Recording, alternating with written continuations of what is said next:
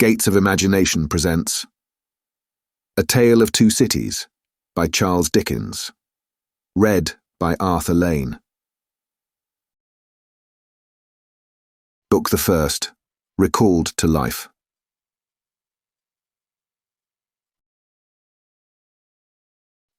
Chapter 1. The Period. It was the best of times, it was the worst of times, it was the age of wisdom, it was the age of foolishness, it was the epoch of belief, it was the epoch of incredulity, it was the season of light, it was the season of darkness, it was the spring of hope, it was the winter of despair. We had everything before us. We had nothing before us. We were all going direct to heaven. We were all going direct the other way. In short, the period was so far like the present period that some of its noisiest authorities insisted on its being received, for good or for evil, in the superlative degree of comparison only. There were a king with a large jaw and a queen with a plain face on the throne of England. There were a king with a large jaw and a queen with a fair face on the throne of France. In both countries it was clearer than crystal to the lords of the state preserves of loaves and fishes that things in general were settled forever. It was the year of our Lord 1775. Spiritual revelations were conceded to England at that favoured period, as at this. Mrs. Southcott had recently attained her 25th blessed birthday, of whom a prophetic private in the Life Guards had heralded the sublime appearance by announcing that arrangements were made for the swallowing up of London and Westminster. Even the Cock Lane ghost had been laid only a round dozen of years after rapping out its messages, as the spirits of this very year last past, supernaturally deficient in originality, rapped out theirs. Mere messages in the earthly order of events had lately come to the English crown and people, from a congress of British subjects in America, which, strange to relate, have proved more important to the human race than any communications yet received through any of the chickens of the Cock Lane brood. France, less favoured on the whole as to matters spiritual than her sister of the shield and trident, rolled with exceeding smoothness downhill, making paper money and spending it. Under the guidance of her Christian pastors, she entertained herself, besides, with such humane achievements as sentencing a youth to have his hands cut off, his tongue torn out with pincers, and his body burned alive, because he had not kneeled down in the rain to do honour to a dirty procession of monks, which passed within his view, at a distance of some 50 or 60 yards. It is likely enough that rooted in the woods of France and Norway, there were growing trees when that sufferer was put to death, already marked by the woodman, Fate, to come down and be sawn into boards, to make a certain movable framework with a sack and a knife in it, terrible in history. It is likely enough that in the rough outhouses of some tillers of the heavy lands adjacent to Paris, there were sheltered from the weather that very day rude carts, bespattered with rustic mire, snuffed about by pigs and roosted in by poultry, which the farmer Death had already set apart to be his tumbrils of the Revolution. But that woodman and that farmer, though they work unceasingly, work silently, and no one heard them as they went about with muffled tread. The rather, forasmuch as to entertain any suspicion that they were awake, was to be atheistical and traitorous. In England, there was scarcely an amount of order and protection to justify much national boasting.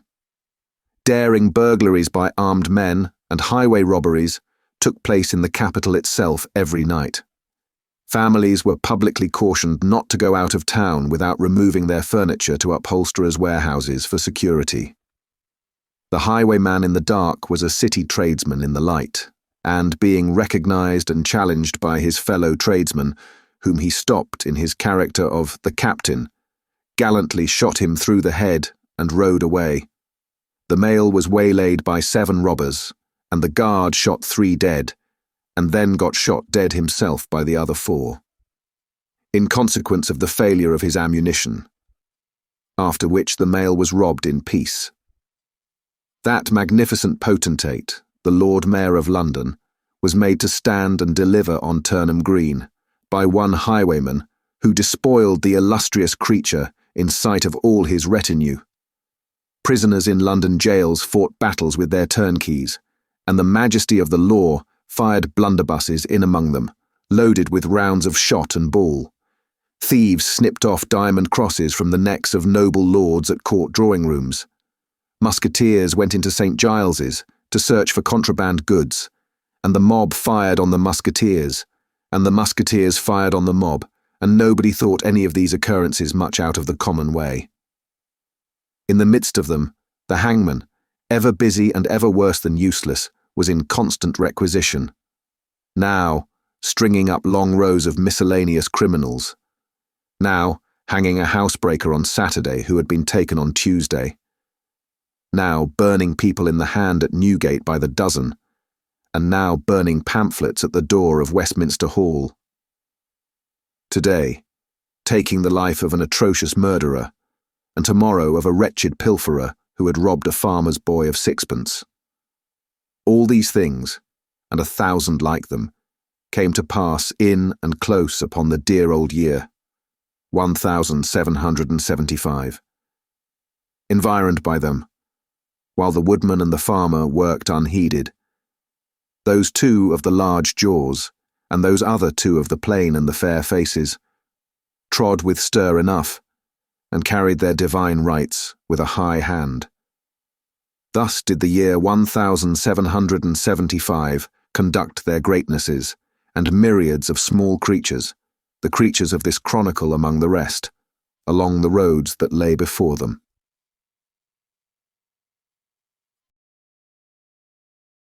Chapter 2. The Mail. It was the Dover road that lay, on a Friday night late in November, before the first of the persons with whom this history has business. The Dover road lay, as to him, beyond the Dover Mail, as it lumbered up Shooter's Hill. He walked uphill in the mire by the side of the mail, as the rest of the passengers did. Not because they had the least relish for walking exercise under the circumstances, but because the hill, and the harness, and the mud, and the mail were all so heavy that the horses had 3 times already come to a stop, besides once drawing the coach across the road, with the mutinous intent of taking it back to Blackheath. Reins and whip and coachman and guard, however, in combination, had read that article of war, which forbade a purpose otherwise strongly in favour of the argument that some brute animals are endued with reason. And the team had capitulated and returned to their duty.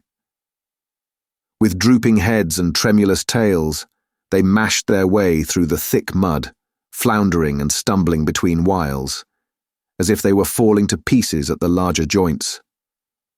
As often as the driver rested them and brought them to a stand, with a wary "Wo-ho, so-ho then," the near leader violently shook his head and everything upon it, like an unusually emphatic horse, denying that the coach could be got up the hill. Whenever the leader made this rattle, the passenger started, as a nervous passenger might, and was disturbed in mind. There was a steaming mist in all the hollows, and it had roamed in its forlornness up the hill, like an evil spirit, seeking rest and finding none.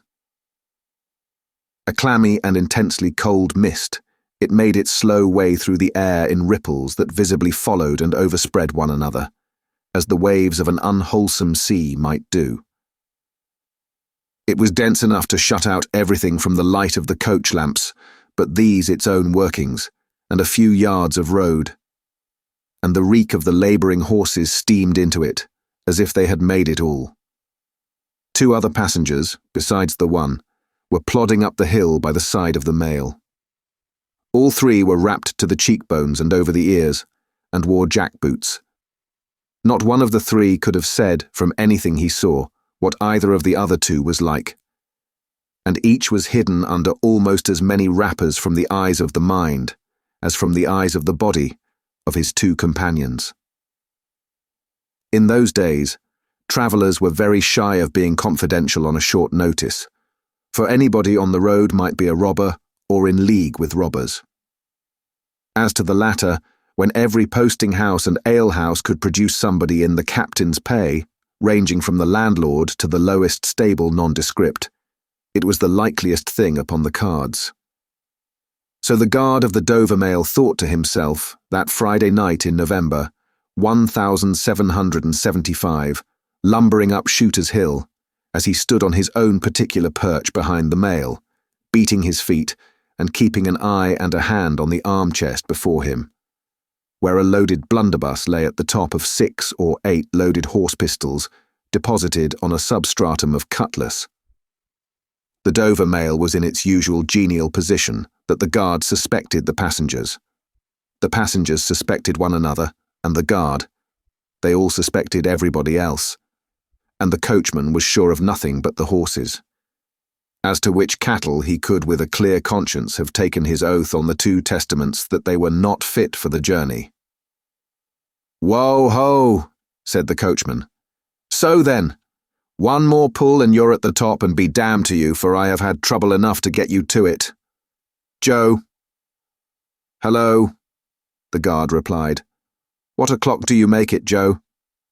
10 minutes good. Past 11. "My blood," ejaculated the vexed coachman. "And not atop of Shooters yet. Tst, yah, get on with you."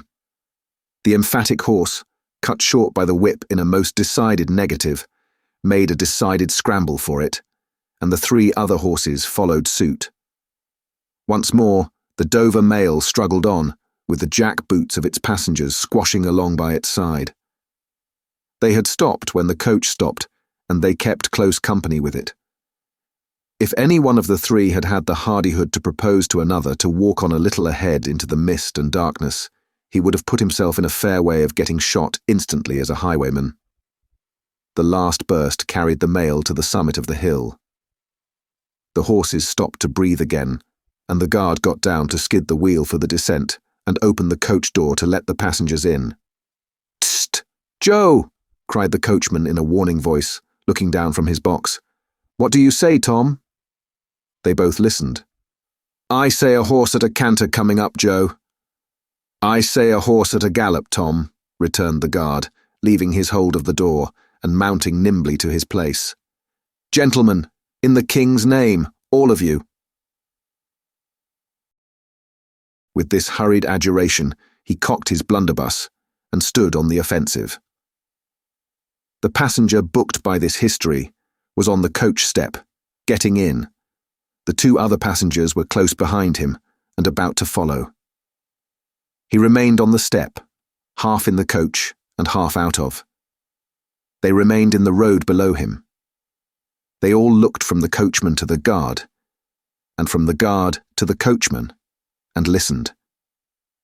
The coachman looked back, and the guard looked back, and even the emphatic leader pricked up his ears and looked back, without contradicting.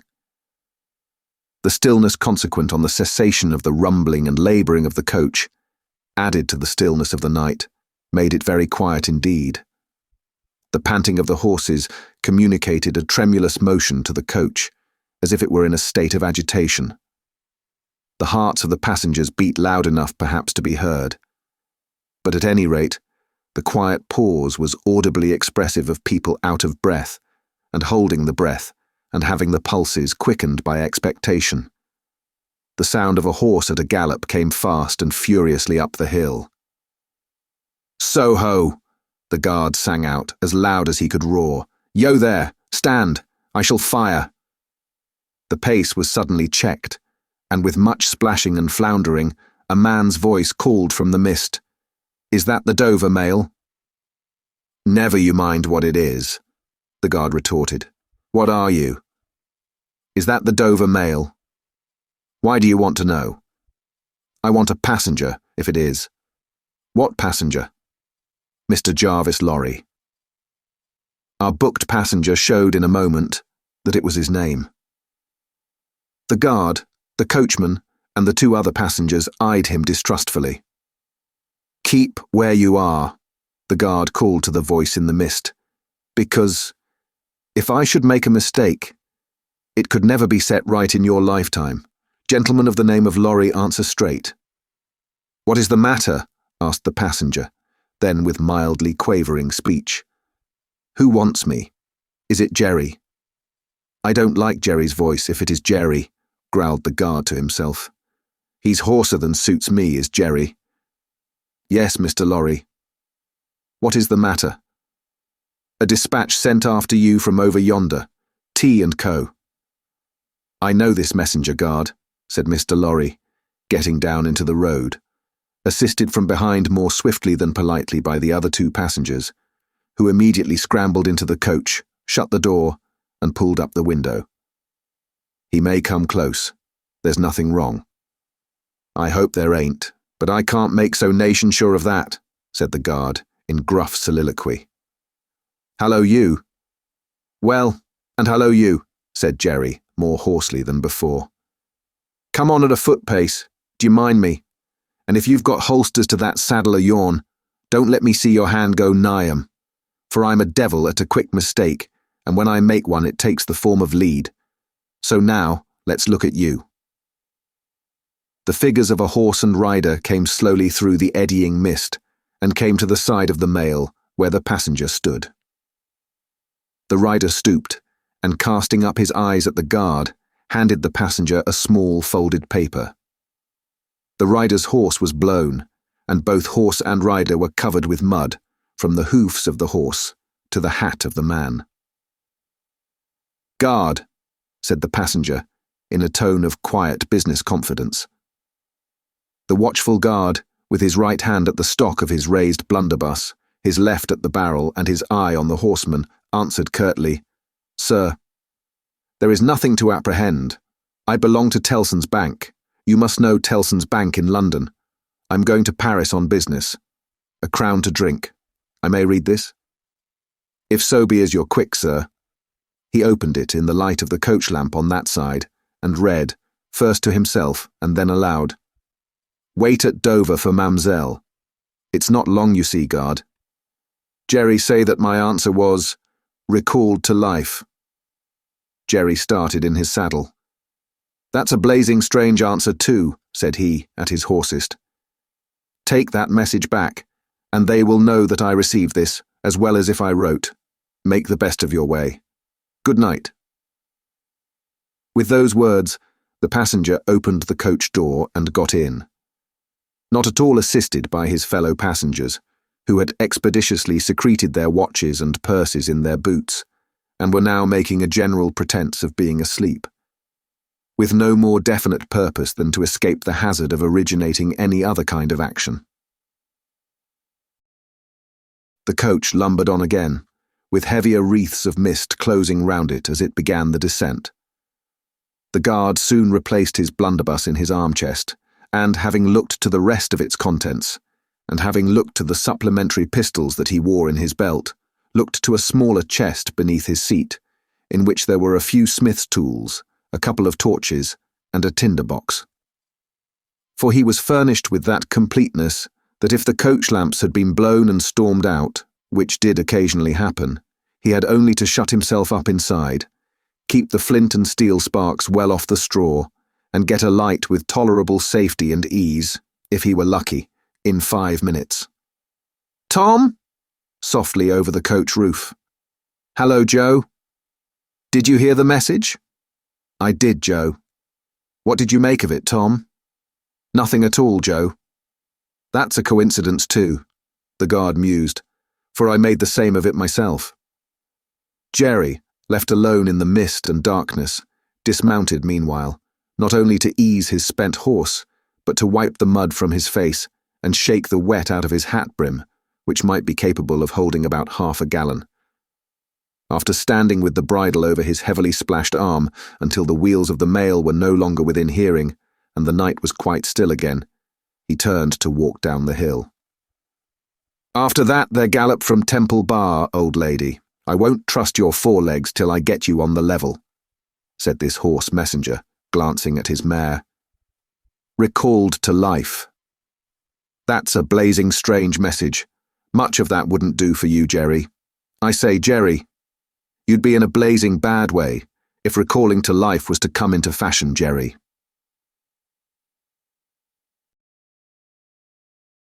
Chapter 3. The night shadows. A wonderful fact to reflect upon, that every human creature is constituted to be that profound secret and mystery to every other. A solemn consideration, when I enter a great city by night, that every one of those darkly clustered houses encloses its own secret. That every room in every one of them encloses its own secret. That every beating heart in the hundreds of thousands of breasts there is, in some of its imaginings, a secret to the heart nearest it. Something of the awfulness, even of death itself, is referable to this. No more can I turn the leaves of this dear book that I loved, and vainly hope in time to read it all. No more can I look into the depths of this unfathomable water, wherein, as momentary lights glanced into it, I have had glimpses of buried treasure and other things submerged. It was appointed that the book should shut with a spring, for ever and for ever, when I had read but a page. It was appointed that the water should be locked in an eternal frost, when the light was playing on its surface, and I stood in ignorance on the shore. My friend is dead, my neighbour is dead, my love, the darling of my soul, is dead. It is the inexorable consolidation and perpetuation of the secret that was always in that individuality, and which I shall carry in mine to my life's end. In any of the burial places of this city through which I pass, is there a sleeper more inscrutable than its busy inhabitants are, in their innermost personality, to me, or than I am to them? As to this, his natural and not to be alienated inheritance, the messenger on horseback had exactly the same possessions as the king, the first minister of state, or the richest merchant in London. So with the 3 passengers shut up in the narrow compass of one lumbering old mail coach, they were mysteries to one another, as complete as if each had been in his own coach and 6, or his own coach and 60, with the breadth of a county between him and the next. The messenger rode back at an easy trot, stopping pretty often at alehouses by the way to drink, but evincing a tendency to keep his own counsel, and to keep his hat cocked over his eyes.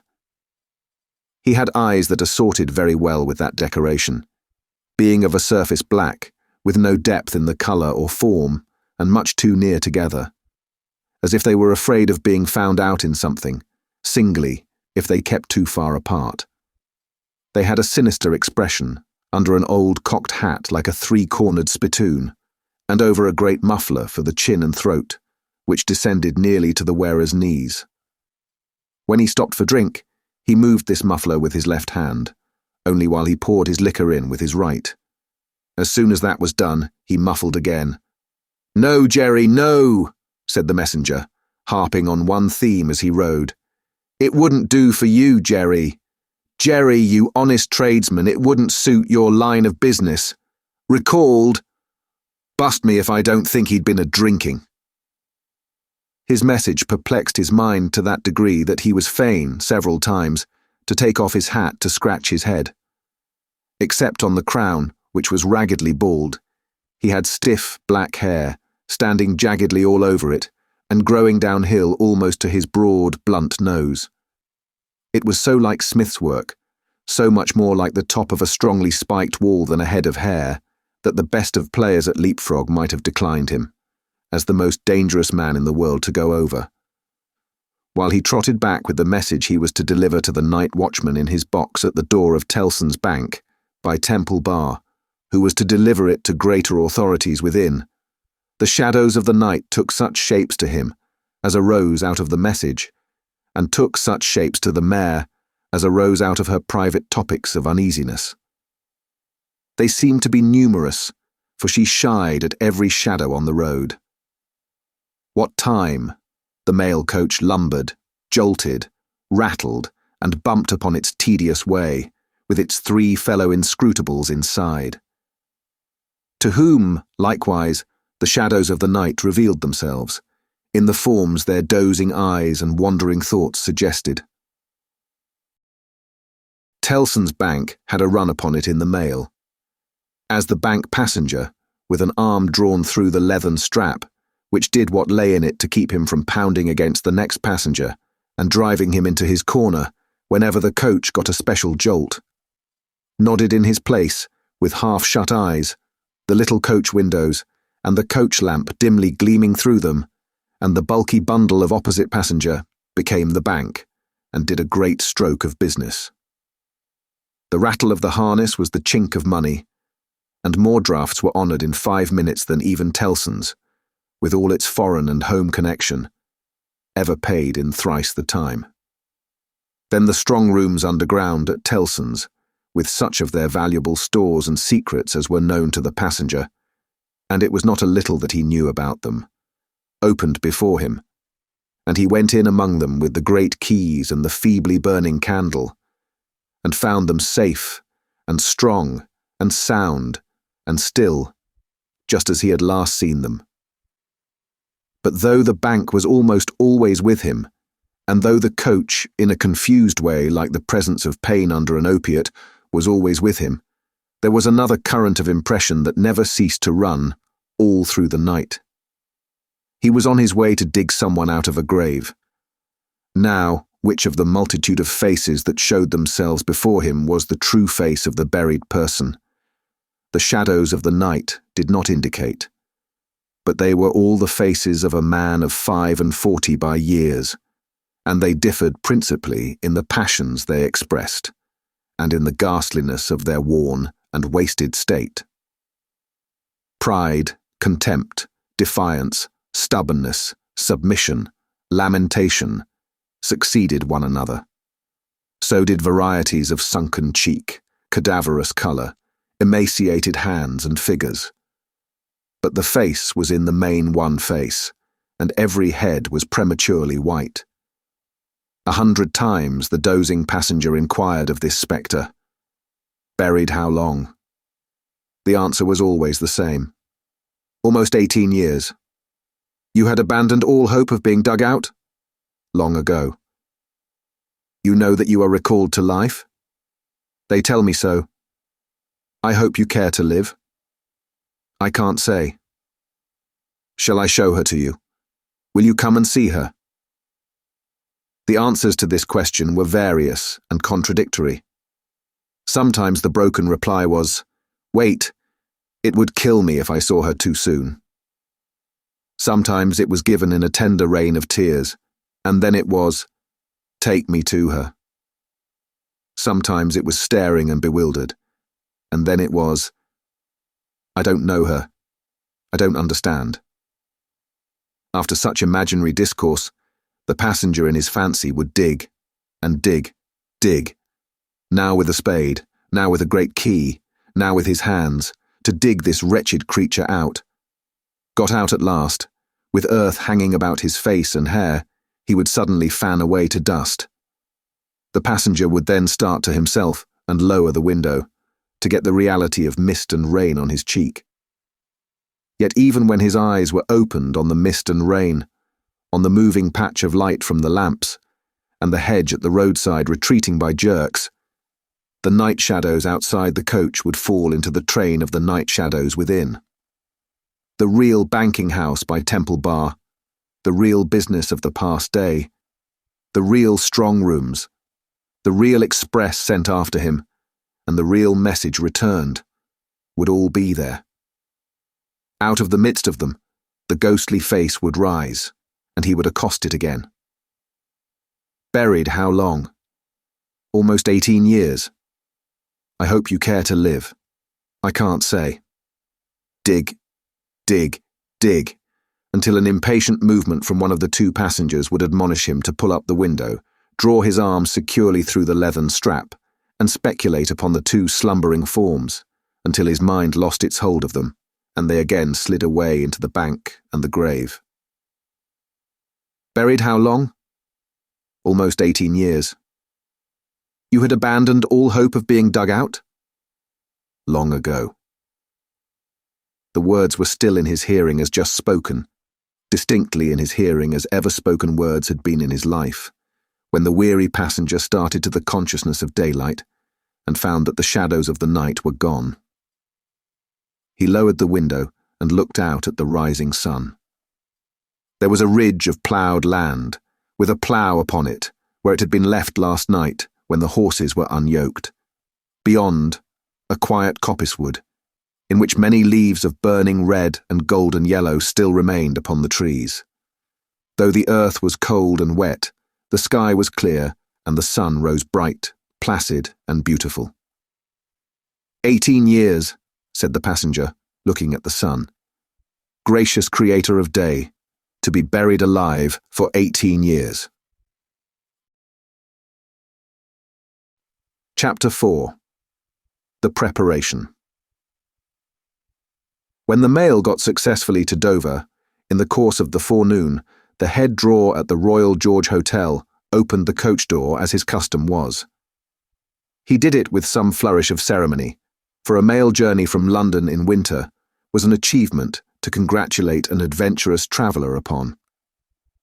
By that time, there was only one adventurous traveller left to be congratulated, for the two others had been set down at their respective roadside destinations. The mildewy inside of the coach, with its damp and dirty straw, its disagreeable smell, and its obscurity, was rather like a larger dog kennel.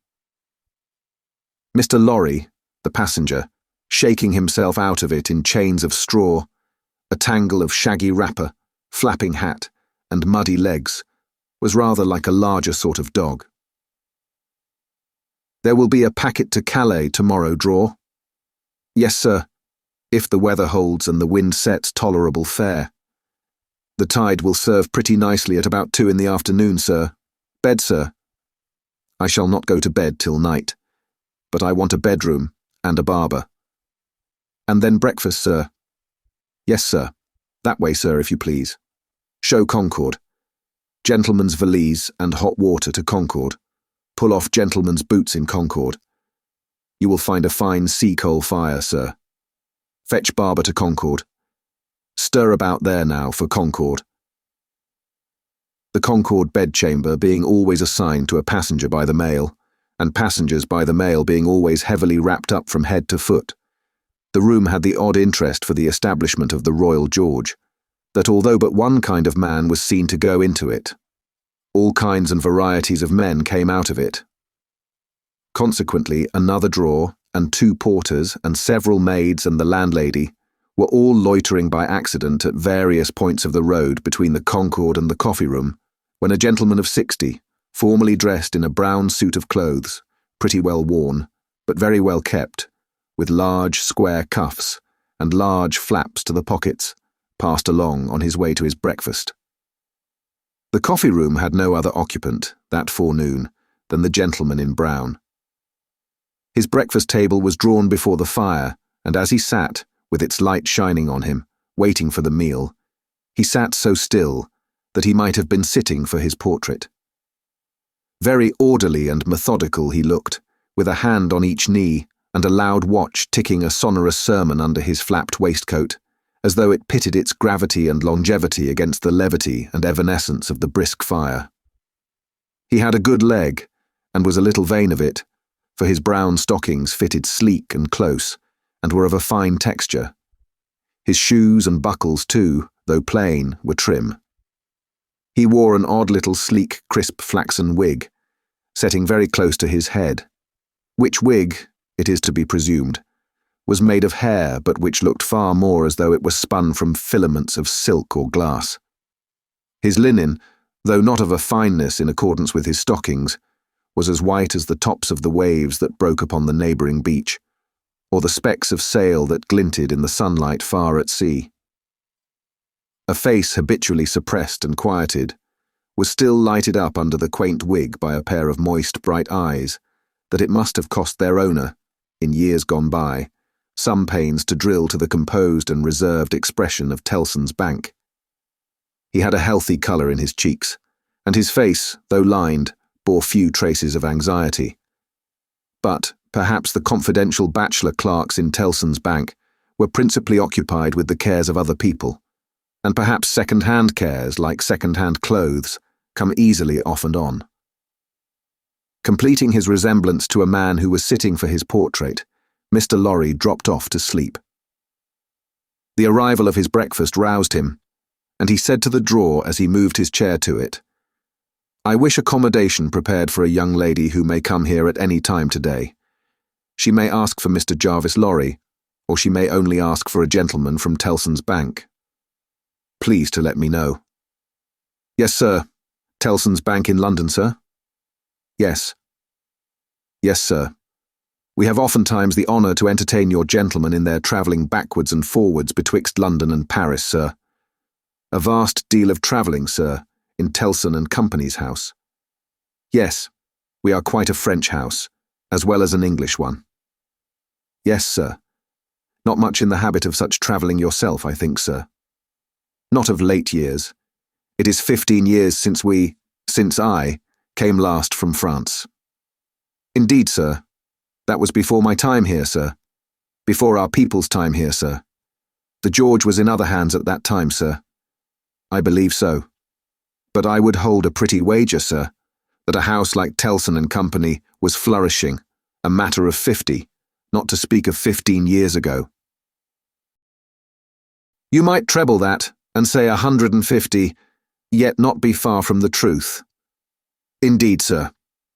Rounding his mouth and both his eyes, as he stepped backward from the table, the waiter shifted his napkin from his right arm to his left, dropped into a comfortable attitude, and stood surveying the guest while he ate and drank, as from an observatory or watchtower.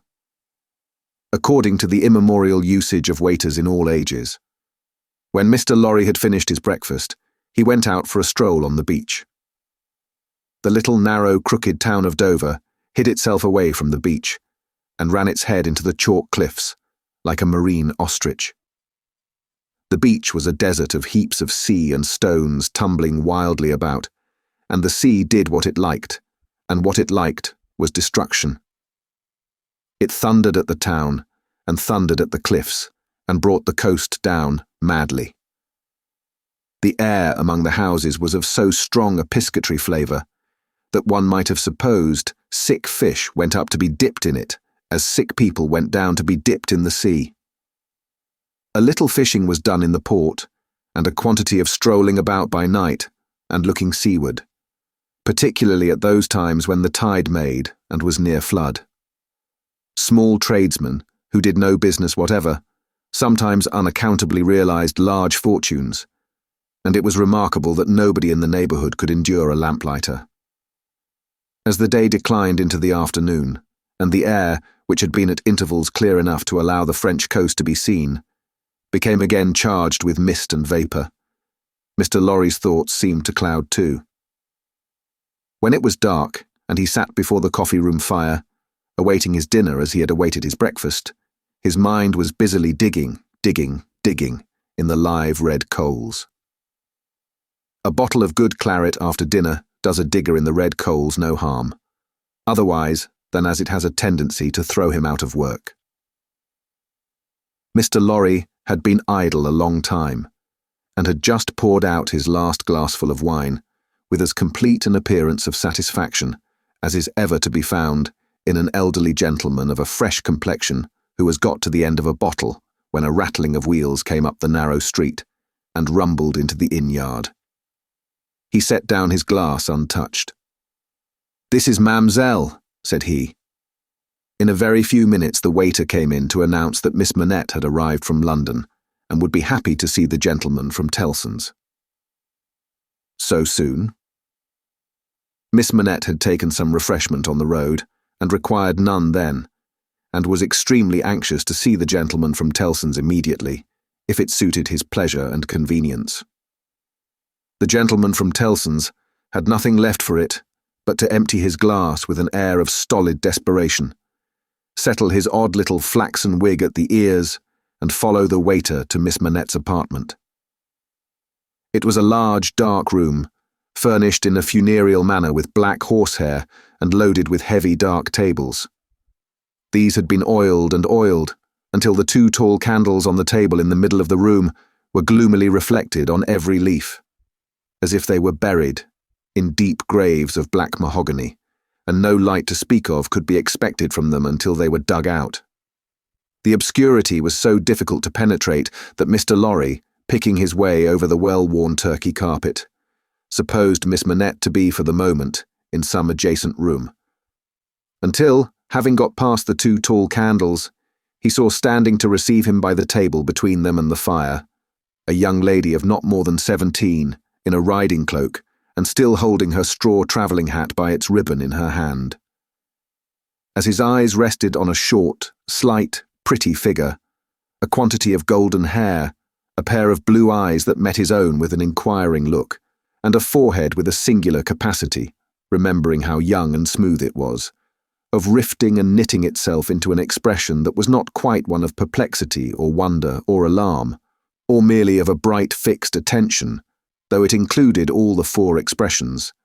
As his eyes rested on these things, a sudden vivid likeness passed before him, of a child whom he had held in his arms on the passage across that very channel, one cold time, when the hail drifted heavily and the sea ran high. The likeness passed away, like a breath along the surface of the gaunt pier glass behind her, on the frame of which a hospital procession of black cupids, several headless and all cripples, were offering black baskets of dead sea fruit to black divinities of the feminine gender. And he made his formal bow to Miss Manette. "Pray take a seat, sir," in a very clear and pleasant young voice, a little foreign in its accent, but a very little indeed.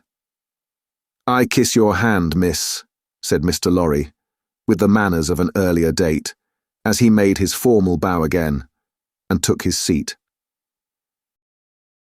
"I received a letter from the bank, sir, yesterday, informing me that some intelligence, or discovery— the word is not material, miss. Either word will do. Respecting the small property of my poor father, whom I never saw, so long dead." Mr. Lorry moved in his chair and cast a troubled look towards the hospital procession of black cupids, as if they had any help for anybody in their absurd baskets. "Rendered it necessary that I should go to Paris, there to communicate with a gentleman of the bank, so good as to be dispatched to Paris for the purpose. Myself. As I was prepared to hear, sir." She curtsied to him, young ladies made curtsies in those days, with a pretty desire to convey to him that she felt how much older and wiser he was than she. He made her another bow. "I replied to the bank, sir, that as it was considered necessary, by those who know, and who are so kind as to advise me, that I should go to France, and that as I am an orphan and have no friend who could go with me, I should esteem it highly if I might be permitted to place myself, during the journey, under that worthy gentleman's protection. The gentleman had left London, but I think a messenger was sent after him to beg the favour of his waiting for me here. I was happy," said Mr. Lorry, "to be entrusted with the charge. I shall be more happy to execute it. Sir, I thank you indeed. I thank you very gratefully. It was told me by the bank that the gentleman would explain to me the details of the business, and that I must prepare myself to find them of a surprising nature. I have done my best to prepare myself, and I naturally have a strong and eager interest to know what they are." "Naturally," said Mr. Lorry. "Yes, After a pause, he added, again settling the crisp flaxen wig at the ears, "It is very difficult to begin." He did not begin, but, in his indecision, met her glance. The young forehead lifted itself into that singular expression, but it was pretty and characteristic, besides being singular. And she raised her hand, as if with an involuntary action she caught at, or stayed some passing shadow.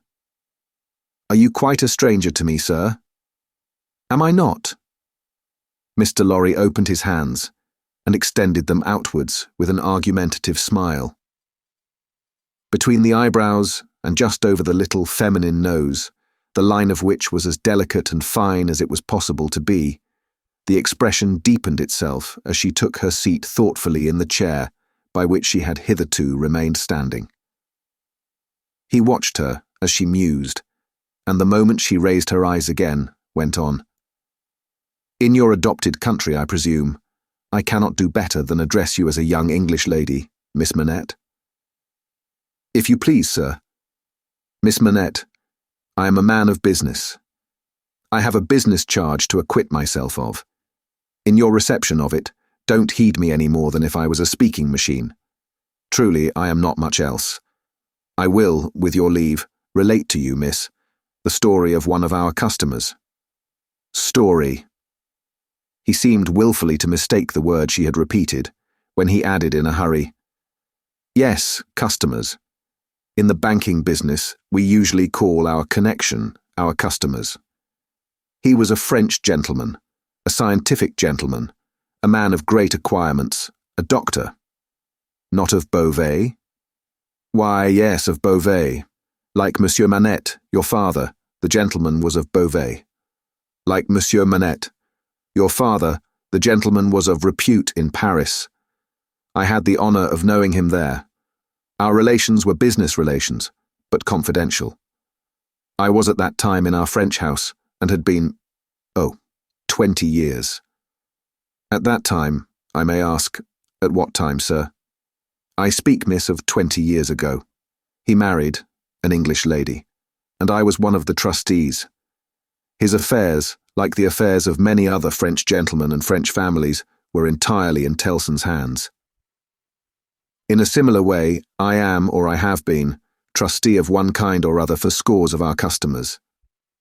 These are mere business relations, miss. There is no friendship in them, no particular interest, nothing like sentiment. I have passed from one to another in the course of my business life, just as I pass from one of our customers to another in the course of my business day. In short, I have no feelings.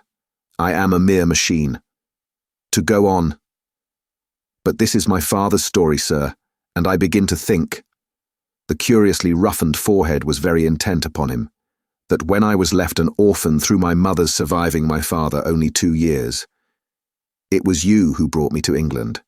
I am almost sure it was you. Mr. Lorry took the hesitating little hand that confidingly advanced to take his, and he put it with some ceremony to his lips. He then conducted the young lady straightway to her chair again, and holding the chair back with his left hand, and using his right by turns to rub his chin, pull his wig at the ears, or point what he said, stood looking down into her face, while she sat looking up into his.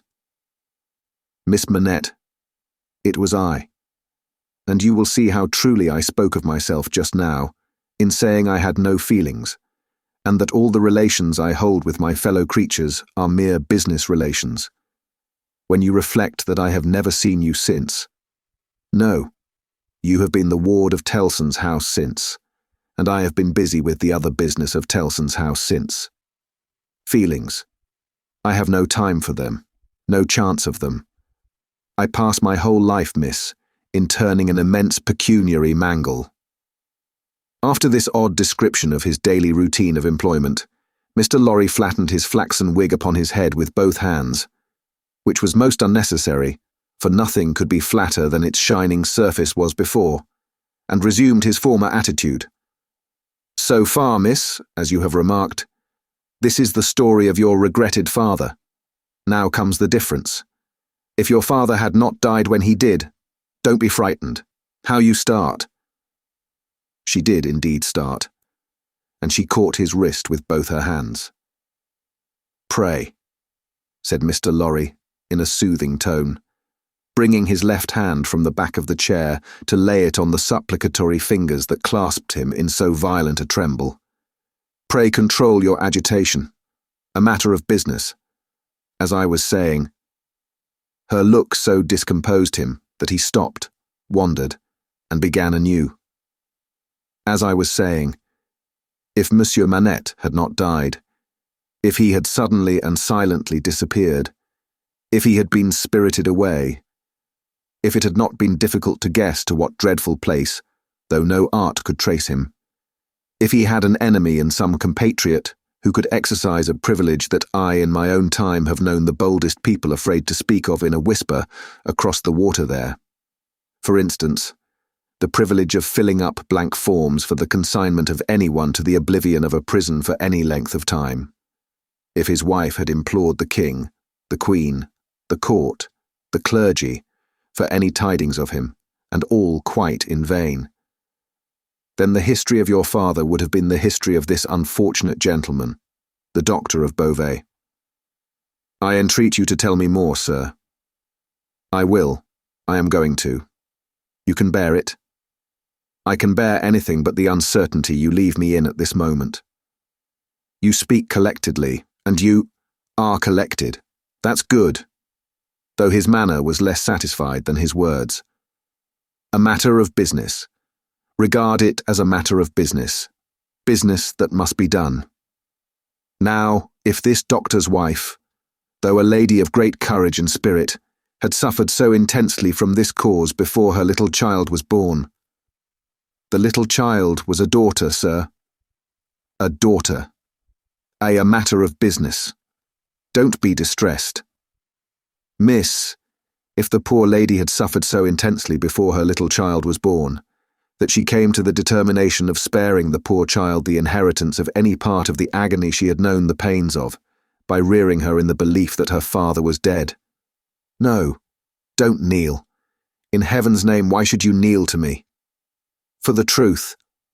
Oh dear, good, compassionate sir, for the truth. A matter of business. You confuse me, and how can I transact business if I am confused? Let us be clear-headed. If you could kindly mention now, for instance, what 9 times 9pence are, or how many shillings in 20 guineas, it would be so encouraging. I should be so much more at my ease about your state of mind. Without directly answering to this appeal, she sat so still when he had very gently raised her, and the hands that had not ceased to clasp his wrists were so much more steady than they had been, that she communicated some reassurance to Mr. Jarvis Lorry. That's right, that's right. Courage. Business. You have business before you. Useful business. Miss Manette, your mother took this course with you, and when she died, I believe broken-hearted, having never slackened her unavailing search for your father, she left you, at 2 years old, to grow to be blooming, beautiful, and happy, without the dark cloud upon you of living in uncertainty, whether your father soon wore his heart out in prison, or wasted there through many lingering years.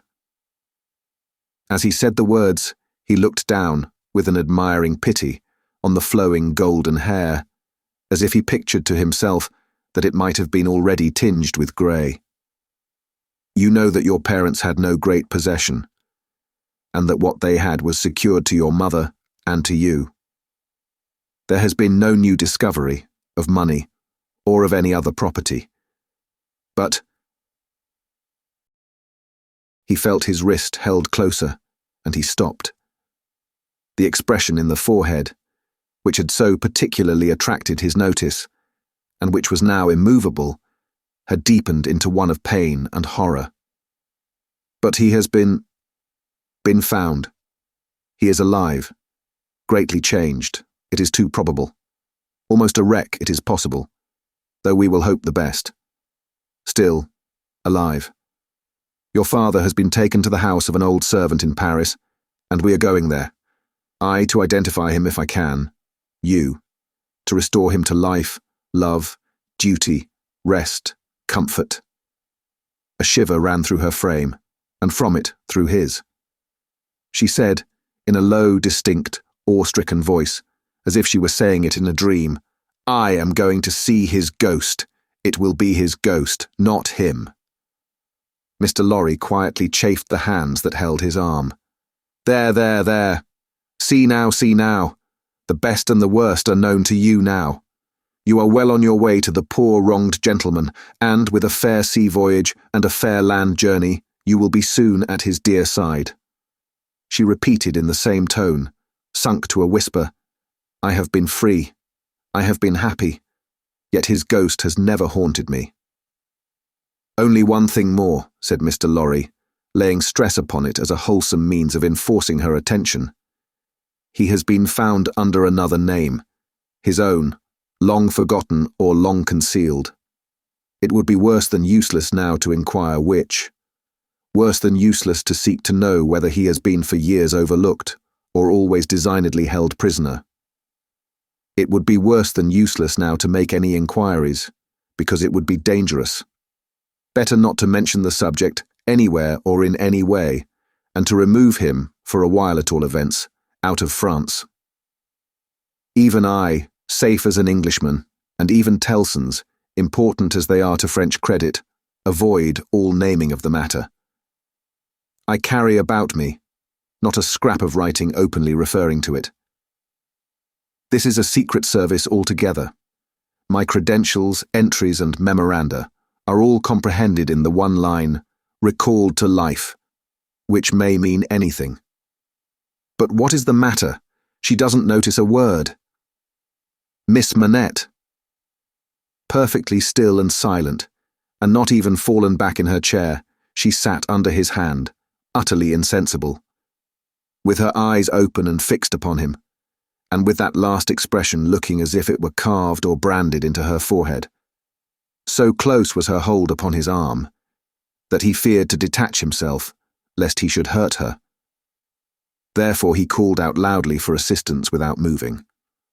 A wild-looking woman, whom even in his agitation Mr. Lorry observed to be all of a red colour, and to have red hair, and to be dressed in some extraordinary tight-fitting fashion, and to have on her head a most wonderful bonnet like a grenadier wooden measure, and good measure too, or a great Stilton cheese, came running into the room in advance of the inn servants, and soon settled the question of his detachment from the poor young lady, by laying a brawny hand upon his chest, and sending him flying back against the nearest wall.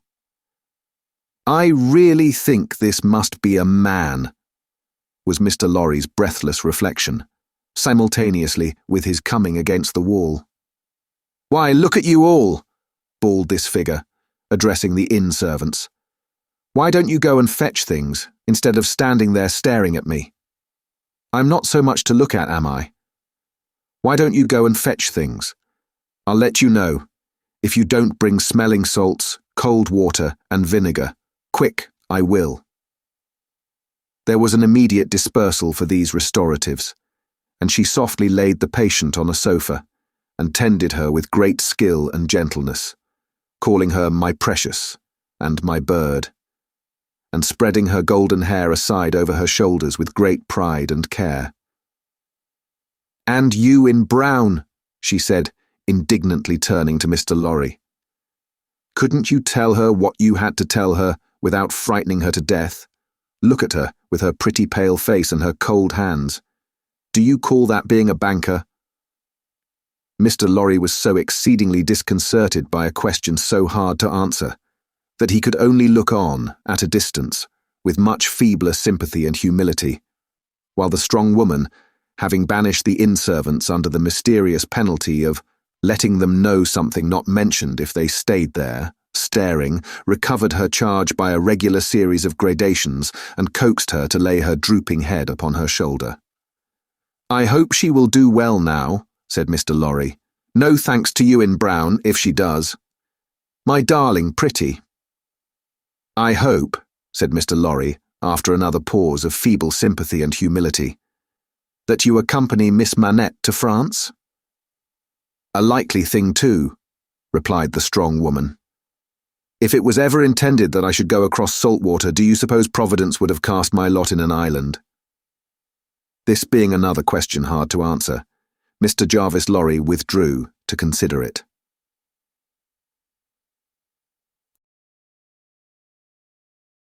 Chapter 5. The Wine Shop. A large cask of wine had been dropped and broken in the street. The accident had happened in getting it out of a cart. The cask had tumbled out with a run, the hoops had burst, and it lay on the stones just outside the door of the wine shop, shattered like a walnut shell. All the people within reach had suspended their business or their idleness to run to the spot and drink the wine. The rough, irregular stones of the street, pointing every way, and designed, one might have thought, expressly to lame all living creatures that approached them, had dammed it into little pools. These were surrounded, each by its own jostling group or crowd, according to its size. Some men kneeled down, made scoops of their two hands joined. and sipped or tried to help women who bent over their shoulders to sip before the wine had all run out between their fingers.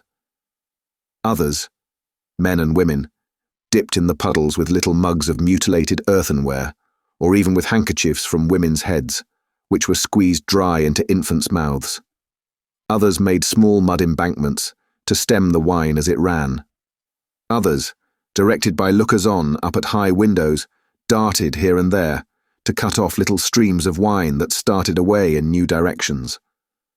Others devoted themselves to the sodden and lead-eyed pieces of the cask, licking and even champing the moister wine-rotted fragments with eager relish. There was no drainage to carry off the wine, and not only did it all get taken up, but so much mud got taken up along with it, that there might have been a scavenger in the street, if anybody acquainted with it could have believed in such a miraculous presence. A shrill sound of laughter and of amused voices, voices of men, women, and children, resounded in the street while this wine game lasted. There was little roughness in the sport, and much playfulness. There was a special companionship in it, an observable inclination on the part of everyone to join some other one, which led, especially among the luckier or lighter-hearted, to frolicsome embraces, drinking of healths, shaking of hands, and even joining of hands and dancing, a dozen together. When the wine was gone, and the places where it had been most abundant were raked into a gridiron pattern by fingers, these demonstrations ceased as suddenly as they had broken out. The man who had left his saw sticking in the firewood he was cutting set it in motion again. The women who had left on a doorstep the little pot of hot ashes, at which she had been trying to soften the pain in her own starved fingers and toes, or in those of her child, returned to it. Men with bare arms, matted locks, and cadaverous faces, who had emerged into the winter light from cellars, moved away to descend again, and a gloom gathered on the scene that appeared more natural to it than sunshine. The wine was red wine, and had stained the ground of the narrow street in the suburb of Saint-Antoine, in Paris, where it was spilled. It had stained many hands too, and many faces, and many naked feet, and many wooden shoes. The hands of the man who sawed the wood left red marks on the billets, and the forehead of the woman who nursed her baby was stained with the stain of the old rag she wound about her head again. Those who had been greedy with the staves of the cask had acquired a tigerish smear about the mouth, and one tall joker so besmirched, his head more out of a long, squalid bag of a nightcap than in it, scrawled upon a wall with his finger dipped in muddy wine-lees, blood. The time was to come when that wine too would be spilled on the street stones, and when the stain of it would be read upon many there. And now that the cloud settled on Saint-Antoine, which a momentary gleam had driven from his sacred countenance, the darkness of it was heavy. Cold, dirt, sickness, ignorance, and want were the lords-in-waiting on the saintly presence. Nobles of great power, all of them, but most especially the last. Samples of a people that had undergone a terrible grinding and regrinding in the mill, and certainly not in the fabulous mill which ground old people young, shivered at every corner, passed in and out at every doorway, looked from every window, fluttered in every vestige of a garment that the wind shook. The mill which had worked them down was the mill that grinds young people old. The children had ancient faces and grave voices, and upon them, and upon the grown faces, and ploughed into every furrow of age and coming up afresh, was the sigh, hunger. It was prevalent everywhere. Hunger was pushed out of the tall houses, in the wretched clothing that hung upon poles and lines. Hunger was patched into them with straw and rag and wood and paper. Hunger was repeated in every fragment of the small modicum of firewood that the man sawed off. Hunger stared down from the smokeless chimneys, and started up from the filthy street that had no offal, among its refuse, of anything to eat. Hunger was the inscription on the baker's shelves, written in every small loaf of his scanty stock of bad bread, at the sausage shop, in every dead dog preparation that was offered for sale. Hunger rattled its dry bones among the roasting chestnuts in the turned cylinder. Hunger was shred into atomics in every farthing porringer of husky chips of potato, fried with some reluctant drops of oil. Its abiding place was in all things fitted to it.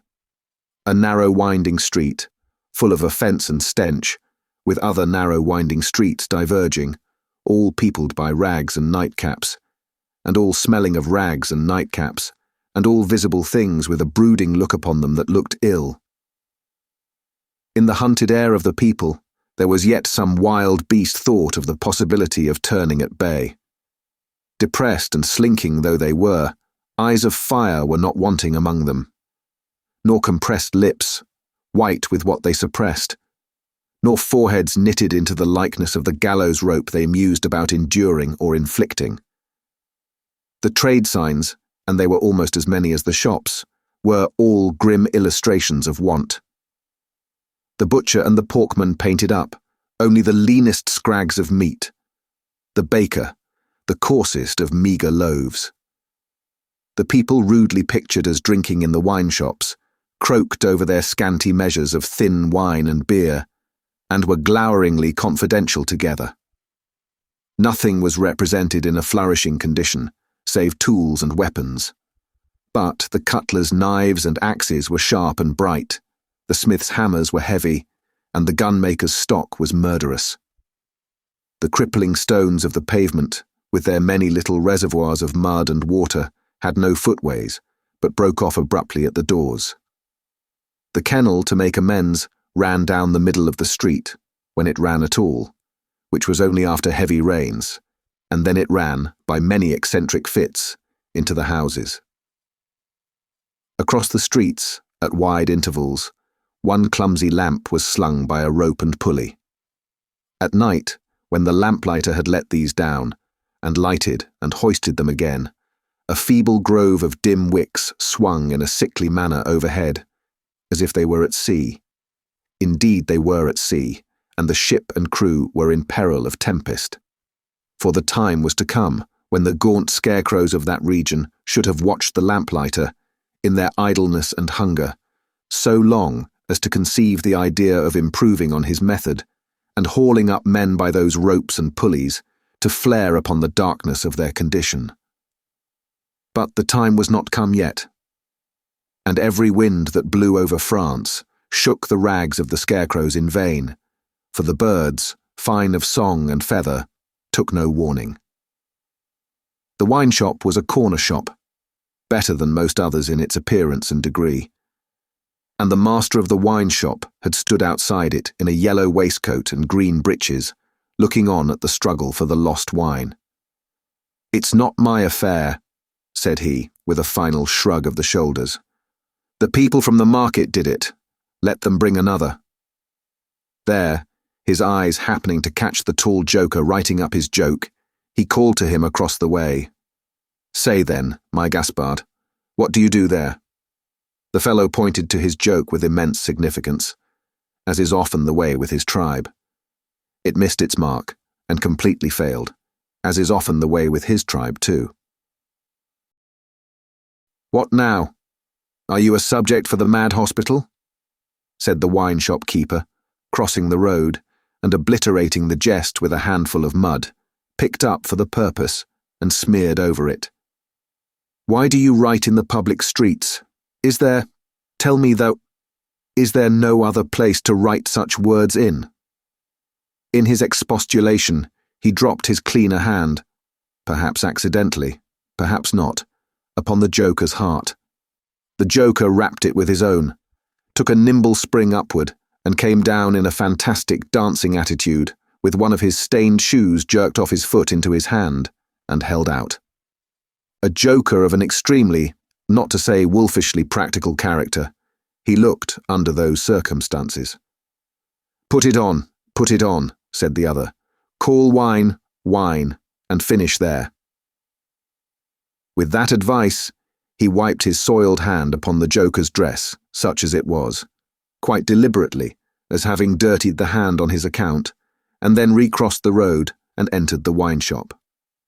This wine-shop keeper was a bull-necked, martial-looking man of 30, and he should have been of a hot temperament, for although it was a bitter day, he wore no coat, but carried one slung over his shoulder.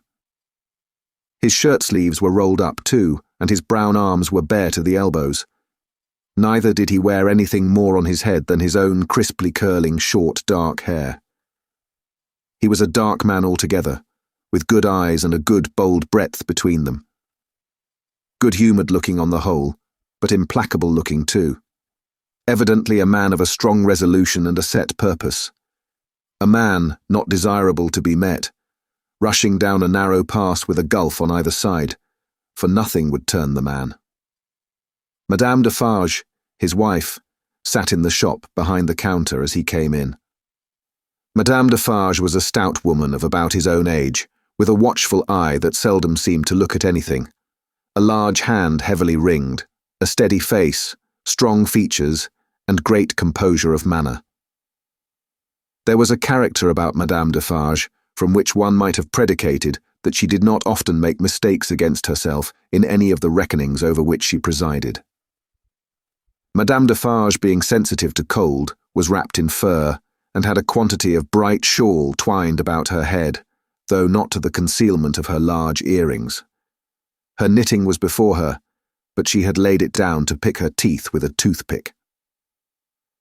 Thus engaged, with her right elbow supported by her left hand, Madame Defarge said nothing when her lord came in, but coughed just one grain of cough. This, in combination with the lifting of her darkly defined eyebrows over her toothpick by the breadth of a line, suggested to her husband that he would do well to look round the shop among the customers for any new customer who had dropped in while he stepped over the way.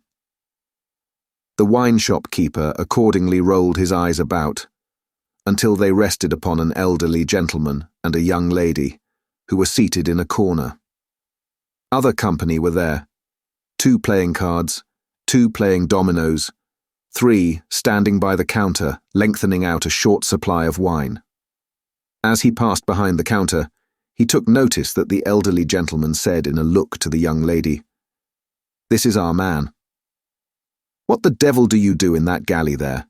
said Monsieur Defarge to himself. "I don't know you." But he feigned not to notice the 2 strangers, and fell into discourse with the triumvirate of customers who were drinking at the counter. "How goes it, Jacques?" said one of these 3 to Monsieur Defarge. "Is all the spilt wine swallowed?" "Every drop, Jacques," answered Monsieur Defarge. When this interchange of Christian name was effected, Madame Defarge, picking her teeth with her toothpick, coughed another grain of cough, and raised her eyebrows by the breadth of another line. "It is not often," said the second of the 3, addressing Monsieur Defarge, "that many of these miserable beasts know the taste of wine, or of anything but black bread and death. Is it not so, Jacques?" "It is so, Jacques," Monsieur Defarge returned. At this second interchange of the Christian name, Madame Defarge, still using her toothpick with profound composure, coughed another grain of cough, and raised her eyebrows by the breadth of another line. The last of the 3 now said his say, as he put down his empty drinking vessel and smacked his lips. "Ah, so much the worse. A bitter taste it is that such poor cattle always have in their mouths, and hard lives they live, Jacques. Am I right, Jacques?" "You are right, Jacques," was the response of Monsieur Defarge. This third interchange of the Christian name was completed at the moment when Madame Defarge put her toothpick by, kept her eyebrows up, and slightly rustled in her seat. "Hold then. True," muttered her husband. "Gentlemen, my wife." The 3 customers pulled off their hats to Madame Defarge with 3 flourishes. She acknowledged their homage by bending her head and giving them a quick look. Then she glanced in a casual manner around the wine shop, took up her knitting with great apparent calmness and repose of spirit, and became absorbed in it. "Gentlemen," said her husband, who had kept his bright eye observantly upon her, "good day. The chamber, furnished bachelor fashion, that you wished to see, and were inquiring for when I stepped out, is on the 5th floor. The doorway of the staircase gives on the little courtyard close to the left here, pointing with his hand, near to the window of my establishment.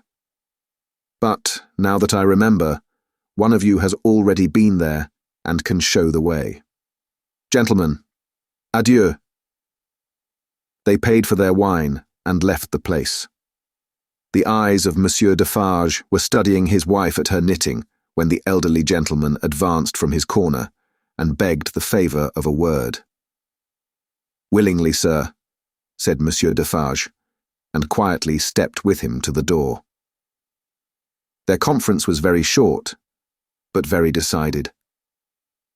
Almost at the first word, Monsieur Defarge started and became deeply attentive. It had not lasted a minute when he nodded and went out. The gentleman then beckoned to the young lady, and they too went out. Madame Defarge knitted with nimble fingers and steady eyebrows, and saw nothing. Mr. Jarvis Lorry and Miss Manette, emerging from the wine shop thus, joined Monsieur Defarge in the doorway to which he had directed his own company just before. It opened from a stinking little black courtyard, and was the general public entrance to a great pile of houses, inhabited by a great number of people. In the gloomy tile-paved entry to the gloomy tile-paved staircase, Monsieur Defarge bent down on one knee to the child of his old master, and put her hand to his lips. It was a gentle action, but not at all gently done. A very remarkable transformation had come over him in a few seconds.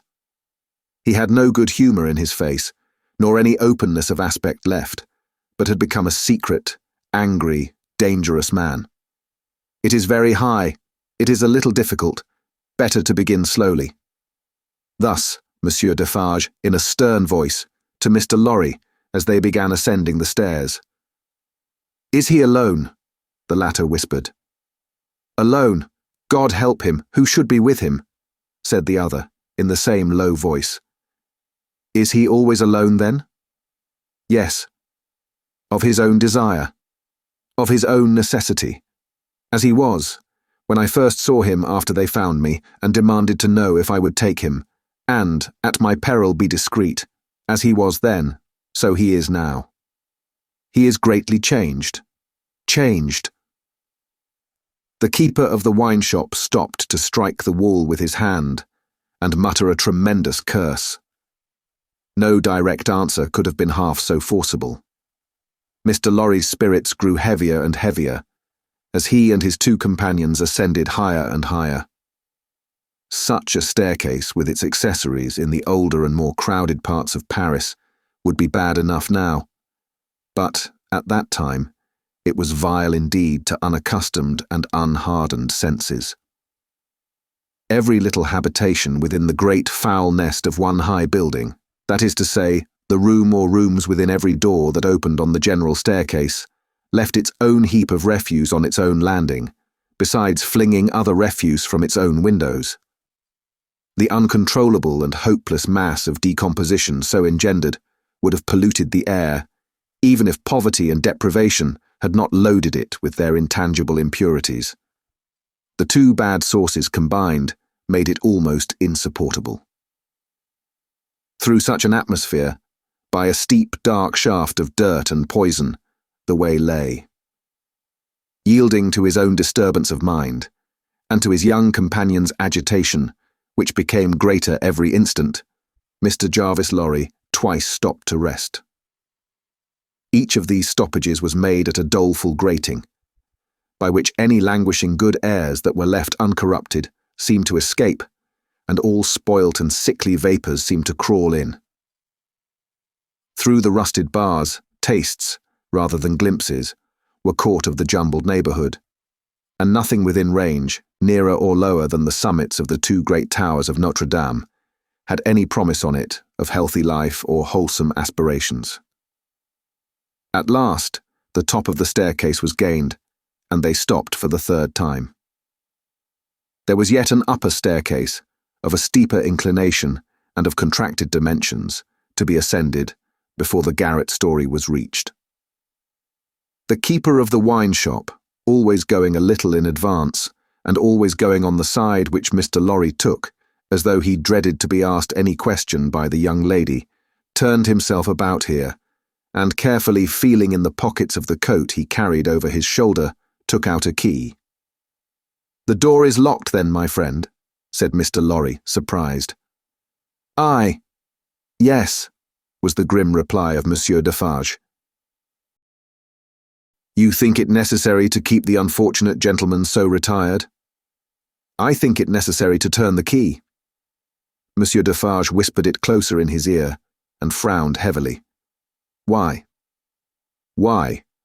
Because he has lived so long, locked up, that he would be frightened, rave, tear himself to pieces, die, come to I know not what harm, if his door was left open."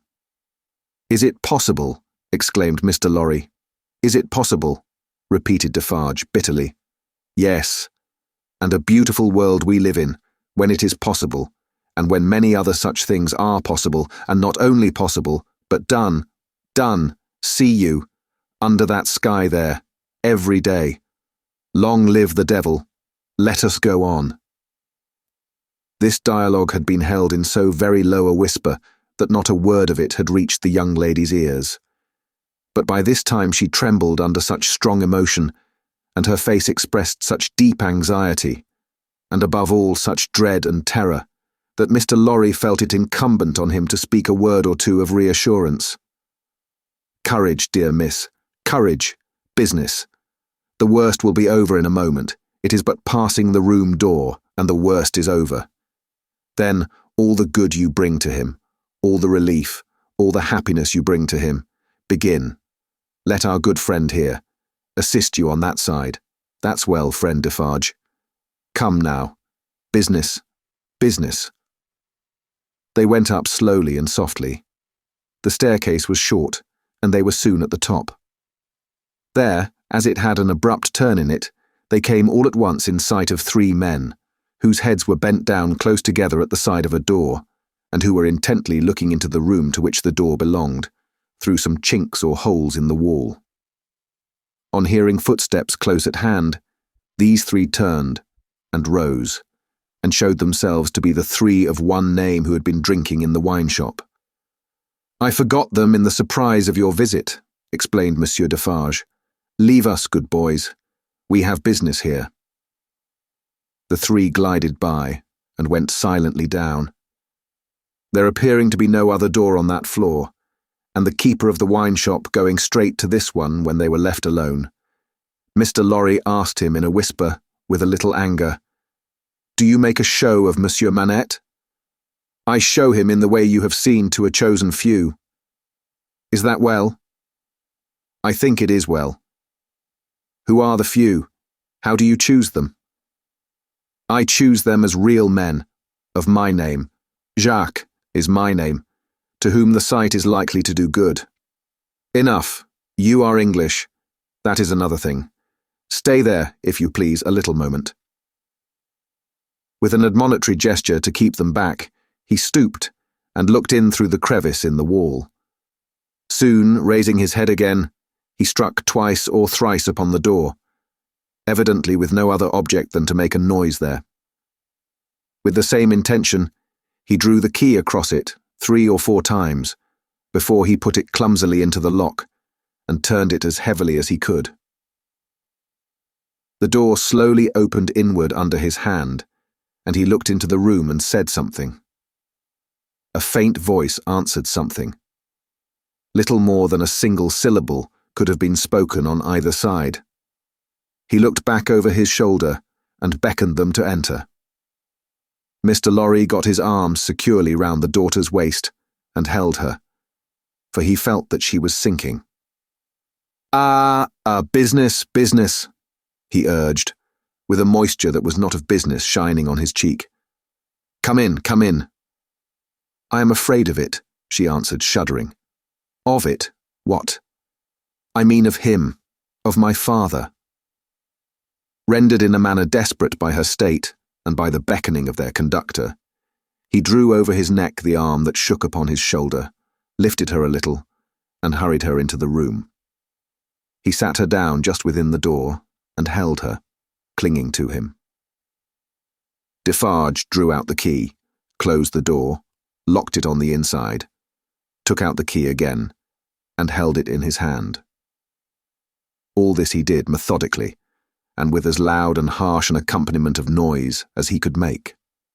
Finally, he walked across the room with a measured tread to where the window was. He stopped there and faced round.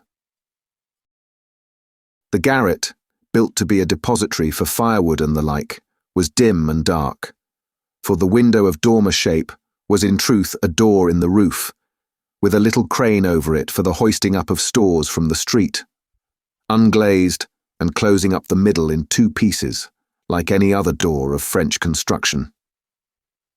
To exclude the cold, one half of this door was fast closed, and the other was opened but a very little way. Such a scanty portion of light was admitted through these means that it was difficult, on first coming in, to see anything, and long habit alone could have slowly formed in anyone the ability to do any work requiring nicety in such obscurity. Yet work of that kind was being done in the garret, for with his back towards the door, and his face towards the window where the keeper of the wine shop stood looking at him, a white-haired man sat on a low bench, stooping forward and very busy, making shoes.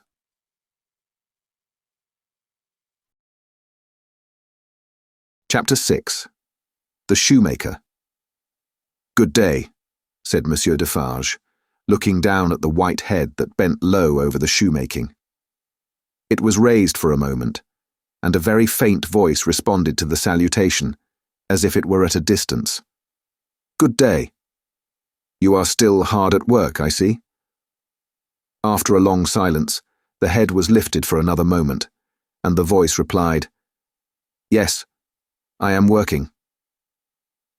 This time a pair of haggard eyes had looked at the questioner, before the face had dropped again. The faintness of the voice was pitiable and dreadful. It was not the faintness of physical weakness, though confinement and hard fare no doubt had their part in it. Its deplorable peculiarity was that it was the faintness of solitude and disuse. It was like the last feeble echo of a sound made long and long ago. So entirely had it lost the life and resonance of the human voice, that it affected the senses like a once beautiful colour faded away into a poor, weak stain. So sunken and suppressed it was, that it was like a voice underground. So expressive it was, of a hopeless and lost creature, that a famished traveller, wearied out by lonely wandering in a wilderness, would have remembered home and friends in such a tone before lying down to die.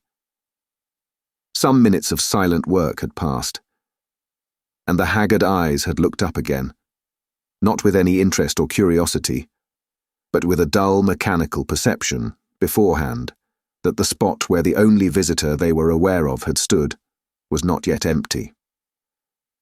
"I want," said Defarge, who had not removed his gaze from the shoemaker, "to let in a little more light here. You can bear a little more?" The shoemaker stopped his work, looked with a vacant air of listening at the floor on one side of him, then similarly at the floor on the other side of him, then upward at the speaker. "What did you say?" "You can bear a little more light." "I must bear it, if you let it in," laying the palest shadow of a stress upon the second word. The opened half door was opened a little further, and secured at that angle for the time. A broad ray of light fell into the garret, and showed the workman with an unfinished shoe upon his lap, pausing in his labour. His few common tools and various scraps of leather were at his feet and on his bench.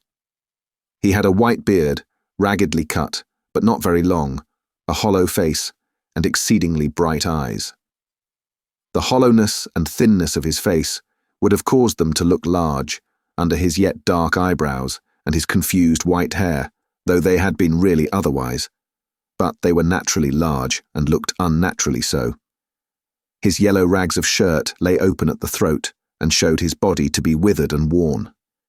He, and his old canvas frock, and his loose stockings, and all his poor tatters of clothes, had, in a long seclusion from direct light and air, faded down to such a dull uniformity of parchment yellow that it would have been hard to say which was which. He had put up a hand between his eyes and the light, and the very bones of it seemed transparent. So he sat, with a steadfastly vacant gaze, pausing in his work. He never looked at the figure before him, without first looking down on this side of himself, then on that, as if he had lost the habit of associating place with sound. He never spoke, without first wandering in this manner, and forgetting to speak. "Are you going to finish that pair of shoes today?" asked Defarge, motioning to Mr. Lorry to come forward. "What did you say? Do you mean to finish that pair of shoes today?" "I can't say that I mean to. I suppose so. I don't know." But the question reminded him of his work, and he bent over it again. Mr. Lorry came silently forward, leaving the daughter by the door.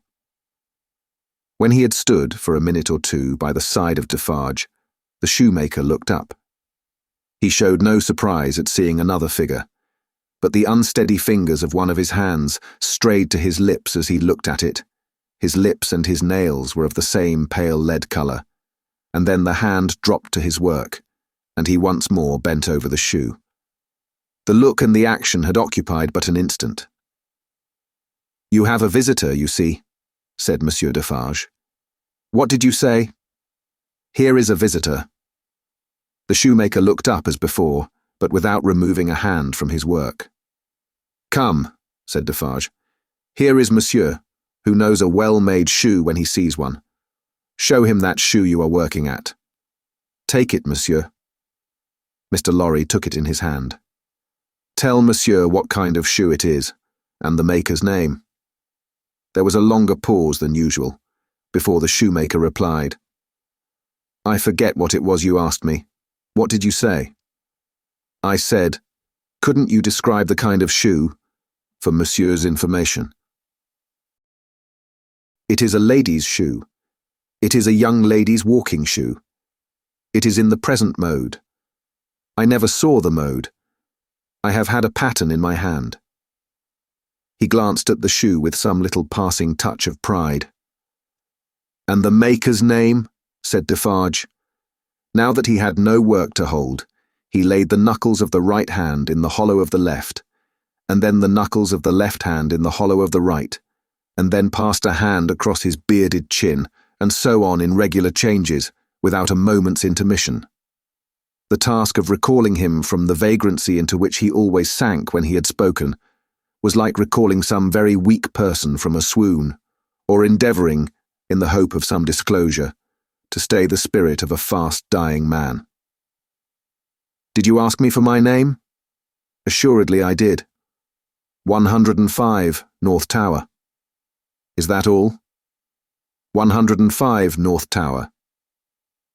With a weary sound that was not a sigh nor a groan, he bent to work again, until the silence was again broken. "You are not a shoemaker by trade?" said Mr. Lorry, looking steadfastly at him. His haggard eyes turned to Defarge, as if he would have transferred the question to him. But as no help came from that quarter, they turned back on the questioner when they had sought the ground. "I am not a shoemaker by trade." "No, I was not a shoemaker by trade. I learnt it here. I taught myself. I asked leave to—" He lapsed away, even for minutes, ringing those measured changes on his hands the whole time. His eyes came slowly back, at last, to the face from which they had wandered. When they rested on it, he started, and resumed, in the manner of a sleeper that moment awake, reverting to a subject of last night. "I asked leave to teach myself, and I got it with much difficulty after a long while, and I have made shoes ever since." As he held out his hand for the shoe that had been taken from him, Mr. Lorry said, still looking steadfastly in his face, "Monsieur Manette, do you remember nothing of me?" The shoe dropped to the ground, and he sat looking fixedly at the questioner. "Monsieur Manette." Mr. Lorry laid his hand upon Defarge's arm. "Do you remember nothing of this man? Look at him. Look at me. Is there no old banker, no old business, no old servant, no old time rising in your mind, Monsieur Manette?" As the captive of many years sat looking fixedly, by turns, at Mr. Lorry and at Defarge, some long obliterated marks of an actively intent intelligence in the middle of the forehead gradually forced themselves through the black mist that had fallen on him. They were overclouded again. They were fainter. They were gone. But they had been there.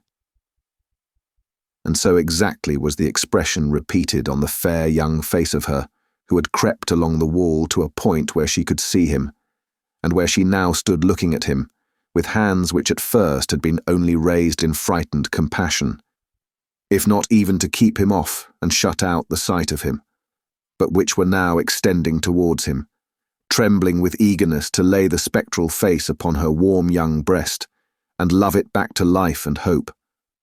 So exactly was the expression repeated, though in stronger characters, on her fair young face, that it looked as though it had passed like a moving light from him to her.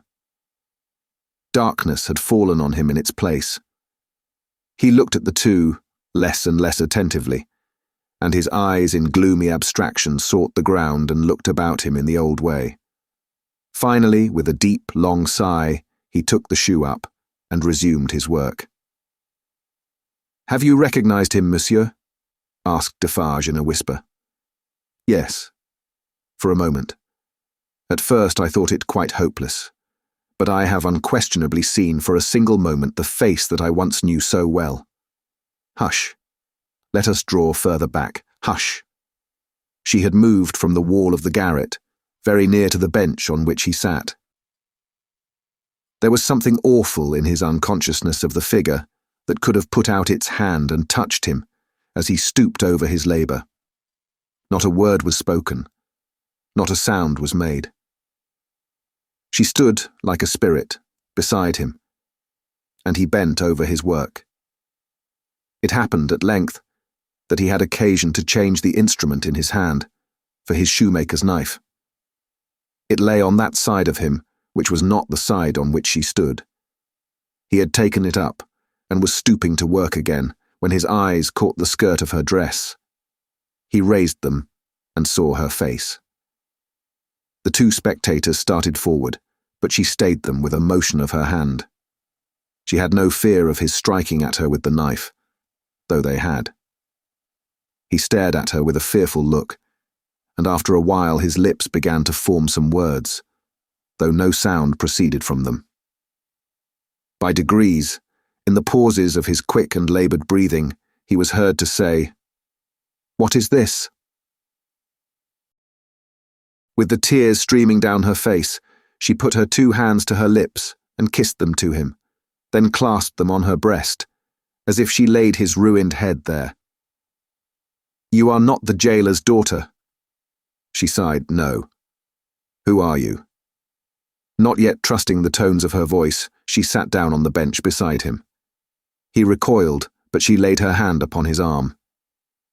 A strange thrill struck him when she did so, and visibly passed over his frame. He laid the knife down softly as he sat staring at her. Her golden hair, which she wore in long curls, had been hurriedly pushed aside and fell down over her neck. Advancing his hand by little and little, he took it up and looked at it. In the midst of the action he went astray, and with another deep sigh, fell to work at his shoemaking. But not for long. Releasing his arm, she laid her hand upon his shoulder. After looking doubtfully at it 2 or 3 times, as if to be sure that it was really there, he laid down his work, put his hand to his neck, and took off a blackened string with a scrap of folded rag attached to it. He opened this, carefully, on his knee, and it contained a very little quantity of hair, not more than 1 or 2 long golden hairs, which he had, in some old day, wound off upon his finger. He took her hair into his hand again and looked closely at it. It is the same. How can it be? When was it? How was it?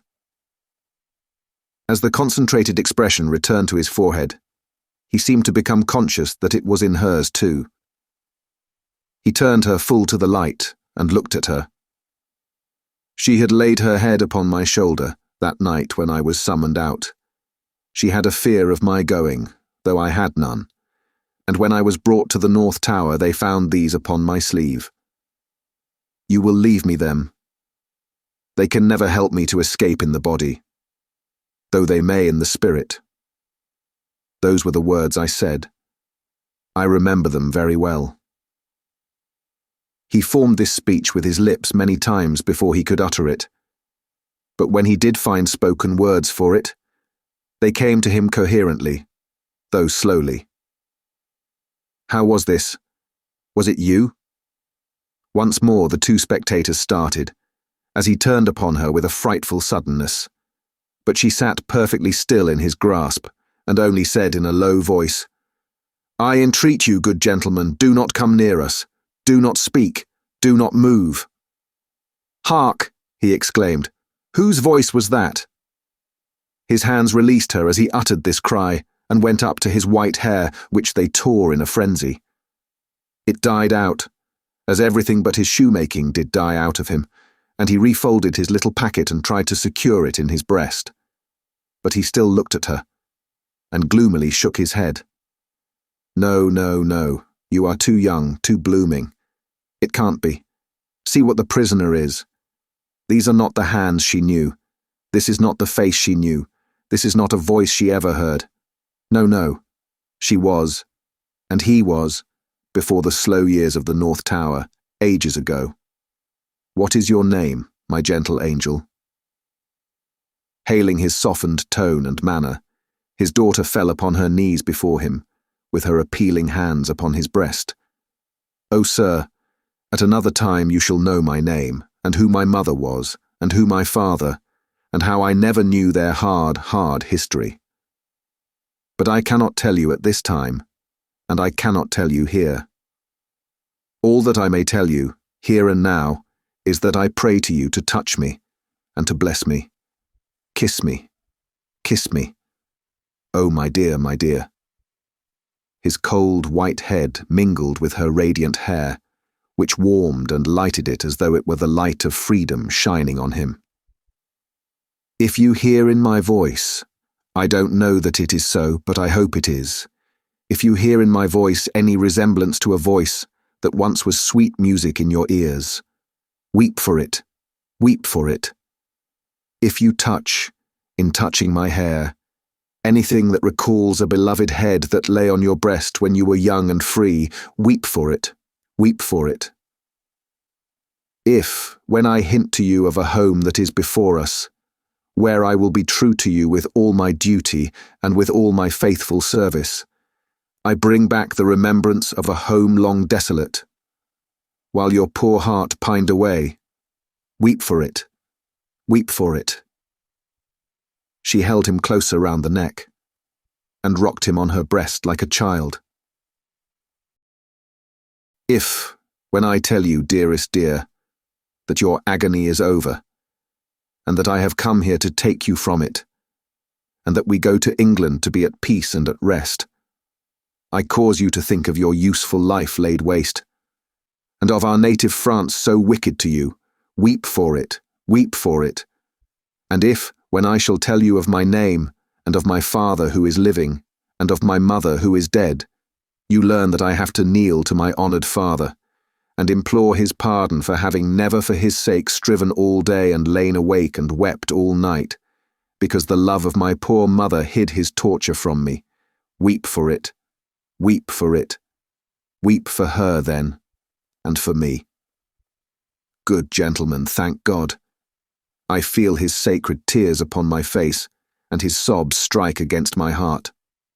Oh, see, thank God for us, thank God. He had sunk in her arms, and his face dropped on her breast, a sight so touching, yet so terrible in the tremendous wrong and suffering which had gone before it, that the two beholders covered their faces.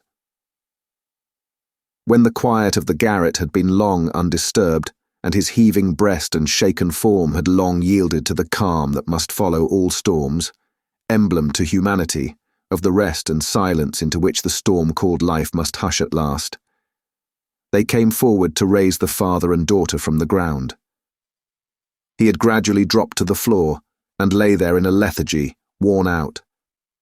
She had nestled down with him, that his head might lie upon her arm, and her hair drooping over him curtained him from the light.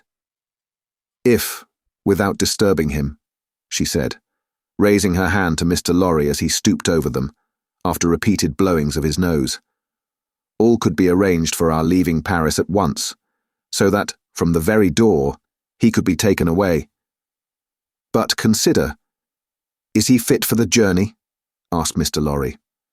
"More fit for that, I think, than to remain in this city, so dreadful to him." "It is true," said Defarge, who was kneeling to look on and hear. "More than that. Monsieur Manette is, for all reasons, best out of France. Say, shall I hire a carriage and post horses?" "That's business," said Mr. Lorry, resuming on the shortest notice his methodical manners. "And if business is to be done, I had better do it." "Then be so kind," urged Miss Manette, "as to leave us here. You see how composed he has become, and you cannot be afraid to leave him with me now. Why should you be? If you will lock the door to secure us from interruption, I do not doubt that you will find him, when you come back, as quiet as you leave him. In any case, I will take care of him until you return, and then we will remove him straight." Both Mr. Lorry and Defarge were rather disinclined to this course, and in favour of one of them remaining. But, as there were not only carriage and horses to be seen to, but travelling papers, and as time pressed, for the day was drawing to an end, it came at last to their hastily dividing the business that was necessary to be done, and hurrying away to do it. Then, as the darkness closed in, the daughter laid her head down on the hard ground, close at the father's side, and watched him. The darkness deepened and deepened, and they both lay quiet, until a light gleamed through the chinks in the wall. Mr. Lorry and Monsieur Defarge had made all ready for the journey, and had brought with them, besides travelling cloaks and wrappers, bread and meat, wine, and hot coffee. Monsieur Defarge put this provender and the lamp he carried on the shoemaker's bench. There was nothing else in the garret but a pallet bed, and he and Mr. Lorry roused the captive and assisted him to his feet. No human intelligence could have read the mysteries of his mind, in the scared, blank wonder of his face. Whether he knew what had happened, whether he recollected what they had said to him, whether he knew that he was free, were questions which no sagacity could have solved. They tried speaking to him, but he was so confused, and so very slow to answer, that they took fright at his bewilderment, and agreed for the time to tamper with him no more. He had a wild, lost manner of occasionally clasping his head in his hands that had not been seen in him before. Yet he had some pleasure in the mere sound of his daughter's voice, and invariably turned to it when she spoke. In the submissive way of one long accustomed to obey under coercion, he ate and drank what they gave him to eat and drink, and put on the cloak and other wrappings that they gave him to wear. He readily responded to his daughter's drawing her arm through his, and took and kept her hand in both his own. They began to descend, Monsieur Defarge going first with the lamp, Mr. Lorry closing the little procession. They had not traversed many steps of the long main staircase when he stopped, and stared at the roof and round at the walls. "You remember the place, my father? You remember coming up here? What did you say?" But before she could repeat the question, he murmured an answer as if she had repeated it. "Remember? No, I don't remember. It was so very long ago." That he had no recollection whatever of his having been brought from his prison to that house was apparent to them, they heard him mutter, 105 North Tower. And when he looked about him, it evidently was for the strong fortress walls which had long encompassed him. On their reaching the courtyard, he instinctively altered his tread, as being in expectation of a drawbridge. And when there was no drawbridge, and he saw the carriage waiting in the open street, he dropped his daughter's hand and clasped his head again. No crowd was about the door. No people were discernible at any of the many windows. Not even a chance passer-by was in the street. An unnatural silence and desertion reigned there. Only one soul was to be seen, and that was Madame Defarge, who leaned against the doorpost, knitting, and saw nothing. The prisoner had got into a coach, and his daughter had followed him, when Mr. Lorry's feet were arrested on the step by his asking miserably for his shoemaking tools and the unfinished shoes. Madame Defarge immediately called to her husband that she would get them, and went, knitting, out of the lamplight, through the courtyard. She quickly brought them down and handed them in, and immediately afterwards leaned against the doorpost, knitting, and saw nothing. Defarge got upon the box and gave the word, "To the barrier." The postilion cracked his whip, and they clattered away under the feeble over-swinging lamps. Under the over-swinging lamps, swinging ever brighter in the better streets and ever dimmer in the worse, and by lighted shops, gay crowds, illuminated coffee houses, and theatre doors, to one of the city gates. Soldiers with lanterns at the guardhouse there. "Your papers, travellers." "See here then, monsieur the officer," said Defarge, getting down and taking him gravely apart. "These are the papers of monsieur inside, with the white head. They were consigned to me, with him, at the—" He dropped his voice. There was a flutter among the military lanterns, and one of them being handed into the coach by an arm in uniform.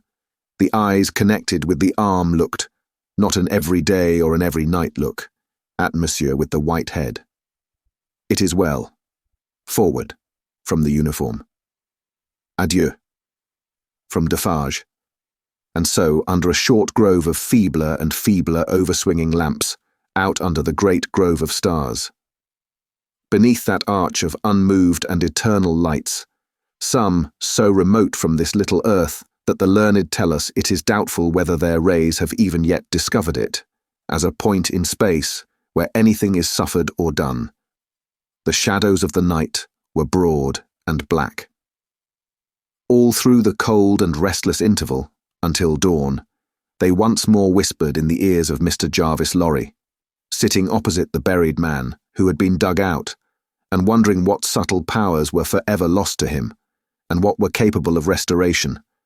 The old inquiry, "I hope you care to be recalled to life." And the old answer, "I can't say." Book the Second, The Golden Thread.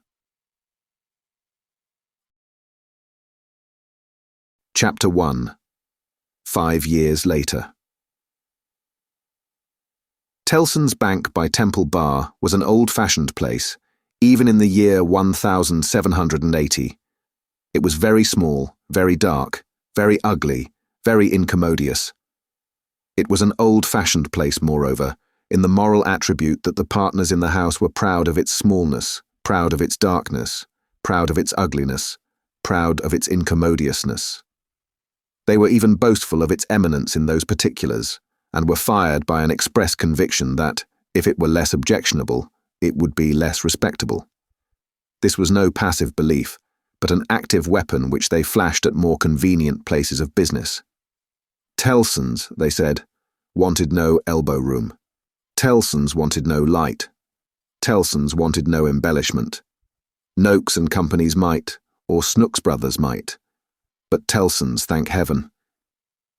Any one of these partners would have disinherited his son on the question of rebuilding Tellson's. In this respect, the house was much on a par with the country, which did very often disinherit its sons for suggesting improvements in laws and customs that had long been highly objectionable, but were only the more respectable. Thus it had come to pass that Tellson's was the triumphant perfection of inconvenience. After bursting open a door of idiotic obstinacy, with a weak rattle in its throat, you fell into Tellson's down 2 steps and came to your senses in a miserable little shop with 2 little counters, where the oldest of men made your cheque shake as if the wind rustled it, while they examined the signature by the dingiest of windows, which were always under a shower bath of mud from Fleet Street, and which were made the dingier by their own iron bars proper, and the heavy shadow of Temple Bar. If your business necessitated your seeing the house, you were put into a species of condemned hold at the back, where you meditated on a misspent life, until the house came with its hands in its pockets, and you could hardly blink at it in the dismal twilight.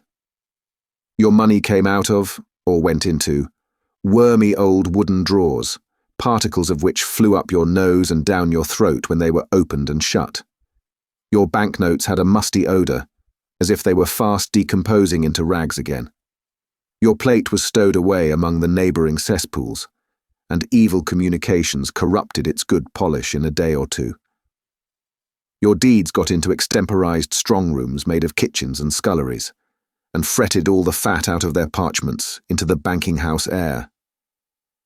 Your lighter boxes of family papers went upstairs into a Barmecide room that always had a great dining table in it, and never had a dinner, and where, even in the year 1780, the first letters written to you by your old love, or by your little children, were but newly released from the horror of being ogled through the windows, by the heads exposed on Temple Bar with an insensate brutality and ferocity worthy of Abyssinia or Ashanti.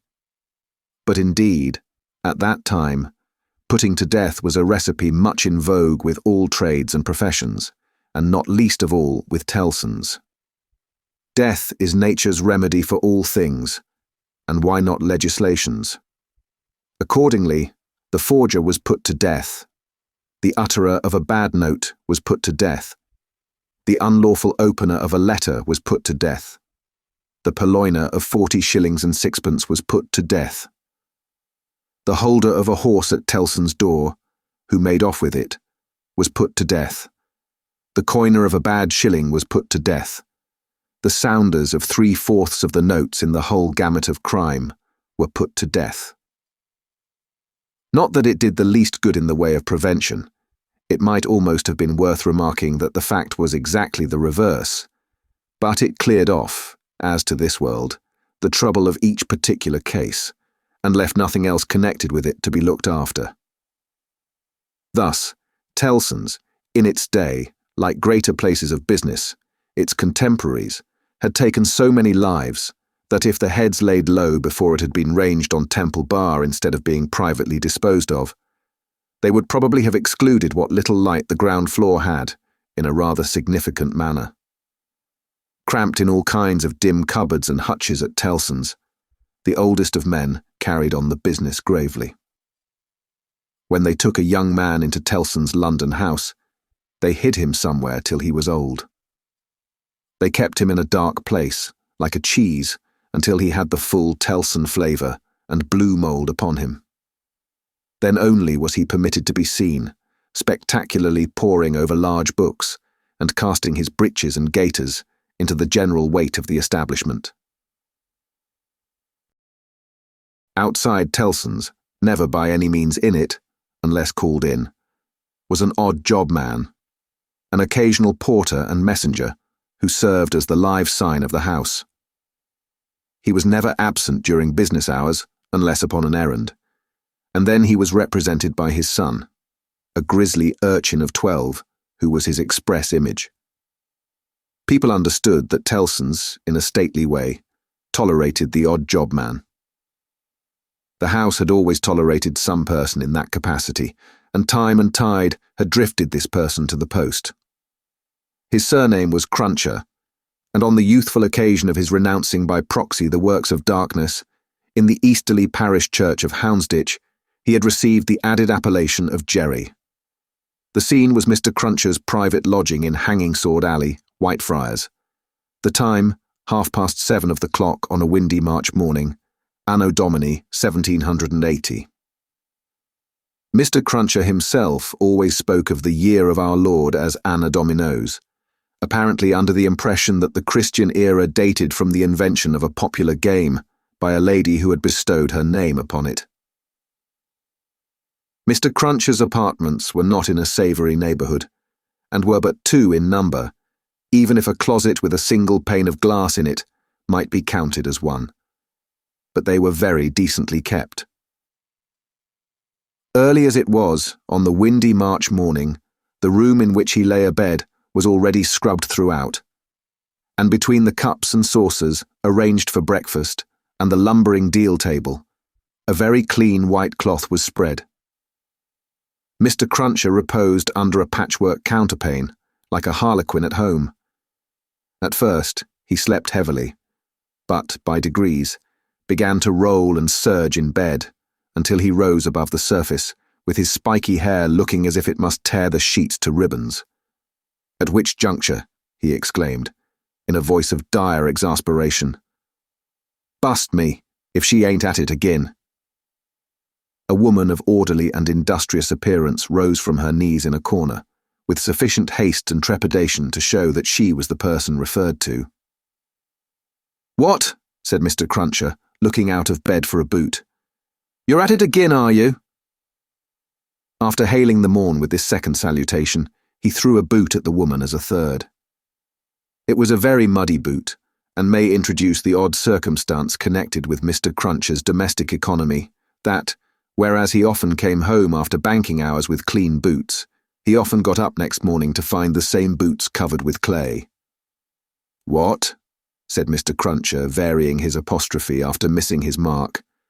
"What are you up to, aggrawator?" "I was only saying my prayers." "Saying your prayers? You're a nice woman. What do you mean by flopping yourself down and praying agin me?" "I was not praying against you. I was praying for you." "You weren't. And if you were, I won't be took the liberty with. Here, your mother's a nice woman, young Jerry, going a-praying agin your father's prosperity. You've got a dutiful mother. You have my son. You've got a religious mother. You have my boy, going and flopping herself down and praying that the bread and butter may be snatched out of the mouth of her only child. Master Cruncher, who was in his shirt, took this very ill, and turning to his mother, strongly deprecated any praying away of his personal board. "And what do you suppose, you conceited female," said Mr. Cruncher with unconscious inconsistency, "that the worth of your prayers may be? Name the price that you put your prayers at. They only come from the heart, Jerry. They are worth no more than that." "Worth no more than that," repeated Mr. Cruncher. "They ain't worth much then. Whether or no, I won't be prayed agin, I tell you. I can't afford it. I'm not a-going to be made unlucky by your sneaking. If you must go flopping yourself down, flop in favour of your husband and child, and not in opposition to 'em. If I had had any but a unnatural wife, and this poor boy had had any but a unnatural mother, I might have made some money last week instead of being counterprayed and countermined and religiously circumvented into the worst of luck."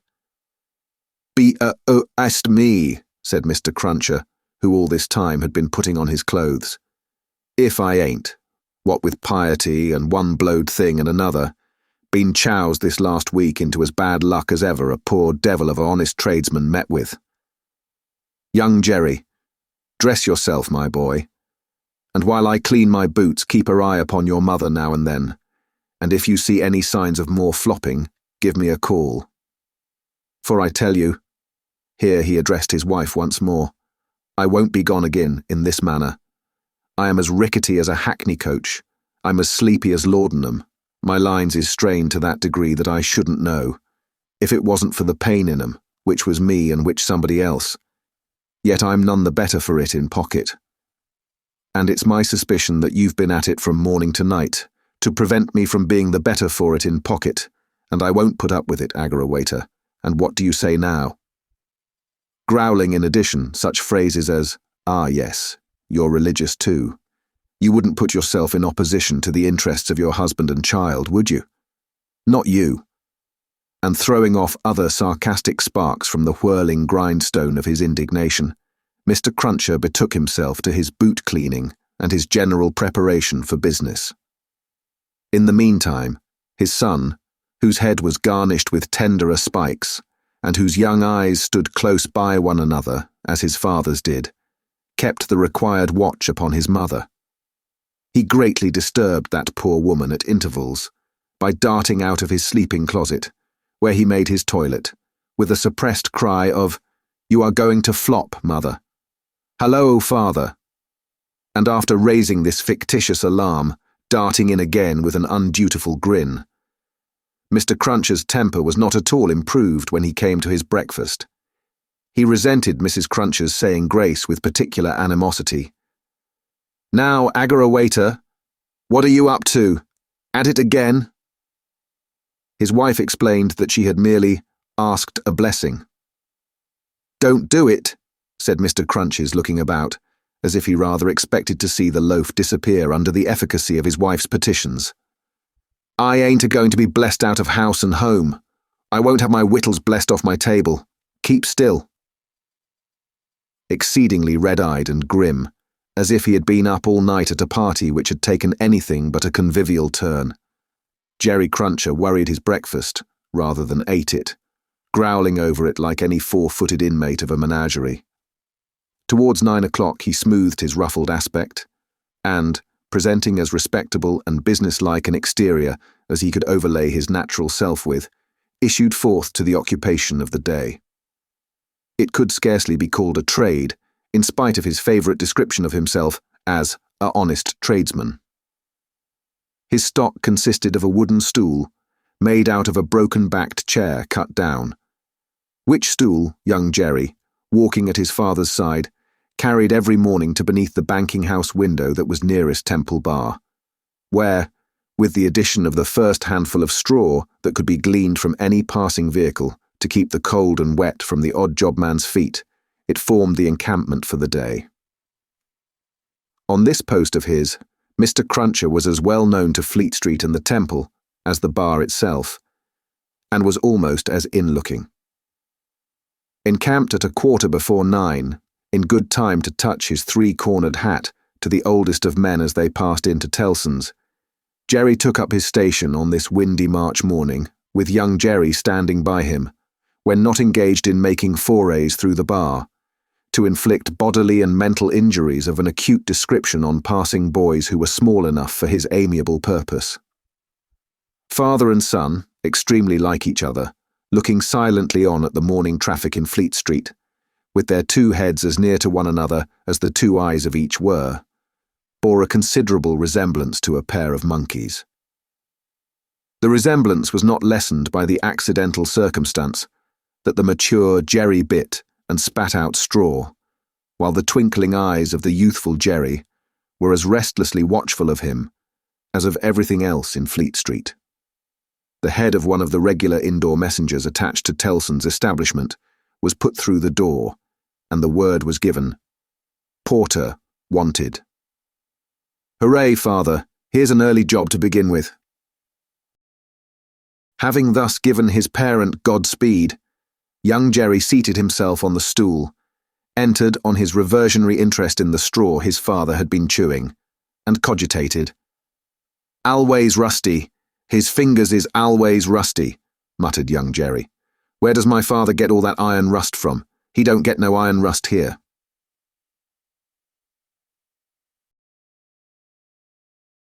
Chapter 2. A Sight. "You know the Old Bailey well, no doubt," said one of the oldest of clerks to Jerry the messenger. "Yes, sir," returned Jerry, in something of a dogged manner. "I do know the Bailey." "Just so, and you know Mr. Lorry." "I know Mr. Lorry, sir, much better than I know the Bailey." "Much better," said Jerry, not unlike a reluctant witness at the establishment in question, "than I, as an honest tradesman, wish to know the Bailey." "Very well.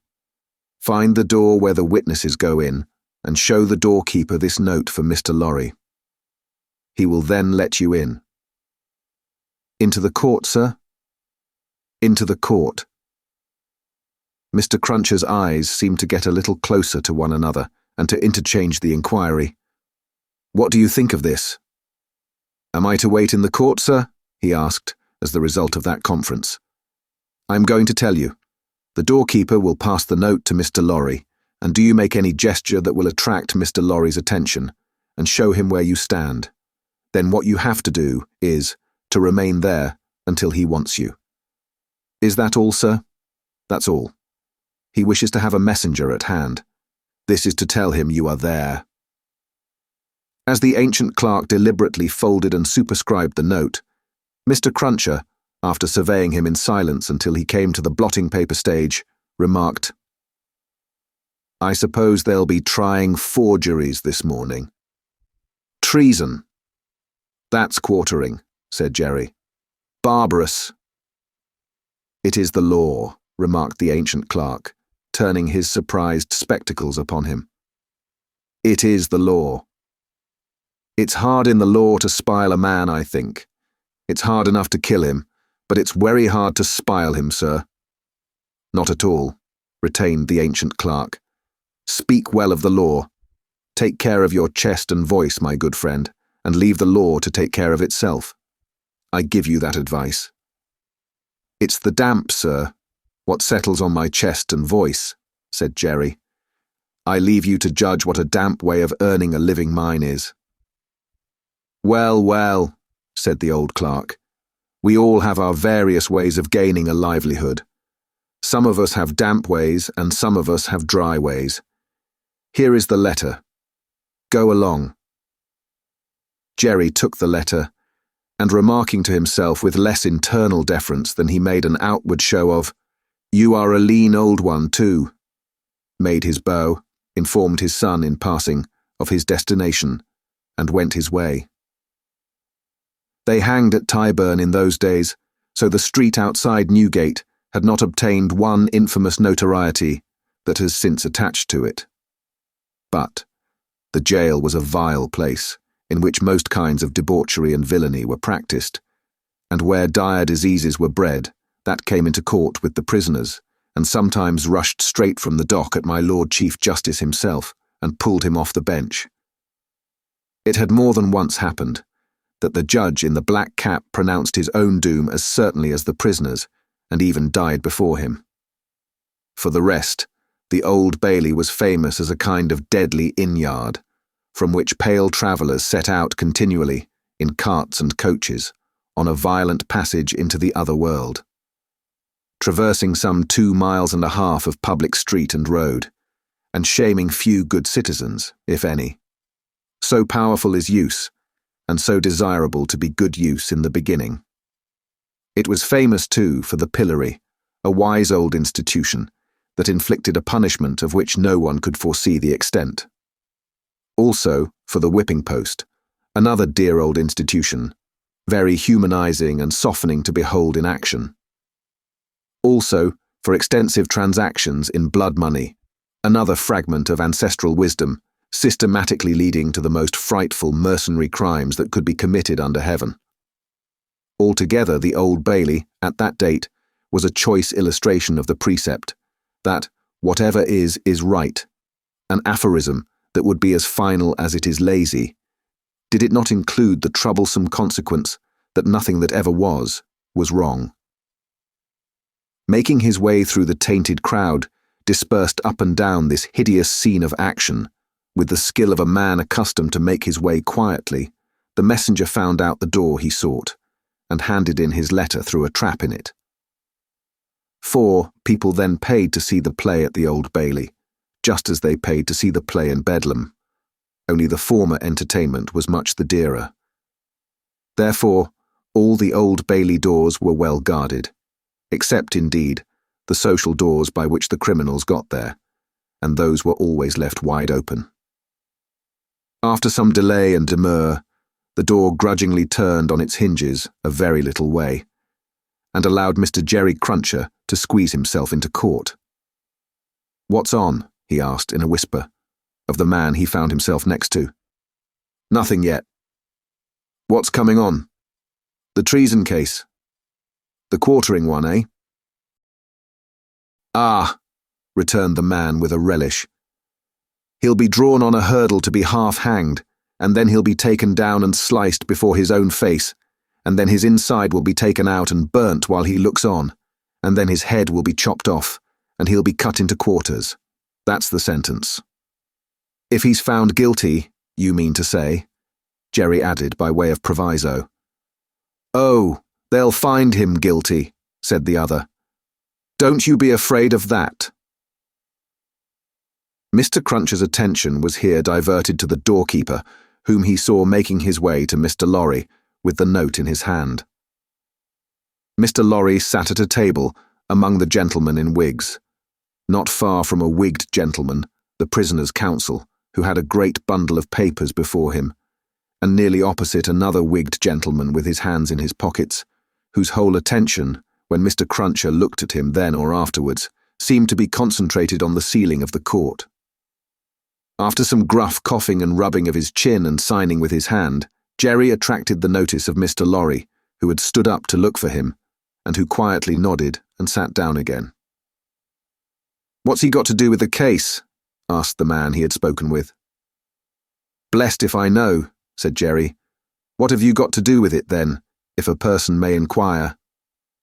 "Blessed if I know that either," said Jerry. The entrance of the judge, and a consequent great stir and settling down in the court, stopped the dialogue. Presently, the dock became the central point of interest. 2 jailers who had been standing there went out, and the prisoner was brought in and put to the bar. Everybody present, except the one wigged gentleman who looked at the ceiling, stared at him. All the human breath in the place rolled at him like a sea, or a wind, or a fire. Eager faces strained round pillars and corners to get a sight of him. Spectators in back rows stood up, not to miss a hair of him. People on the floor of the court laid their hands on the shoulders of the people before them, to help themselves, at anybody's cost, to a view of him. Stood a tiptoe, got upon ledges, stood upon next to nothing, to see every inch of him. Conspicuous among these latter, like an animated bit of the spiked wall of Newgate, Jerry stood, aiming at the prisoner the beery breath of a wet he had taken as he came along, and discharging it to mingle with the waves of other beer and gin and tea and coffee and what-not that flowed at him, and already broke upon the great windows behind him in an impure mist and rain. The object of all this staring and blaring was a young man of about 25, well-grown and well-looking, with a sunburnt cheek and a dark eye. His condition was that of a young gentleman. He was plainly dressed in black or very dark grey, and his hair, which was long and dark, was gathered in a ribbon at the back of his neck, more to be out of his way than for ornament. As an emotion of the mind will express itself through any covering of the body, so the paleness which his situation engendered came through the brown upon his cheek, showing the soul to be stronger than the sun. He was otherwise quite self-possessed, bowed to the judge, and stood quiet. The sort of interest with which this man was stared and breathed at was not a sort that elevated humanity. Had he stood in peril of a less horrible sentence? Had there been a chance of any one of its savage details being spared? By just so much would he have lost in his fascination. The form that was to be doomed to be so shamefully mangled was the sight. The immortal creature that was to be so butchered and torn asunder yielded the sensation. Whatever gloss the various spectators put upon the interest, according to their several arts and powers of self-deceit, the interest was, at the root of it, au grache. Silence in the court. Charles Darnay had yesterday pleaded not guilty to an indictment denouncing him, with infinite jingle and jangle, for that he was a false traitor to our serene, illustrious, excellent, and so forth, Prince, our Lord the King, by reason of his having, on divers occasions, and by divers means and ways, assisted Louis, the French King, in his wars against our said serene, illustrious, excellent, and so forth.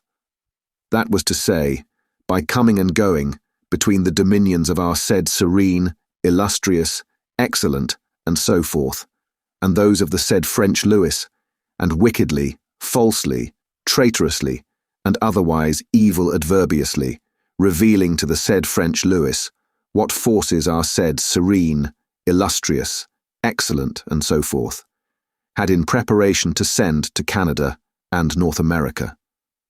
This much Jerry, with his head becoming more and more spiky as the law terms bristled it, made out with huge satisfaction, and so arrived circuitously at the understanding that the aforesaid and over again aforesaid Charles Darnay stood there before him upon his trial, that the jury were swearing in, and that Mr. Attorney General was making ready to speak. The accused, who was, and who knew he was, being mentally hanged, beheaded, and quartered by everybody there, neither flinched from the situation, nor assumed any theatrical air in it. He was quiet and attentive, watched the opening proceedings with a grave interest, and stood with his hands resting on the slab of wood before him, so composedly that they had not displaced a leaf of the herbs with which it was strewn. The court was all bestrewn with herbs and sprinkled with vinegar, as a precaution against jail air and jail fever. Over the prisoner's head there was a mirror to throw the light down upon him. Crowds of the wicked and the wretched had been reflected in it, and had passed from its surface and this earth's together. Haunted in a most ghastly manner that abominable place would have been, if the glass could ever have rendered back its reflections, as the ocean is one day to give up its dead. Some passing thought of the infamy and disgrace for which it had been reserved may have struck the prisoner's mind. Be that as it may, a change in his position making him conscious of a bar of light across his face, he looked up, and when he saw the glass, his face flushed, and his right hand pushed the herbs away. It happened that the action turned his face to that side of the court which was on his left. About on a level with his eyes, there sat, in that corner of the judge's bench, two persons upon whom his look immediately rested. So immediately, and so much to the changing of his aspect, that all the eyes that were turned upon him turned to them. The spectators saw in the two figures a young lady of little more than 20, and a gentleman who was evidently her father, a man of a very remarkable appearance in respect of the absolute whiteness of his hair, and a certain indescribable intensity of face, not of an active kind, but pondering and self-communing. When this expression was upon him, he looked as if he were old, but when it was stirred and broken up, as it was now in a moment on his speaking to his daughter, he became a handsome man, not past the prime of life. His daughter had one of her hands drawn through his arm as she sat by him, and the other pressed upon it. She had drawn close to him, in her dread of the scene, and in her pity for the prisoner. Her forehead had been strikingly expressive of an engrossing terror and compassion that saw nothing but the peril of the accused.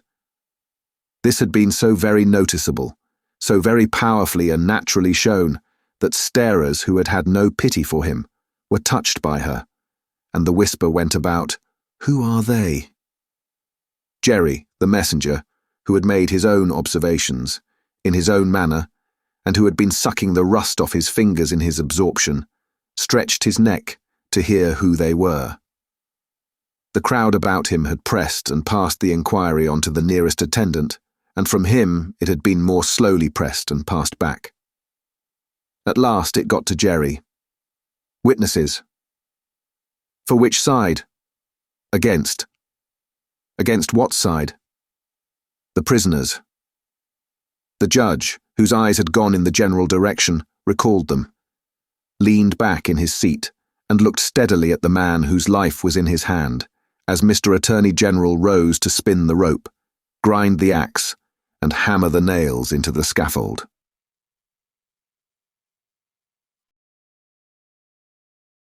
Chapter 3.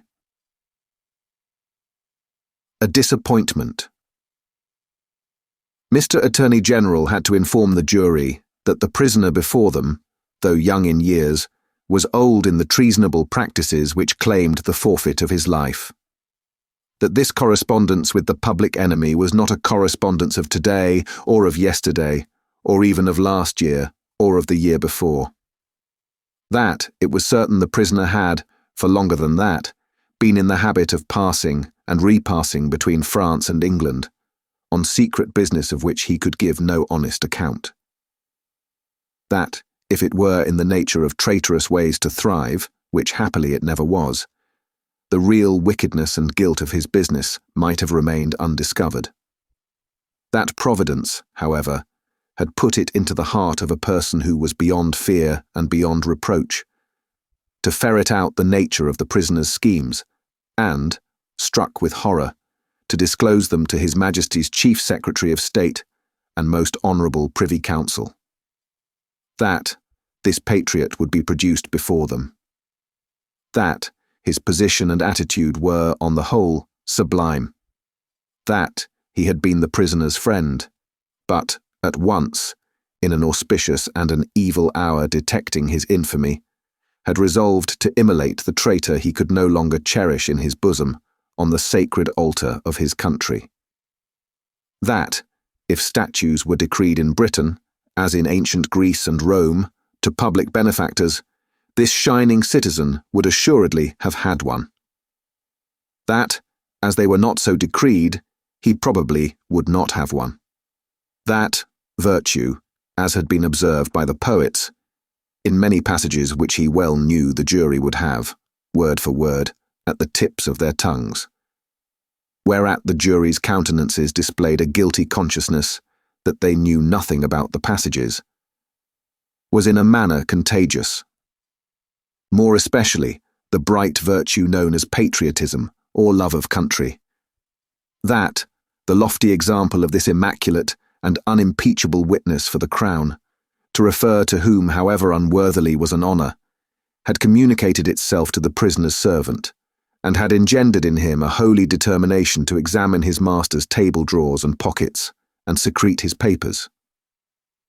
That he, Mr. Attorney General, was prepared to hear some disparagement attempted of this admirable servant, but that, in a general way, he preferred him to his, Mr. Attorney General's, brothers and sisters, and honoured him more than his, Mr. Attorney General's, father and mother.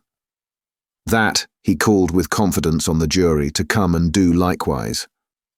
That the evidence of these two witnesses, coupled with the documents of their discovering that would be produced, would show the prisoner to have been furnished with lists of His Majesty's forces, and of their disposition and preparation, both by sea and land, and would leave no doubt that he had habitually conveyed such information to a hostile power. That these lists could not be proved to be in the prisoner's handwriting, but that it was all the same. That indeed it was rather the better for the prosecution, as showing the prisoner to be artful in his precautions. That the proof would go back 5 years, and would show the prisoner already engaged in these pernicious missions within a few weeks before the date of the very first action fought between the British troops and the Americans. That, for these reasons, the jury, being a loyal jury, as he knew they were, and being a responsible jury, as they knew they were, must positively find the prisoner guilty and make an end of him, whether they liked it or not. That they never could lay their heads upon their pillows, that they never could tolerate the idea of their wives laying their heads upon their pillows, that they never could endure the notion of their children laying their heads upon their pillows. In short, that there never more could be for them or theirs any laying of heads upon pillows at all, unless the prisoner's head was taken off. That head Mr. Attorney General concluded by demanding of them, in the name of everything he could think of with a round turn in it, and on the faith of his solemn asseveration that he already considered the prisoner as good as dead and gone. When the Attorney General ceased, a buzz arose in the court as if a cloud of great blue flies were swarming about the prisoner in anticipation of what he was soon to become. When toned down again, the unimpeachable patriot appeared in the witness box, Mr. Solicitor General then, following his leader's lead, examined the patriot, John Barsad, gentleman by name. The story of his pure soul was exactly what Mr. Attorney General had described it to be, perhaps, if it had a fault, a little too exactly. Having released his noble bosom of its burden, he would have modestly withdrawn himself, but that the wigged gentleman with the papers before him, sitting not far from Mr. Lorry, begged to ask him a few questions. The wigged gentleman sitting opposite, still looking at the ceiling of the court. Had he ever been a spy himself? No, he scorned the base insinuation. What did he live upon? His property. Where was his property? He didn't precisely remember where it was. What was it? No business of anybody's. Had he inherited it? Yes, he had. From whom? Distant relation. Very distant. Rather. Ever been in prison? Certainly not. Never in a debtor's prison. Didn't see what that had to do with it. Never in a debtor's prison. Come once again. Never? Yes. How many times? 2 or 3 times. Not 5 or 6? Perhaps. Of what profession? Gentleman. Ever been kicked? Might have been. Frequently? No. Ever kicked downstairs? Decidedly not. Once received a kick on the top of a staircase and fell downstairs of his own accord. Kicked on that occasion for cheating at dice. Something to that effect was said by the intoxicated liar who committed the assault, but it was not true. Swear it was not true? Positively. Ever live by cheating at play? Never. Ever live by play? Not more than other gentlemen do. Ever borrow money of the prisoner? Yes. Ever pay him? No. Was not this intimacy with the prisoner, in reality a very slight one, forced upon the prisoner in coaches, inns, and packets? No. Sure he saw the prisoner with these lists? Certain. Knew no more about the lists? No. Had not procured them himself, for instance? No. Expect to get anything by this evidence? No. Not in regular government pay and employment to lay traps? Oh dear no. Or to do anything? Oh dear no. Swear that. Over and over again. No motives but motives of sheer patriotism? None whatever. The virtuous servant, Roger Cly, swore his way through the case at a great rate. He had taken service with the prisoner, in good faith and simplicity, 4 years ago. He had asked the prisoner, aboard the Calais packet, if he wanted a handy fellow, and the prisoner had engaged him. He had not asked the prisoner to take the handy fellow as an act of charity. Never thought of such a thing. He began to have suspicions of the prisoner, and to keep an eye upon him soon afterwards. In arranging his clothes while travelling, he had seen similar lists to these in the prisoner's pockets, over and over again. He had taken these lists from the drawer of the prisoner's desk. He had not put them there first. He had seen the prisoner show these identical lists to French gentlemen at Calais, and similar lists to French gentlemen, both at Calais and Boulogne. He loved his country, and couldn't bear it, and had given information. He had never been suspected of stealing a silver teapot. He had been maligned respecting a mustard pot, but it turned out to be only a plated one. He had known the last witness 7 or 8 years. That was merely a coincidence. He didn't call it a particularly curious coincidence. Most coincidences were curious. Neither did he call it a curious coincidence that true patriotism was his only motive too. He was a true Briton and hoped there were many like him. The blue flies buzzed again, and Mr. Attorney General called Mr. Jarvis Lorry. "Mr. Jarvis Lorry, are you a clerk in Tellson's Bank?" "I am." "On a certain Friday night in November 1775, did business occasion you to travel between London and Dover by the mail?" "It did." "Were there any other passengers in the mail?" "2." "Did they alight on the road in the course of the night?" "They did." "Mr. Lorry, look upon the prisoner. Was he one of those 2 passengers?" "I cannot undertake to say that he was." Does he resemble either of these two passengers? Both were so wrapped up, and the night was so dark, and we were all so reserved, that I cannot undertake to say even that. Mr. Lorry, look again upon the prisoner. Supposing him wrapped up as those two passengers were, is there anything in his bulk and stature to render it unlikely that he was one of them? No. You will not swear, Mr. Lorry, that he was not one of them? No. So at least you say he may have been one of them? Yes, except that I remember them both to have been, like myself, timorous of highwaymen, and the prisoner has not a timorous air. Did you ever see a counterfeit of timidity, Mr. Lorry? I certainly have seen that. Mr. Lorry, look once more upon the prisoner. Have you seen him, to your certain knowledge, before? I have. When? I was returning from France a few days afterwards, and at Calais, the prisoner came on board the packet ship in which I returned, and made the voyage with me. At what hour did he come on board? At a little after midnight. In the dead of the night. Was he the only passenger who came on board at that untimely hour? He happened to be the only one. Never mind about happening, Mr. Lorry. He was the only passenger who came on board in the dead of the night? He was. Were you travelling alone, Mr. Lorry, or with any companion? With two companions, a gentleman and lady. They are here. They are here. Had you any conversation with the prisoner? Hardly any.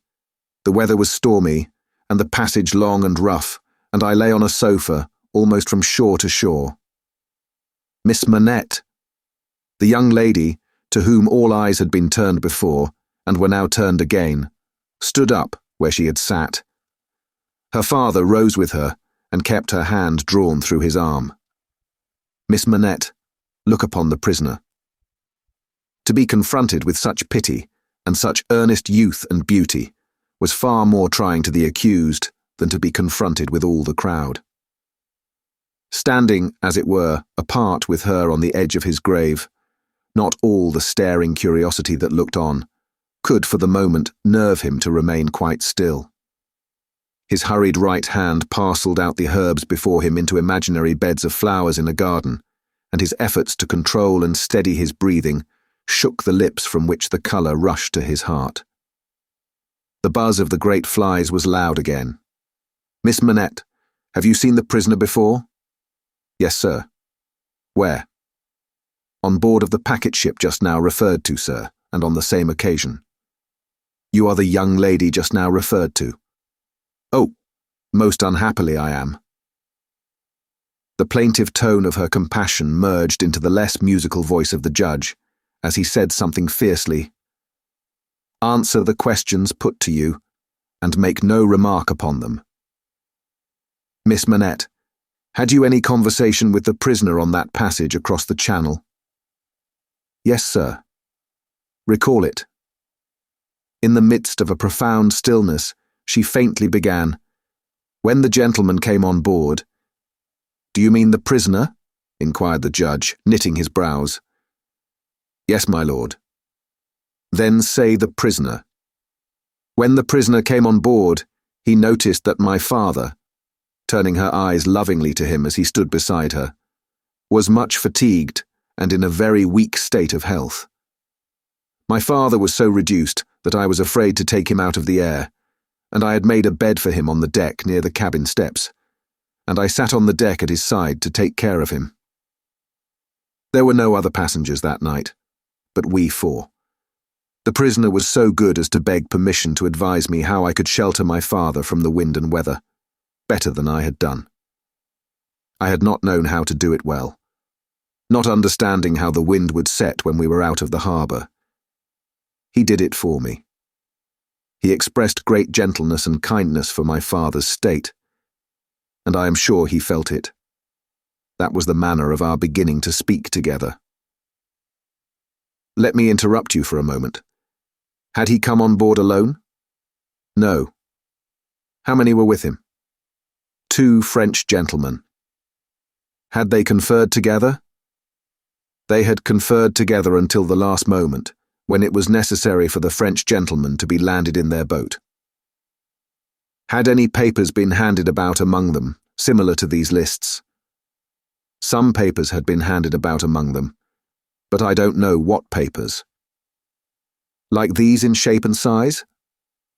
Possibly, but indeed I don't know, although they stood whispering very near to me, because they stood at the top of the cabin steps to have the light of the lamp that was hanging there. It was a dull lamp, and they spoke very low, and I did not hear what they said, and saw only that they looked at papers. Now, to the prisoner's conversation, Miss Manette. The prisoner was as open in his confidence with me, which arose out of my helpless situation, as he was kind and good and useful to my father. I hope, bursting into tears, I may not repay him by doing him harm today. Buzzing from the blue flies. Miss Manette, if the prisoner does not perfectly understand that you give the evidence which it is your duty to give, which you must give, and which you cannot escape from giving, with great unwillingness, he is the only person present in that condition. Please to go on.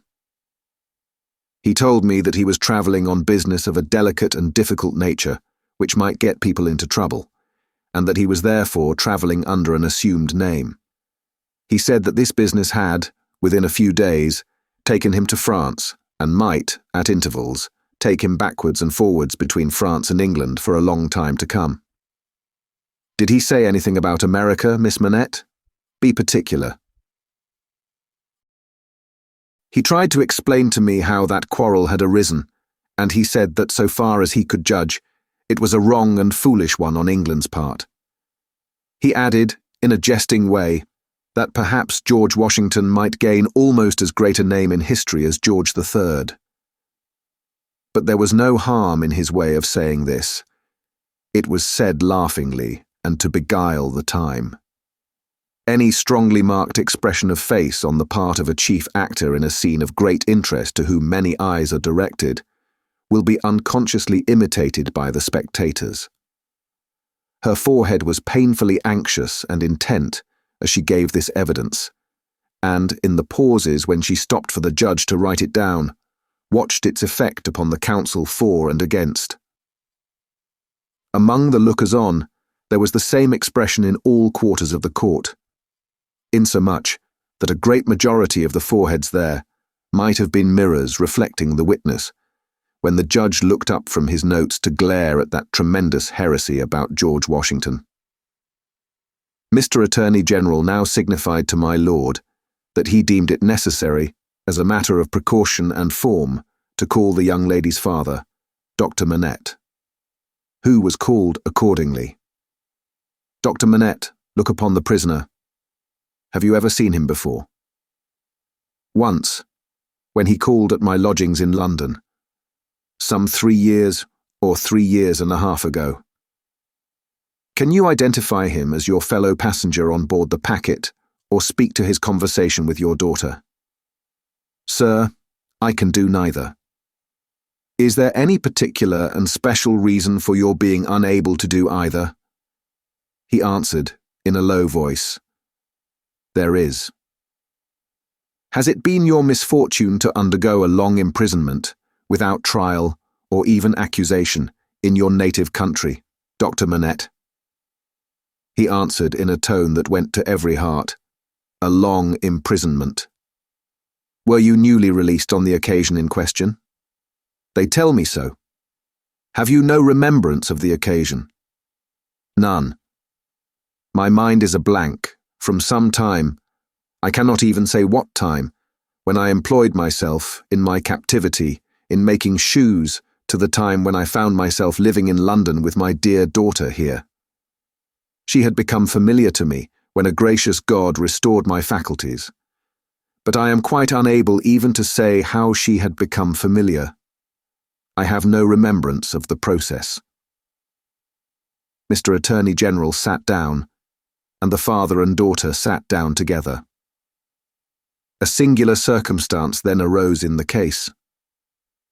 The object in hand being to show that the prisoner went down, with some fellow plotter untracked, in the Dover Mail on that Friday night in November 5 years ago, and got out of the mail in the night, as a blind, at a place where he did not remain, but from which he travelled back some dozen miles or more, to a garrison and dockyard, and there collected information.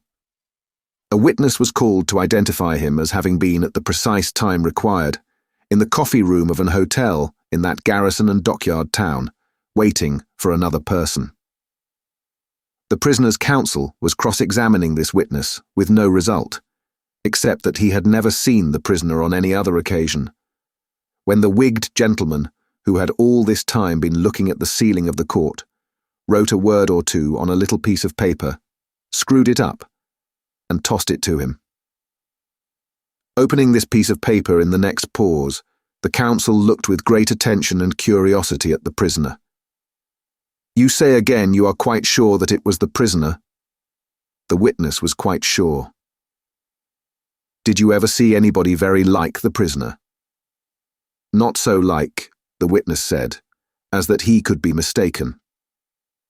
"Look well upon that gentleman, my learned friend there," pointing to him who had tossed the paper over, "and then look well upon the prisoner. How say you? Are they very like each other?" Allowing for my learned friend's appearance being careless and slovenly, if not debauched, they were sufficiently like each other to surprise not only the witness, but everybody present when they were thus brought into comparison. My lord being prayed to bid my learned friend lay aside his wig, and giving no very gracious consent, the likeness became much more remarkable. My lord inquired of Mr. Stryver, the prisoner's counsel, whether they were next to try Mr. Carton, name of my learned friend, for treason. But Mr. Stryver replied to my lord, no, but he would ask the witness to tell him whether what happened once might happen twice, whether he would have been so confident if he had seen this illustration of his rashness sooner, whether he would be so confident having seen it, and more. The upshot of which was to smash this witness like a crockery vessel and shiver his part of the case to useless lumber. Mr. Cruncher had by this time taken quite a lunch of rust off his fingers in his following of the evidence. He had now to attend while Mr. Stryver fitted the prisoner's case on the jury, like a compact suit of clothes, showing them how the patriot, Barsad, was a hired spy and traitor, an unblushing trafficker in blood, and one of the greatest scoundrels upon earth since accursed Judas, which he certainly did look rather like. How the virtuous servant, Cly, was his friend and partner, and was worthy to be. How the watchful eyes of those forgers and false swearers had rested on the prisoner as a victim, because some family affairs in France, he being of French extraction, did require his making those passages across the Channel, though what those affairs were, a consideration for others who were near and dear to him, forbade him, even for his life, to disclose. How the evidence that had been warped and wrested from the young lady, whose anguish in giving it they had witnessed, came to nothing, involving the mere little innocent gallantries and politenesses likely to pass between any young gentleman and young lady so thrown together, with the exception of that reference to George Washington, which was altogether too extravagant and impossible to be regarded in any other light than as a monstrous joke. How it would be a weakness in the government to break down in this attempt to practice for popularity on the lowest national antipathies and fears, and therefore Mr. Attorney General had made the most of it. How, nevertheless, it rested upon nothing, save that vile and infamous character of evidence too often disfiguring such cases, and of which the state trials of this country were full. But there my lord interposed, with as grave a face as if it had not been true, saying that he could not sit upon that bench and suffer those illusions. Mr. Stryver then called his few witnesses, and Mr. Cruncher had next to attend, while Mr. Attorney General turned the whole suit of clothes Mr. Stryver had fitted on the jury inside out, showing how Barsad and Cly were even 100 times better than he had thought them, and the prisoner 100 times worse. Lastly came my lord himself, turning the suit of clothes, now inside out, now outside in, but on the whole decidedly trimming and shaping them into grave clothes for the prisoner. And now the jury turned to consider, and the great flies swarmed again. Mr. Carton, who had so long sat looking at the ceiling of the court, changed neither his place nor his attitude, even in this excitement. While his learned friend, Mr. Stryver, massing his papers before him, whispered with those who sat near, and from time to time glanced anxiously at the jury. While all the spectators moved more or less, and grouped themselves anew. While even my lord himself arose from his seat, and slowly paced up and down his platform, not unattended by a suspicion in the minds of the audience that his state was feverish. This one man sat leaning back, with his torn gown half off him, his untidy wig put on just as it had happened to light on his head after its removal, his hands in his pockets and his eyes on the ceiling as they had been all day. Something especially reckless in his demeanour not only gave him a disreputable look, but so diminished the strong resemblance he undoubtedly bore to the prisoner, which his momentary earnestness, when they were compared together, had strengthened, that many of the lookers-on, taking note of him now, said to one another, they would hardly have thought the two were so alike. Mr. Cruncher made the observation to his next neighbour, and added, I'd hold half a guinea that he don't get no law work to do. Don't look like the sort of one to get any, do he? Yet this Mr. Carton took in more of the details of the scene than he appeared to take in. For now, when Miss Manette's head dropped upon her father's breast, he was the first to see it, and to say audibly, Officer, look to that young lady. Help the gentleman to take her out. Don't you see she will fall? There was much commiseration for her as she was removed, and much sympathy with her father.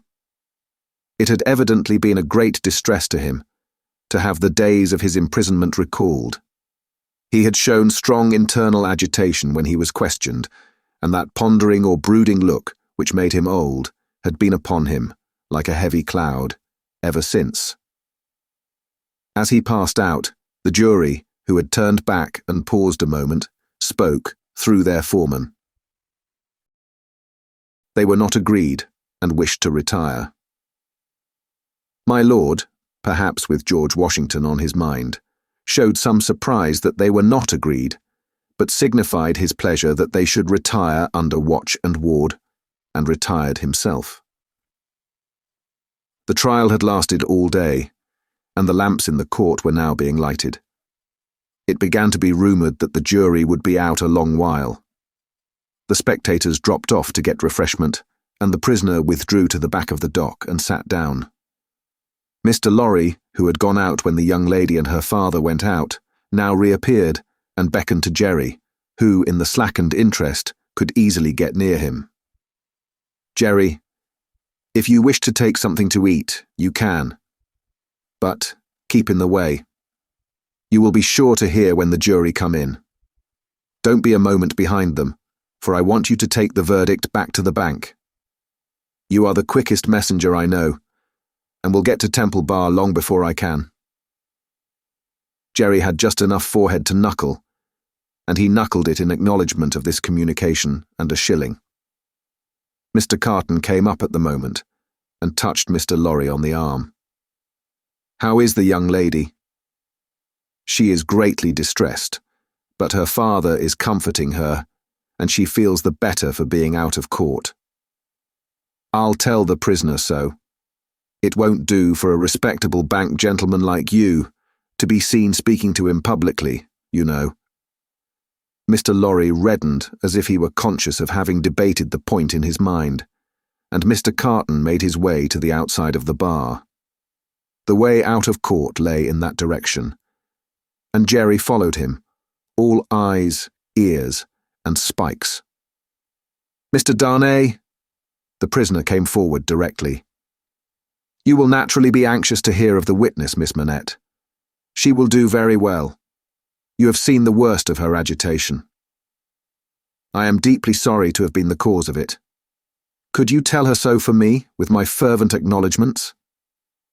Yes, I could. "I will, if you ask it."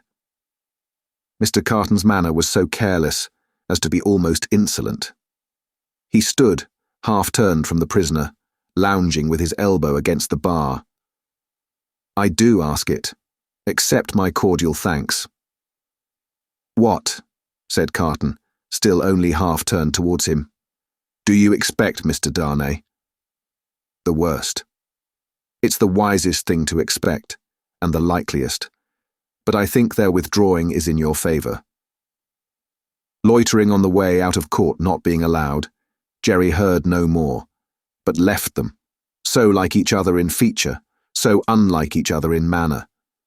Standing side by side, both reflected in the glass above them. An hour and a half limped heavily away in the thief and rascal crowded passages below, even though assisted off with mutton pies and ale. The hoarse messenger, uncomfortably seated on a form after taking that refection, had dropped into a doze, when a loud murmur and a rapid tide of people setting up the stairs that led to the court carried him along with them. "Jerry, Jerry!" Mr. Lorry was already calling at the door when he got there. "Here, sir. It's a fight to get back again. Here I am, sir." Mr. Lorry handed him a paper through the throng. "Quick, have you got it?" "Yes, sir." Hastily written on the paper was the word, "acquitted." "If you had sent the message, 'recalled to life,' again," muttered Jerry, as he turned, "I should have known what you meant this time." He had no opportunity of saying, or so much as thinking anything else, until he was clear of the Old Bailey. For the crowd came pouring out with a vehemence that nearly took him off his legs, and a loud buzz swept into the street as if the baffled blue flies were dispersing in search of other carrion.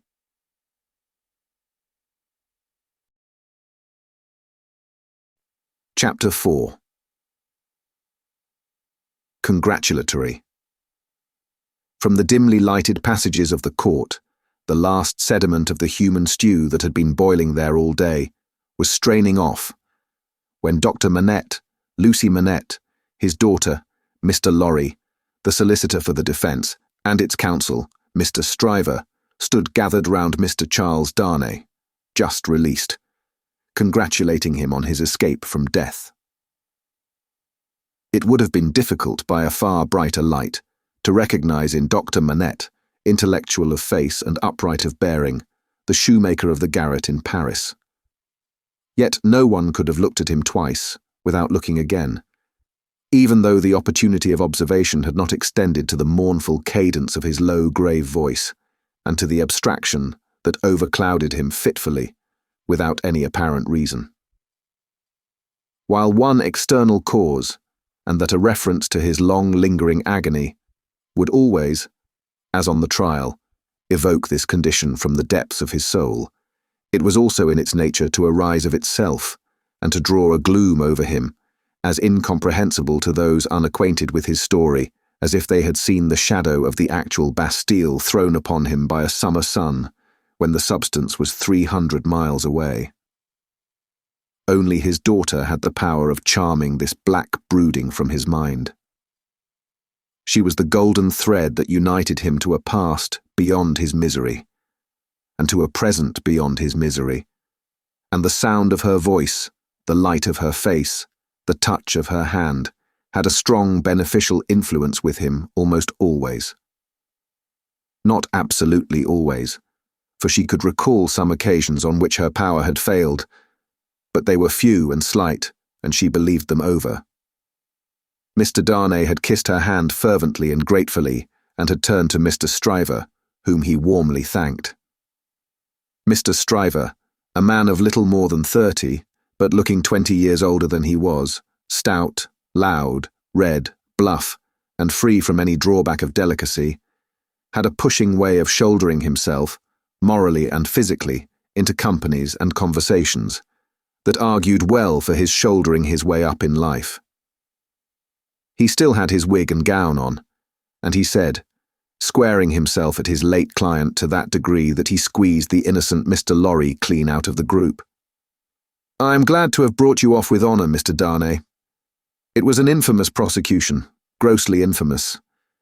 but not the less likely to succeed on that account.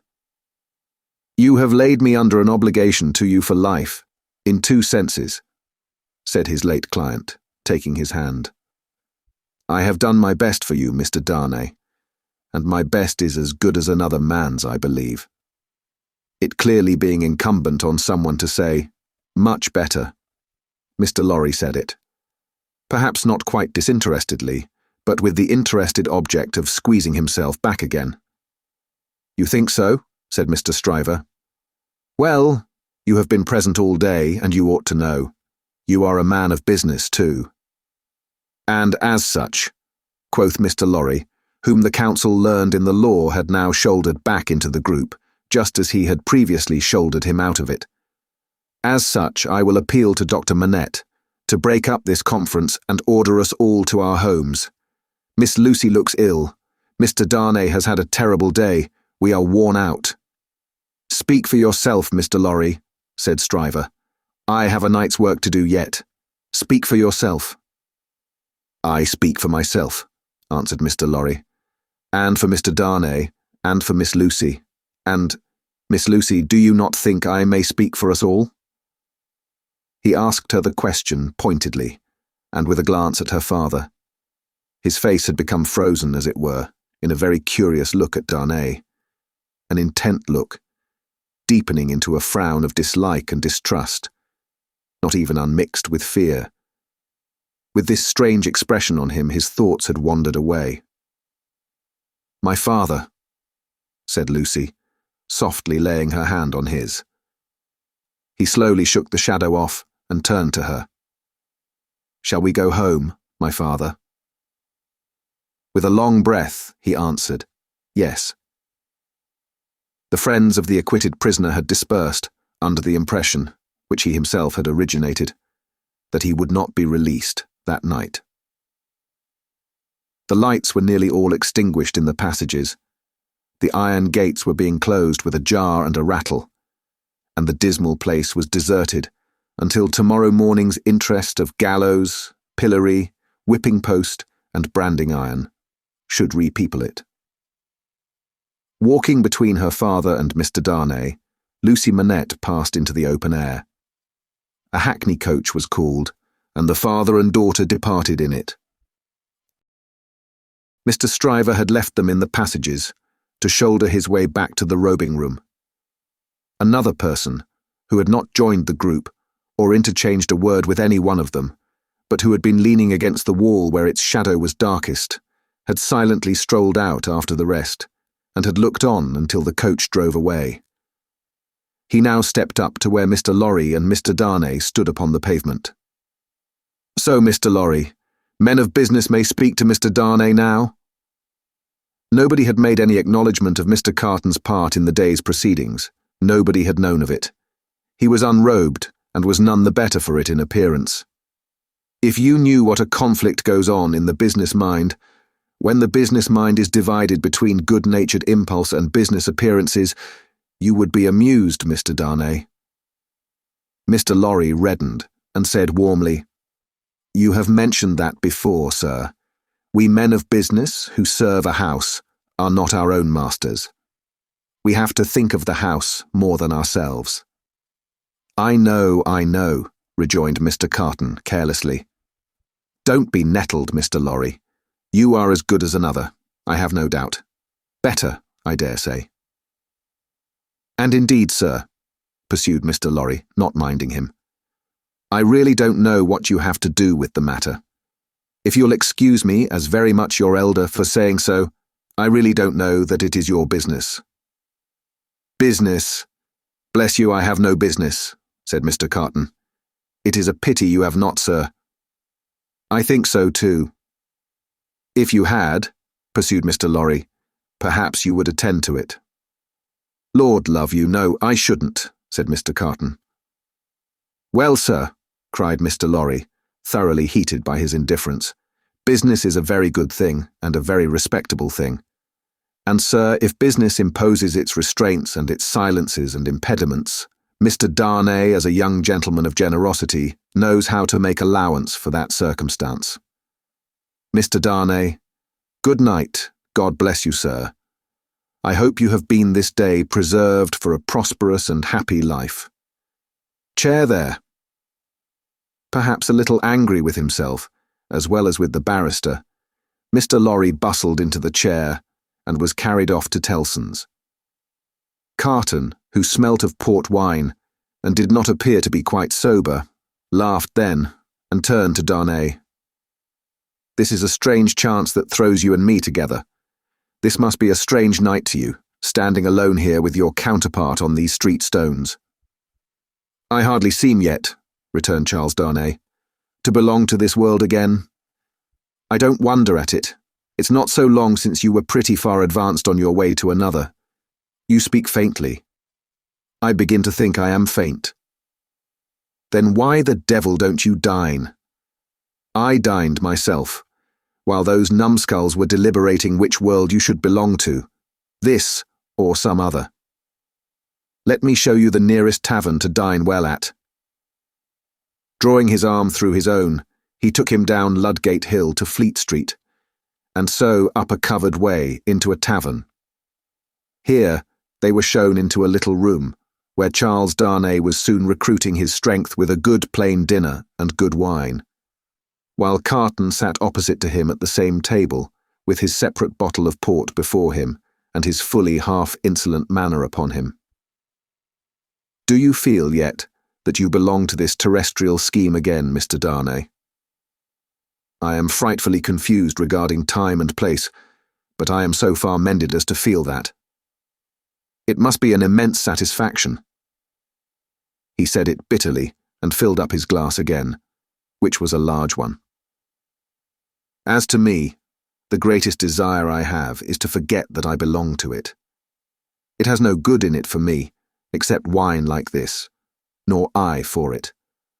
So we are not much alike in that particular. Indeed, I begin to think we are not much alike in any particular, you and I." Confused by the emotion of the day, and feeling his being there with this double of coarse deportment to be like a dream, Charles Darnay was at a loss how to answer. Finally, answered not at all. "Now your dinner is done," Carton presently said. "Why don't you call a health, Mr. Darnay? Why don't you give your toast?" "What health? What toast? Why, it's on the tip of your tongue. It ought to be. It must be. I'll swear it's there." "Miss Manette, then." "Miss Manette, then." Looking his companion full in the face while he drank the toast, Carton flung his glass over his shoulder against the wall, where it shivered to pieces. Then rang the bell and ordered in another. "That's a fair young lady to hand to a coach in the dark, Mr. Darnay," he said, filling his new goblet. A slight frown and a laconic "yes" were the answer. "That's a fair young lady to be pitied by and wept for by. How does it feel? Is it worth being tried for one's life? To be the object of such sympathy and compassion, Mr. Darnay?" Again Darnay answered not a word. "She was mightily pleased to have your message when I gave it her. Not that she showed she was pleased, but I suppose she was." The allusion served as a timely reminder to Darnay that this disagreeable companion had, of his own free will, assisted him in the strait of the day. He turned the dialogue to that point and thanked him for it. "I neither want any thanks nor merit any," was the careless rejoinder. "It was nothing to do in the first place, and I don't know why I did it in the second. Mr. Darnay, let me ask you a question. Willingly, and a small return for your good offices. Do you think I particularly like you?" "Really, Mr. Carton," returned the other, oddly disconcerted, "I have not asked myself the question. But ask yourself the question now. You have acted as if you do, but I don't think you do." "I don't think I do," said Carton. "I begin to have a very good opinion of your understanding. Nevertheless," pursued Darnay, rising to ring the bell, "there is nothing in that, I hope, to prevent my calling the reckoning, and our parting without ill blood on either side." Carton rejoining, "Nothing in life," Darnay rang. "Do you call the whole reckoning?" said Carton. On his answering in the affirmative, "Then bring me another pint of this same wine, draw, and come and wake me at 10. The bill being paid, Charles Darnay rose and wished him good night. Without returning the wish, Carton rose too, with something of a threat of defiance in his manner, and said, "A last word, Mr. Darnay. You think I'm drunk?" "I think you have been drinking, Mr. Carton." "Think? You know I have been drinking." "Since I must say so, I know it." "Then you shall likewise know why. I am a disappointed drudge, sir. I care for no man on earth, and no man on earth cares for me. Much to be regretted. You might have used your talents better. Maybe so, Mr. Darnay, maybe not. Don't let your sober face elate you, however. You don't know what it may come to. Good night." When he was left alone, this strange being took up a candle, went to a glass that hung against the wall, and surveyed himself minutely in it. "Do you particularly like the man?"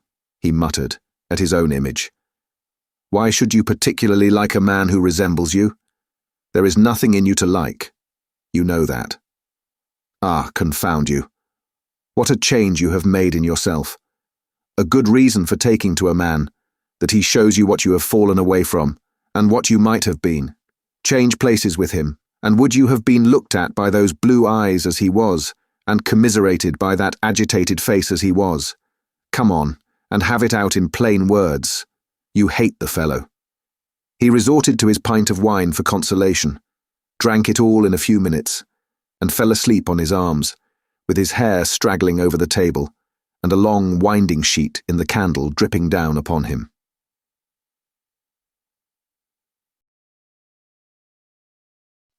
Chapter 5. The Jackal. Those were drinking days, and most men drank hard. So very great is the improvement time has brought about in such habits, that a moderate statement of the quantity of wine and punch which one man would swallow in the course of a night, without any detriment to his reputation as a perfect gentleman, would seem, in these days, a ridiculous exaggeration. The learned profession of the law was certainly not behind any other learned profession in its bacchanalian propensities. Neither was Mr. Stryver, already fast shouldering his way to a large and lucrative practice, behind his compeers in this particular, any more than in the drier parts of the legal race. A favourite at the Old Bailey, and eke at the sessions, Mr. Stryver had begun cautiously to hew away the lower staves of the ladder on which he mounted. Sessions and Old Bailey had now to summon their favourite, specially, to their longing arms, and shouldering itself towards the visage of the Lord Chief Justice in the Court of King's Bench, the florid countenance of Mr. Stryver might be daily seen, bursting out of the bed of wigs, like a great sunflower pushing its way at the sun from among a rank garden full of flaring companions. It had once been noted at the bar that while Mr. Stryver was a glib man, and an unscrupulous, and a ready, and a bold, he had not that faculty of extracting the essence from a heap of statements, which is among the most striking and necessary of the advocate's accomplishments. But a remarkable improvement came upon him as to this. The more business he got, the greater his power seemed to grow of getting at its pith and marrow. And however late at night he sat carousing with Sydney Carton, he always had his points at his fingers' ends in the morning. Sydney Carton, idlest and most unpromising of men, was Stryver's great ally. What the two drank together, between Hilary Term and Michaelmas, might have floated a king's ship. Stryver never had a case in hand, anywhere, but Carton was there, with his hands in his pockets, staring at the ceiling of the court. They went the same circuit, and even there they prolonged their usual orgies late into the night, and Carton was rumoured to be seen at broad day, going home stealthily and unsteadily to his lodgings, like a dissipated cat. At last, it began to get about, among such as were interested in the matter, that although Sydney Carton would never be a lion, he was an amazingly good jackal, and that he rendered suit and service to Stryver in that humble capacity. 10 o'clock, sir, said the man at the tavern, whom he had charged to wake him. 10 o'clock, sir. What's the matter? 10 o'clock, sir. What do you mean? 10 o'clock at night? Yes, sir. Your Honour told me to call you. Oh, I remember. Very well. Very well. After a few dull efforts to get to sleep again, which the man dexterously combated by stirring the fire continuously for 5 minutes, he got up, tossed his hat on, and walked out. He turned into the temple, and having revived himself by twice pacing the pavements of King's Bench Walk and paper buildings, turned into the Stryver chambers. The Stryver clerk, who never assisted at these conferences, had gone home, and the Stryver principal opened the door. He had his slippers on, and a loose bedgown, and his throat was bare for his greater ease. He had that rather wild, strained, seared marking about the eyes, which may be observed in all free livers of his class, from the portrait of Jeffreys downward, and which can be traced, under various disguises of art, through the portraits of every drinking age. You are a little late, Memory, said Stryver. About the usual time. It may be a quarter of an hour later. They went into a dingy room lined with books and littered with papers, where there was a blazing fire. A kettle steamed upon the hob, and in the midst of the wreck of papers, a table shone, with plenty of wine upon it, and brandy, and rum, and sugar, and lemons. You have had your bottle, I perceive, Sydney. 2 tonight, I think. I have been dining with the day's client, or seeing him dine. It's all one. That was a rare point, Sydney, that you brought to bear upon the identification. How did you come by it? When did it strike you? I thought he was rather a handsome fellow, and I thought I should have been much the same sort of fellow if I had had any luck. Mr. Stryver laughed till he shook his precocious paunch. You and your luck, Sydney. Get to work, get to work. Sullenly enough, the jackal loosened his dress, went into an adjoining room, and came back with a large jug of cold water, a basin, and a towel or two. Steeping the towels in the water and partially wringing them out, he folded them on his head in a manner hideous to behold, sat down at the table and said, Now I am ready. Not much boiling down to be done tonight, Memory, said Mr. Stryver, gaily, as he looked among his papers. How much? Only 2 sets of them. Give me the worst first. There they are, Sydney. Fire away. The lion then composed himself on his back on a sofa on one side of the drinking table, while the jackal sat at his own paper-bestrewn table proper on the other side of it, with the bottles and glasses ready to his hand. Both resorted to the drinking table without stint, but each in a different way. The lion for the most part reclining with his hands in his waistband, looking at the fire, or occasionally flirting with some lighter document. The jackal, with knitted brows and intent face, so deep in his task, that his eyes did not even follow the hand he stretched out for his glass, which often groped about for a minute or more before it found the glass for his lips. 2 or 3 times, the matter in hand became so knotty that the jackal found it imperative on him to get up and steep his towels anew. From these pilgrimages to the jug and basin, he returned with such eccentricities of damp headgear as no words can describe, which were made the more ludicrous by his anxious gravity. At length, the jackal had got together a compact repast for the lion and proceeded to offer it to him. The lion took it with care and caution, made his selections from it and his remarks upon it, and the jackal assisted both. When the repast was fully discussed, the lion put his hands in his waistband again and lay down to meditate. The jackal then invigorated himself with a bumper for his throttle and a fresh application to his head, and applied himself to the collection of a second meal. This was administered to the lion in the same manner, and was not disposed of until the clock struck 3 in the morning. And now we have done, Sydney. Fill a bumper of punch, said Mr. Stryver. The jackal removed the towels from his head, which had been steaming again, shook himself, yawned, shivered, and complied. You were very sound, Sydney, in the matter of those Crown witnesses today. Every question told. I always am sound, am I not? I don't gainsay it. What has roughened your temper? Put some punch to it and smooth it again.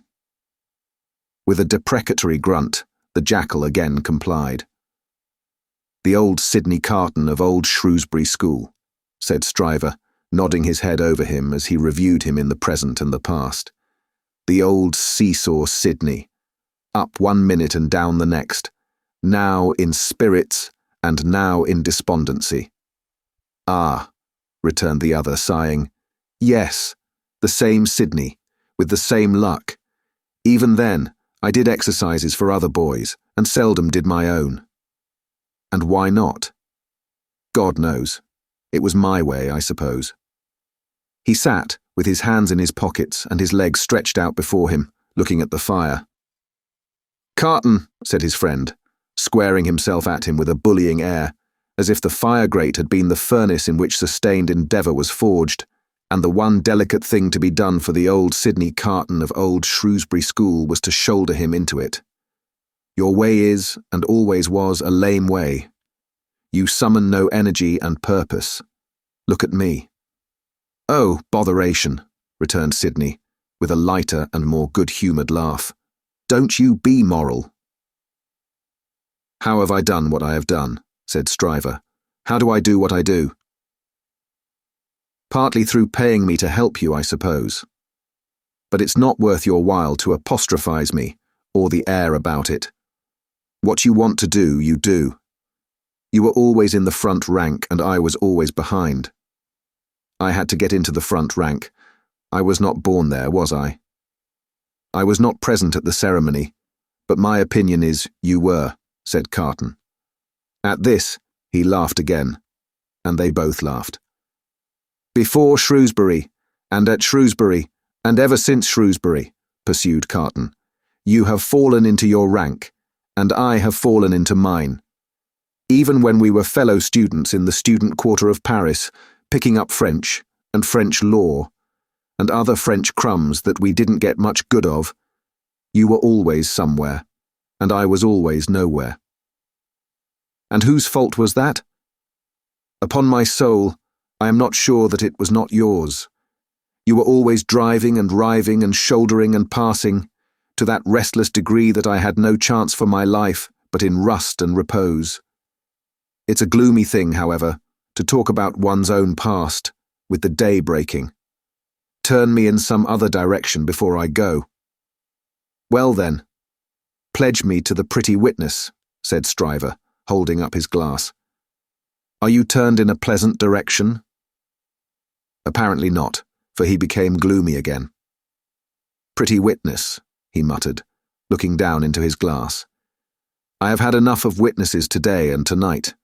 Who's your pretty witness? The picturesque doctor's daughter, Miss Manette. She pretty? Is she not? No. Why, man alive, she was the admiration of the whole court. Rot the admiration of the whole court. Who made the Old Bailey a judge of beauty? She was a golden-haired doll. Do you know, Sydney, said Mr. Stryver, looking at him with sharp eyes and slowly drawing a hand across his florid face. Do you know, I rather thought at the time that you sympathized with the golden-haired doll and were quick to see what happened to the golden-haired doll. Quick to see what happened.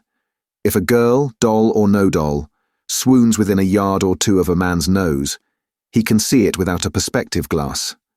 I pledge you, but I deny the beauty. And now I'll have no more drink. I'll get to bed.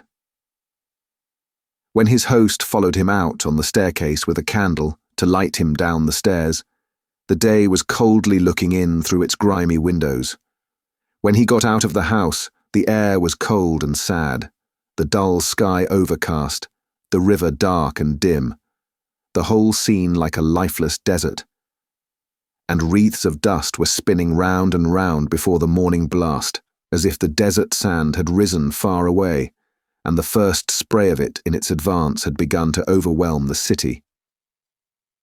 Waste forces within him, and a desert all around, this man stood still on his way across a silent terrace, and saw for a moment, lying in the wilderness before him, a mirage of honourable ambition, self-denial, and perseverance.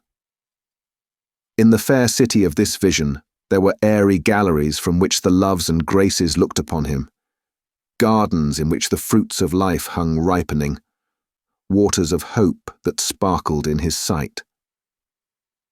A moment, and it was gone.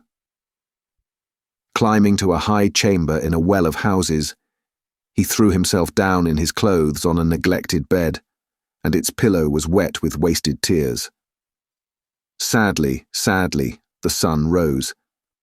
It rose upon no sadder sight than the man of good abilities and good emotions, incapable of their directed exercise, incapable of his own help and his own happiness, sensible of the blight on him, and resigning himself to let it eat him away.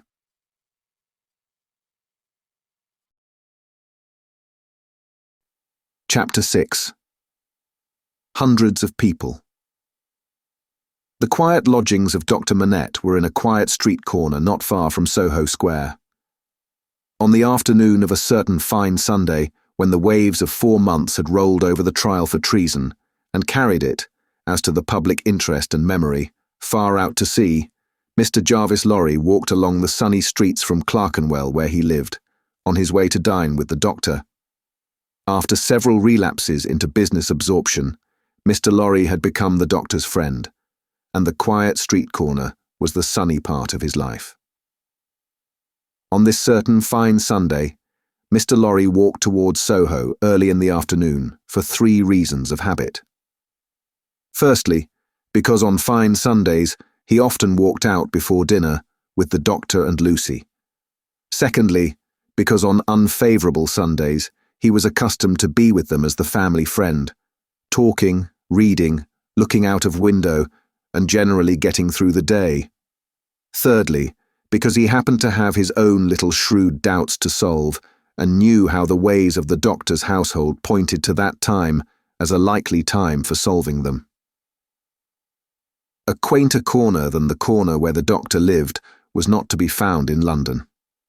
There was no way through it, and the front windows of the doctor's lodgings commanded a pleasant little vista of street that had a congenial air of retirement on it. There were few buildings then, north of the Oxford Road, and forest trees flourished, and wild flowers grew, and the hawthorn blossomed in the now vanished fields.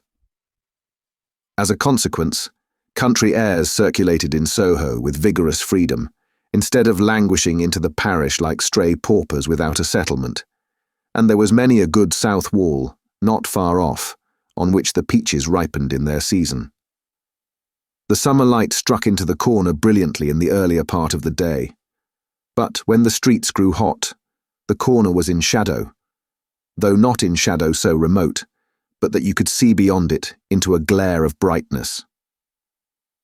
It was a cool spot, staid but cheerful, a wonderful place for echoes, and a very harbour from the raging streets. There ought to have been a tranquil bark in such an anchorage, and there was. The doctor occupied 2 floors of a large stiff house, where several callings purported to be pursued by day, but whereof little was audible any day, and which was shunned by all of them at night. In a building at the back, attainable by a courtyard where a plane tree rustled its green leaves, church organs claimed to be made, and silver to be chased, and likewise gold to be beaten by some mysterious giant who had a golden arm starting out of the wall of the front hall, as if he had beaten himself precious, and menaced a similar conversion of all visitors. Very little of these trades, or of a lonely lodger rumoured to live upstairs, or of a dim coach trimming maker asserted to have a counting house below, was ever heard or seen. Occasionally, a stray workman putting his coat on traversed the hall, or a stranger peered about there, or a distant clink was heard across the courtyard, or a thump from the golden giant. These, however, were only the exceptions required to prove the rule that the sparrows in the plane tree behind the house, and the echoes in the corner before it, had their own way from Sunday morning unto Saturday night. Dr. Manette received such patience here as his old reputation, and its revival in the floating whispers of his story brought him.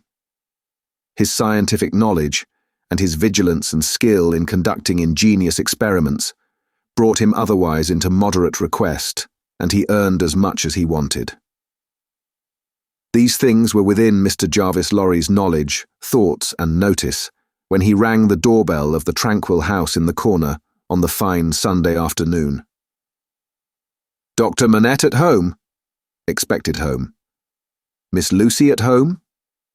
Expected home. "Miss Pross at home?" Possibly at home, but of a certainty impossible for handmaid to anticipate intentions of Miss Pross as to admission or denial of the fact. "As I am at home myself," said Mr. Lorry, "I'll go upstairs." Although the doctor's daughter had known nothing of the country of her birth, she appeared to have innately derived from it that ability to make much of little means, which is one of its most useful and most agreeable characteristics. Simple as the furniture was, it was set off by so many little adornments, of no value but for their taste and fancy, that its effect was delightful. The disposition of everything in the rooms, from the largest object to the least. The arrangement of colours, the elegant variety and contrast obtained by thrift in trifles, by delicate hands, clear eyes, and good sense, were at once so pleasant in themselves, and so expressive of their originator that, as Mr. Lorry stood looking about him, the very chairs and tables seemed to ask him, with something of that peculiar expression which he knew so well by this time, whether he approved.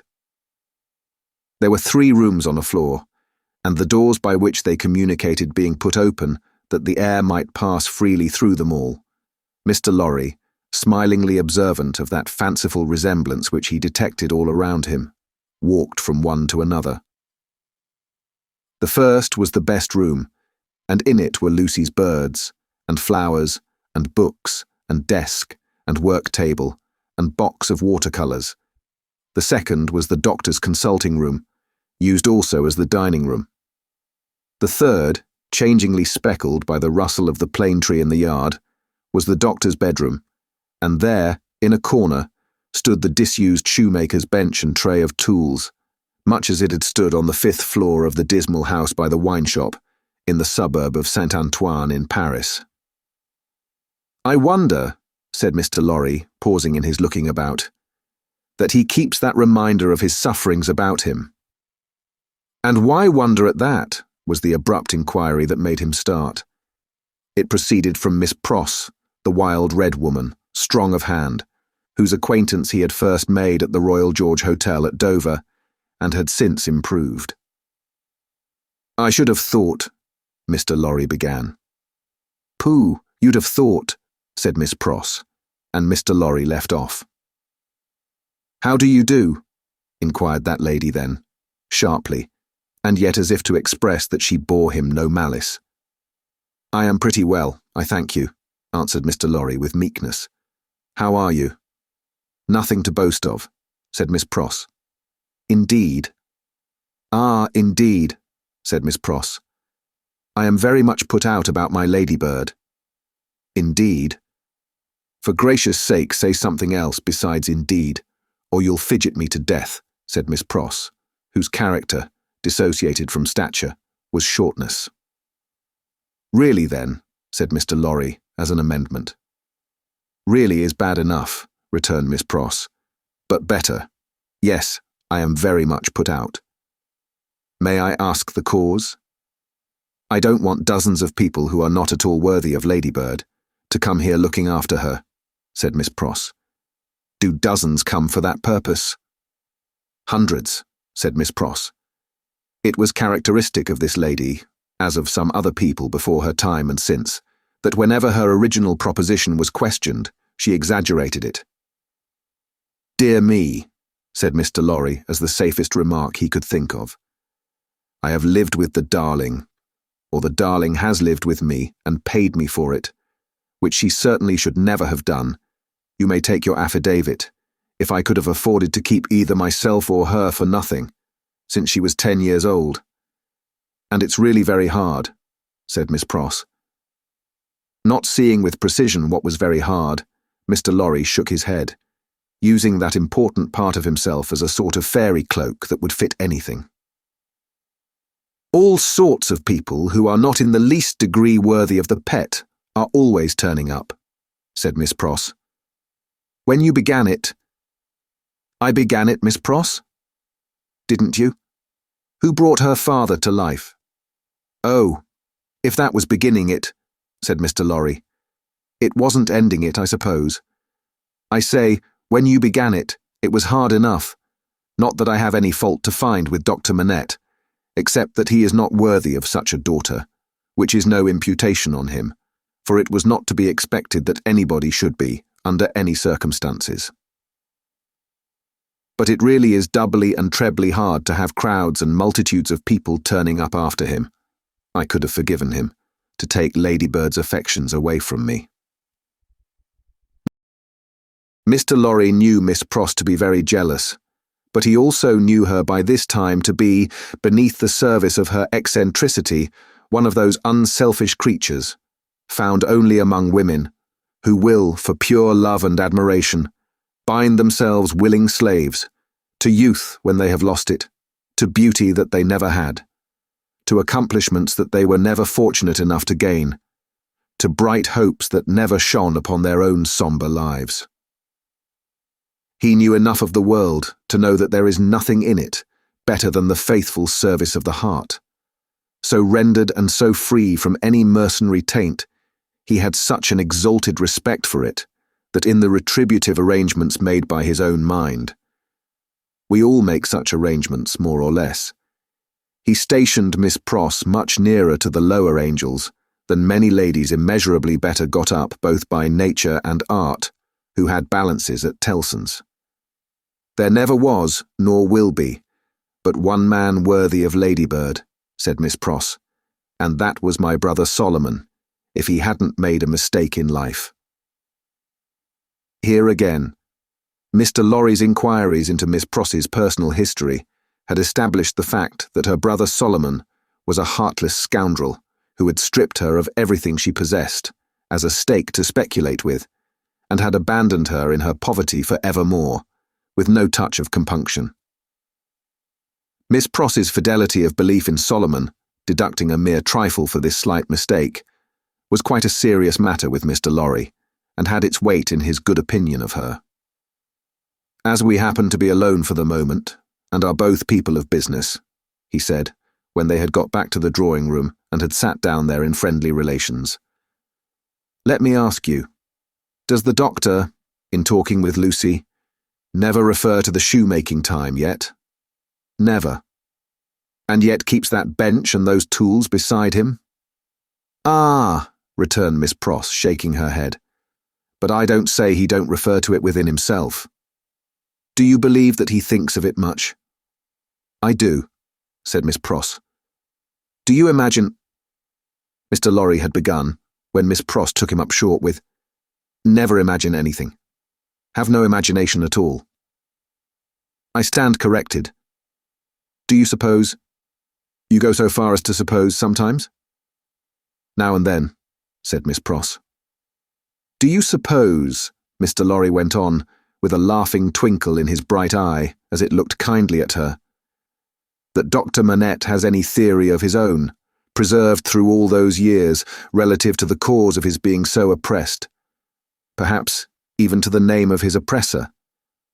I don't suppose anything about it but what Ladybird tells me. And that is, that she thinks he has. Now don't be angry at my asking all these questions, because I am a mere dull man of business, and you are a woman of business. Dull? Miss Pross inquired, with placidity. Rather wishing his modest adjective away, Mr. Lorry replied, No, no, no, surely not.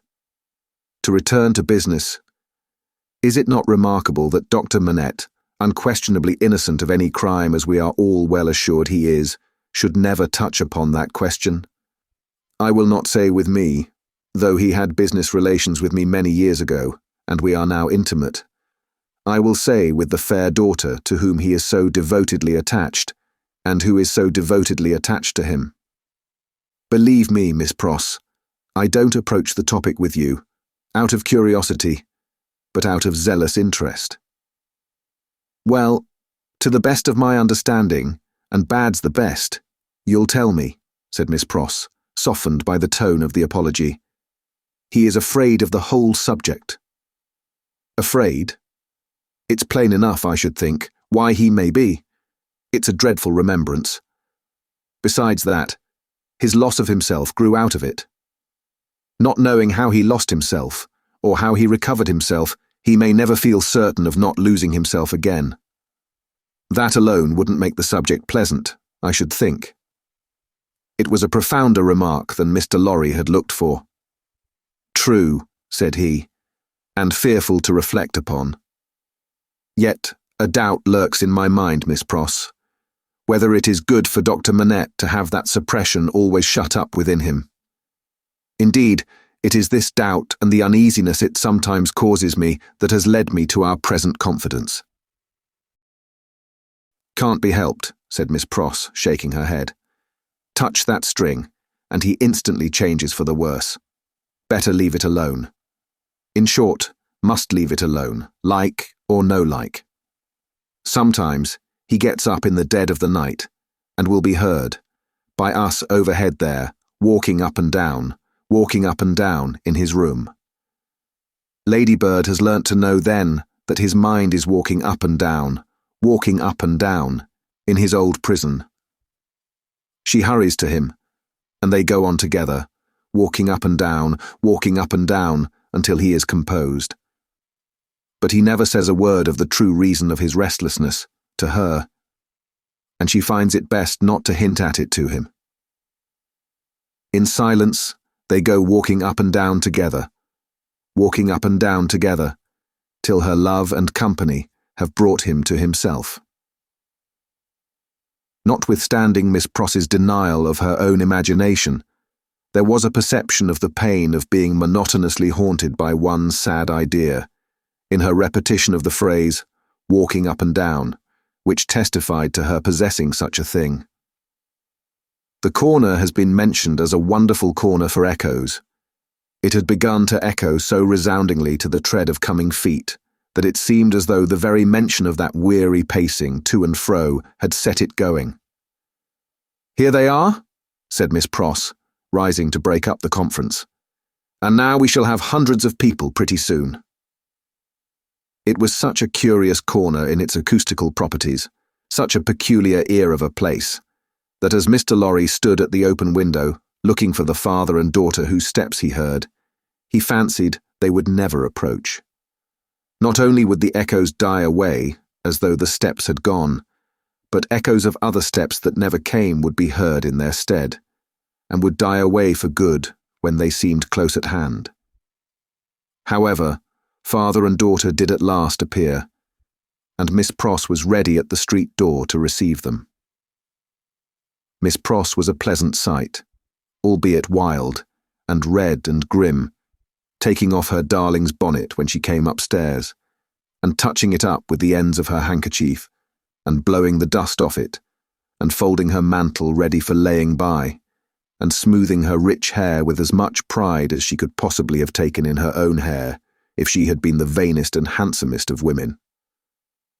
Her darling was a pleasant sight too, embracing her and thanking her, and protesting against her taking so much trouble for her, which last she only dared to do playfully, or Miss Pross, sorely hurt, would have retired to her own chamber and cried. The doctor was a pleasant sight too, looking on at them, and telling Miss Pross how she spoilt Lucie, in accents and with eyes that had as much spoiling in them as Miss Pross had, and would have had more if it were possible. Mr. Lorry was a pleasant sight too, beaming at all this in his little wig, and thanking his bachelor stars for having lighted him in his declining years to a home. But no hundreds of people came to see the sights, and Mr. Lorry looked in vain for the fulfillment of Miss Pross's prediction. Dinner time, and still no hundreds of people. In the arrangements of the little household, Miss Pross took charge of the lower regions, and always acquitted herself marvellously. Her dinners, of a very modest quality, were so well cooked and so well served, and so neat in their contrivances, half English and half French, that nothing could be better. Miss Pross's friendship being of the thoroughly practical kind, she had ravaged Soho and the adjacent provinces, in search of impoverished French, who, tempted by shillings and half-crowns, would impart culinary mysteries to her.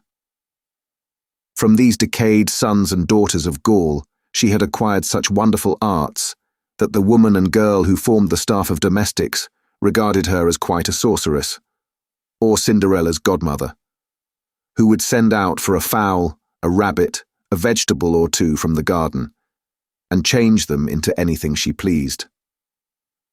On Sundays, Miss Pross dined at the doctor's table, but on other days persisted in taking her meals at unknown periods, either in the lower regions or in her own room on the second floor, a blue chamber to which no one but her ladybird ever gained admittance. On this occasion, Miss Pross, responding to Ladybird's pleasant face and pleasant efforts to please her, unbent exceedingly. So the dinner was very pleasant too. It was an oppressive day, and after dinner, Lucie proposed that the wine should be carried out under the plane tree, and they should sit there in the air. As everything turned upon her and revolved about her, they went out under the plane tree, and she carried the wine down for the special benefit of Mr. Lorry. She had installed herself, some time before, as Mr. Lorry's cup-bearer, and while they sat under the plane tree talking, she kept his glass replenished. Mysterious backs and ends of houses peeped at them as they talked, and the plane tree whispered to them in its own way above their heads. Still, the hundreds of people did not present themselves. Mr. Darnay presented himself while they were sitting under the plane tree, but he was only one. Dr. Manette received him kindly, and so did Lucie. But Miss Pross suddenly became afflicted with a twitching in the head and body, and retired into the house. She was not unfrequently the victim of this disorder, and she called it, in familiar conversation, a fit of the jerks. The doctor was in his best condition, and looked specially young. The resemblance between him and Lucie was very strong at such times, and as they sat side by side, she leaning on his shoulder, and he resting his arm on the back of her chair, it was very agreeable to trace the likeness. He had been talking all day, on many subjects, and with unusual vivacity. "Pray, Dr. Manette," said Mr. Darnay, as they sat under the plane tree, and he said it in the natural pursuit of the topic in hand, which happened to be the old buildings of London. "Have you seen much of the Tower?" "Lucie and I have been there, but only casually. We have seen enough of it to know that it teems with interest. Little more." "I have been there, as you remember," said Darnay, with a smile, though reddening a little angrily, "in another character, and not in a character that gives facilities for seeing much of it. They told me a curious thing when I was there." "What was that?" Lucie asked. "In making some alterations, the workmen came upon an old dungeon, which had been, for many years, built up and forgotten. Every stone of its inner wall was covered by inscriptions which had been carved by prisoners, dates, names, complaints, and prayers. Upon a cornerstone in an angle of the wall, one prisoner, who seemed to have gone to execution, had cut as his last work 3 letters. They were done with some very poor instrument, and hurriedly, with an unsteady hand. At first, they were read as DIC, but on being more carefully examined, the last letter was found to be G. There was no record or legend of any prisoner with those initials, and many fruitless guesses were made what the name could have been. At length, it was suggested that the letters were not initials, but the complete word dig. The floor was examined very carefully under the inscription, and in the earth beneath a stone or tile or some fragment of paving were found the ashes of a paper, mingled with the ashes of a small leathern case or bag. What the unknown prisoner had written will never be read, but he had written something and hidden it away to keep it from the jailer. "My father," exclaimed Lucie, "you are ill." He had suddenly started up, with his hand to his head. His manner and his look quite terrified them all. "No, my dear, not ill. There are large drops of rain falling, and they made me start. We had better go in." He recovered himself almost instantly. Rain was really falling in large drops, and he showed the back of his hand with raindrops on it. But he said not a single word in reference to the discovery that had been told of, and, as they went into the house, the business eye of Mr. Lorry either detected, or fancied it detected, on his face, as it turned towards Charles Darnay, the same singular look that had been upon it when it turned towards him in the passages of the courthouse. He recovered himself so quickly, however, that Mr. Lorry had doubts of his business eye. The arm of the golden giant in the hall was not more steady than he was, when he stopped under it to remark to them that he was not yet proof against slight surprises, if he ever would be, and that the rain had startled him. Tea time, and Miss Pross making tea, with another fit of the jerks upon her, and yet no hundreds of people. Mr. Carton had lounged in, but he made only 2. The night was so very sultry that although they sat with doors and windows open, they were overpowered by heat. When the tea table was done with, they all moved to one of the windows and looked out into the heavy twilight. Lucie sat by her father. Darnay sat beside her. Carton leaned against a window. The curtains were long and white, and some of the thunder gusts that whirled into the corner caught them up to the ceiling and waved them like spectral wings. "The raindrops are still falling, large, heavy, and few," said Dr. Manette. "It comes slowly." "It comes surely," said Carton. They spoke low, as people watching and waiting mostly do, as people in a dark room, watching and waiting for lightning, always do. There was a great hurry in the streets of people speeding away to get shelter before the storm broke. The wonderful corner for echoes resounded with the echoes of footsteps coming and going, yet not a footstep was there.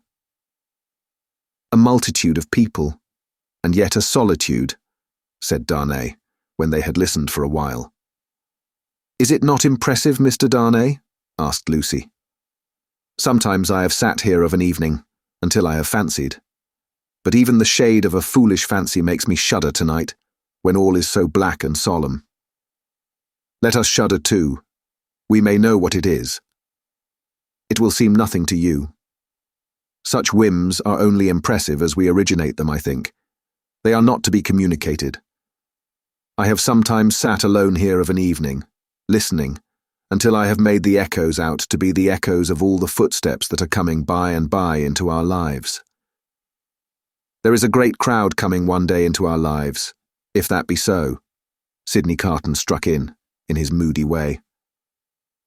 The footsteps were incessant, and the hurry of them became more and more rapid. The corner echoed and re-echoed with the tread of feet, some, as it seemed, under the windows, some, as it seemed, in the room. Some coming, some going, some breaking off, some stopping altogether, all in the distant streets, and not one within sight. Are all these footsteps destined to come to all of us, Miss Manette? Or are we to divide them among us? I don't know, Mr. Darnay. I told you it was a foolish fancy, but you asked for it. When I have yielded myself to it, I have been alone, and then I have imagined them the footsteps of the people who are to come into my life, and my father's. I take them into mine, said Carton. I ask no questions and make no stipulations. There is a great crowd bearing down upon us, Miss Manette, and I see them, by the lightning. He added the last words, after there had been a vivid flash which had shown him lounging in the window. "And I hear them," he added again, after a peal of thunder. "Here they come, fast, fierce, and furious." It was the rush and roar of rain that he typified, and it stopped him, for no voice could be heard in it. A memorable storm of thunder and lightning broke with that sweep of water, and there was not a moment's interval in crash and fire and rain until after the moon rose at midnight. The great bell of St. Paul's was striking one in the cleared air, when Mr. Lorry, escorted by Jerry, high-booted and bearing a lantern, set forth on his return passage to Clerkenwell. There were solitary patches of road on the way between Soho and Clerkenwell, and Mr. Lorry, mindful of footpads, always retained Jerry for this service, though it was usually performed a good 2 hours earlier. "What a night it has been! Almost a night, Jerry," said Mr. Lorry, "to bring the dead out of their graves." "I never see the night myself, master, nor yet I don't expect to. What would do that?" answered Jerry. "Good night, Mr. Carton," said the man of business. "Good night, Mr. Darnay. Shall we ever see such a night again? Together?" Perhaps see the great crowd of people with its rush and roar, bearing down upon them too.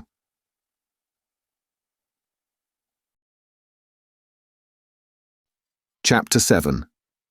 Monseigneur in Town. Monseigneur, one of the great lords in power at the court, held his fortnightly reception in his grand hotel in Paris.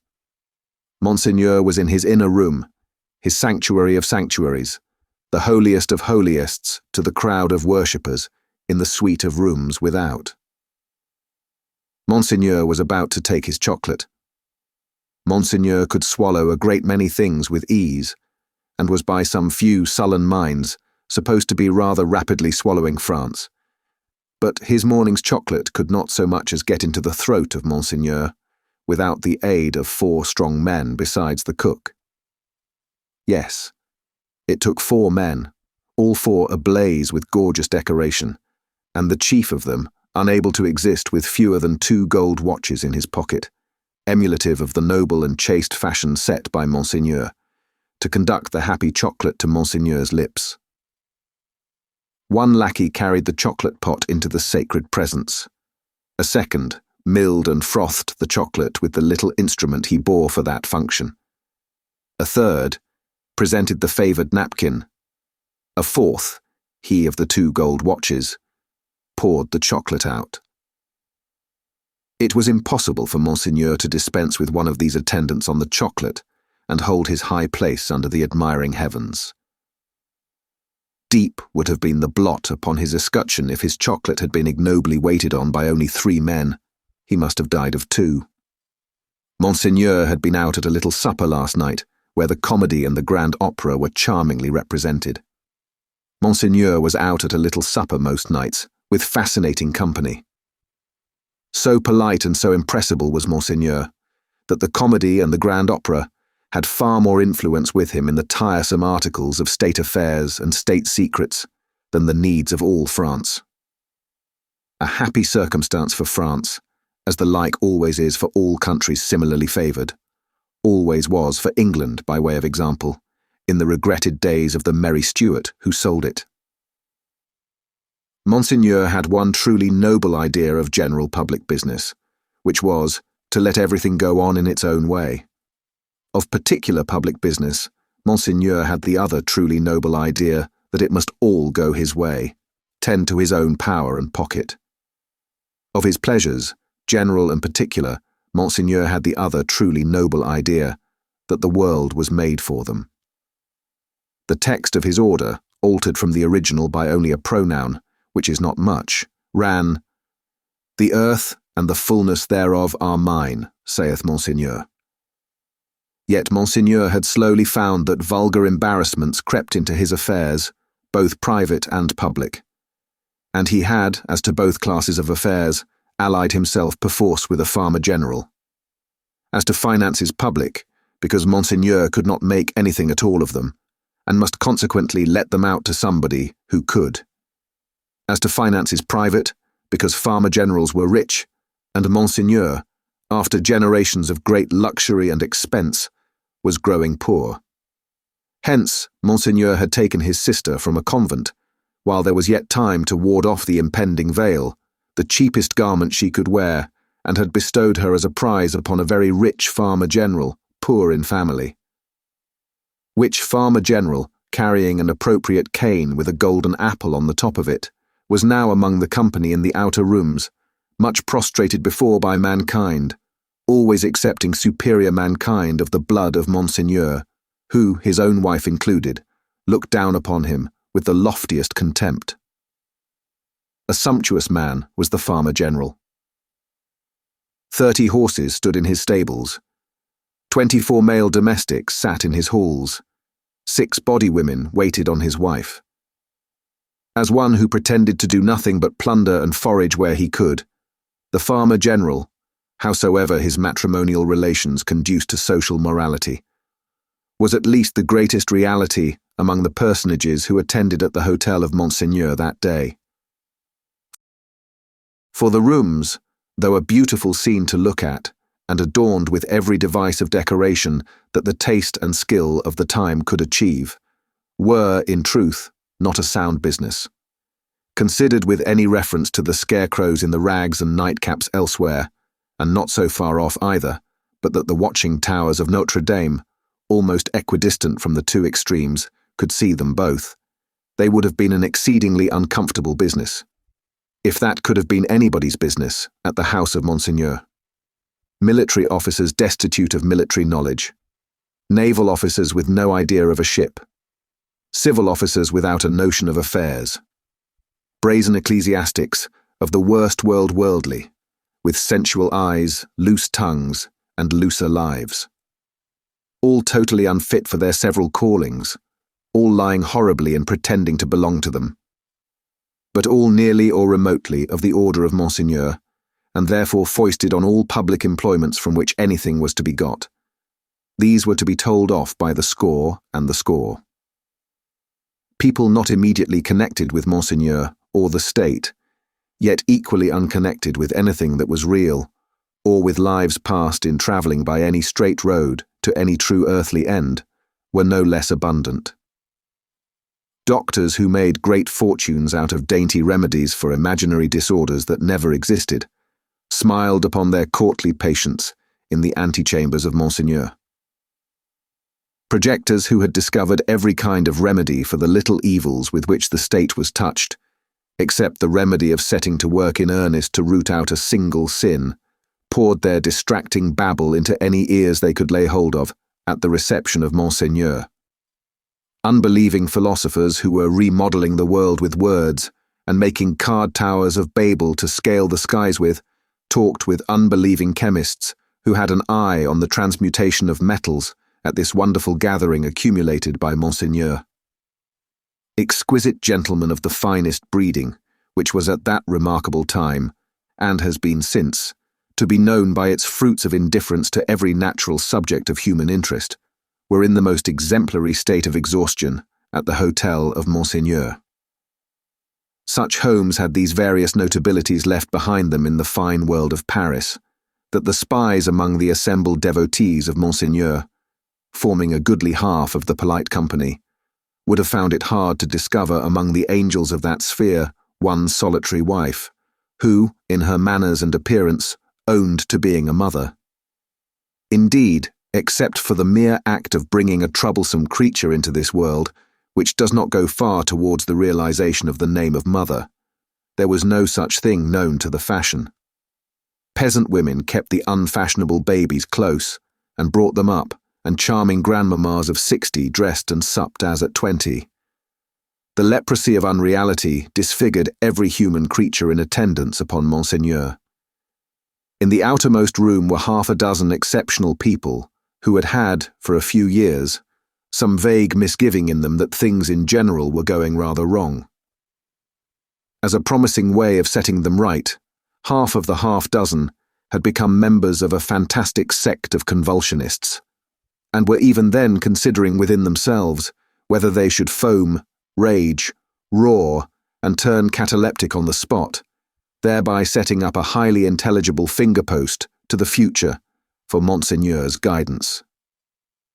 Besides these dervishes were other three who had rushed into another sect, which mended matters with a jargon about the centre of truth, holding that man had got out of the centre of truth, which did not need much demonstration, but had not got out of the circumference, and that he was to be kept from flying out of the circumference, and was even to be shoved back into the centre by fasting and seeing of spirits.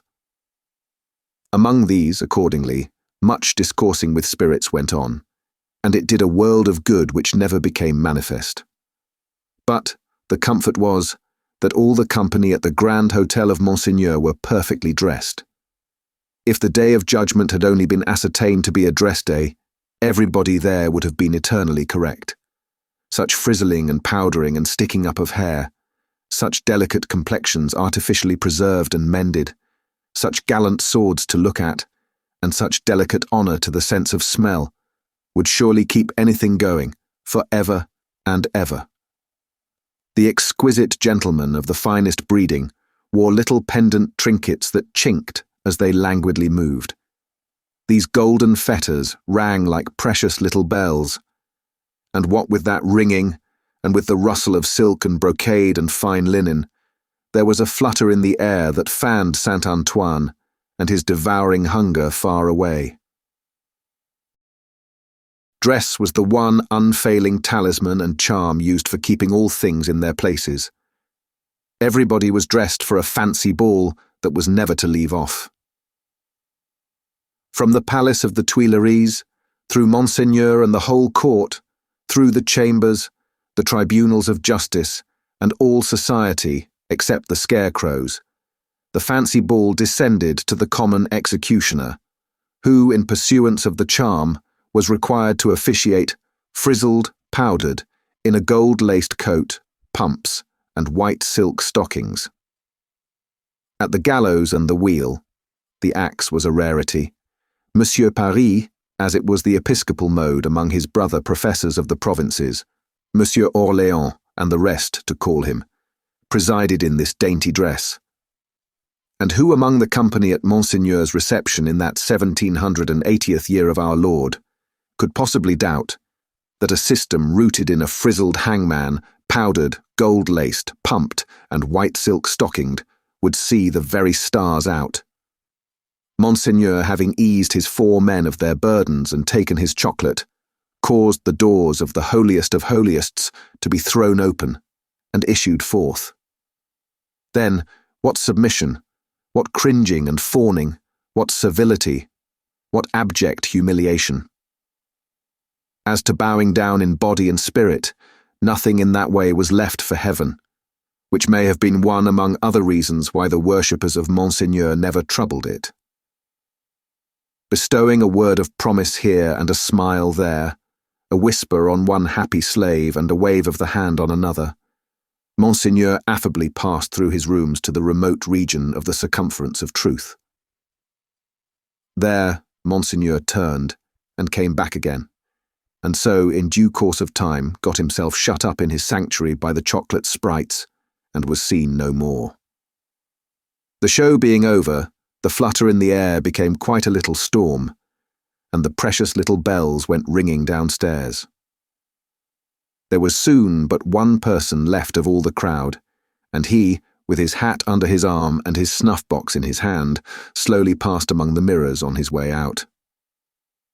"I devote you," said this person, stopping at the last door on his way, and turning in the direction of the sanctuary, "to the devil."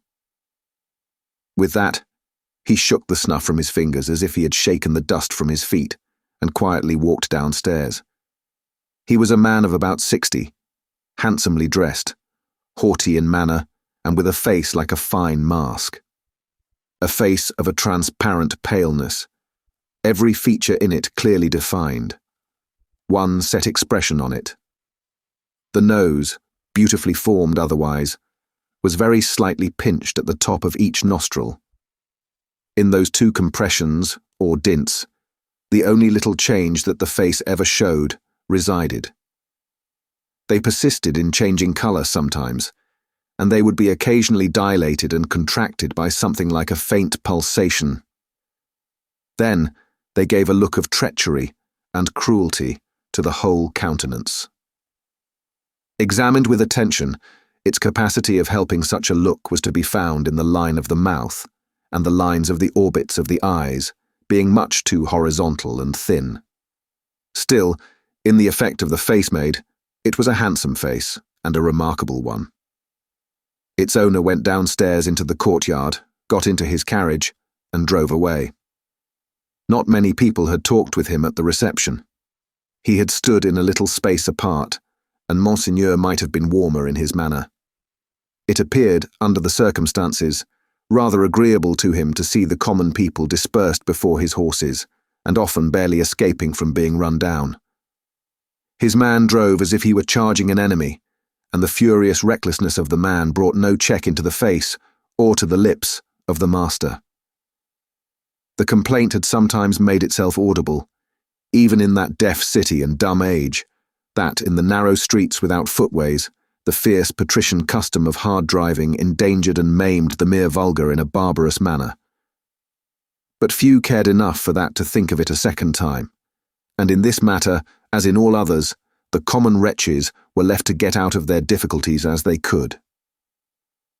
With a wild rattle and clatter, and an inhuman abandonment of consideration not easy to be understood in these days, the carriage dashed through streets and swept round corners, with women screaming before it and men clutching each other and clutching children out of its way. At last, swooping at a street corner by a fountain, one of its wheels came to a sickening little jolt, and there was a loud cry from a number of voices, and the horses reared and plunged. But for the latter inconvenience, the carriage probably would not have stopped. Carriages were often known to drive on and leave their wounded behind. And why not? But the frightened valet had got down in a hurry, and there were 20 hands at the horses' bridles. "What has gone wrong?" said Monsieur, calmly looking out. A tall man in a nightcap had caught up a bundle from among the feet of the horses, and had laid it on the basement of the fountain, and was down in the mud and wet, howling over it like a wild animal. "Pardon, Monsieur the Marquis," said a ragged and submissive man, "it is a child." "Why does he make that abominable noise? Is it his child?" "Excuse me, Monsieur the Marquis. It is a pity, yes." The fountain was a little removed, for the street opened where it was, into a space some 10 or 12 yards square. As the tall man suddenly got up from the ground and came running at the carriage, Monsieur the Marquis clapped his hand for an instant on his sword hilt. "Killed!" shrieked the man in wild desperation, extending both arms at their length above his head and staring at him. "Dead!" The people closed round and looked at Monsieur the Marquis. There was nothing revealed by the many eyes that looked at him but watchfulness and eagerness. There was no visible menacing or anger. Neither did the people say anything. After the first cry they had been silent, and they remained so. The voice of the submissive man who had spoken was flat and tame in its extreme submission. Monsieur the Marquis ran his eyes over them all, as if they had been mere rats come out of their holes. He took out his purse. "It is extraordinary to me," said he, "that you people cannot take care of yourselves and your children. One or the other of you is forever in the way. How do I know what injury you have done my horses? See, give him that." He threw out a gold coin for the valet to pick up, and all the heads craned forward that all the eyes might look down at it as it fell. The tall man called out again with a most unearthly cry, "Dead!" He was arrested by the quick arrival of another man, for whom the rest made way. On seeing him, the miserable creature fell upon his shoulder, sobbing and crying, and pointing to the fountain, where some women were stooping over the motionless bundle, and moving gently about it. They were as silent, however, as the men. "I know all, said the last comer. "Be a brave man, my Gaspar. It is better for the poor little plaything to die so than to live. It has died in a moment without pain. Could it have lived an hour as happily?" "You are a philosopher, you there," said the Marquis, smiling. "How do they call you?" "They call me Defarge." "Of what trade?" "Monsieur the Marquis, vendor of wine." "Pick up that philosopher and vendor of wine," said the Marquis, throwing him another gold coin, "and spend it as you will. The horses there, are they right?" Without deigning to look at the assemblage a second time, Monsieur the Marquis leaned back in his seat and was just being driven away with the air of a gentleman who had accidentally broke some common thing and had paid for it and could afford to pay for it, when his ease was suddenly disturbed by a coin flying into his carriage and ringing on its floor. "Hold!" said Monsieur the Marquis. "Hold the horses! Who threw that?" He looked to the spot where Defarge the vendor of wine had stood a moment before, but the wretched father was grovelling on his face on the pavement in that spot, and the figure that stood beside him was the figure of a dark, stout woman, knitting. "You dogs," said the Marquis, but smoothly, and with an unchanged front, except as to the spots on his nose. "I would ride over any of you very willingly and exterminate you from the earth. If I knew which rascal threw at the carriage, and if that brigand were sufficiently near it, he should be crushed under the wheels." So cowed was their condition, and so long and hard their experience of what such a man could do to them, within the law and beyond it, that not a voice, or a hand, or even an eye was raised. Among the men, not one. But the woman who stood knitting looked up steadily, and looked the Marquis in the face. It was not for his dignity to notice it. His contemptuous eyes passed over her and over all the other rats, and he leaned back in his seat again, and gave the word, "Go on." He was driven on, and other carriages came whirling by in quick succession. The minister, the state projector, the farmer general, the doctor, the lawyer, the ecclesiastic, the grand opera, the comedy, the whole fancy ball in a bright, continuous flow, came whirling by. The rats had crept out of their holes to look on, and they remained looking on for hours, soldiers and police often passing between them and the spectacle, and making a barrier behind which they slunk, and through which they peeped. The father had long ago taken up his bundle and bidden himself away with it, when the women who had tended the bundle while it lay on the base of the fountain sat there watching the running of the water and the rolling of the fancy ball, when the one woman who had stood conspicuous, knitting, still knitted on with the steadfastness of fate. The water of the fountain ran, the swift river ran, the day ran into evening, so much life in the city ran into death. According to rule, time and tide waited for no man. The rats were sleeping close together in their dark holes again. The fancy ball was lighted up at supper. All things ran their course.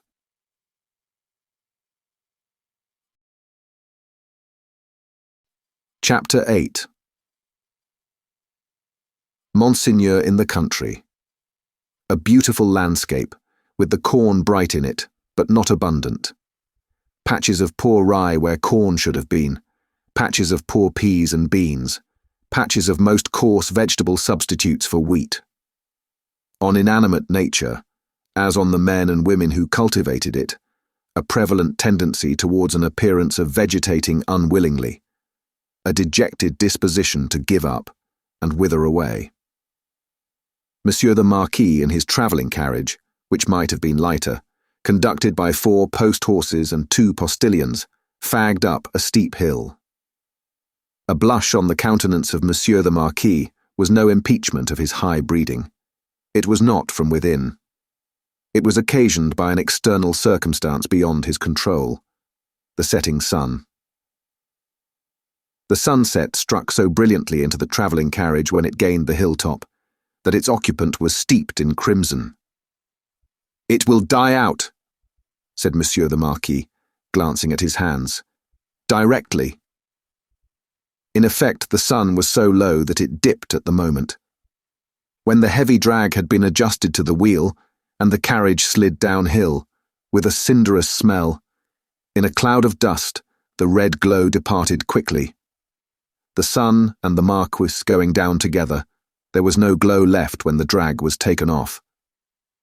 But there remained a broken country, bold and open, a little village at the bottom of the hill, a broad sweep and rise beyond it, a church tower, a windmill, a forest for the chase, and a crag with a fortress on it used as a prison. Round upon all these darkening objects as the night drew on, the Marquis looked with the air of one who was coming near home.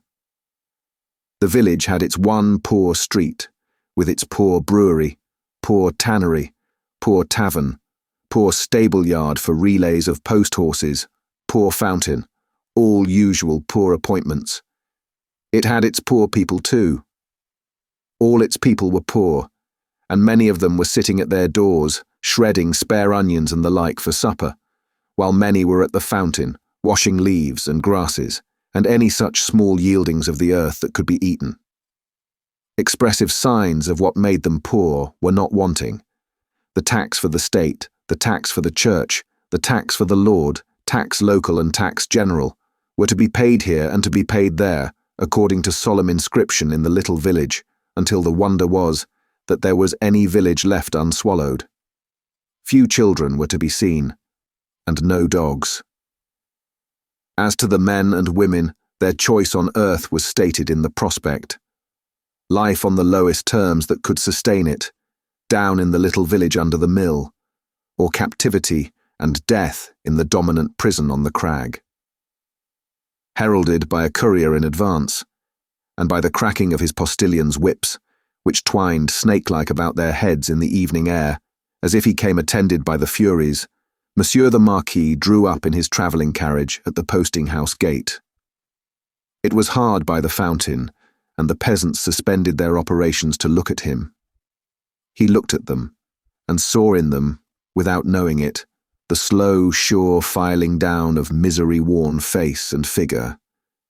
That was to make the meagreness of Frenchmen an English superstition, which should survive the truth through the best part of 100 years. Monsieur the Marquis cast his eyes over the submissive faces that drooped before him, as the like of himself had drooped before Monseigneur of the court. Only the difference was that these faces drooped merely to suffer and not to propitiate, when a grizzled mender of the roads joined the group. "Bring me hither that fellow," said the Marquis to the courier. The fellow was brought, cap in hand, and the other fellows closed round to look and listen, in the manner of the people at the Paris fountain. "I passed you on the road." "Monseigneur, it is true. I had the honour of being passed on the road." "Coming up the hill and at the top of the hill both?" "Monseigneur, it is true." "What did you look at so fixedly?" "Monseigneur, I looked at the man." He stooped a little, and with his tattered blue cap pointed under the carriage. All his fellows stooped to look under the carriage. "What man, pig, and why look there?" "Pardon, Monseigneur, he swung by the chain of the shoe, the drag." "Who?" demanded the traveller. "Monseigneur, the man." "May the devil carry away these idiots. How do you call the man? You know all the men of this part of the country." "Who was he?" "Your clemency, Monseigneur. He was not of this part of the country. Of all the days of my life, I never saw him. Swinging by the chain, to be suffocated. With your gracious permission, that was the wonder of it, Monseigneur. His head hanging over, like this." He turned himself sideways to the carriage and leaned back, with his face thrown up to the sky, and his head hanging down, then recovered himself, fumbled with his cap, and made a bow. "What was he like?" "Monseigneur, he was whiter than the miller, all covered with dust, white as a spectre, tall as a spectre."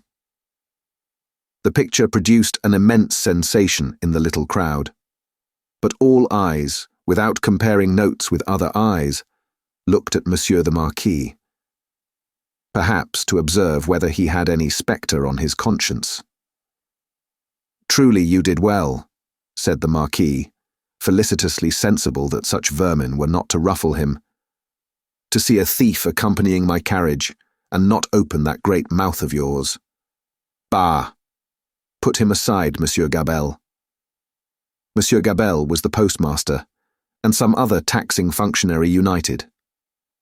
He had come out with great obsequiousness to assist at this examination, and had held the examined by the drapery of his arm in an official manner. "Bah! Go aside," said Monsieur Gabelle. "Lay hands on this stranger if he seeks to lodge in your village tonight, and be sure that his business is honest, Gabelle." "Monseigneur, I am flattered to devote myself to your orders." "Did he run away, fellow? Where is that accursed?" The accursed was already under the carriage with some half-dozen particular friends, pointing out the chain with his blue cap. Some half-dozen other particular friends promptly hauled him out, and presented him breathless to Monsieur the Marquis.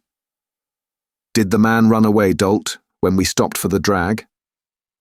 "Monseigneur, he precipitated himself over the hillside, head first, as a person plunges into the river." "See to it, Gabelle. Go on."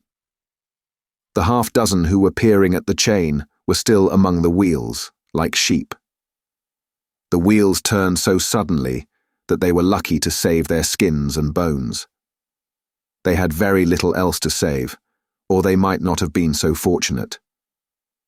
The burst with which the carriage started out of the village and up the rise beyond was soon checked by the steepness of the hill. Gradually, it subsided to a foot pace, swinging and lumbering upward among the many sweet scents of a summer night. The postilions, with 1,000 gossamer gnats circling about them in lieu of the furies, quietly mended the points to the lashes of their whips. The valet walked by the horses. The courier was audible, trotting on ahead into the dull distance. At the steepest point of the hill, there was a little burial ground, with a cross and a new large figure of our Saviour on it. It was a poor figure in wood, done by some inexperienced rustic carver. But he had studied the figure from the life, his own life, maybe, for it was dreadfully spare and thin. To this distressful emblem of a great distress that had long been growing worse and was not at its worst, a woman was kneeling. She turned her head as the carriage came up to her, rose quickly, and presented herself at the carriage door. "It is you, Monseigneur." "Monseigneur, a petition." With an exclamation of impatience, but with his unchangeable face, Monseigneur looked out. "How then? What is it? Always petitions." "Monseigneur, for the love of the great God, my husband, the forester." "What of your husband, the forester? Always the same with you people. He cannot pay something." "He has paid all, Monseigneur. He is dead." "Well, he is quiet. Can I restore him to you?" "Alas, no, Monseigneur, but he lies yonder, under a little heap of poor grass." "Well?" "Monseigneur, there are so many little heaps of poor grass?" "Again, well?" She looked an old woman, but was young. Her manner was one of passionate grief. By turns she clasped her veinous and knotted hands together with wild energy, and laid one of them on the carriage door. Tenderly, caressingly, as if it had been a human breast, and could be expected to feel the appealing touch. "Monseigneur, hear me. Monseigneur, hear my petition. My husband died of want. So many die of want. So many more will die of want. Again, well? Can I feed them? Monseigneur, the good God knows, but I don't ask it. My petition is that a morsel of stone or wood, with my husband's name, may be placed over him to show where he lies. Otherwise the place will be quickly forgotten. It will never be found when I am dead of the same malady, I shall be laid under some other heap of poor grass. Monseigneur, they are so many. They increase so fast. There is so much want. Monseigneur, Monseigneur! The valet had put her away from the door. The carriage had broken into a brisk trot. The postilions had quickened the pace. She was left far behind, and Monseigneur, again escorted by the Furies, was rapidly diminishing the league or two of distance that remained between him and his chateau. The sweet scents of the summer night rose all around him, and rose, as the rain falls, impartially, on the dusty, ragged, and toil-worn group at the fountain not far away, to whom the mender of roads, with the aid of the blue cap without which he was nothing, still enlarged upon his man like a spectre as long as they could bear it. By degrees, as they could bear no more, they dropped off one by one, and lights twinkled in little casements. Which lights, as the casements darkened and more stars came out, seemed to have shot up into the sky instead of having been extinguished. The shadow of a large high-roofed house, and of many overhanging trees, was upon Monsieur the Marquis by that time, and the shadow was exchanged for the light of a flambeau as his carriage stopped, and the great door of his chateau was opened to him. Monsieur Charles, whom I expect. Is he arrived from England? Monseigneur, not yet. Chapter 9. The Gorgon's Head. It was a heavy mass of building, that chateau of Monsieur the Marquis, with a large stone courtyard before it, and 2 stone sweeps of staircase meeting in a stone terrace before the principal door. A stony business altogether, with heavy stone balustrades, and stone urns, and stone flowers, and stone faces of men, and stone heads of lions in all directions, as if the Gorgon's head had surveyed it when it was finished 2 centuries ago. Up the broad flight of shallow steps, Monsieur the Marquis, flambeau preceded, went from his carriage, sufficiently disturbing the darkness to elicit loud remonstrance from an owl in the roof of the great pile of stable building away among the trees. All else was so quiet that the flambeau carried up the steps, and the other flambeau held at the great door, burnt as if they were in a close room of state instead of being in the open night air. Other sound than the owl's voice there was none, save the falling of a fountain into its stone basin, for it was one of those dark nights that hold their breath by the hour together, and then heave a long, low sigh, and hold their breath again. The great door clanged behind him, and Monsieur the Marquis crossed a hall, grim with certain old boar spears, swords and knives of the chase, grimmer with certain heavy riding rods and riding whips, of which many a peasant, gone to his benefactor death, had felt the weight when his lord was angry. Avoiding the larger rooms, which were dark and made fast for the night, Monsieur the Marquis, with his flambeau bearer going on before, went up the staircase to a door in a corridor. This, thrown open, admitted him to his own private apartment of 3 rooms, his bedchamber and 2 others. High-vaulted rooms with cool, uncarpeted floors, great dogs upon the hearths for the burning of wood in winter-time, and all luxuries befitting the state of a marquis in a luxurious age and country. The fashion of the last Louis, but one, of the line that was never to break, the 14th Louis, was conspicuous in their rich furniture, but it was diversified by many objects that were illustrations of old pages in the history of France. A supper table was laid for 2 in the 3rd of the rooms, a round room in one of the chateau's 4 extinguisher-topped towers, a small lofty room with its window wide open and the wooden jalousie blinds closed, so that the dark night only showed in slight horizontal lines of black, alternating with their broad lines of stone colour. "My nephew," said the Marquis, glancing at the supper preparation. "They said he was not arrived." Nor was he, but he had been expected with Monseigneur. "Ah, it is not probable he will arrive tonight. Nevertheless, leave the table as it is. I shall be ready in a quarter of an hour." In a quarter of an hour Monseigneur was ready, and sat down alone to his sumptuous and choice supper. His chair was opposite to the window, and he had taken his soup and was raising his glass of Bordeaux to his lips when he put it down.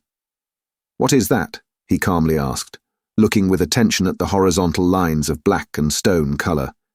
"Monseigneur? That?" "Outside the blinds. Open the blinds." It was done. "Well?" "Monseigneur, it is nothing. The trees and the night are all that are here." The servant who spoke had thrown the blinds wide, had looked out into the vacant darkness, and stood with that blank behind him, looking round for instructions. "Good," said the imperturbable master. "Close them again." That was done too, and the Marquis went on with his supper. He was halfway through it, when he again stopped with his glass in his hand, hearing the sound of wheels. It came on briskly, and came up to the front of the chateau. "Ask who is arrived." It was the nephew of Monseigneur. He had been some few leagues behind Monseigneur early in the afternoon. He had diminished the distance rapidly, but not so rapidly as to come up with Monseigneur on the road. He had heard of Monseigneur, at the posting houses, as being before him. He was to be told, said Monseigneur, that supper awaited him then and there, and that he was prayed to come to it. In a little while he came. He had been known in England as Charles Darnay. Monseigneur received him in a courtly manner, but they did not shake hands. "You left Paris yesterday, sir?" he said to Monseigneur as he took his seat at table. "Yesterday. And you?" "I come direct." "From London?" "Yes." "You have been a long time coming," said the Marquis with a smile. "On the contrary, I come direct." "Pardon me, I mean not a long time on the journey, a long time intending the journey." "I have been detained by—" The nephew stopped a moment in his answer. "Various business." "Without doubt," said the polished uncle. So long as a servant was present, no other words passed between them. When coffee had been served, and they were alone together, the nephew, looking at the uncle, and meeting the eyes of the face that was like a fine mask, opened a conversation. "I have come back, sir, as you anticipate, pursuing the object that took me away. It carried me into great and unexpected peril, but it is a sacred object, and if it had carried me to death, I hope it would have sustained me." "Not to death," said the uncle. "It is not necessary to say, to death." "I doubt, sir," returned the nephew, "whether, if it had carried me to the utmost brink of death, you would have cared to stop me there." The deepened marks in the nose, and the lengthening of the fine straight lines in the cruel face, looked ominous as to that. The uncle made a graceful gesture of protest, which was so clearly a slight form of good breeding, that it was not reassuring. "Indeed, sir," pursued the nephew, "for anything I know, you may have expressly worked to give a more suspicious appearance to the suspicious circumstances that surrounded me." "No, no," said the uncle pleasantly. "But, however that may be," resumed the nephew, glancing at him with deep distrust, "I know that your diplomacy would stop me by any means, and would know no scruple as to means." "My friend, I told you so," said the uncle, with a fine pulsation in the two marks. "Do me the favour to recall that I told you so long ago." "I recall it." "Thank you," said the Marquis, very sweetly indeed. His tone lingered in the air, almost like the tone of a musical instrument. "In effect, sir," pursued the nephew, "I believe it to be at once your bad fortune and my good fortune that has kept me out of a prison in France here." "I do not quite understand," returned the uncle, sipping his coffee. "Dare I ask you to explain?" "I believe that if you were not in disgrace with the court, and had not been overshadowed by that cloud for years past, a lettre de cachet would have sent me to some fortress indefinitely." "It is possible," said the uncle, with great calmness. For the honour of the family, I could even resolve to incommode you to that extent. Pray excuse me. I perceive that happily for me, the reception of the day before yesterday was, as usual, a cold one, observed the nephew. I would not say happily, my friend, returned the uncle with refined politeness. I would not be sure of that. A good opportunity for consideration, surrounded by the advantages of solitude, might influence your destiny to far greater advantage than you influence it for yourself. But it is useless to discuss the question. I am, as you say, at a disadvantage. These little instruments of correction, these gentle aids to the power and honour of families, these slight favours that might so incommode you, are only to be obtained now by interest and importunity. They are sought by so many, and they are granted, comparatively, to so few. It used not to be so, but France in all such things is changed for the worse. Our not remote ancestors held the right of life and death over the surrounding vulgar. From this room, many such dogs have been taken out to be hanged. In the next room, my bedroom, one fellow, to our knowledge, was poignarded on the spot for professing some insolent delicacy respecting his daughter. His daughter. We have lost many privileges. A new philosophy has become the mode, and the assertion of our station in these days might, I do not go so far as to say would, but might, cause us real inconvenience. All very bad, very bad. The Marquis took a gentle little pinch of snuff and shook his head, as elegantly despondent as he could becomingly be of a country still containing himself, that great means of regeneration. We have so asserted our station, both in the old time and in the modern time also, said the nephew gloomily, that I believe our name to be more detested than any name in France. Let us hope so, said the uncle. Detestation of the high is the involuntary homage of the low. There is not, pursued the nephew, in his former tone, a face I can look at in all this country round about us, which looks at me with any deference on it but the dark deference of fear and slavery. A compliment, said the Marquis, to the grandeur of the family, merited by the manner in which the family has sustained its grandeur. Ha! And he took another gentle little pinch of snuff, and lightly crossed his legs. But, when his nephew, leaning an elbow on the table, covered his eyes thoughtfully and dejectedly with his hand, the fine mask looked at him sideways with a stronger concentration of keenness, closeness, and dislike than was comportable with its wearer's assumption of indifference. Repression is the only lasting philosophy.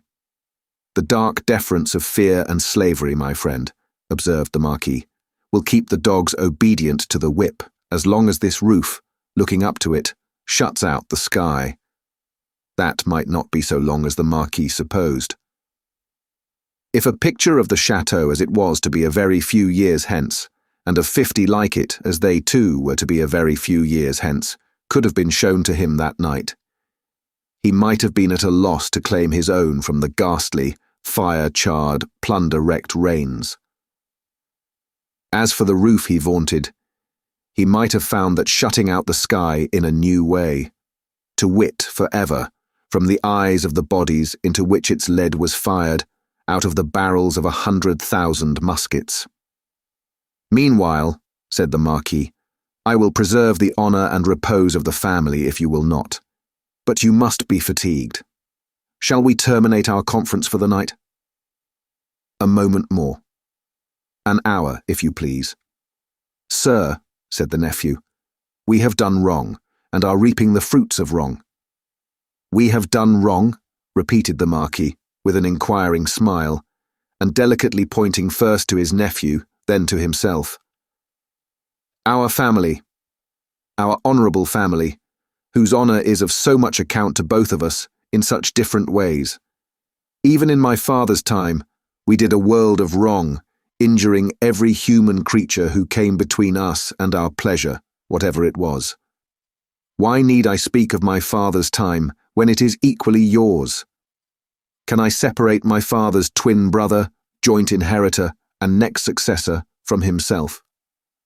Death has done that, said the Marquis. And has left me, answered the nephew, bound to a system that is frightful to me, responsible for it, but powerless in it, seeking to execute the last request of my dear mother's lips, and obey the last look of my dear mother's eyes, which implored me to have mercy and to redress, and tortured by seeking assistance and power in vain. Seeking them from me, my nephew, said the Marquis, touching him on the breast with his forefinger. They were now standing by the hearth. You will forever seek them in vain, be assured.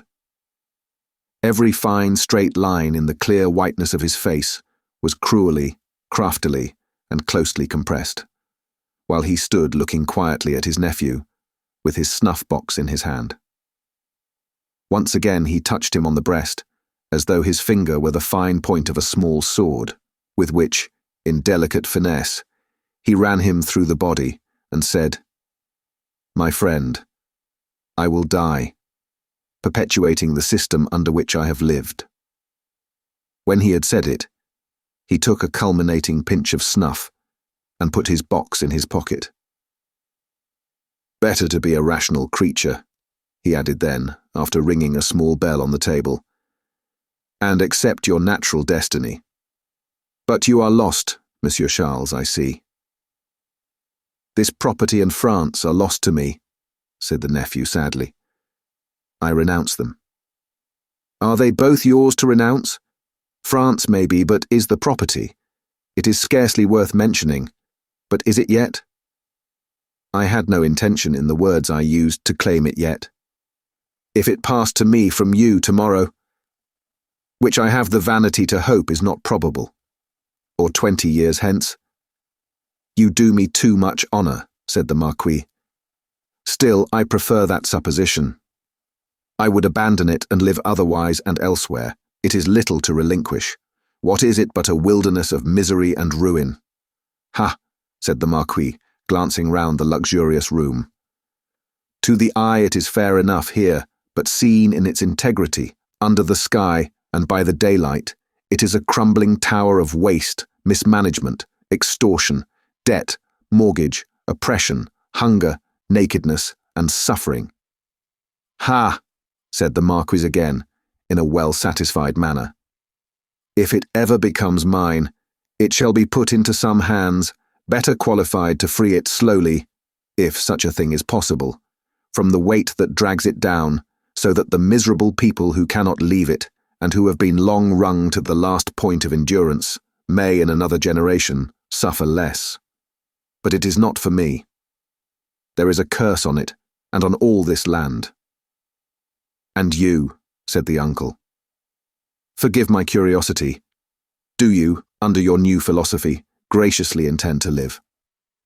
I must do, to live, what others of my countrymen, even with nobility at their backs, may have to do some day.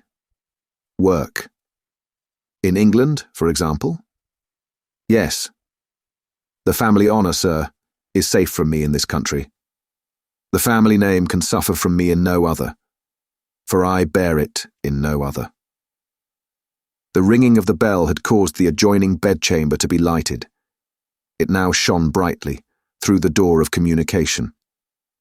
The Marquis looked that way, and listened for the retreating step of his valet. England is very attractive to you, seeing how indifferently you have prospered there, he observed then, turning his calm face to his nephew with a smile. I have already said that for my prospering there, I am sensible I may be indebted to you, sir. For the rest, it is my refuge. They say, those boastful English, that it is the refuge of many. You know a compatriot who has found a refuge there? A doctor? Yes. With a daughter? Yes. Yes, said the Marquis. You are fatigued. Good night. As he bent his head in his most courtly manner, there was a secrecy in his smiling face, and he conveyed an air of mystery to those words, which struck the eyes and ears of his nephew forcibly. At the same time, the thin, straight lines of the setting of the eyes, and the thin, straight lips, and the markings in the nose, curved with a sarcasm that looked handsomely diabolic. "Yes," repeated the Marquis. "A doctor with a daughter. Yes. So commences the new philosophy. You are fatigued. Good night." It would have been of as much avail to interrogate any stone face outside the chateau as to interrogate that face of his. The nephew looked at him, in vain, in passing on to the door. "Good night," said the uncle. "I look to the pleasure of seeing you again in the morning. Good repose. Light monsieur my nephew to his chamber there, and burn monsieur my nephew in his bed if you will," he added to himself, before he rang his little bell again and summoned his valet to his own bedroom. The valet come and gone, Monsieur the Marquis walked to and fro in his loose chamber robe, to prepare himself gently for sleep that hot, still night. Rustling about the room, his softly slippered feet making no noise on the floor, he moved like a refined tiger, looked like some enchanted marquis of the impenitently wicked sort, in story, whose periodical change into tiger form was either just going off or just coming on. He moved from end to end of his voluptuous bedroom, looking again at the scraps of the day's journey that came unbidden into his mind. The slow toil up the hill at sunset, the setting sun, the descent, the mill, the prison on the crag, the little village in the hollow, the peasants at the fountain, and the mender of roads, with his blue cap pointing out the chain under the carriage. That fountain suggested the Paris fountain, the little bundle lying on the step, the women bending over it, and the tall man with his arms up, crying, "Dead." "I am cool now," said Monsieur the Marquis, "and may go to bed." So, leaving only one light burning on the large hearth, he let his thin gauze curtains fall around him, and heard the night break its silence with a long sigh as he composed himself to sleep. The stone faces on the outer walls stared blindly at the black night for 3 heavy hours. For 3 heavy hours, the horses in the stables rattled at their racks, the dogs barked, and the owl made a noise with very little resemblance in it to the noise conventionally assigned to the owl by men poets. But it is the obstinate custom of such creatures hardly ever to say what is set down for them. For 3 heavy hours, the stone faces of the chateau, lion and human, stared blindly at the night. Dead darkness lay on all the landscape. Dead darkness added its own hush to the hushing dust on all the roads. The burial place had got to the pass that its little heaps of poor grass were undistinguishable from one another. The figure on the cross might have come down, for anything that could be seen of it. In the village, taxers and taxed were fast asleep, dreaming perhaps of banquets, as the starved usually do, and of ease and rest, as the driven slave and the yoked ox may. Its lean inhabitants slept soundly, and were fed and freed. The fountain in the village flowed unseen and unheard, and the fountain at the chateau dropped unseen and unheard, both melting away like the minutes that were falling from the spring of time, through 3 dark hours. Then, the grey water of both began to be ghostly in the light, and the eyes of the stone faces of the chateau were opened. Lighter and lighter, until at last the sun touched the tops of the still trees, and poured its radiance over the hill. In the glow, the water of the chateau fountain seemed to turn to blood, and the stone faces crimsoned. The carol of the birds was loud and high, and on the weather-beaten sill of the great window of the bedchamber of Monsieur the Marquis, one little bird sang its sweetest song with all its might. At this, the nearest stone face seemed to stare amazed, and with open mouth and dropped under jaw, looked awe-stricken. Now, the sun was full up, and movement began in the village. Casement windows opened, crazy doors were unbarred, and people came forth shivering, chilled as yet by the new sweet air. Then began the rarely lightened toil of the day among the village population. Some to the fountain, some to the fields, men and women here to dig and delve, men and women there, to see to the poor livestock and lead the bony cows out to such pasture as could be found by the roadside. In the church and at the cross, a kneeling figure or two. Attendant on the latter prayers, the led cow, trying for a breakfast among the weeds at its foot. The chateau awoke later, as became its quality, but awoke gradually and surely. First, the lonely boar spears and knives of the chase had been reddened as of old, then had gleamed trenchant in the morning sunshine. Now doors and windows were thrown open. Horses in their stables looked round over their shoulders at the light and freshness pouring in at doorways. Leaves sparkled and rustled at iron-grated windows. Dogs pulled hard at their chains and reared impatient to be loosed. All these trivial incidents belonged to the routine of life and the return of morning. Surely, not so the ringing of the great bell of the chateau, nor the running up and down the stairs, nor the hurried figures on the terrace, nor the booting and tramping here and there and everywhere, nor the quick saddling of horses and riding away. What winds conveyed this hurry to the grizzled mender of roads, already at work on the hilltop beyond the village, with his day's dinner, not much to carry, lying in a bundle that it was worth no crow's while to peck at, on a heap of stones? Had the birds, carrying some grains of it to a distance, dropped one over him as they sow chance seeds? Whether or no, the mender of roads ran on the sultry morning, as if for his life, down the hill, knee-high in dust, and never stopped till he got to the fountain. All the people of the village were at the fountain, standing about in their depressed manner, and whispering low, but showing no other emotions than grim curiosity and surprise. The led cows, hastily brought in and tethered to anything that would hold them, were looking stupidly on, or lying down chewing the cud of nothing particularly repaying their trouble, which they had picked up in their interrupted saunter. Some of the people of the chateau, and some of those of the posting house, and all the taxing authorities, were armed more or less, and were crowded on the other side of the little street in a purposeless way that was highly fraught with nothing. Already, the mender of roads had penetrated into the midst of a group of 50 particular friends, and was smiting himself in the breast with his blue cap. What did all this portend, and what portended the swift hoisting up of Monsieur Gabelle behind a servant on horseback, and the conveying away of the said Gabelle, double laden though the horse was, at a gallop, like a new version of the German ballad of Leonora? It portended that there was one stone face too many, up at the chateau. The gorgon had surveyed the building again in the night, and had added the one stone face wanting, the stone face for which it had waited through about 200 years. It lay back on the pillow of Monsieur the Marquis.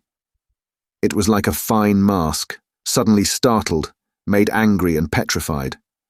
Driven home into the heart of the stone figure attached to it was a knife. Round its hilt was a frill of paper on which was scrawled, "Drive him fast to his tomb. This from Jacques." Chapter 10. 2 Promises. More months, to the number of 12, had come and gone, and Mr. Charles Darnay was established in England as a higher teacher of the French language, who was conversant with French literature. In this age, he would have been a professor. In that age, he was a tutor. He read with young men who could find any leisure and interest for the study of a living tongue spoken all over the world, and he cultivated a taste for its stores of knowledge and fancy. He could write of them, besides, in sound English, and render them into sound English. Such masters were not at that time easily found. Princes that had been, and kings that were to be, were not yet of the teacher class, and no ruined nobility had dropped out of Tellson's ledgers to turn cooks and carpenters. As a tutor, whose attainments made the student's way unusually pleasant and profitable, and as an elegant translator who brought something to his work besides mere dictionary knowledge, young Mr. Darnay soon became known and encouraged. He was well acquainted, moreover, with the circumstances of his country, and those were of ever-growing interest. So, with great perseverance and untiring industry, he prospered. In London, he had expected neither to walk on pavements of gold nor to lie on beds of roses. If he had had any such exalted expectation, he would not have prospered. He had expected labour, and he found it, and did it, and made the best of it. In this, his prosperity consisted. A certain portion of his time was passed at Cambridge, where he read with undergraduates as a sort of tolerated smuggler, who drove a contraband trade in European languages, instead of conveying Greek and Latin through the custom house. The rest of his time he passed in London. Now, from the days when it was always summer in Eden, to these days, when it is mostly winter in fallen latitudes, the world of a man has invariably gone one way, Charles Darnay's way, the way of the love of a woman. He had loved Lucie Manette from the hour of his danger. He had never heard a sound so sweet and dear as the sound of her compassionate voice. He had never seen a face so tenderly beautiful as hers when it was confronted with his own on the edge of the grave that had been dug for him. But he had not yet spoken to her on the subject. The assassination at the deserted chateau far away beyond the heaving water and the long, dusty roads, the solid stone chateau which had itself become the mere mist of a dream, had been done a year, and he had never yet, by so much as a single spoken word, disclosed to her the state of his heart. That he had his reasons for this, he knew full well. It was again a summer day when, lately arrived in London from his college occupation, he turned into the quiet corner in Soho, bent on seeking an opportunity of opening his mind to Dr. Manette. It was the close of the summer day, and he knew Lucie to be out with Miss Pross.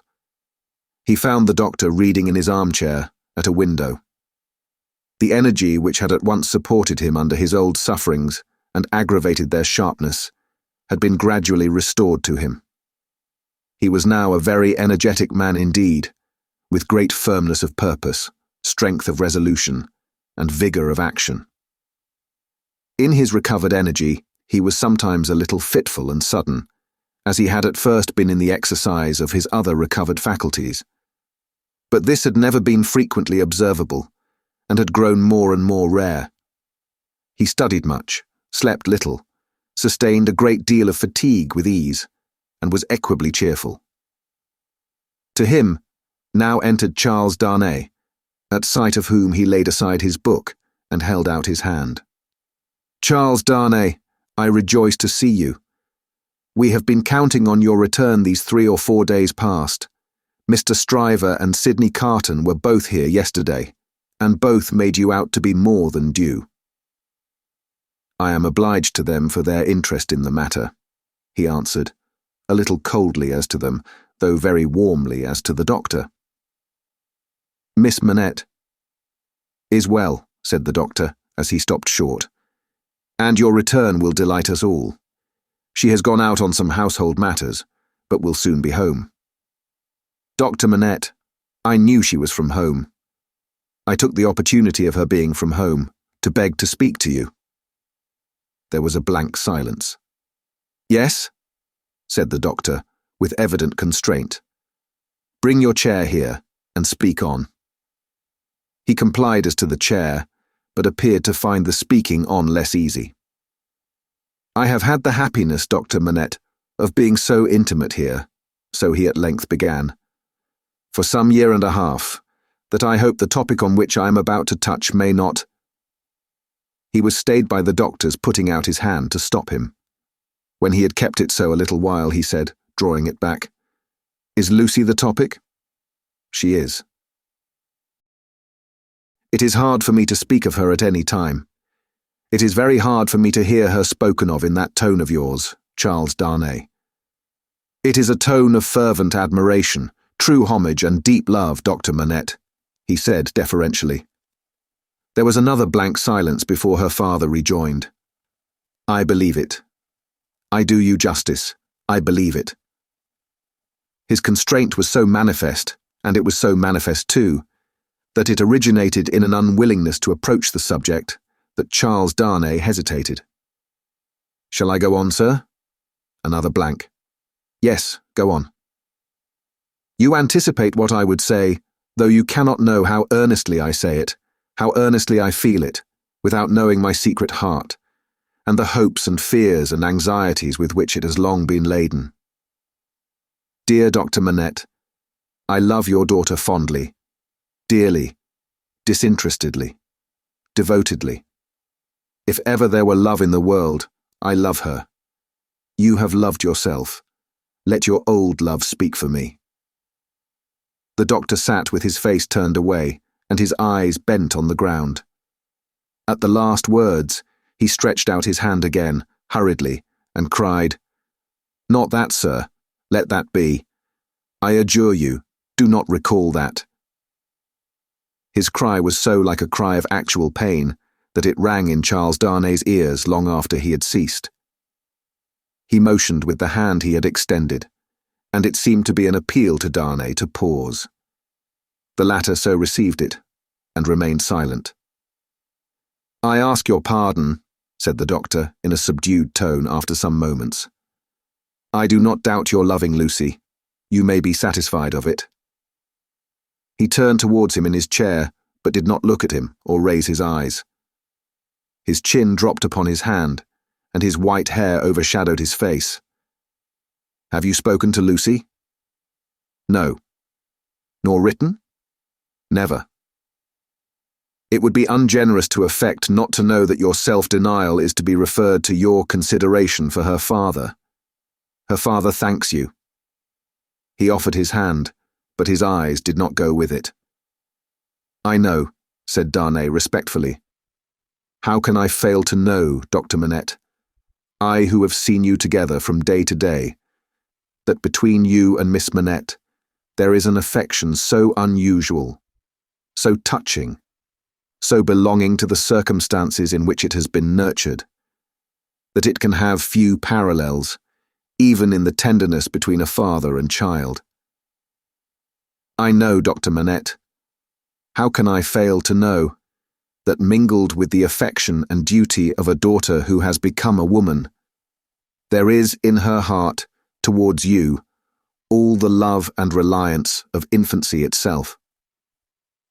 I know that, as in her childhood, she had no parent, so she is now devoted to you with all the constancy and fervour of her present years and character, united to the trustfulness and attachment of the early days in which you were lost to her.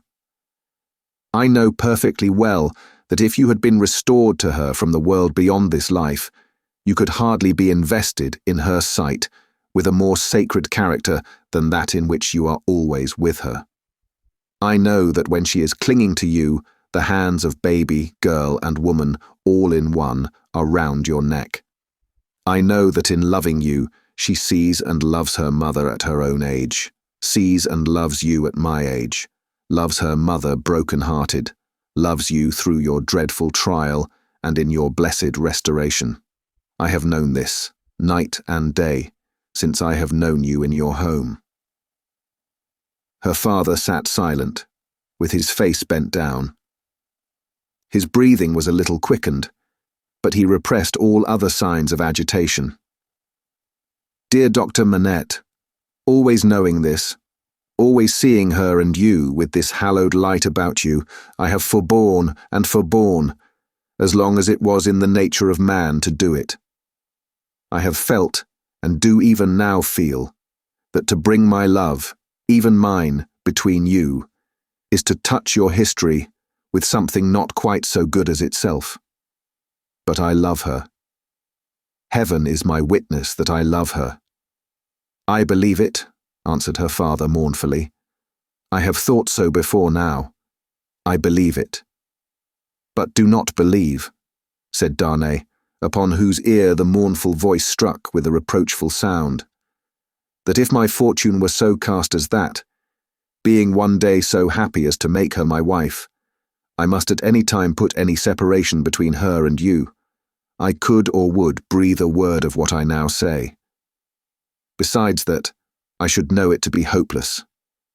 I should know it to be a baseness. If I had any such possibility, even at a remote distance of years, harboured in my thoughts and hidden in my heart, if it ever had been there, if it ever could be there, I could not now touch this honoured hand. He laid his own upon it as he spoke.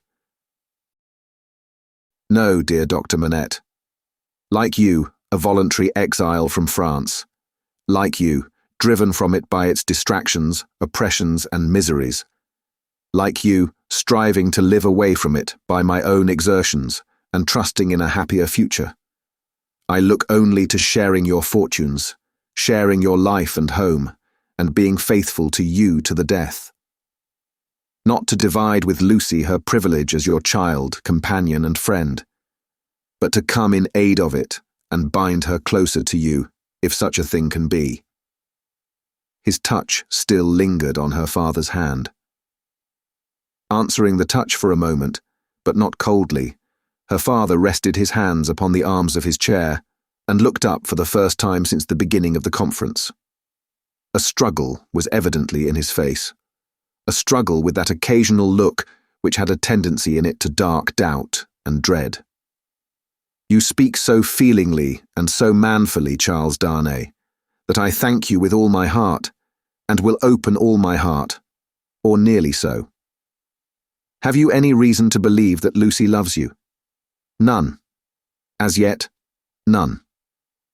Is it the immediate object of this confidence that you may at once ascertain that, with my knowledge? Not even so. I might not have the hopefulness to do it for weeks. I might, mistaken or not mistaken, have that hopefulness tomorrow. Do you seek any guidance from me? I ask none, sir, but I have thought it possible that you might have it in your power, if you should deem it right, to give me some. Do you seek any promise from me? I do seek that. What is it? I well understand that without you I could have no hope. I well understand that, even if Miss Manette held me at this moment in her innocent heart, do not think I have the presumption to assume so much. I could retain no place in it against her love for her father. If that be so, do you see what, on the other hand, is involved in it? I understand equally well that a word from her father in any suitor's favour would outweigh herself and all the world. For which reason, Dr. Manette, said Darnay, modestly but firmly, I would not ask that word to save my life. I am sure of it. Charles Darnay, mysteries arise out of close love, as well as out of wide division. In the former case, they are subtle and delicate and difficult to penetrate. My daughter Lucie is, in this one respect, such a mystery to me. I can make no guess at the state of her heart. May I ask, sir, if you think she is— As he hesitated, her father supplied the rest. Is sought by any other suitor? It is what I meant to say. Her father considered a little before he answered. You have seen Mr. Carton here yourself. Mr. Stryver is here too, occasionally. If it be at all, it can only be by one of these. Or both, said Darnay.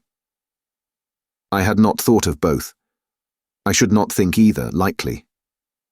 You want a promise from me. Tell me what it is. It is that if Miss Manette should bring to you at any time, on her own part, such a confidence as I have ventured to lay before you, you will bear testimony to what I have said and to your belief in it. I hope you may be able to think so well of me as to urge no influence against me. I say nothing more of my stake in this. This is what I ask. The condition on which I ask it, and which you have an undoubted right to require, I will observe immediately.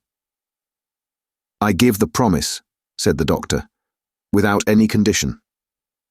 I believe your object to be, purely and truthfully, as you have stated it. I believe your intention is to perpetuate, and not to weaken, the ties between me and my other and far dearer self. If she should ever tell me that you are essential to her perfect happiness, I will give her to you.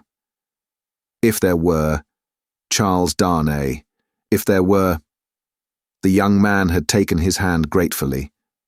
Their hands were joined as the doctor spoke.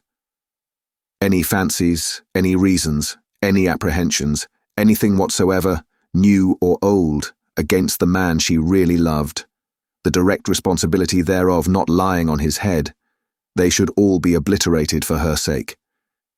She is everything to me, more to me than suffering, more to me than wrong, more to me— Well, this is idle talk. So strange was the way in which he faded into silence, and so strange his fixed look when he had ceased to speak, that Darnay felt his own hand turn cold in the hand that slowly released and dropped it. "You said something to me," said Dr. Manette, breaking into a smile. "What was it you said to me?" He was at a loss how to answer, until he remembered having spoken of a condition.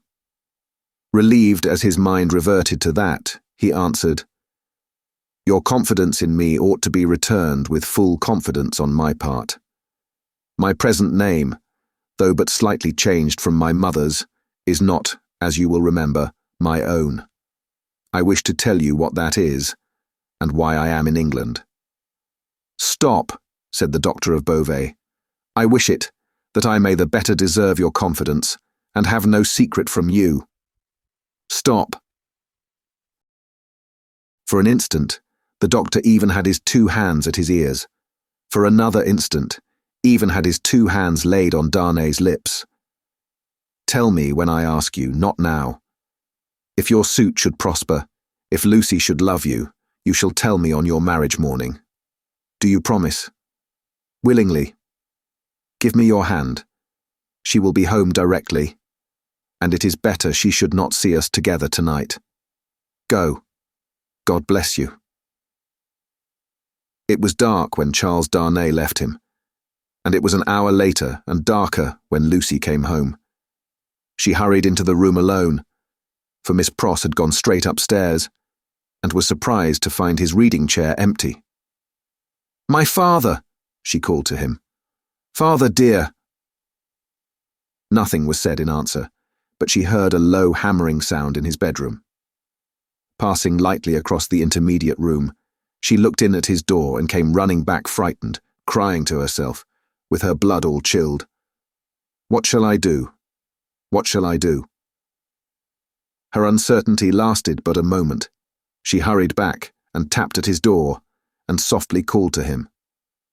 The noise ceased at the sound of her voice, and he presently came out to her, and they walked up and down together for a long time. She came down from her bed to look at him in his sleep that night. He slept heavily, and his tray of shoemaking tools and his old unfinished work were all as usual.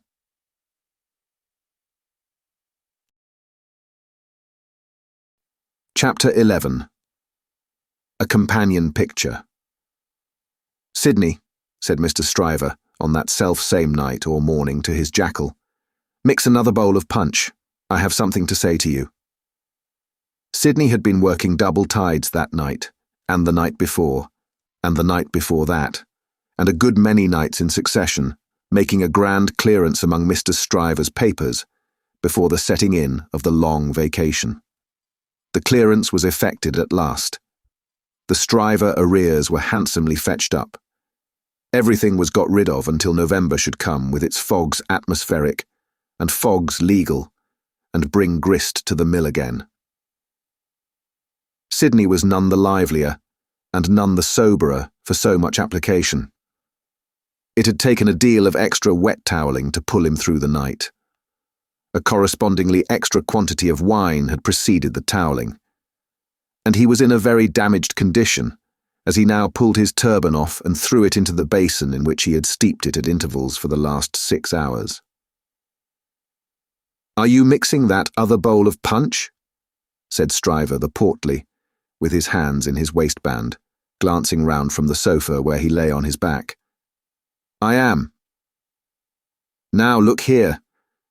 I'm going to tell you something that will rather surprise you, and that perhaps will make you think me not quite as shrewd as you usually do think me. I intend to marry. Do you? Yes, and not for money. What do you say now? I don't feel disposed to say much. Who is she? Guess. Do I know her? Guess. I am not going to guess at 5 o'clock in the morning, with my brains frying and sputtering in my head. If you want me to guess, you must ask me to dinner. Well then, I'll tell you, said Stryver, coming slowly into a sitting posture. Sydney, I rather despair of making myself intelligible to you, because you are such an insensible dog. And you, returned Sydney, busy concocting the punch, are such a sensitive and poetical spirit. Come, rejoined Stryver, laughing boastfully. Though I don't prefer any claim to being the soul of romance, for I hope I know better, still I am a tenderer sort of fellow than you. You are a luckier, if you mean that. I don't mean that. I mean I am a man of more. Say gallantry while you are about it, suggested Carton. Well, I'll say gallantry. My meaning is that I am a man, said Stryver, inflating himself at his friend as he made the punch, who cares more to be agreeable, who takes more pains to be agreeable, who knows better how to be agreeable in a woman's society than you do. Go on, said Sydney Carton. No, but before I go on, said Stryver, shaking his head in his bullying way, I'll have this out with you. You've been at Dr. Manette's house as much as I have, or more than I have. Why, I have been ashamed of your moroseness there. Your manners have been of that silent and sullen and hangdog kind, that upon my life and soul, I have been ashamed of you, Sydney. It should be very beneficial to a man in your practice at the bar to be ashamed of anything, returned Sydney. You ought to be much obliged to me. You shall not get off in that way, rejoined Stryver, shouldering the rejoinder at him. No, Sydney, it's my duty to tell you, and I tell you to your face to do you good, that you are a devilish ill-conditioned fellow in that sort of society. You are a disagreeable fellow. Sydney drank a bumper of the punch he had made and laughed. Look at me, said Stryver, squaring himself. I have less need to make myself agreeable than you have, being more independent in circumstances. Why do I do it? I never saw you do it yet, muttered Carton. I do it because it's politic. I do it on principle. And look at me, I get on. You don't get on with your account of your matrimonial intentions, answered Carton with a careless air. I wish you would keep to that. As to me, will you never understand that I am incorrigible? He asked the question with some appearance of scorn. You have no business to be incorrigible, was his friend's answer, delivered in no very soothing tone. I have no business to be at all that I know of, said Sydney Carton. Who is the lady? Now, don't let my announcement of the name make you uncomfortable, Sydney, said Mr. Stryver, preparing him with ostentatious friendliness for the disclosure he was about to make. Because I know you don't mean half you say, and if you meant it all, it would be of no importance. I make this little preface because you once mentioned the young lady to me in slighting terms. I did. Certainly, and in these chambers. Sydney Carton looked at his punch and looked at his complacent friend, drank his punch and looked at his complacent friend. You made mention of the young lady as a golden-haired doll. The young lady is Miss Manette. If you had been a fellow of any sensitiveness or delicacy of feeling in that kind of way, Sydney, I might have been a little resentful of your employing such a designation, but you are not. You want that sense altogether. Therefore I am no more annoyed when I think of the expression than I should be annoyed by a man's opinion of a picture of mine who had no eye for pictures, or of a piece of music of mine who had no ear for music. Sydney Carton drank the punch at a great rate, drank it by bumpers, looking at his friend. Now you know all about it, Sid, said Mr. Stryver. I don't care about Fortune. She is a charming creature, and I have made up my mind to please myself. On the whole, I think I can afford to please myself. She will have in me a man already pretty well off, and a rapidly rising man, and a man of some distinction. It is a piece of good fortune for her, but she is worthy of good fortune. Are you astonished?" Carton, still drinking the punch, rejoined, "Why should I be astonished?" "You approve?" Carton, still drinking the punch, rejoined, "Why should I not approve?" "Well," said his friend Stryver, "you take it more easily than I fancied you would, and are less mercenary on my behalf than I thought you would be. Though to be sure you know well enough by this time that your ancient chum is a man of a pretty strong will. Yes, Sydney, I have had enough of this style of life, with no other as a change from it. I feel that it is a pleasant thing for a man to have a home when he feels inclined to go to it. When he doesn't, he can stay away. And I feel that Miss Manette will tell well in any station, and will always do me credit. So I have made up my mind. And now, Sydney, old boy, I want to say a word to you about your prospects. You're in a bad way, you know. You really are in a bad way. You don't know the value of money, you live hard, you'll knock up one of these days and be ill and poor. You really ought to think about a nurse." The prosperous patronage with which he said it made him look twice as big as he was, and 4 times as offensive. "Now let me recommend you," pursued Stryver, "to look it in the face. I have looked it in the face in my different way. Look it in the face, you, in your different way. Marry. Provide somebody to take care of you. Never mind your having no enjoyment of women's society, nor understanding of it, nor tact for it. Find out somebody. Find out some respectable woman with a little property, somebody in the landlady way, or lodging-letting way, and marry her against a rainy day. That's the kind of thing for you. Now think of it, Sydney." "I'll think of it," said Sydney.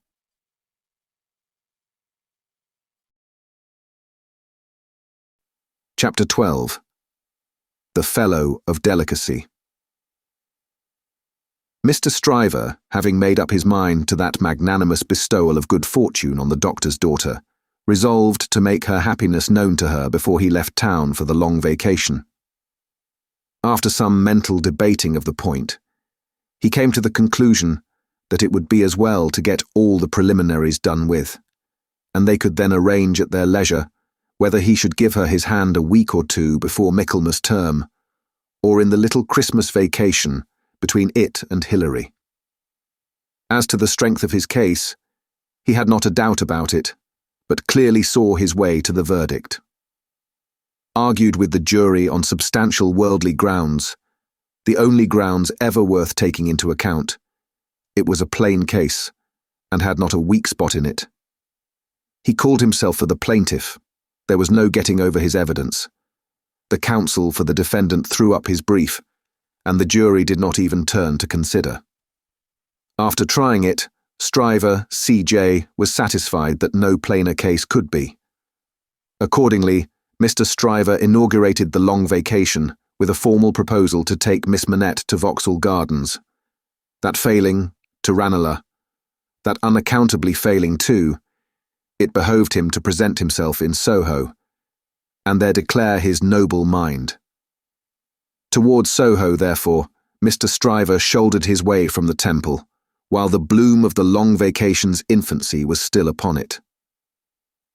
Anybody who had seen him projecting himself into Soho while he was yet on St. Dunstan's side of Temple Bar, bursting in his full-blown way along the pavement, to the jostlement of all weaker people, might have seen how safe and strong he was. His way taking him past Tellson's, and he both banking at Tellson's, and knowing Mr. Lorry as the intimate friend of the Manettes, it entered Mr. Stryver's mind to enter the bank and reveal to Mr. Lorry the brightness of the Soho horizon. So, he pushed open the door with the weak rattle in its throat, stumbled down the 2 steps, got past the 2 ancient cashiers, and shouldered himself into the musty back closet, where Mr. Lorry sat at great books ruled for figures, with perpendicular iron bars to his window, as if that were ruled for figures too, and everything under the clouds were a sum. "Hello," said Mr. Stryver. "How do you do? I hope you are well." It was Stryver's grand peculiarity that he always seemed too big for any place or space. He was so much too big for Tellson's that old clerks in distant corners looked up with looks of remonstrance, as though he squeezed them against the wall. The house itself, magnificently reading the paper quite in the far-off perspective, lowered displeased, as if the Stryver head had been butted into its responsible waistcoat. The discreet Mr. Lorry said, in a sample tone of the voice he would recommend under the circumstances, "How do you do, Mr. Stryver? How do you do, sir?" and shook hands. There was a peculiarity in his manner of shaking hands, always to be seen in any clerk at Tellson's who shook hands with a customer when the house pervaded the air. He shook in a self-abnegating way, as one who shook for Tellson and Co. "Can I do anything for you, Mr. Stryver?" asked Mr. Lorry, in his business character. "Why, no, thank you. This is a private visit to yourself, Mr. Lorry. I have come for a private word." "Oh, indeed," said Mr. Lorry, bending down his ear, while his eyes strayed to the house afar off. "I am going," said Mr. Stryver, leaning his arms confidentially on the desk. Whereupon, although it was a large double one, there appeared to be not half desk enough for him. "I am going to make an offer of myself in marriage to your agreeable little friend, Miss Manette, Mr. Lorry." "Oh, dear me," cried Mr. Lorry, rubbing his chin and looking at his visitor dubiously. "Oh, dear me, sir," repeated Stryver, drawing back. "Oh, dear you, sir? What may your meaning be, Mr. Lorry?" "My meaning," answered the man of business, "is of course friendly and appreciative, and that it does you the greatest credit, and, in short, my meaning is everything you could desire.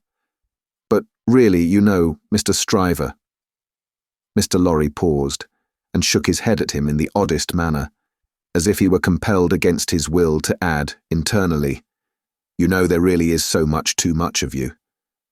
"Well," said Stryver, slapping the desk with his contentious hand, opening his eyes wider, and taking a long breath, "if I understand you, Mr. Lorry, I'll be hanged." Mr. Lorry adjusted his little wig at both ears as a means towards that end, and bit the feather of a pen. "Damn it all, sir," said Stryver, staring at him. "Am I not eligible?" "Oh dear, yes, yes. Oh yes, you're eligible," said Mr. Lorry. "If you say eligible, you are eligible." "Am I not prosperous?" asked Stryver. "Oh, if you come to prosperous, you are prosperous," said Mr. Lorry. "And advancing?" "If you come to advancing, you know," said Mr. Lorry, delighted to be able to make another admission. "Nobody can doubt that." "Then what on earth is your meaning, Mr. Lorry?" demanded Stryver, perceptibly crestfallen. "Well, were you going there now?" asked Mr. Lorry. "Straight," said Stryver, with a plump of his fist on the desk. "Then I think I wouldn't, if I was you." "Why?" said Stryver. "Now I'll put you in a corner," forensically shaking a forefinger at him. "You are a man of business and bound to have a reason. State your reason. Why wouldn't you go?" "Because," said Mr. Lorry, "I wouldn't go on such an object without having some cause to believe that I should succeed." "Damn me," cried Stryver, "but this beats everything." Mr. Lorry glanced at the distant house and glanced at the angry Stryver. "Here's a man of business, a man of years, a man of experience, in a bank," said Stryver, "and having summed up 3 leading reasons for complete success, he says there's no reason at all, says it with his head on." Mr. Stryver remarked upon the peculiarity as if it would have been infinitely less remarkable if he had said it with his head off. "When I speak of success, I speak of success with the young lady, and when I speak of causes and reasons to make success probable, I speak of causes and reasons that will tell as such with the young lady." "The young lady, my good sir," said Mr. Lorry, mildly tapping the Stryver arm. The young lady. The young lady goes before all. Then you mean to tell me, Mr. Lorry, said Stryver, squaring his elbows, that it is your deliberate opinion that the young lady at present in question is a mincing fool. Not exactly so. I mean to tell you, Mr. Stryver, said Mr. Lorry, reddening, that I will hear no disrespectful word of that young lady from any lips, and that if I knew any man, which I hope I do not, whose taste was so coarse, and whose temper was so overbearing, that he could not restrain himself from speaking disrespectfully of that young lady at this desk, not even Tellson's should prevent my giving him a piece of my mind. The necessity of being angry in a suppressed tone had put Mr. Stryver's blood vessels into a dangerous state when it was his turn to be angry. Mr. Lorry's veins, methodical as their courses could usually be, were in no better state. Now it was his turn. That is what I mean to tell you, sir, said Mr. Lorry. Pray let there be no mistake about it. Mr. Stryver sucked the end of a ruler for a little while, and then stood hitting a tune out of his teeth with it, which probably gave him the toothache. He broke the awkward silence by saying, This is something new to me, Mr. Lorry. You deliberately advise me not to go up to Soho and offer myself, Stryver of the King's Bench Bar. Do you ask me for my advice, Mr. Stryver? Yes, I do. Very good. Then I give it, and you have repeated it correctly. And all I can say of it is, laughed Stryver with a vexed laugh, that this, beats everything past, present, and to come. Now, understand me, pursued Mr. Lorry. As a man of business, I'm not justified in saying anything about this matter, for as a man of business, I know nothing of it. But as an old fellow who has carried Miss Manette in his arms, who is the trusted friend of Miss Manette, and of her father too, and who has a great affection for them both, I have spoken. The confidence is not of my seeking, recollect. Now you think I may not be right? Not I, said Stryver, whistling. I can't undertake to find third parties in common sense. I can only find it for myself. I suppose sense in certain quarters. You suppose mincing bread and butter nonsense. It's new to me, but you are right, I dare say. What I suppose, Mr. Stryver, I claim to characterize for myself. And understand me, sir, said Mr. Lorry, quickly flushing again. I will not even at Tellson's, have it characterized for me by any gentleman breathing. There, I beg your pardon, said Stryver. Granted. Thank you. Well, Mr. Stryver, I was about to say, it might be painful to you to find yourself mistaken. It might be painful to Dr. Manette to have the task of being explicit with you. It might be very painful to Miss Manette to have the task of being explicit with you. You know the terms upon which I have the honour and happiness to stand with the family. If you please, committing you in no way, representing you in no way, I will undertake to correct my advice by the exercise of a little new observation and judgment expressly brought to bear upon it. If you should then be dissatisfied with it, you can but test its soundness for yourself. If, on the other hand, you should be satisfied with it, and it should be what it now is, it may spare all sides what is best spared. What do you say? How long would you keep me in town? Oh, it is only a question of a few hours. I could go to Soho in the evening, and come to your chambers afterwards. Then I say yes, said Stryver. I won't go up there now. I'm not so hot upon it as that comes to. I say yes, and I shall expect you to look in tonight. Good morning. Then Mr. Stryver turned and burst out of the bank, causing such a concussion of air on his passage through that to stand up against it bowing behind the two counters required the utmost remaining strength of the two ancient clerks. Those venerable and feeble persons were always seen by the public in the act of bowing, and were popularly believed, when they had bowed a customer out, still to keep on bowing in the empty office until they bowed another customer in. The barrister was keen enough to divine that the banker would not have gone so far in his expression of opinion on any less solid ground than moral certainty. Unprepared as he was for the large pill he had to swallow, he got it down. "And now," said Mr. Stryver, shaking his forensic forefinger at the temple in general when it was down, "my way out of this is to put you all in the wrong." It was a bit of the art of an Old Bailey tactician, in which he found great relief. "You shall not put me in the wrong, young lady," said Mr. Stryver. "I'll do that for you." Accordingly, when Mr. Lorry called that night as late as 10 o'clock, Mr. Stryver, among a quantity of books and papers littered out for the purpose, seemed to have nothing less on his mind than the subject of the morning. He even showed surprise when he saw Mr. Lorry, and was altogether in an absent and preoccupied state. "Well," said that good-natured emissary, after a full half-hour of bootless attempts to bring him round to the question, "I have been to Soho." "To Soho?" repeated Mr. Stryver coldly.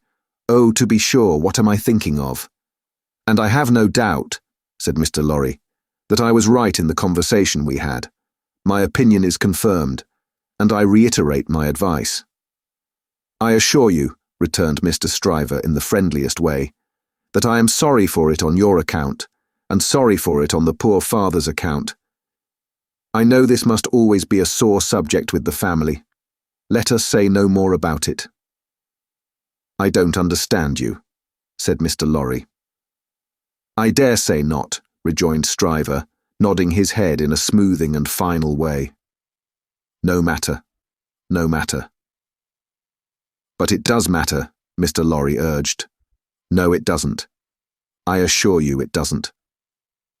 Having supposed that there was sense where there is no sense, and a laudable ambition where there is not a laudable ambition, I am well out of my mistake, and no harm is done. Young women have committed similar follies often before, and have repented them in poverty and obscurity often before. In an unselfish aspect, I am sorry that the thing is dropped, because it would have been a bad thing for me in a worldly point of view. In a selfish aspect, I am glad that the thing has dropped, because it would have been a bad thing for me in a worldly point of view. It is hardly necessary to say I could have gained nothing by it. There is no harm at all done. I have not proposed to the young lady, and between ourselves I am by no means certain, on reflection, that I ever should have committed myself to that extent. Mr. Lorry, you cannot control the mincing vanities and giddinesses of empty-headed girls. You must not expect to do it, or you will always be disappointed. Now pray say no more about it. I tell you, I regret it on account of others, but I am satisfied on my own account. And I am really very much obliged to you for allowing me to sound you, and for giving me your advice. You know the young lady better than I do. You were right. It never would have done." Mr. Lorry was so taken aback that he looked quite stupidly at Mr. Stryver shouldering him towards the door, with an appearance of showering generosity, forbearance and goodwill on his erring head. "Make the best of it, my dear sir," said Stryver. "Say no more about it. Thank you again for allowing me to sound you. Good night." Mr. Lorry was out in the night, before he knew where he was. Mr. Stryver was lying back on his sofa, winking at his ceiling.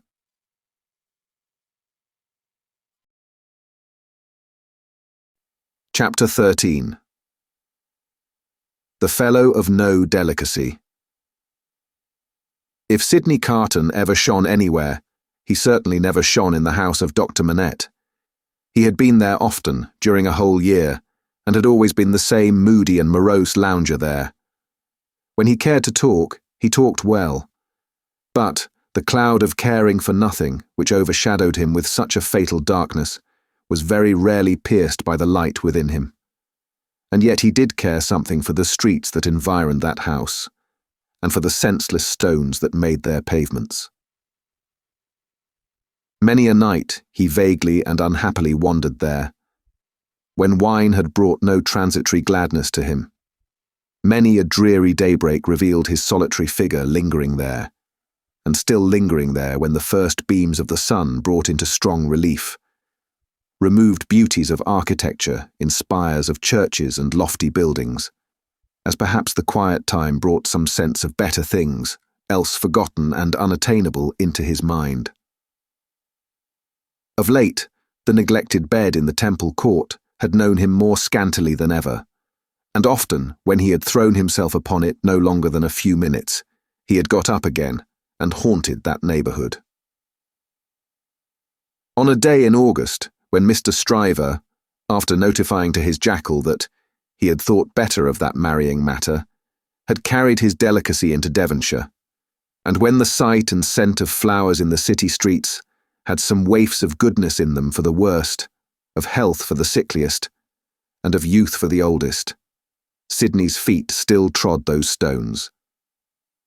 From being irresolute and purposeless, his feet became animated by an intention, and, in the working out of that intention, they took him to the doctor's door. He was shown upstairs and found Lucie at her work, alone. She had never been quite at her ease with him, and received him with some little embarrassment as he seated himself near her table. But, looking up at his face in the interchange of the first few commonplaces, she observed a change in it. "I fear you are not well, Mr. Carton." "No, but the life I lead, Miss Manette, is not conducive to health. What is to be expected of or by such profligates? Is it not, forgive me, I have begun the question on my lips, a pity to live no better life? God knows it is a shame. Then why not change it?" Looking gently at him again, she was surprised and saddened to see that there were tears in his eyes. There were tears in his voice too, as he answered, "It is too late for that. I shall never be better than I am. I shall sink lower and be worse." He leaned an elbow on her table and covered his eyes with his hand. The table trembled in the silence that followed.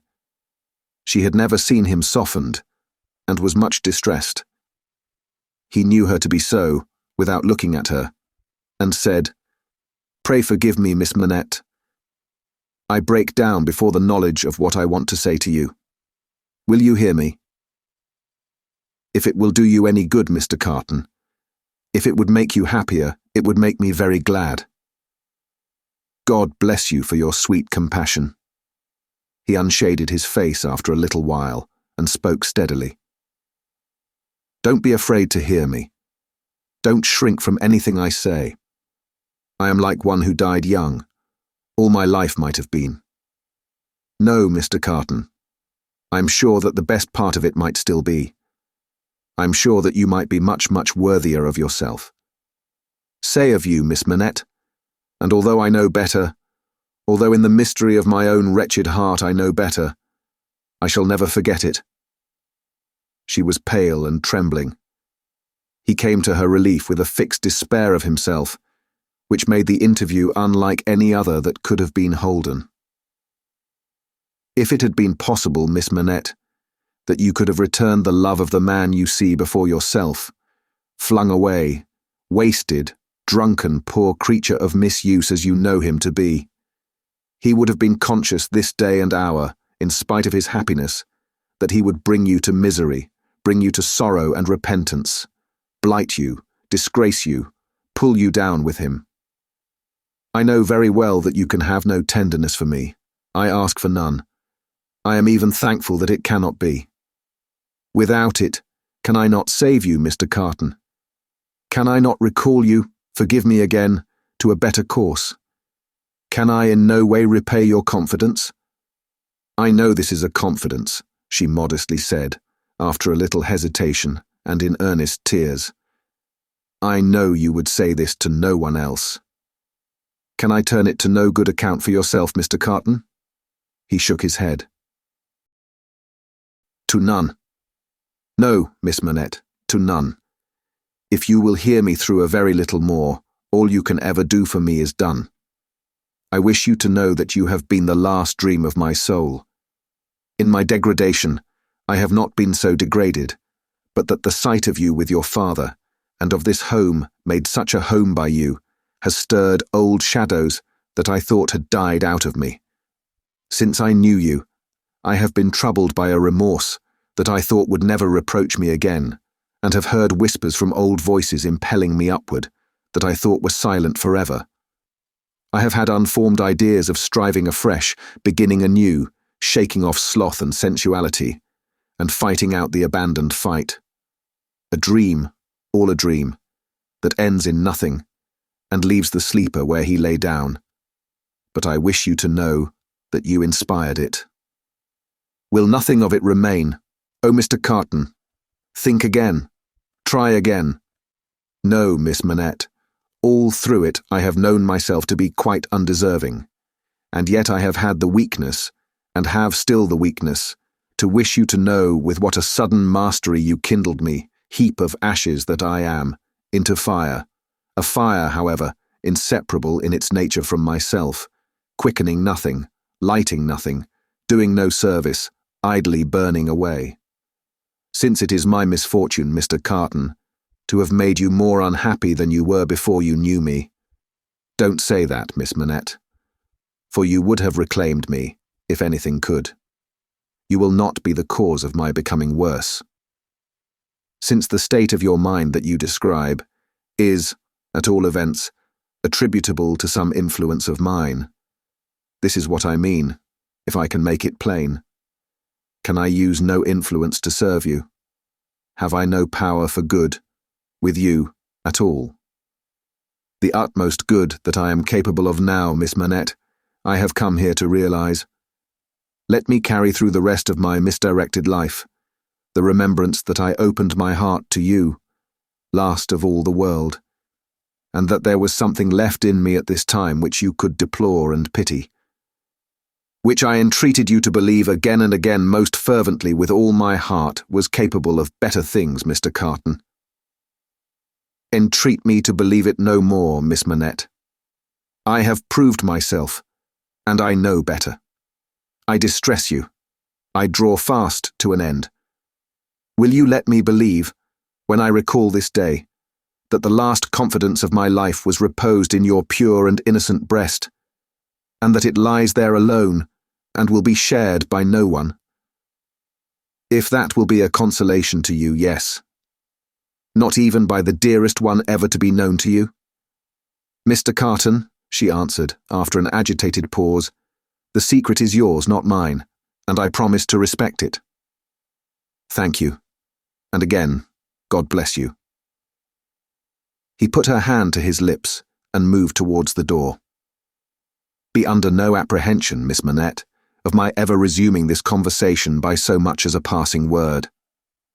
I will never refer to it again. If I were dead, that could not be surer than it is henceforth. In the hour of my death, I shall hold sacred the one good remembrance, and shall thank and bless you for it, that my last avowal of myself was made to you, and that my name, and faults, and miseries were gently carried in your heart. May it otherwise be light and happy.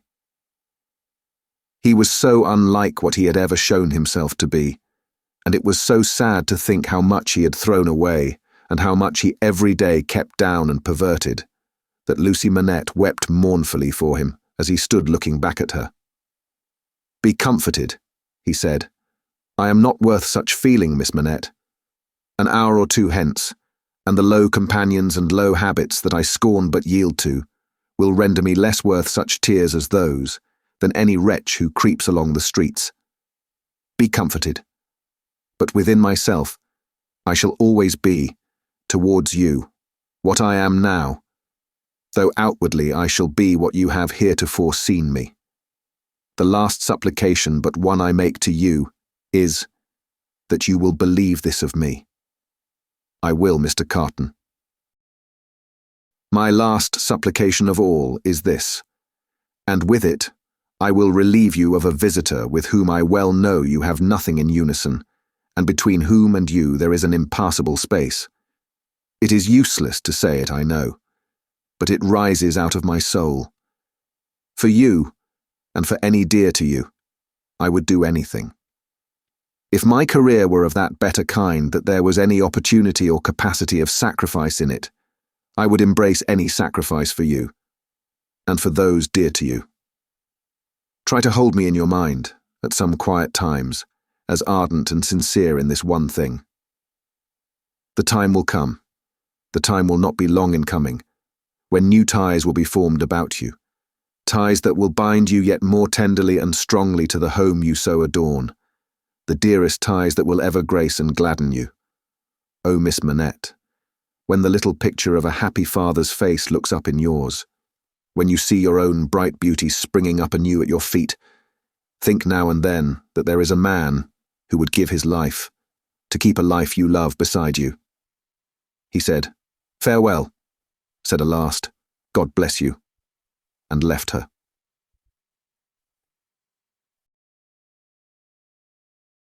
Chapter 14. The Honest Tradesman. To the eyes of Mr. Jeremiah Cruncher, sitting on his stool in Fleet Street with his grisly urchin beside him, a vast number and variety of objects in movement were every day presented. Who could sit upon anything in Fleet Street during the busy hours of the day, and not be dazed and deafened by two immense processions, one ever tending westward with the sun, the other ever tending eastward from the sun, both ever tending to the plains beyond the range of red and purple where the sun goes down? With his straw in his mouth, Mr. Cruncher sat watching the two streams, like the heathen rustic who has for several centuries been on duty watching one stream, saving that Jerry had no expectation of their ever running dry. Nor would it have been an expectation of a hopeful kind, since a small part of his income was derived from the pilotage of timid women, mostly of a full habit and past the middle term of life, from Tellson's side of the tides to the opposite shore. Brief as such companionship was in every separate instance, Mr. Cruncher never failed to become so interested in the lady as to express a strong desire to have the honour of drinking her very good health. And it was from the gifts bestowed upon him towards the execution of this benevolent purpose that he recruited his finances, as just now observed.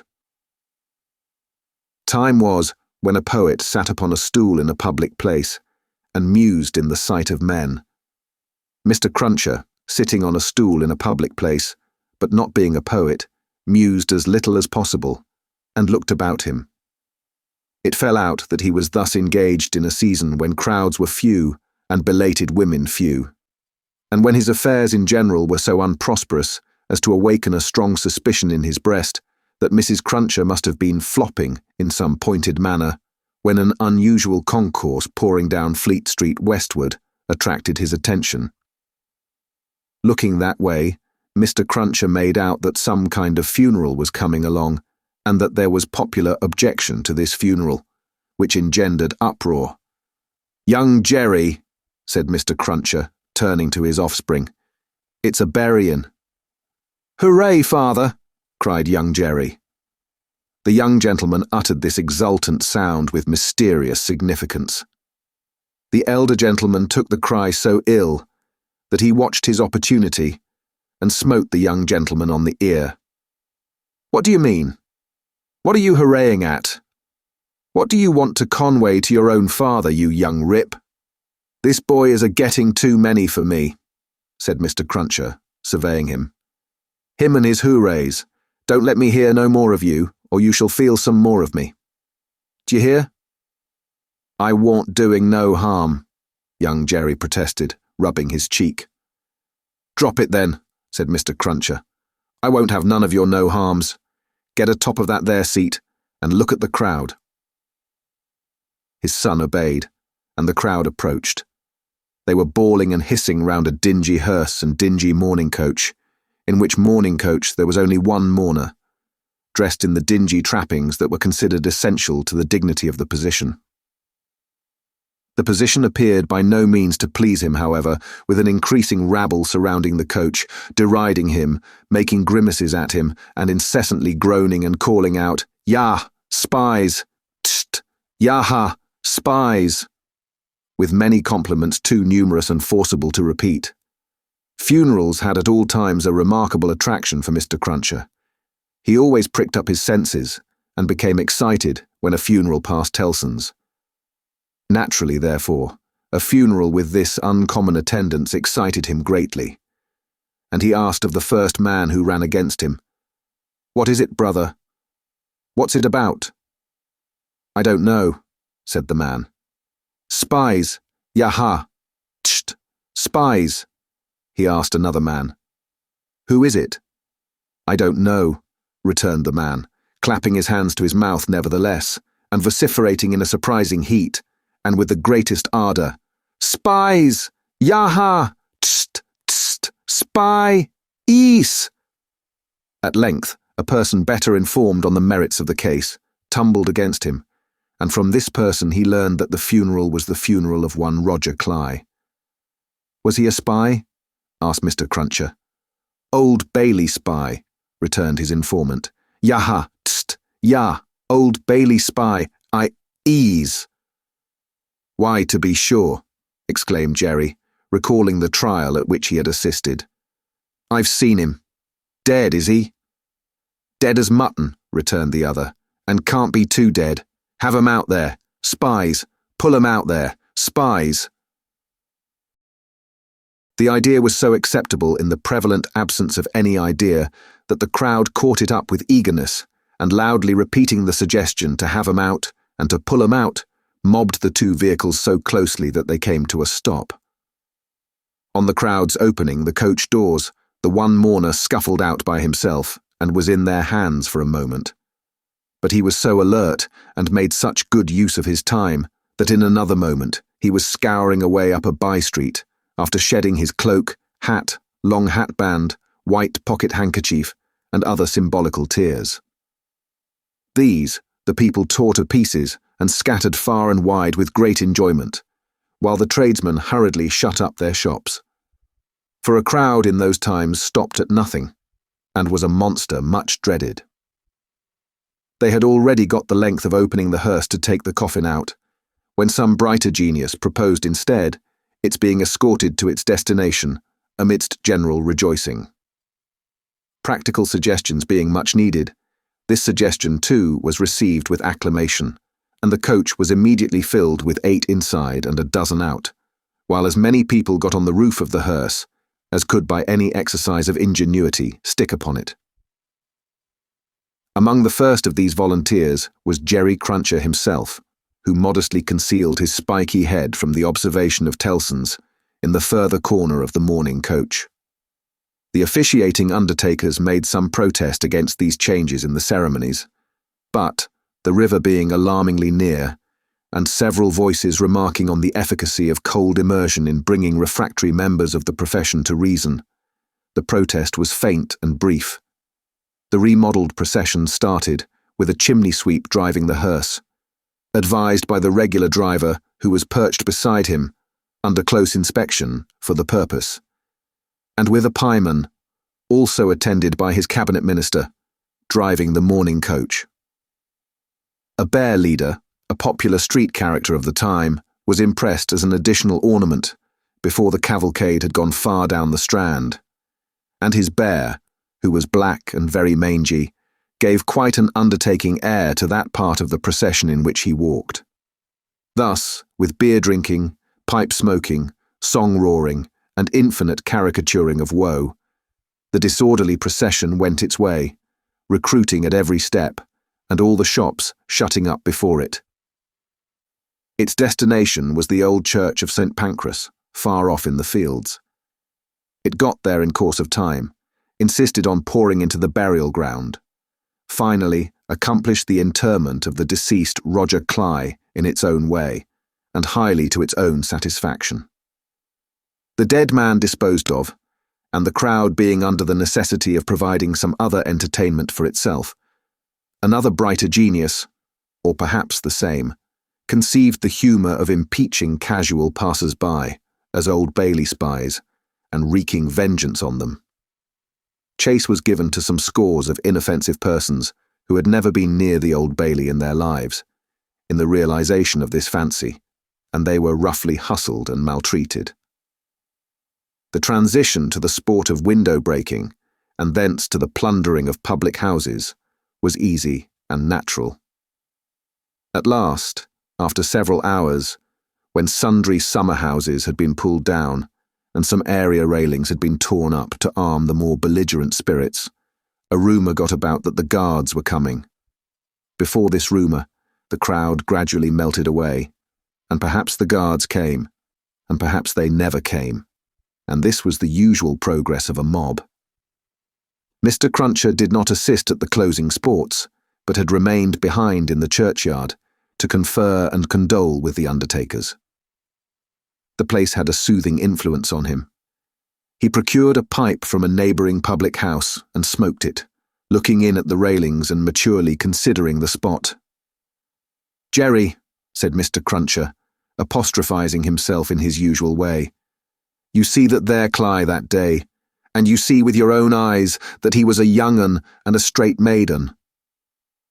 Having smoked his pipe out and ruminated a little longer, he turned himself about, that he might appear before the hour of closing on his station at Tellson's. Whether his meditations on mortality had touched his liver, or whether his general health had been previously at all amiss, or whether he desired to show a little attention to an eminent man, is not so much to the purpose as that he made a short call upon his medical adviser, a distinguished surgeon, on his way back. Young Jerry relieved his father with dutiful interest and reported no job in his absence. The bank closed, the ancient clerks came out, the usual watch was set, and Mr. Cruncher and his son went home to tea. "Now I tell you where it is," said Mr. Cruncher to his wife, on entering. "If, as a honest tradesman, my wenters goes wrong tonight, I shall make sure that you've been praying again me, and I shall work you for it just the same as if I seen you do it." The dejected Mrs. Cruncher shook her head. "Why, you're at it afore my face," said Mr. Cruncher, with signs of angry apprehension. "I am saying nothing." "Well then, don't meditate nothing. You might as well flop as meditate. You may as well go again me one way as another. Drop it altogether." "Yes, Jerry. Yes, Jerry," repeated Mr. Cruncher, sitting down to tea. "Ah, it is yes, Jerry. That's about it. You may say yes, Jerry." Mr. Cruncher had no particular meaning in these sulky corroborations, but made use of them, as people not unfrequently do, to express general ironical dissatisfaction. "You and your yes, Jerry," said Mr. Cruncher, taking a bite out of his bread and butter and seeming to help it down with a large invisible oyster out of his saucer. "Ah, I think so. I believe you." "You are going out tonight?" asked his decent wife, when he took another bite. "Yes, I am." "May I go with you, father?" asked his son briskly. "No, you mayn't. I'm a-going, as your mother knows, a-fishing. That's where I'm going to. Going a-fishing. Your fishing rod gets rather rusty, don't it, father?" "Never you mind." "Shall you bring any fish home, father?" "If I don't, you'll have short commons tomorrow," returned that gentleman, shaking his head. "That's questions enough for you. I ain't a-going out till you've been long abed." He devoted himself during the remainder of the evening to keeping a most vigilant watch on Mrs. Cruncher, and sullenly holding her in conversation that she might be prevented from meditating any petitions to his disadvantage. With this view, he urged his son to hold her in conversation also, and led the unfortunate woman a hard life by dwelling on any causes of complaint he could bring against her, rather than he would leave her for a moment to her own reflections. The devoutest person could have rendered no greater homage to the efficacy of an honest prayer than he did in this distrust of his wife. It was as if a professed unbeliever in ghosts should be frightened by a ghost story. "And mind you," said Mr. Cruncher, "no games tomorrow. If I, as a honest tradesman, succeed in providing a jint of meat or two, none of your not touching of it, and sticking to bread. If I, as a honest tradesman, am able to provide a little beer, none of your declaring on water. When you go to Rome, do as Rome does. Rome will be an ugly customer to you if you don't. I'm your Rome, you know." Then he began grumbling again. "With your flying into the face of your own wittles and drink. I don't know how scarce you mayn't make the wittles and drink here, by your flopping tricks and your unfeeling conduct. Look at your boy. He is yourn, ain't he? He's as thin as a lath. Do you call yourself a mother, and not know that a mother's first duty is to blow her boy out?" This touched young Jerry on a tender place, who adjured his mother to perform her first duty, and whatever else she did or neglected, above all things, to lay a special stress on the discharge of that maternal function so affectingly and delicately indicated by his other parent. Thus the evening wore away with the Cruncher family, until young Jerry was ordered to bed, and his mother, laid under similar injunctions, obeyed them. Mr. Cruncher beguiled the earlier watches of the night with solitary pipes, and did not start upon his excursion until nearly 1 o'clock. Towards that small and ghostly hour, he rose up from his chair, took a key out of his pocket, opened a locked cupboard, and brought forth a sack, a crowbar of convenient size, a rope and chain, and other fishing tackle of that nature. Disposing these articles about him in skilful manner, he bestowed a parting defiance on Mrs. Cruncher, extinguished the light, and went out. Young Jerry, who had only made a feint of undressing when he went to bed, was not long after his father. Under cover of the darkness, he followed out of the room, followed down the stairs, followed down the court, followed out into the streets. He was in no uneasiness concerning his getting into the house again, for it was full of lodgers, and the door stood ajar all night. Impelled by a laudable ambition to study the art and mystery of his father's honest calling, young Jerry, keeping as close to house fronts, walls, and doorways as his eyes were close to one another, held his honoured parent in view. The honoured parent, steering northward, had not gone far, when he was joined by another disciple of Isaac Walton, and the two trudged on together. Within half an hour from the first starting, they were beyond the winking lamps, and the more than winking watchman, and were out upon a lonely road. Another fisherman was picked up here, and that so silently, that if young Jerry had been superstitious, he might have supposed the second follower of the gentle craft to have, all of a sudden, split himself into two. The three went on, and young Jerry went on, until the three stopped under a bank overhanging the road. Upon the top of the bank was a low brick wall surmounted by an iron railing.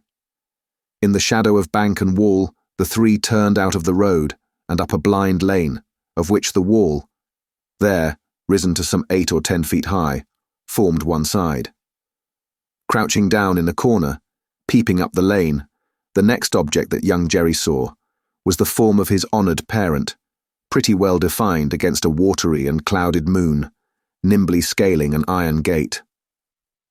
He was soon over, and then the second fisherman got over, and then the third. They all dropped softly on the ground within the gate, and lay there a little, listening perhaps. Then they moved away on their hands and knees. It was now young Jerry's turn to approach the gate, which he did, holding his breath. Crouching down again in a corner there and looking in, he made out the three fishermen creeping through some rank grass, and all the gravestones in the churchyard, it was a large churchyard that they were in, looking on like ghosts in white, while the church tower itself looked on like the ghost of a monstrous giant. They did not creep far before they stopped and stood upright, and then they began to fish. They fished with a spade at first. Presently the honoured parent appeared to be adjusting some instrument like a great corkscrew. Whatever tools they worked with, they worked hard, until the awful striking of the church clock so terrified young Jerry that he made off, with his hair as stiff as his father's. But his long-cherished desire to know more about these matters not only stopped him in his running away, but lured him back again. They were still fishing perseveringly when he peeped in at the gate for the second time, but now they seemed to have got a bite. There was a screwing and complaining sound down below, and their bent figures were strained, as if by a weight. By slow degrees, the weight broke away the earth upon it, and came to the surface. Young Jerry very well knew what it would be, but when he saw it, and saw his honoured parent about to wrench it open, he was so frightened, being new to the sight, that he made off again, and never stopped until he had run a mile or more. He would not have stopped then, for anything less necessary than breath, it being a spectral sort of race that he ran, and one highly desirable to get to the end of. He had a strong idea that the coffin he had seen was running after him, and pictured as hopping on behind him, bolt upright upon its narrow end, always on the point of overtaking him, and hopping on at his side, perhaps taking his arm. It was a pursuer to shun. It was an inconsistent and ubiquitous fiend too, for while it was making the whole night behind him dreadful, he darted out into the roadway to avoid dark alleys, fearful of its coming hopping out of them, like a dropsical boy's kite without tail and wings. It hid in doorways too, rubbing its horrible shoulders against doors and drawing them up to its ears as if it were laughing. It got into shadows on the road and lay cunningly on its back to trip him up. All this time it was incessantly hopping on behind and gaining on him, so that when the boy got to his own door, he had reason for being half dead. And even then it would not leave him, but followed him upstairs with a bump on every stair, scrambled into bed with him, and bumped down, dead and heavy, on his breast when he fell asleep. From his oppressed slumber, young Jerry in his closet was awakened after daybreak and before sunrise by the presence of his father in the family room. Something had gone wrong with him, at least so young Jerry inferred, from the circumstance of his holding Mrs. Cruncher by the ears and knocking the back of her head against the headboard of the bed. "I told you I would," said Mr. Cruncher, "and I did." "Jerry, Jerry, Jerry," his wife implored. "You oppose yourself to the profit of the business," said Jerry, "and me and my partners suffer. You was to honour and obey. Why the devil don't you?"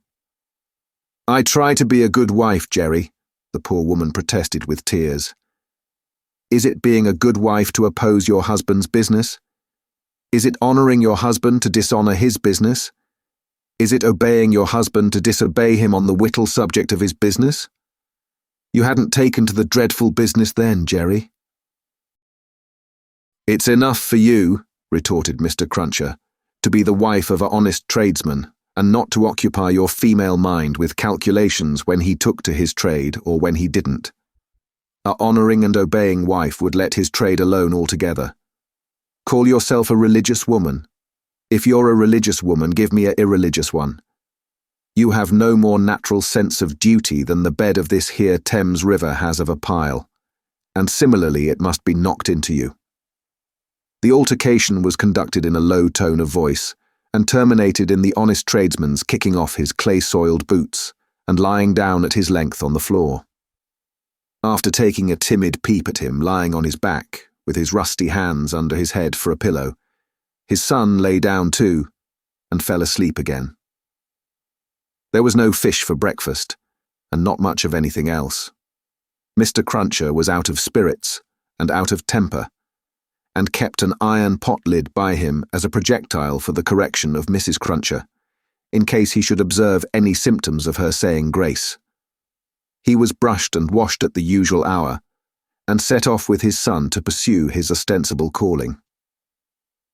Young Jerry, walking with the stool under his arm at his father's side along sunny and crowded Fleet Street, was a very different young Jerry from him of the previous night, running home through darkness and solitude from his grim pursuer. His cunning was fresh with the day, and his qualms were gone with the night, in which particulars it is not improbable that he had compeers in Fleet Street and the City of London that fine morning.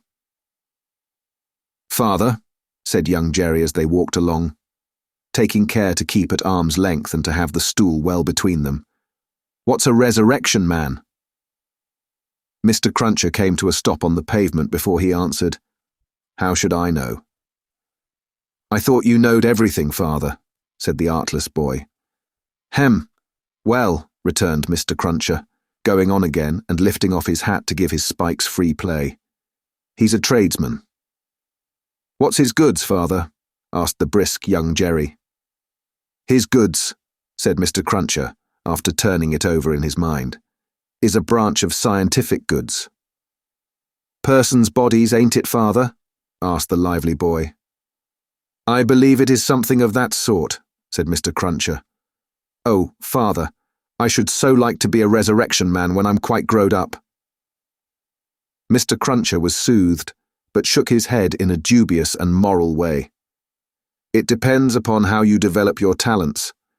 Be careful to develop your talents, and never to say no more than you can help to nobody, and there's no telling at the present time what you may not come to be fit for." As young Jerry, thus encouraged, went on a few yards in advance to plant the stool in the shadow of the bar, Mr. Cruncher added to himself, "Jerry, you honest tradesman, there's hopes what that boy will yet be a blessing to you, and a recompense to you for his mother." Chapter 15. Knitting. There had been earlier drinking than usual in the wine shop of Monsieur Defarge. As early as 6 o'clock in the morning, sallow faces peeping through its barred windows had descried other faces within, bending over measures of wine. Monsieur Defarge sold a very thin wine at the best of times, but it would seem to have been an unusually thin wine that he sold at this time. A sour wine, moreover, or a souring, for its influence on the mood of those who drank it, was to make them gloomy. No vivacious bacchanalian flame leaped out of the pressed grape of Monsieur Defarge, but a smouldering fire that burnt in the dark lay hidden in the dregs of it. This had been the third morning in succession, on which there had been early drinking at the wine shop of Monsieur Defarge.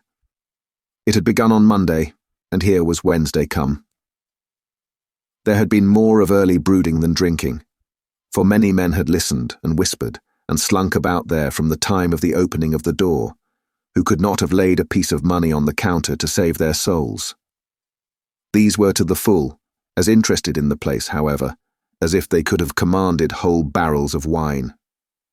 And they glided from seat to seat and from corner to corner, swallowing talk in lieu of drink, with greedy looks. Notwithstanding an unusual flow of company, the master of the wine shop was not visible. He was not missed, for nobody who crossed the threshold looked for him. Nobody asked for him. Nobody wondered to see only Madame Defarge in her seat, presiding over the distribution of wine, with a bowl of battered small coins before her, as much defaced and beaten out of their original impress as the small coinage of humanity from whose ragged pockets they had come. A suspended interest, and a prevalent absence of mind, were perhaps observed by the spies who looked in at the wine shop, as they looked in at every place, high and low, from the king's palace to the criminal's jail.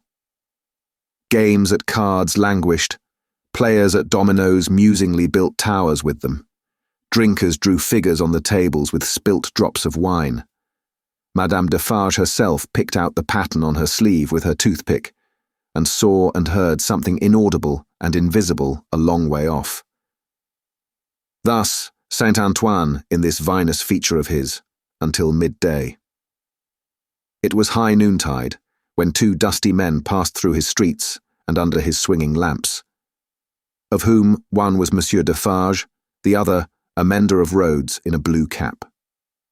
All adust and athirst, the 2 entered the wine shop.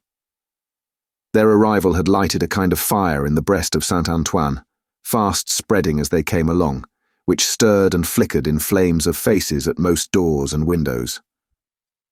Yet no one had followed them, and no man spoke when they entered the wine shop, though the eyes of every man there were turned upon them. "Good day, gentlemen," said Monsieur Defarge. It may have been a signal for loosening the general tongue. It elicited an answering chorus of, "Good day." "It is bad weather, gentlemen," said Defarge, shaking his head. Upon which every man looked at his neighbour, and then all cast down their eyes and sat silent. Except one man, who got up and went out. "My wife," said Defarge aloud, addressing Madame Defarge. "I have travelled certain leagues with this good mender of roads, called Jacques. I met him, by accident, a day and a half's journey out of Paris. He is a good child, this mender of roads, called Jacques. Give him to drink, my wife." A second man got up and went out. Madame Defarge set wine before the mender of roads called Jacques, who doffed his blue cap to the company and drank. In the breast of his blouse he carried some coarse, dark bread. He ate of this between whiles, and sat munching and drinking near Madame Defarge's counter. A third man got up and went out. Defarge refreshed himself with a draught of wine, but he took less than was given to the stranger, as being himself a man to whom it was no rarity, and stood waiting until the countryman had made his breakfast. He looked at no one present, and no one now looked at him, not even Madame Defarge, who had taken up her knitting and was at work. "Have you finished your repast, friend?" he asked in due season. "Yes, thank you." "Come, then. You shall see the apartment that I told you you could occupy. It will suit you to a marvel." Out of the wine shop into the street, out of the street into a courtyard, out of the courtyard up a steep staircase, out of the staircase into a garret, formerly the garret where a white-haired man sat on a low bench, stooping forward and very busy making shoes. No white-haired man was there now, but the three men were there who had gone out of the wine shop singly. And between them and the white-haired man afar off was the one small link, that they had once looked in at him through the chinks in the wall. Defarge closed the door carefully and spoke in a subdued voice. "Jacques 1, Jacques 2, Jacques 3. This is the witness encountered by appointment, by me, Jacques 4. He will tell you all. Speak, Jacques 5. The mender of roads, blue cap in hand, wiped his swarthy forehead with it, and said, "Where shall I commence, monsieur?" "Commence," was Monsieur Defarge's not unreasonable reply. "At the commencement." "I saw him then, messieurs," began the mender of roads. "A year ago this running summer, underneath the carriage of the Marquis, hanging by the chain. Behold the manner of it. I leaving my work on the road, the sun going to bed, the carriage of the Marquis slowly ascending the hill, he hanging by the chain, like this." Again the mender of roads went through the whole performance, in which he ought to have been perfect by that time, seeing that it had been the infallible resource and indispensable entertainment of his village during a whole year. Jacques 1 struck in, and asked if he had ever seen the man before. "Never," answered the mender of roads, recovering his perpendicular. Jacques 3 demanded how he afterwards recognized him then. "By his tall figure," said the mender of roads softly, and with his finger at his nose. "When Monsieur the Marquis demands that evening, 'Say, what is he like?' I make response, 'Tall as a spectre.'" "You should have said, 'Short as a dwarf,'" returned Jacques 2. "But what did I know? The deed was not then accomplished, neither did he confide in me. Observe. Under those circumstances even I do not offer my testimony. Monsieur the Marquis indicates me with his finger, standing near our little fountain, and says, 'To me. Bring that rascal.' My faith, messieurs, I offer nothing." "He is right there, Jacques," murmured Defarge, to him who had interrupted. "Go on." "Good," said the mender of roads, with an air of mystery. "The tall man is lost, and he is sought. How many months? 9, 10, 11. "No matter, the number," said Defarge. He is well hidden, but at last he is unluckily found. Go on. I am again at work upon the hillside, and the sun is again about to go to bed. I am collecting my tools to descend to my cottage down in the village below, where it is already dark when I raise my eyes and see coming over the hill 6 soldiers. In the midst of them is a tall man with his arms bound, tied to his sides, like this. With the aid of his indispensable cap, he represented a man with his elbows bound fast at his hips, with cords that were knotted behind him. I stand aside, messieurs, by my heap of stones, to see the soldiers and their prisoner pass, for it is a solitary road, that, where any spectacle is well worth looking at. And at first, as they approach, I see no more than that they are 6 soldiers, with a tall man bound, and that they are almost black to my sight, except on the side of the sun going to bed, where they have a red edge, messieurs. Also I see that their long shadows are on the hollow ridge on the opposite side of the road, and are on the hill above it, and are like the shadows of giants. Also I see that they are covered with dust, and that the dust moves with them as they come, tramp, tramp. But when they advance quite near to me, I recognize the tall man, and he recognizes me. Ah, but he would be well content to precipitate himself over the hillside once again, as on the evening when he and I first encountered, close to the same spot. He described it as if he were there, and it was evident that he saw it vividly. Perhaps he had not seen much in his life. I do not show the soldiers that I recognize the tall man. He does not show the soldiers that he recognizes me. We do it, and we know it, with our eyes. Come on, says the chief of that company, pointing to the village. Bring him fast to his tomb. And they bring him faster. I follow. His arms are swelled because of being bound so tight. His wooden shoes are large and clumsy, and he is lame. Because he is lame, and consequently slow, they drive him with their guns. Like this. He imitated the action of a man's being impelled forward by the butt ends of muskets. As they descend the hill like madmen running a race, he falls. They laugh and pick him up again. His face is bleeding and covered with dust, but he cannot touch it. Thereupon they laugh again. They bring him into the village. All the village runs to look. They take him past the mill and up to the prison. All the village sees the prison gate open in the darkness of the night, and swallow him, like this. He opened his mouth as wide as he could, and shut it with a sounding snap of his teeth. Observant of his unwillingness to mar the effect by opening it again, Defarge said, Go on, Jacques. All the village, pursued the mender of roads, on tiptoe and in a low voice, withdraws. All the village whispers by the fountain. All the village sleeps. All the village dreams of that unhappy one, within the locks and bars of the prison on the crag, and never to come out of it, except to perish. In the morning, with my tools upon my shoulder, eating my morsel of black bread as I go, I make a circuit by the prison on my way to my work. There I see him, high up, behind the bars of a lofty iron cage, bloody and dusty as last night, looking through. He has no hand free to wave to me. I dare not call to him. He regards me like a dead man. Defarge and the 3 glanced darkly at one another.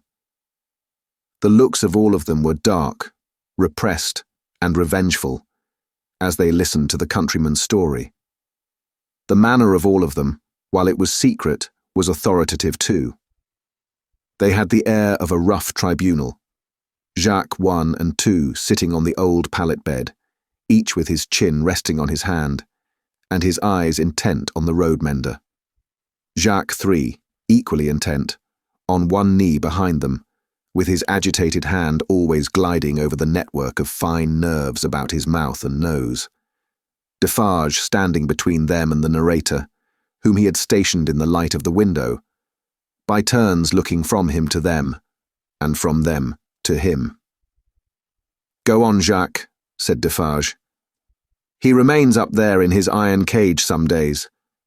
The village looks at him by stealth, for it is afraid. But it always looks up, from a distance, at the prison on the crag. And in the evening, when the work of the day is achieved and it assembles to gossip at the fountain, all faces are turned towards the prison. Formerly, they were turned towards the posting house. Now, they are turned towards the prison. They whisper at the fountain that although condemned to death, he will not be executed. They say that petitions have been presented in Paris, showing that he was enraged and made mad by the death of his child. They say that a petition has been presented to the king himself. What do I know? It is possible. Perhaps yes, perhaps no. Listen then, Jacques. Number 1 of that name sternly interposed. Know that a petition was presented to the king and queen. All here, yourself excepted, saw the king take it, in his carriage in the street, sitting beside the queen. It is Defarge, whom you see here, who, at the hazard of his life, darted out before the horses, with the petition in his hand. And once again listen, Jacques, said the kneeling number 3, his fingers ever wandering over and over those fine nerves with a strikingly greedy air, as if he hungered for something that was neither food nor drink. The guard, horse and foot, surrounded the petitioner and struck him blows. You hear? I hear, monsieur. Go on then, said Defarge. Again, on the other hand, they whisper at the fountain, resumed the countryman, that he is brought down into our country to be executed on the spot, and that he will very certainly be executed. They even whisper that because he has slain Monseigneur, and because Monseigneur was the father of his tenants, serfs, what you will, he will be executed as a parricide. One old man says at the fountain that his right hand, armed with the knife, will be burnt off before his face, that into wounds which will be made in his arms, his breast, and his legs, there will be poured boiling oil, melted lead, hot resin, wax, and sulphur. Finally, that he will be torn limb from limb by 4 strong horses. That old man says all this was actually done to a prisoner who made an attempt on the life of the late king, Louis XV. But how do I know if he lies? I am not a scholar. Listen once again then, Jacques, said the man with the restless hand and the craving air. The name of that prisoner was Damiens, and it was all done in open day, in the open streets of this city of Paris, and nothing was more noticed in the vast concourse that saw it done than the crowd of ladies of quality and fashion, who were full of eager attention to the last, Jacques, prolonged until nightfall, when he had lost 2 legs and an arm, and still breathed, and it was done. Why, how old are you? 35, said the mender of roads, who looked 60. It was done when you were more than 10 years old. You might have seen it. Enough, said Defarge with grim impatience. Long live the devil. Go on. Well, some whisper this, some whisper that. They speak of nothing else. Even the fountain appears to fall to that tune. At length, on Sunday night when all the village is asleep, come soldiers, winding down from the prison, and their guns ring on the stones of the little street. Workmen dig, workmen hammer, soldiers laugh and sing. In the morning, by the fountain, there is raised a gallows 40 feet high, poisoning the water. The mender of roads looked through rather than at the low ceiling, and pointed as if he saw the gallows somewhere in the sky. All work is stopped, all assemble there. Nobody leads the cows out. The cows are there with the rest. At midday the roll of drums. Soldiers have marched into the prison in the night, and he is in the midst of many soldiers. He is bound as before, and in his mouth there is a gag, tied so with a tight string, making him look almost as if he laughed. He suggested it by creasing his face with his 2 thumbs, from the corners of his mouth to his ears. On the top of the gallows is fixed the knife, blade upwards, with its point in the air. He is hanged there 40 feet high, and is left hanging, poisoning the water. They looked at one another, as he used his blue cap to wipe his face, on which the perspiration had started afresh while he recalled the spectacle. It is frightful, messieurs. How can the women and the children draw water? Who can gossip of an evening under that shadow? Under it, have I said. When I left the village, Monday evening as the sun was going to bed, and looked back from the hill, the shadow struck across the church, across the mill, across the prison, seemed to strike across the earth, messieurs, to where the sky rests upon it. The hungry man gnawed one of his fingers as he looked at the other three, and his finger quivered with the craving that was on him. That's all, messieurs. I left at sunset, as I had been warned to do, and I walked on, that night and half next day, until I met, as I was warned I should, this comrade. With him I came on, now riding and now walking, through the rest of yesterday and through last night. And here you see me. After a gloomy silence, the first Jacques said, "Good. You have acted and recounted faithfully. Will you wait for us a little outside the door?"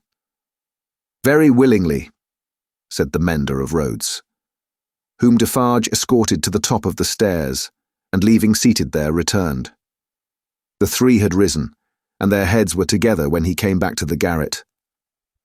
"How say you, Jacques?" demanded number one. "To be registered?" "To be registered as doomed to destruction," returned Defarge. "Magnificent!" croaked the man with the craving. "The chateau, and all the race?" inquired the first. "The chateau and all the race," returned Defarge. "Extermination." The hungry man repeated in a rapturous croak, "Magnificent!" and began gnawing another finger. "Are you sure," asked Jacques II of Defarge, "that no embarrassment can arise from our manner of keeping the register? Without doubt it is safe, for no one beyond ourselves can decipher it. But shall we always be able to decipher it? Or, I ought to say, will she?" "Jacques," returned Defarge, drawing himself up, "if Madame my wife undertook to keep the register in her memory alone, she would not lose a word of it, not a syllable of it. Knitted in her own stitches and her own symbols, it will always be as plain to her as the sun. Confide in Madame Defarge. It would be easier for the weakest poltroon that lives to erase himself from existence than to erase one letter of his name or crimes from the knitted register of Madame Defarge." There was a murmur of confidence and approval, and then the man who hungered asked, "Is this rustic to be sent back soon?" "I hope so. He is very simple. Is he not a little dangerous?" "He knows nothing," said Defarge. "At least nothing more than would easily elevate himself to a gallows of the same height. I charge myself with him. Let him remain with me. I will take care of him, and set him on his road. He wishes to see the fine world, the king, the queen, and court. Let him see them on Sunday." "What?" exclaimed the hungry man, staring. "Is it a good sign that he wishes to see royalty and nobility?" "Jacques," said Defarge, "judiciously show a cat milk, if you wish her to thirst for it. Judiciously show a dog his natural prey, if you wish him to bring it down one day." Nothing more was said, and the mender of roads, being found already dozing on the topmost stair, was advised to lay himself down on the pallet bed and take some rest. He needed no persuasion, and was soon asleep. Worse quarters than Defarge's wine shop could easily have been found in Paris for a provincial slave of that degree. Saving for a mysterious dread of Madame by which he was constantly haunted, his life was very new and agreeable. But Madame sat all day at her counter, so expressly unconscious of him, and so particularly determined not to perceive that his being there had any connection with anything below the surface, that he shook in his wooden shoes whenever his eye lighted on her. for he contended with himself that it was impossible to foresee what that lady might pretend next. And he felt assured that if she should take it into her brightly ornamented head to pretend that she had seen him do a murder and afterwards flay the victim, she would infallibly go through with it until the play was played out. Therefore, when Sunday came, the mender of roads was not enchanted, though he said he was, to find that Madame was to accompany Monsieur and himself to Versailles. It was additionally disconcerting to have Madame knitting all the way there, in a public conveyance. It was additionally disconcerting yet to have Madame in the crowd in the afternoon, still with her knitting in her hands, as the crowd waited to see the carriage of the King and Queen. "You work hard, Madame," said a man near her. "Yes," answered Madame Defarge. "I have a good deal to do." "What do you make, Madame?" "Many things." For instance, returned Madame Defarge composedly, "shrouds." The man moved a little further away, as soon as he could, and the mender of roads fanned himself with his blue cap, feeling it mightily close and oppressive. If he needed a king and queen to restore him, he was fortunate in having his remedy at hand. For soon the large-faced king and the fair-faced queen came in their golden coach, attended by the shining bull's-eye of their court, a glittering multitude of laughing ladies and fine lords, and in jewels and silks and powder and splendour and elegantly spurning figures and handsomely disdainful faces of both sexes. The mender of roads bathed himself, so much to his temporary intoxication, that he cried, "Long live the king, long live the queen, long live everybody and everything," as if he had never heard of ubiquitous Jacques in his time. Then there were gardens, courtyards, terraces, fountains, green banks, more king and queen, more bull's-eye, more lords and ladies, more long live they all, until he absolutely wept with sentiment. During the whole of this scene, which lasted some 3 hours, he had plenty of shouting and weeping and sentimental company, and throughout Defarge held him by the collar, as if to restrain him from flying at the objects of his brief devotion and tearing them to pieces. "Bravo!" said Defarge, clapping him on the back when it was over like a patron. "You are a good boy."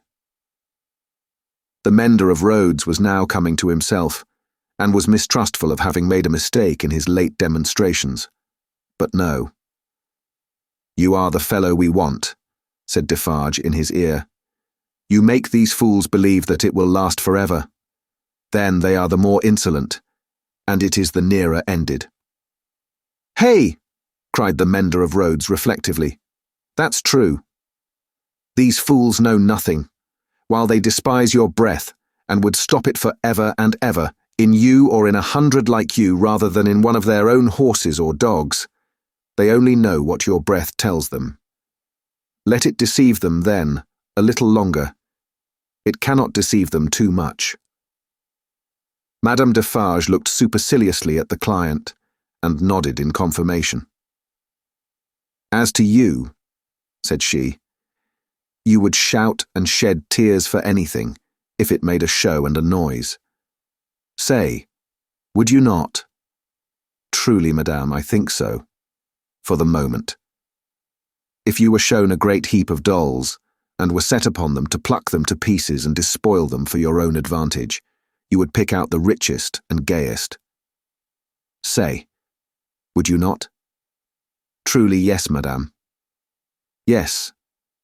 And if you were shown a flock of birds, unable to fly, and were set upon them to strip them of their feathers for your own advantage, you would set upon the birds of the finest feathers. Would you not?" "It is true, madame." "You have seen both dolls and birds today," said Madame Defarge, with a wave of her hand towards the place where they had last been apparent. "Now go home." Chapter 16. Still knitting. Madame Defarge and Monsieur her husband returned amicably to the bosom of Saint Antoine, while a speck in a blue cap toiled through the darkness, and through the dust, and down the weary miles of avenue by the wayside, slowly tending towards that point of the compass where the chateau of Monsieur the Marquis, now in his grave, listened to the whispering trees. Such ample leisure had the stone faces now for listening to the trees and to the fountain, that the few village scarecrows who, in their quest for herbs to eat and fragments of dead stick to burn, strayed within sight of the great stone courtyard and terrace staircase, had it borne in upon their starved fancy that the expression of the faces was altered. A rumour just lived in the village, had a faint and bare existence there, as its people had, that when the knife struck home, the faces changed, from faces of pride to faces of anger and pain. Also, that when that dangling figure was hauled up 40 feet above the fountain, they changed again, and bore a cruel look of being avenged, which they would henceforth bear forever. In the stone face over the great window of the bedchamber where the murder was done, 2 fine dints were pointed out in the sculptured nose, which everybody recognized, and which nobody had seen of old.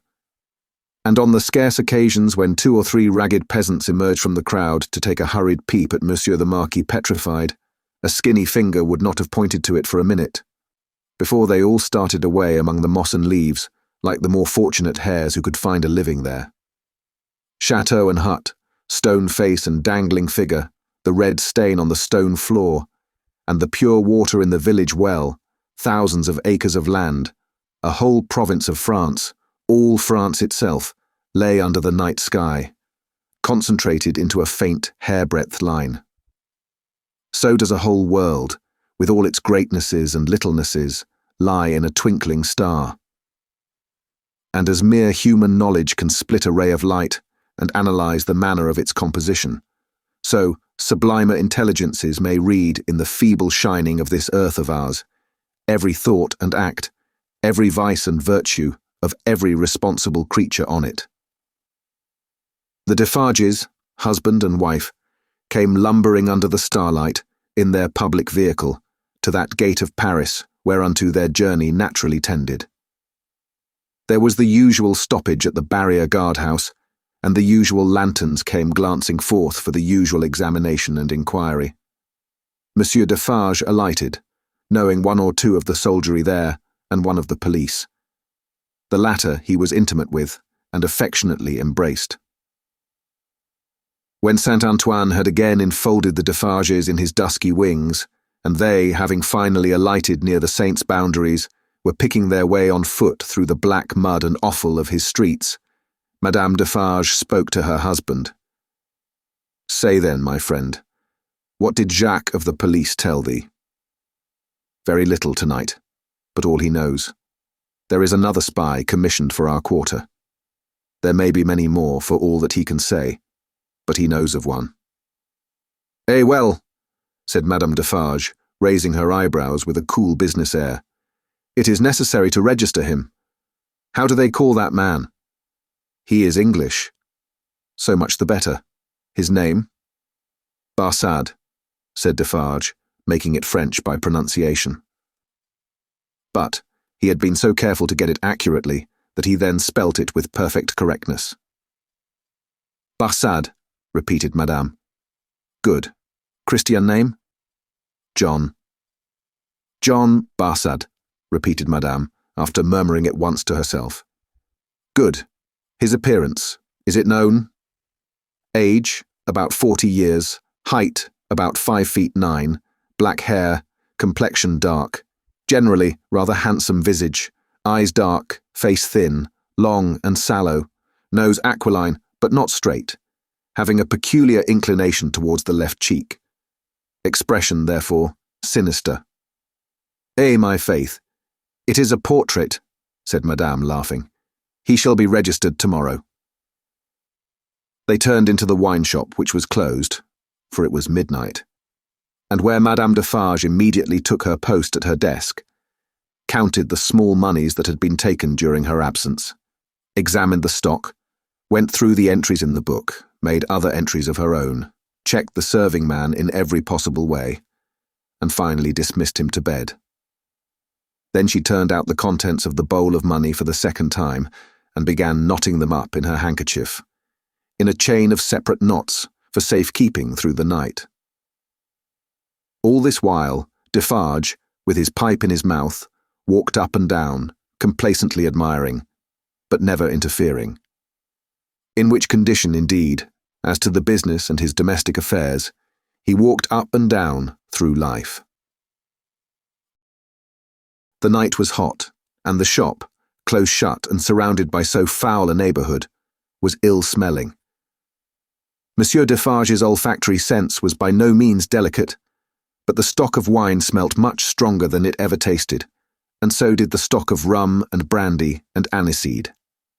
He whiffed the compound of scents away, as he put down his smoked-out pipe. "You are fatigued," said Madame, raising her glance as she knotted the money. "There are only the usual odours."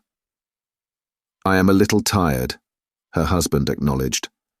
"You are a little depressed too," said Madame, whose quick eyes had never been so intent on the accounts, but they had had a ray or two for him. "Oh, the men, the men." "But my dear," began Defarge.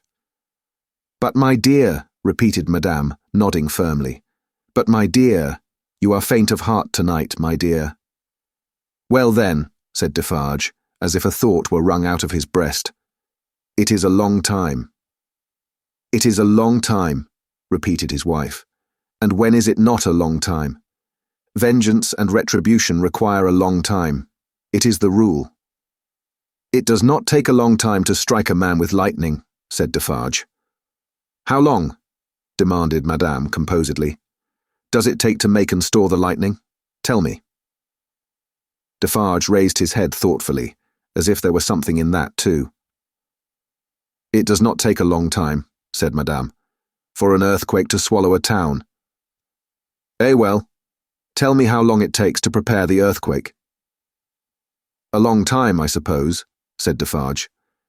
"But when it is ready, it takes place, and grinds to pieces everything before it. In the meantime, it is always preparing, though it is not seen or heard. That is your consolation. Keep it." She tied a knot with flashing eyes, as if it throttled a foe. "I tell thee," said Madame, extending her right hand for emphasis, "that although it is a long time on the road, it is on the road and coming. I tell thee it never retreats and never stops. I tell thee it is always advancing. Look around and consider the lives of all the world that we know. Consider the faces of all the world that we know. Consider the rage and discontent to which the Jacquerie addresses itself with more and more of certainty every hour. Can such things last? Bah! I mock you." "My brave wife," returned Defarge, standing before her with his head a little bent, and his hands clasped at his back, like a docile and attentive pupil before his catechist. "I do not question all this, but it has lasted a long time, and it is possible, you know well, my wife, it is possible, that it may not come during our lives." "Eh well, how then?" demanded Madame, tying another knot, as if there were another enemy strangled. "Well," said Defarge, with a half-complaining and half-apologetic shrug, "we shall not see the triumph." "We shall have helped it," returned Madame with her extended hand in strong action. "Nothing that we do is done in vain. I believe with all my soul that we shall see the triumph, but even if not, even if I knew certainly not, show me the neck of an aristocrat and tyrant, and still I would—" Then Madame, with her teeth set, tied a very terrible knot indeed. "Hold!" cried Defarge, reddening a little as if he felt charged with cowardice. "I too, my dear, will stop at nothing." "Yes, but it is your weakness that you sometimes need to see your victim and your opportunity to sustain you. Sustain yourself without that. When the time comes, let loose a tiger and a devil, but wait for the time with the tiger and the devil chained, not shown, yet always ready." Madame enforced the conclusion of this piece of advice by striking her little counter with her chain of money as if she knocked its brains out, and then gathering the heavy handkerchief under her arm in a serene manner, and observing that it was time to go to bed. Next noontide saw the admirable woman in her usual place in the wine shop, knitting away assiduously. A rose lay beside her, and if she now and then glanced at the flower, it was with no infraction of her usual preoccupied air. There were a few customers, drinking or not drinking, standing or seated, sprinkled about. The day was very hot, and heaps of flies, who were extending their inquisitive and adventurous perquisitions into all the glutinous little glasses near Madame, fell dead at the bottom. Their decease made no impression on the other flies out promenading, who looked at them in the coolest manner, as if they themselves were elephants or something as far removed, until they met the same fate. Curious to consider how heedless flies are. Perhaps they thought as much at court that sunny summer day. A figure entering at the door threw a shadow on Madame Defarge, which she felt to be a new one. She laid down her knitting and began to pin her rose in her headdress before she looked at the figure. It was curious. The moment Madame Defarge took up the rose, the customers ceased talking and began gradually to drop out of the wine shop. "Good day, madame," said the newcomer. "Good day, monsieur." She said it aloud, but added to herself as she resumed her knitting. "Ha, good day. Age about 40, height about 5 feet 9, black hair, generally rather handsome visage, complexion dark, eyes dark, thin, long and sallow face, aquiline nose but not straight, having a peculiar inclination towards the left cheek, which imparts a sinister expression. Good day, one and all. Have the goodness to give me a little glass of old cognac and a mouthful of cool fresh water, madame." Madame complied with a polite air. Marvellous cognac this, madame. It was the first time it had ever been so complimented, and Madame Defarge knew enough of its antecedents to know better. She said, however, that the cognac was flattered, and took up her knitting. The visitor watched her fingers for a few moments, and took the opportunity of observing the place in general. "You knit with great skill, madame." "I am accustomed to it. A pretty pattern, too." "You think so?" said madame, looking at him with a smile. "Decidedly. May one ask what it is for?" "Pastime," said madame, still looking at him with a smile while her fingers moved nimbly. "Not for use?" "That depends. I may find a use for it one day. If I do, well," said madame, drawing a breath and nodding her head with a stern kind of coquetry, "I'll use it." It was remarkable, but the taste of Saint Antoine seemed to be decidedly opposed to a rose on the headdress of Madame Defarge. Two men had entered separately, and had been about to order drink, when catching sight of that novelty, they faltered, made a pretence of looking about as if for some friend who was not there, and went away. Nor, of those who had been there when this visitor entered, was there one left. They had all dropped off. The spy had kept his eyes open, but had been able to detect no sign. They had lounged away in a poverty-stricken, purposeless, accidental manner, quite natural and unimpeachable. "John," thought Madame, checking off her work as her fingers knitted, and her eyes looked at the stranger. "Stay long enough, and I shall knit Barsad before you go." "You have a husband, madam?" "I have." "Children?" "No children." "Business seems bad?" "Business is very bad. The people are so poor." "Ah, the unfortunate, miserable people. So oppressed, too, as you say." "As you say," Madame retorted, correcting him, and deftly knitting an extra something into his name that boded him no good. "Pardon me. Certainly it was I who said so. But you naturally think so." "Of course." "I think," returned Madame in a high voice, "I and my husband have enough to do to keep this wine shop open without thinking. All we think here is how to live. That is the subject we think of, and it gives us, from morning to night, enough to think about, without embarrassing our heads concerning others. I think for others. No. No." The spy, who was there to pick up any crumbs he could find or make, did not allow his baffled state to express itself in his sinister face, but stood with an air of gossiping gallantry, leaning his elbow on Madame Defarge's little counter, and occasionally sipping his cognac. "A bad business this, madame, of Gaspard's execution. Ah, the poor Gaspard," with a sigh of great compassion. "My faith," returned Madame coolly and lightly, "if people use knives for such purposes, they have to pay for it. He knew beforehand what the price of his luxury was. He has paid the price." "I believe," said the spy, dropping his soft voice to a tone that invited confidence and expressing an injured revolutionary susceptibility in every muscle of his wicked face. "I believe there is much compassion and anger in this neighbourhood, touching the poor fellow, between ourselves." "Is there?" asked Madame vacantly. "Is there not?"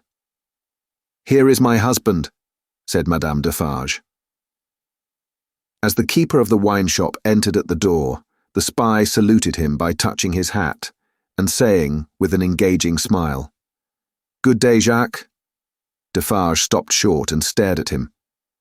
"Good day, Jacques," the spy repeated, with not quite so much confidence, or quite so easy a smile under the stare. "You deceive yourself, monsieur," returned the keeper of the wine shop. "You mistake me for another. That is not my name. I am Ernest Defarge." "It is all the same," said the spy, airily, but discomfited too. "Good day." "Good day," answered Defarge, dryly. "I was saying to Madame, with whom I had the pleasure of chatting when you entered, that they tell me there is, and no wonder, much sympathy and anger in Saint-Antoine, touching the unhappy fate of poor Gaspard." "No one has told me so," said Defarge, shaking his head. "I know nothing of it." Having said it, he passed behind the little counter and stood with his hand on the back of his wife's chair, looking over that barrier at the person to whom they were both opposed, and whom either of them would have shot with the greatest satisfaction. The spy, well used to his business, did not change his unconscious attitude, but drained his little glass of cognac, took a sip of fresh water, and asked for another glass of cognac. Madame Defarge poured it out for him, took to her knitting again, and hummed a little song over it. "You seem to know this quarter well. That is to say, better than I do," observed Defarge. "Not at all, but I hope to know it better. I am so profoundly interested in its miserable inhabitants." "Ha!" muttered Defarge. "The pleasure of conversing with you, Monsieur Defarge, recalls to me," pursued the spy, "that I have the honour of cherishing some interesting associations with your name." "Indeed," said Defarge with much indifference. "Yes, indeed. When Dr. Manette was released, you, his old domestic, had the charge of him, I know. He was delivered to you. You see I am informed of the circumstances?" "Such is the fact, certainly," said Defarge. He had had it conveyed to him, in an accidental touch of his wife's elbow as she knitted and warbled, that he would do best to answer, but always with brevity. "It was to you," said the spy, "that his daughter came, and it was from your care that his daughter took him, accompanied by a neat brown monsieur. How is he called? In a little wig. Lorry, of the Bank of Telson and Company, over to England." "Such is the fact," repeated Defarge. "Very interesting remembrances," said the spy. "I have known Dr. Manette and his daughter in England." "Yes?" said Defarge. "You don't hear much about them now?" said the spy. "No," said Defarge. "In effect," Madame struck in, looking up from her work and her little song, "we never hear about them. We received the news of their safe arrival, and perhaps another letter, or perhaps two. But since then they have gradually taken their road in life, we ours, and we have held no correspondence." "Perfectly so, Madame," replied the spy. "She is going to be married." "Going?" echoed Madame. "She was pretty enough to have been married long ago. You English are cold, it seems to me." "Oh, you know I am English." "I perceive your tongue is," returned Madame. "And what the tongue is, I suppose the man is." He did not take the identification as a compliment, but he made the best of it and turned it off with a laugh. After sipping his cognac to the end, he added, "Yes, Miss Manette is going to be married, but not to an Englishman, to one who, like herself, is French by birth. And speaking of Gaspard, poor Gaspard, it was cruel, cruel. It is a curious thing that she is going to marry the nephew of Monsieur the Marquis, for whom Gaspard was exalted to that height of so many feet. In other words, the present Marquis. But he lives unknown in England. He is no Marquis there. He is Mr. Charles Darnay. D'Aulnay is the name of his mother's family." Madame Defarge knitted steadily, but the intelligence had a palpable effect upon her husband. Do what he would, behind the little counter, as to the striking of a light and the lighting of his pipe, he was troubled, and his hand was not trustworthy. The spy would have been no spy if he had failed to see it, or to record it in his mind. Having made at least this one hit, whatever it might prove to be worth, and no customers coming in to help him to any other, Mr. Barsad paid for what he had drunk, and took his leave, taking occasion to say, in a genteel manner, before he departed, that he looked forward to the pleasure of seeing Monsieur and Madame Defarge again. For some minutes after he had emerged into the outer presence of Saint-Antoine, the husband and wife remained exactly as he had left them, lest he should come back. "Can it be true?" said Defarge, in a low voice, looking down at his wife as he stood smoking with his hand on the back of her chair. "What he has said of Mademoiselle Manette?" "As he has said it," returned Madame, lifting her eyebrows a little. "It is probably false, but it may be true." "If it is," Defarge began and stopped. "If it is," repeated his wife, "and if it does come, while we live to see it triumph, I hope, for her sake, destiny will keep her husband out of France." "Her husband's destiny," said Madame Defarge, with her usual composure, "will take him where he is to go, and will lead him to the end that is to end him. That is all I know." "But it is very strange. Now at least is it not very strange?" said Defarge, rather pleading with his wife to induce her to admit it, "that after all our sympathy for Monsieur her father, and herself, her husband's name should be prescribed under your hand at this moment, by the side of that infernal dog's who has just left us." "Stranger things than that will happen when it does come," answered Madame. "I have them both here, of a certainty, and they are both here for their merits. That is enough." She rolled up her knitting when she had said those words, and presently took the rose out of the handkerchief that was wound about her head. Either Saint-Antoine had an instinctive sense that the objectionable decoration was gone, or Saint-Antoine was on the watch for its disappearance. Howbeit, the saint took courage to lounge in very shortly afterwards, and the wine-shop recovered its habitual aspect. In the evening, at which season of all others, Saint-Antoine turned himself inside out, and sat on doorsteps and window ledges, and came to the corners of vile streets and courts. For a breath of air, Madame Defarge, with her work in her hand, was accustomed to pass from place to place and from group to group. A missionary.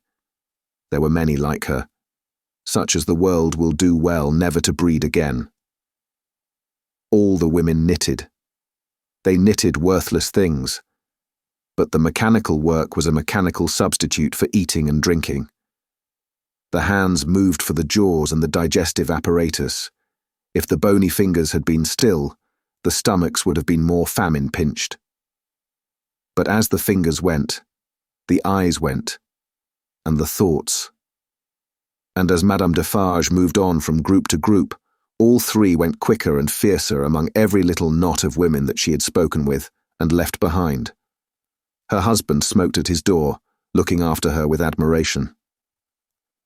"A great woman," said he.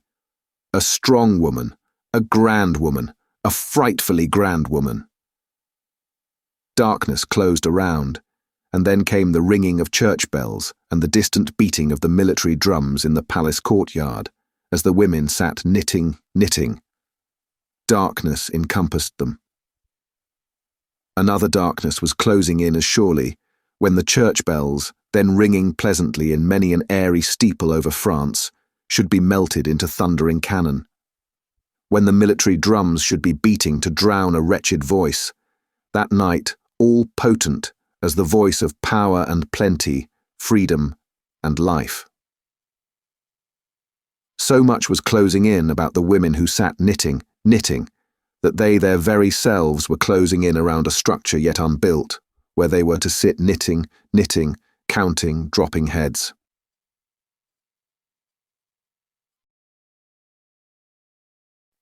Chapter 17. One night. Never did the sun go down with a brighter glory on the quiet corner in Soho than one memorable evening when the doctor and his daughter sat under the plane tree together. Never did the moon rise with a milder radiance over great London than on that night when it found them still seated under the tree and shone upon their faces through its leaves. Lucie was to be married tomorrow. She had reserved this last evening for her father, and they sat alone under the plane tree. "You are happy, my dear father?" "Quite, my child." They had said little, though they had been there a long time. When it was yet light enough to work and read, she had neither engaged herself in her usual work, nor had she read to him. She had employed herself in both ways, at his side under the tree, many and many a time. But this time was not quite like any other, and nothing could make it so. "And I am very happy tonight, dear father. I am deeply happy in the love that heaven has so blessed, my love for Charles, and Charles's love for me. But if my life were not to be still consecrated to you, or if my marriage were so arranged as that it would part us, even by the length of a few of these streets, I should be more unhappy and self-reproachful now than I can tell you. Even as it is." Even as it was, she could not command her voice. In the sad moonlight, she clasped him by the neck and laid her face upon his breast. In the moonlight, which is always sad, as the light of the sun itself is, as the light called human life is, at its coming and its going. "Dearest dear, can you tell me this last time that you feel quite sure no new affections of mine and no new duties of mine will ever interpose between us? I know it well. But do you know it? In your own heart? Do you feel quite certain?" Her father answered, with a cheerful firmness of conviction he could scarcely have assumed. "Quite sure, my darling. More than that," he added, as he tenderly kissed her. "My future is far brighter, Lucie, seen through your marriage, than it could have been, nay, than it ever was, without it. If I could hope that, my father. Believe it, love, indeed it is so. Consider how natural and how plain it is, my dear, that it should be so. You, devoted and young, cannot fully appreciate the anxiety I have felt that your life should not be wasted." She moved her hand towards his lips, but he took it in his and repeated the word. "Wasted, my child, should not be wasted, struck aside from the natural order of things, for my sake. Your unselfishness cannot entirely comprehend how much my mind has gone on this, but only ask yourself, how could my happiness be perfect, while yours was incomplete? If I had never seen Charles, my father, I should have been quite happy with you." He smiled at her unconscious admission that she would have been unhappy without Charles, having seen him, and replied, "My child, you did see him, and it is Charles. If it had not been Charles, it would have been another. Or if it had been no other, I should have been the cause. And then the dark part of my life would have cast its shadow beyond myself, and would have fallen on you. It was the first time, except at the trial, of her ever hearing him refer to the period of his suffering. It gave her a strange and new sensation while his words were in her ears, and she remembered it long afterwards. "See," said the Doctor of Beauvais, raising his hand towards the moon. "I have looked at her from my prison window when I could not bear her light. I have looked at her when it has been such torture to me to think of her shining upon what I had lost, that I have beaten my head against my prison walls. I have looked at her in a state so dull and lethargic that I have thought of nothing but the number of horizontal lines I could draw across her at the full, and the number of perpendicular lines with which I could intersect them." He added in his inward and pondering manner, as he looked at the moon, "It was 20 either way, I remember, and the 20th was difficult to squeeze in." The strange thrill with which she heard him go back to that time deepened as he dwelt upon it. But there was nothing to shock her in the manner of his reference. He only seemed to contrast his present cheerfulness and felicity with the dire endurance that was over. "I have looked at her, speculating thousands of times upon the unborn child from whom I had been rent. Whether it was alive, whether it had been born alive, or the poor mother's shock had killed it. Whether it was a son who would some day avenge his father. There was a time in my imprisonment when my desire for vengeance was unbearable. Whether it was a son who would never know his father's story, who might even live to weigh the possibility of his father's having disappeared of his own will and act. Whether it was a daughter who would grow to be a woman." She drew closer to him and kissed his cheek and his hand. "I have pictured my daughter to myself as perfectly forgetful of me, rather altogether ignorant of me, and unconscious of me. I have cast up the years of her age, year after year. I have seen her married to a man who knew nothing of my fate. I have altogether perished from the remembrance of the living, and in the next generation my place was a blank. My father! Even to hear that you had such thoughts of a daughter who never existed strikes to my heart as if I had been that child. You, Lucie, it is out of the consolation and restoration you have brought to me that these remembrances arise and pass between us and the moon on this last night. What did I say just now? She knew nothing of you. She cared nothing for you. So, but on other moonlight nights, when the sadness and the silence have touched me in a different way, have affected me with something as like a sorrowful sense of peace, as any emotion that had pain for its foundations could, I have imagined her as coming to me in my cell and leading me out into the freedom beyond the fortress. I have seen her image in the moonlight often, as I now see you, except that I never held her in my arms. It stood between the little grated window and the door. But you understand that that was not the child I am speaking of. The figure was not, the image, the fancy? No, that was another thing. It stood before my disturbed sense of sight, but it never moved. The phantom that my mind pursued was another and more real child. Of her outward appearance, I know no more than that she was like her mother. The other had that likeness too, as you have, but was not the same. Can you follow me, Lucie? Hardly, I think. I doubt you must have been a solitary prisoner to understand these perplexed distinctions. His collected and calm manner could not prevent her blood from running cold, as he thus tried to anatomize his old condition. In that more peaceful state, I have imagined her, in the moonlight, coming to me and taking me out to show me that the home of her married life was full of her loving remembrance of her lost father. My picture was in her room, and I was in her prayers. Her life was active, cheerful, useful, but my poor history pervaded it all. I was that child my father, I was not half so good, but in my love that was I.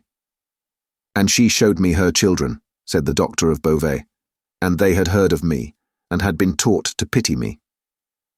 When they passed a prison of the state, they kept far from its frowning walls, and looked up at its bars, and spoke in whispers. She could never deliver me.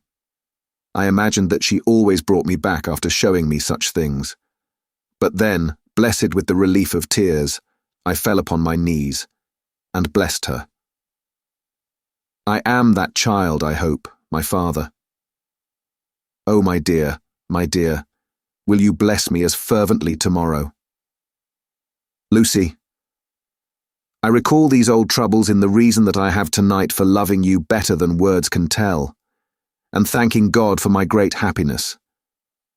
My thoughts, when they were wildest, never rose near the happiness that I have known with you, and that we have before us. He embraced her, solemnly commended her to heaven, and humbly thanked heaven for having bestowed her on him. By and by they went into the house. There was no one bidden to the marriage but Mr. Lorry. There was even to be no bridesmaid but the gaunt Miss Pross. The marriage was to make no change in their place of residence. They had been able to extend it by taking to themselves the upper rooms formerly belonging to the apocryphal invisible lodger, and they desired nothing more. Dr. Manette was very cheerful at the little supper. They were only 3 at table, and Miss Pross made the 3rd. He regretted that Charles was not there, was more than half disposed to object to the loving little plot that kept him away, and drank to him affectionately. So, the time came for him to bid Lucie good night, and they separated. But, in the stillness of the 3rd hour of the morning, Lucie came downstairs again, and stole into his room, not free from unshaped fears, beforehand. All things, however, were in their places. All was quiet. And he lay asleep, his white hair picturesque on the untroubled pillow, and his hands lying quiet on the coverlet. She put her needless candle in the shadow at a distance, crept up to his bed, and put her lips to his, then leaned over him and looked at him. Into his handsome face the bitter waters of captivity had worn, but he covered up their tracks with a determination so strong that he held the mastery of them even in his sleep. A more remarkable face in its quiet, resolute and guarded struggle with an unseen assailant was not to be beheld in all the wide dominions of sleep that night.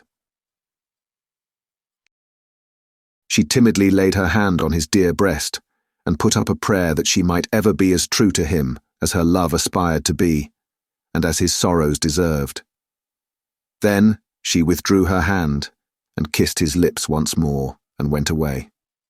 So the sunrise came, and the shadows of the leaves of the plane tree moved upon his face, as softly as her lips had moved in praying for him.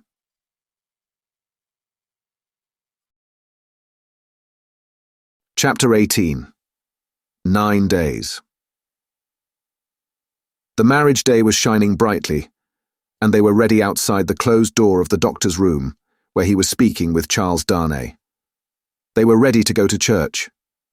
The beautiful bride, Mr. Lorry, and Miss Pross, to whom the event, through a gradual process of reconcilement to the inevitable, would have been one of absolute bliss, but for the yet lingering consideration that her brother Solomon should have been the bridegroom.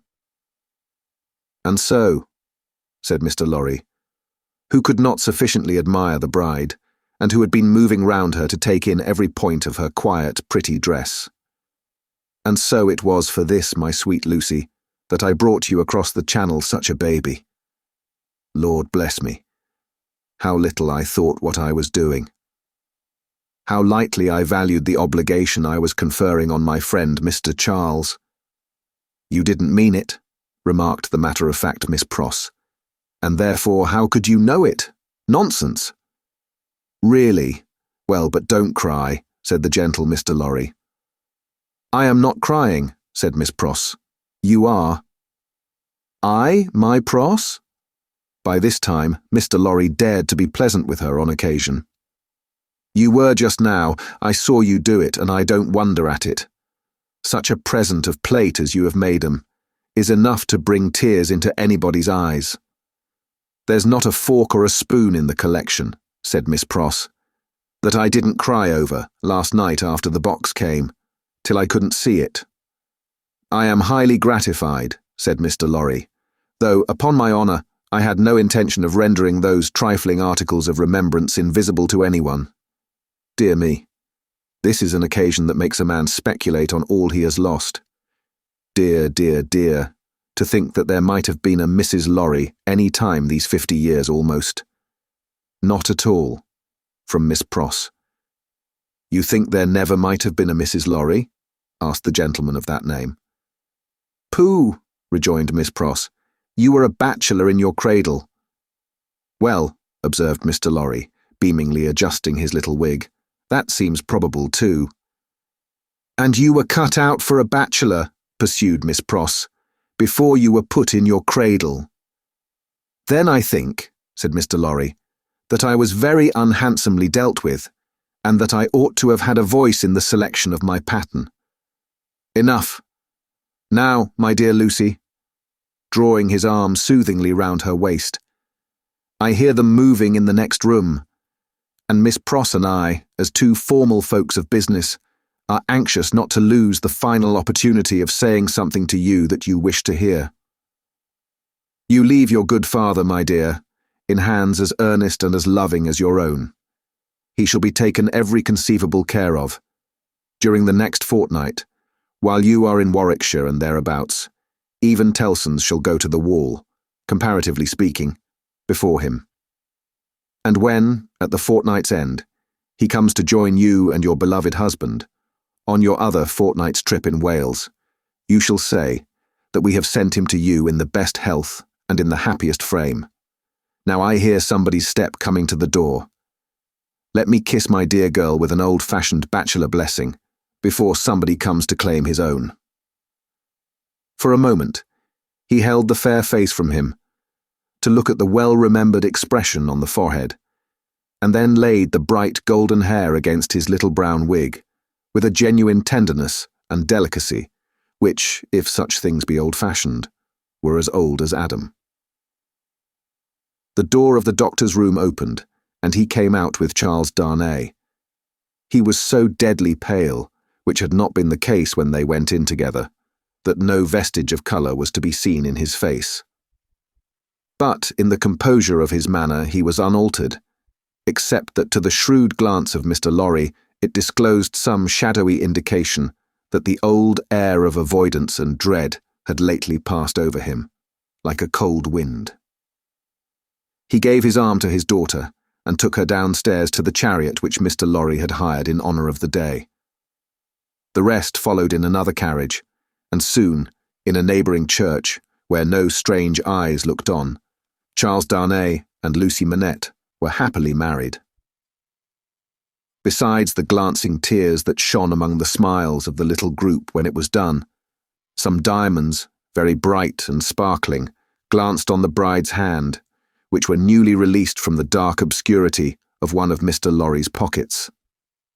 They returned home to breakfast, and all went well, and in due course the golden hair that had mingled with the poor shoemaker's white locks in the Paris garret were mingled with them again in the morning sunlight, on the threshold of the door at parting.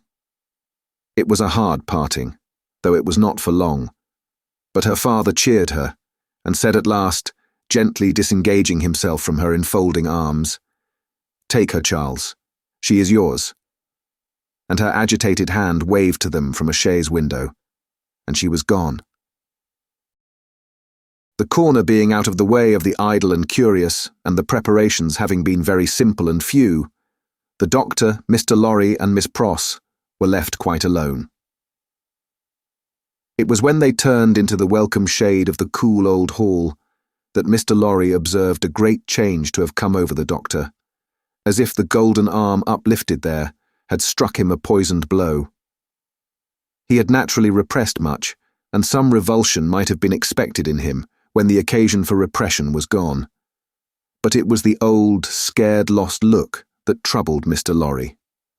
And through his absent manner of clasping his head and drearily wandering away into his own room when they got upstairs, Mr. Lorry was reminded of Defarge the wine shop keeper and the starlight ride. "I think," he whispered to Miss Pross, after anxious consideration, "I think we had best not speak to him just now, or at all disturb him. I must look in at Tellson's, so I will go there at once and come back presently.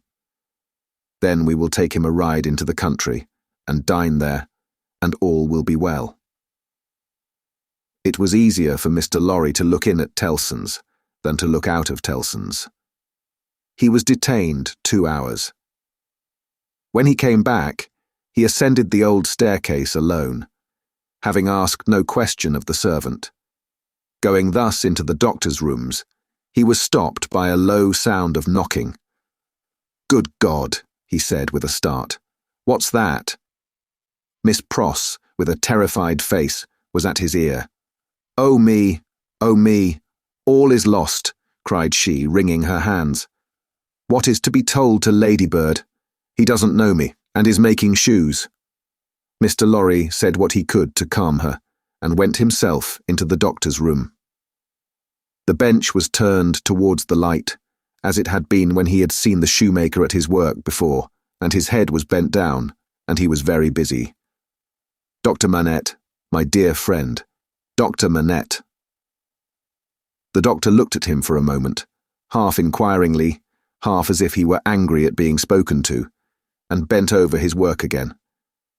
He had laid aside his coat and waistcoat. His shirt was open at the throat, as it used to be when he did that work, and even the old haggard, faded surface of face had come back to him.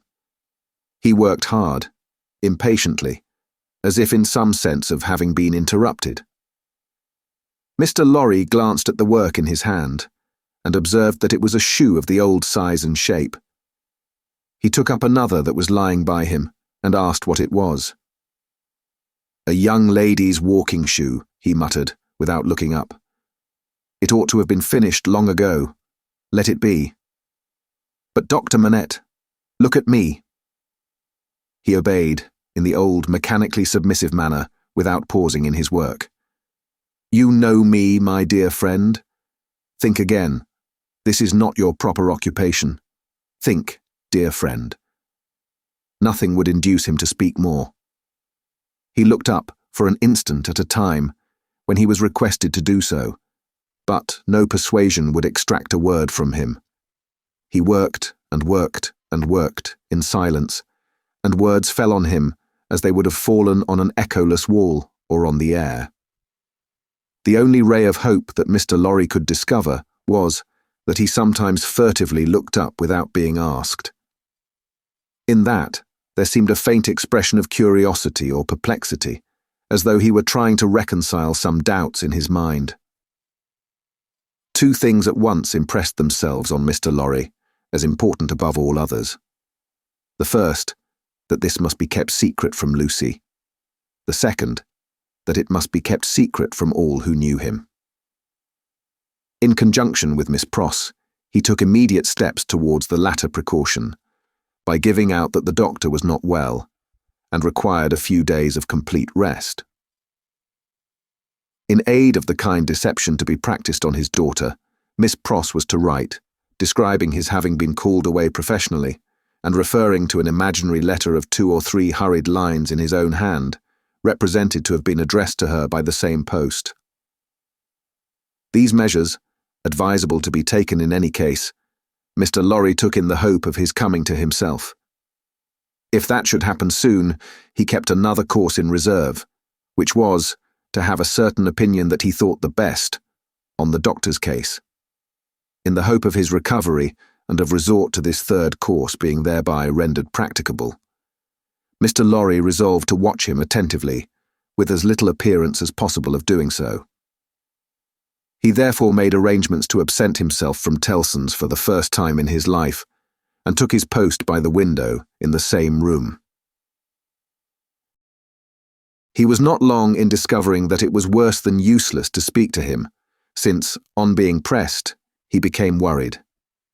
He abandoned that attempt on the first day, and resolved merely to keep himself always before him, as a silent protest against the delusion into which he had fallen, or was falling.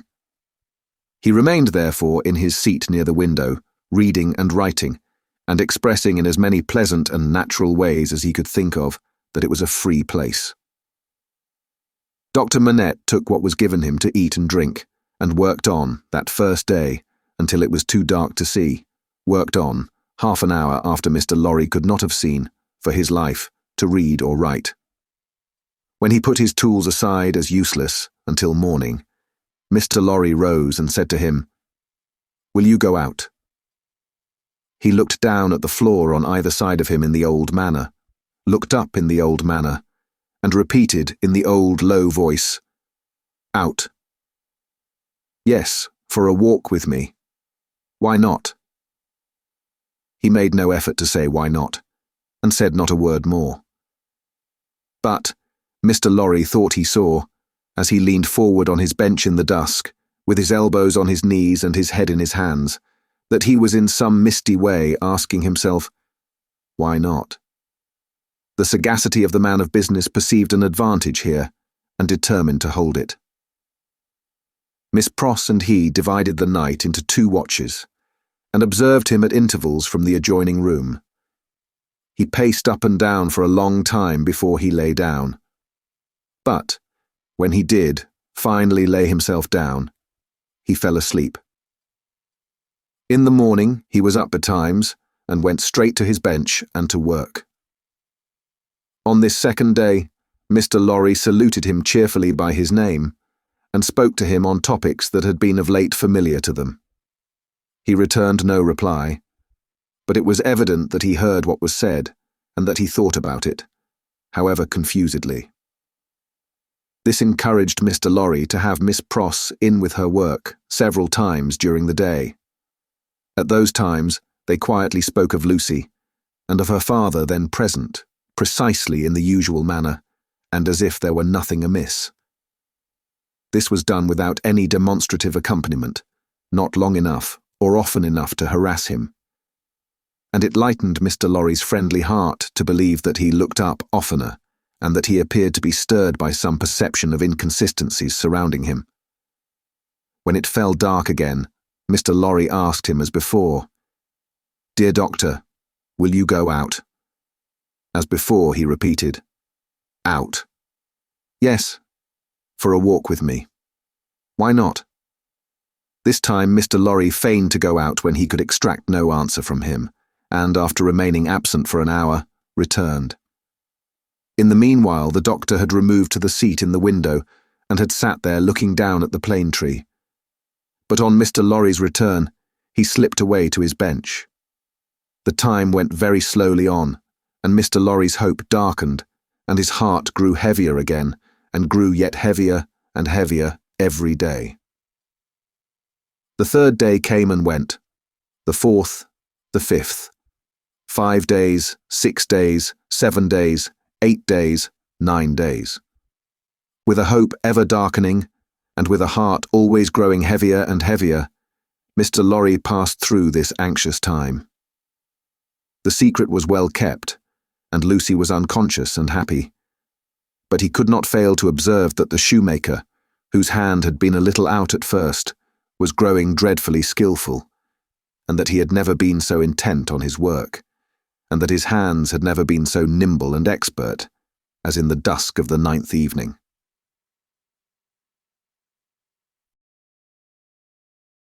Chapter 19. An Opinion. Worn out by anxious watching, Mr. Lorry fell asleep at his post.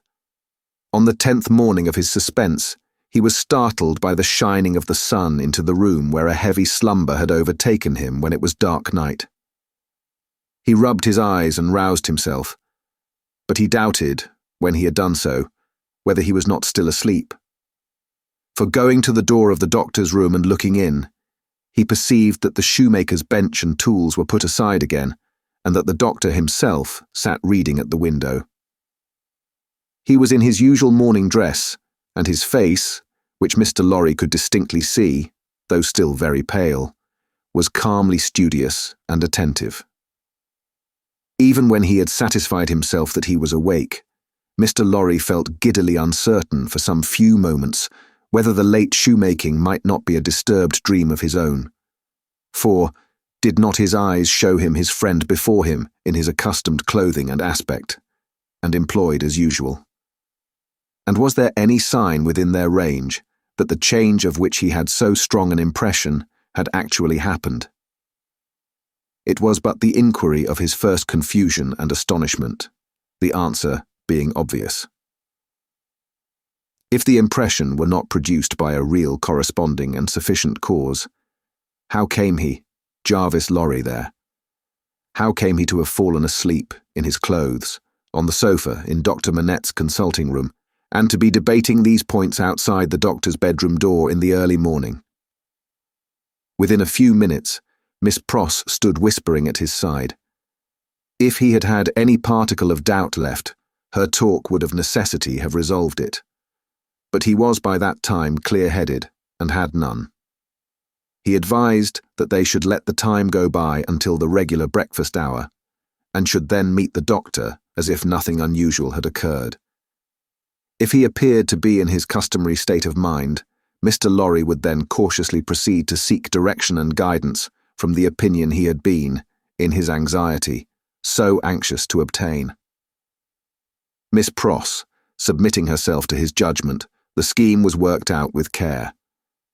Having abundance of time for his usual methodical toilette, Mr. Lorry presented himself at the breakfast hour in his usual white linen and with his usual neat leg.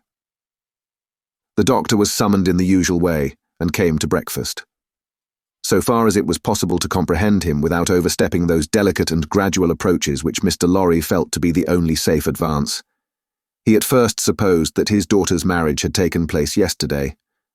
An incidental allusion, purposely thrown out, to the day of the week and the day of the month, set him thinking and counting, and evidently made him uneasy. In all other respects, however, he was so composedly himself that Mr. Lorry determined to have the aid he sought. And that aid was his own. Therefore, when the breakfast was done and cleared away, and he and the doctor were left together, Mr. Lorry said, feelingly, "My dear Manette, I am anxious to have your opinion, in confidence, on a very curious case in which I am deeply interested. That is to say, it is very curious to me. Perhaps to your better information it may be less so." Glancing at his hands, which were discoloured by his late work, the doctor looked troubled, and listened attentively. He had already glanced at his hands more than once. "Dr. Manette," said Mr. Lorry, touching him affectionately on the arm, "the case is the case of a particularly dear friend of mine. Pray give your mind to it and advise me well for his sake, and above all for his daughters, my dear Manette." "If I understand," said the doctor in a subdued tone, "some mental shock." "Yes." "Be explicit," said the doctor. "Spare no detail."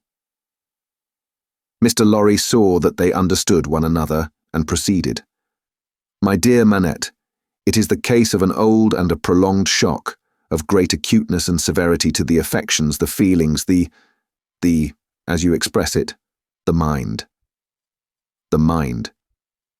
It is the case of a shock under which the sufferer was borne down, one cannot say for how long, because I believe he cannot calculate the time himself, and there are no other means of getting at it. It is the case of a shock from which the sufferer recovered, by a process that he cannot trace himself, as I once heard him publicly relate in a striking manner. It is the case of a shock from which he has recovered so completely as to be a highly intelligent man, capable of close application of mind, and great exertion of body, and of constantly making fresh additions to his stock of knowledge, which was already very large. But unfortunately, there has been," he paused and took a deep breath, "a slight relapse." The doctor, in a low voice, asked, "Of how long duration?" 9 days and nights." How did it show itself? I infer, glancing at his hands again, in the resumption of some old pursuit connected with the shock. That is the fact. Now, did you ever see him? Asked the doctor distinctly and collectedly, though in the same low voice, engaged in that pursuit originally? Once. And when the relapse fell on him, was he in most respects, or in all respects as he was then? I think in all respects. You spoke of his daughter. Does his daughter know of the relapse? No. It has been kept from her, and I hope will always be kept from her. It is known only to myself and to one other who may be trusted. The doctor grasped his hand and murmured, "That was very kind. That was very thoughtful." Mr. Lorry grasped his hand in return, and neither of the two spoke for a little while. "Now, my dear Manette," said Mr. Lorry at length, in his most considerate and most affectionate way, "I am a mere man of business, and unfit to cope with such intricate and difficult matters. I do not possess the kind of information necessary. I do not possess the kind of intelligence. I want guiding. There is no man in this world on whom I could so rely for right guidance as on you. Tell me, how does this relapse come about? Is there danger of another? Could a repetition of it be prevented? How should a repetition of it be treated? How does it come about at all? What can I do for my friend? No man ever can have been more desirous in his heart to serve a friend than I am to serve mine, if I knew how. But I don't know how to originate in such a case. If your sagacity, knowledge, and experience could put me on the right track, I might be able to do so much. Unenlightened and undirected, I can do so little. Pray discuss it with me. Pray enable me to see it a little more clearly, and teach me how to be a little more useful." Dr. Manette sat meditating after these earnest words were spoken, and Mr. Lorry did not press him. "I think it probable," said the doctor, breaking silence with an effort, "that the relapse you have described, my dear friend, was not quite unforeseen by its subject." "Was it dreaded by him?" Mr. Lorry ventured to ask. "Very much." He said it with an involuntary shudder. "You have no idea how such an apprehension weighs on the sufferer's mind, and how difficult, how almost impossible it is for him to force himself to utter a word upon the topic that oppresses him. Would he," asked Mr. Lorry, "be sensibly relieved if he could prevail upon himself to impart that secret brooding to anyone, when it is on him? I think so. But it is, as I have told you, next to impossible. I even believe it, in some cases, to be quite impossible." "Now," said Mr. Lorry, gently laying his hand on the doctor's arm again, after a short silence on both sides, "to what would you refer this attack?" "I believe," returned Dr. Manette, "that there had been a strong and extraordinary revival of the train of thought and remembrance that was the first cause of the malady. Some intense associations of a most distressing nature were vividly recalled, I think. It is probable that there had long been a dread lurking in his mind that those associations would be recalled, say under certain circumstances, say on a particular occasion. He tried to prepare himself in vain. Perhaps the effort to prepare himself made him less able to bear it. Would he remember what took place in the relapse? Asked Mr. Lorry, with natural hesitation. The doctor looked desolately round the room, shook his head, and answered in a low voice, "Not at all." "Now, as to the future," hinted Mr. Lorry. "As to the future," said the doctor, recovering firmness, "I should have great hope. As it pleased heaven in its mercy to restore him so soon, I should have great hope. He, yielding under the pressure of a complicated something, long dreaded and long vaguely foreseen and contended against, and recovering after the cloud had burst and passed, I should hope that the worst was over. Well, well, that's good comfort. I am thankful, said Mr. Lorry. I am thankful, repeated the doctor, bending his head with reverence. There are 2 other points, said Mr. Lorry, on which I am anxious to be instructed. I may go on? You cannot do your friend a better service. The doctor gave him his hand. To the first, then. He is of a studious habit and unusually energetic. He applies himself with great ardour to the acquisition of professional knowledge, to the conducting of experiments, to many things. Now, does he do too much? I think not. It may be the character of his mind, to be always in singular need of occupation. That may be, in part, natural to it. In part, the result of affliction. The less it was occupied with healthy things, the more it would be in danger of turning in the unhealthy direction. He may have observed himself and made the discovery. You are sure that he is not under too great a strain? I think I am quite sure of it. My dear Manette, if he were overworked now— My dear Lorry, I doubt if that could easily be. There has been a violent stress in one direction, and it needs a counterweight. Excuse me, as a persistent man of business, assuming for a moment that he was overworked, it would show itself in some renewal of this disorder. I do not think so. I do not think, said Dr. Manette with the firmness of self-conviction, that anything but the one train of association would renew it. I think that, henceforth, nothing but some extraordinary jarring of that cord could renew it. After what has happened, and after his recovery, I find it difficult to imagine any such violent sounding of that string again.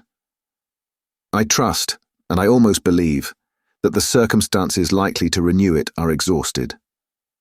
He spoke with the diffidence of a man who knew how slight a thing would overset the delicate organization of the mind, and yet with the confidence of a man who had slowly won his assurance out of personal endurance and distress. It was not for his friend to abate that confidence. He professed himself more relieved and encouraged than he really was, and approached his second and last point. He felt it to be the most difficult of all. But remembering his old Sunday morning conversation with Miss Pross, and remembering what he had seen in the last 9 days, he knew that he must face it. The occupation resumed under the influence of this passing affliction so happily recovered from, said Mr. Lorry, clearing his throat. We will call blacksmith's work, blacksmith's work. We will say, to put a case and for the sake of illustration, that he had been used, in his bad time, to work at a little forge. We will say that he was unexpectedly found at his forge again. Is it not a pity that he should keep it by him? The doctor shaded his forehead with his hand and beat his foot nervously on the ground. He has always kept it by him, said Mr. Lorry, with an anxious look at his friend. Now, would it not be better that he should let it go? Still, the doctor, with shaded forehead, beat his foot nervously on the ground. You do not find it easy to advise me, said Mr. Lorry. I quite understand it to be a nice question. And yet I think— And there he shook his head and stopped. You see, said Dr. Manette, turning to him after an uneasy pause, it is very hard to explain consistently the innermost workings of this poor man's mind. He once yearned so frightfully for that occupation, and it was so welcome when it came. No doubt it relieved his pain so much by substituting the perplexity of the fingers for the perplexity of the brain, and by substituting, as he became more practiced, the ingenuity of the hands for the ingenuity of the mental torture, that he has never been able to bear the thought of putting it quite out of his reach. Even now, when I believe he is more hopeful of himself than he has ever been, and even speaks of himself with a kind of confidence, the idea that he might need that old employment, and not find it, gives him a sudden sense of terror, like that which one may fancy strikes to the heart of a lost child. He looked like his illustration, as he raised his eyes to Mr. Lorry's face. "But may not. Mind. I ask for information. As a plodding man of business who only deals with such material objects as guineas, shillings, and banknotes, may not the retention of the thing involve the retention of the idea? If the thing were gone, my dear Manette, might not the fear go with it?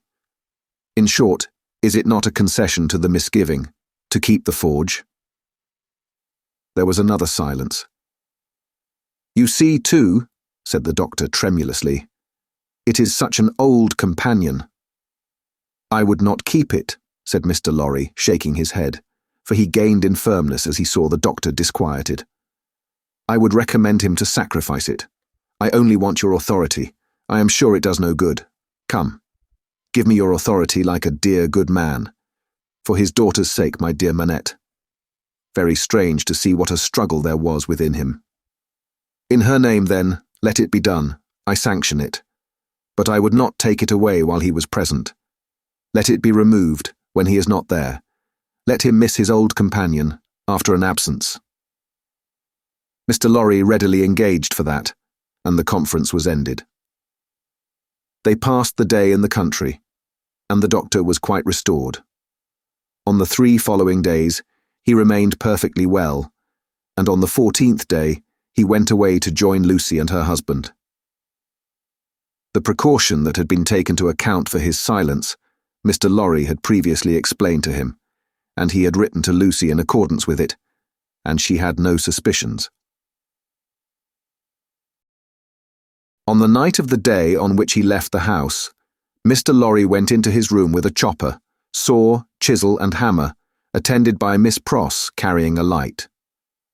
There, with closed doors, and in a mysterious and guilty manner, Mr. Lorry hacked the shoemaker's bench to pieces, while Miss Pross held the candle as if she were assisting at a murder, for which, indeed, in her grimness, she was no unsuitable figure. The burning of the body, previously reduced to pieces convenient for the purpose, was commenced without delay in the kitchen fire, and the tools, shoes, and leather were buried in the garden. So wicked do destruction and secrecy appear to honest minds, that Mr. Lorry and Miss Pross, while engaged in the commission of their deed and in the removal of its traces, almost felt and almost looked like accomplices in a horrible crime.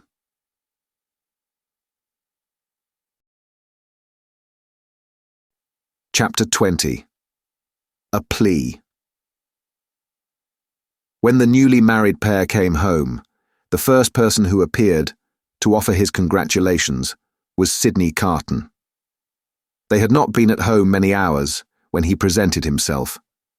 He was not improved in habits, or in looks, or in manner, but there was a certain rugged air of fidelity about him, which was new to the observation of Charles Darnay. He watched his opportunity of taking Darnay aside into a window, and of speaking to him when no one overheard. "Mr. Darnay," said Carton, "I wish we might be friends. We are already friends, I hope. You are good enough to say so as a fashion of speech, but I don't mean any fashion of speech. Indeed, when I say I wish we might be friends, I scarcely mean quite that either." Charles Darnay, as was natural, asked him, in all good humour and good fellowship, what he did mean. "Upon my life," said Carton, smiling, "I find that easier to comprehend in my own mind than to convey to yours. However, let me try. You remember a certain famous occasion when I was more drunk than usual?" "I remember a certain famous occasion when you forced me to confess that you had been drinking. I remember it too. The curse of those occasions is heavy upon me, for I always remember them. I hope it may be taken into account one day, when all days are at an end for me. Don't be alarmed. I am not going to preach. I am not at all alarmed. Earnestness in you is anything but alarming to me." "Ah," said Carton, with a careless wave of his hand, as if he waved that away.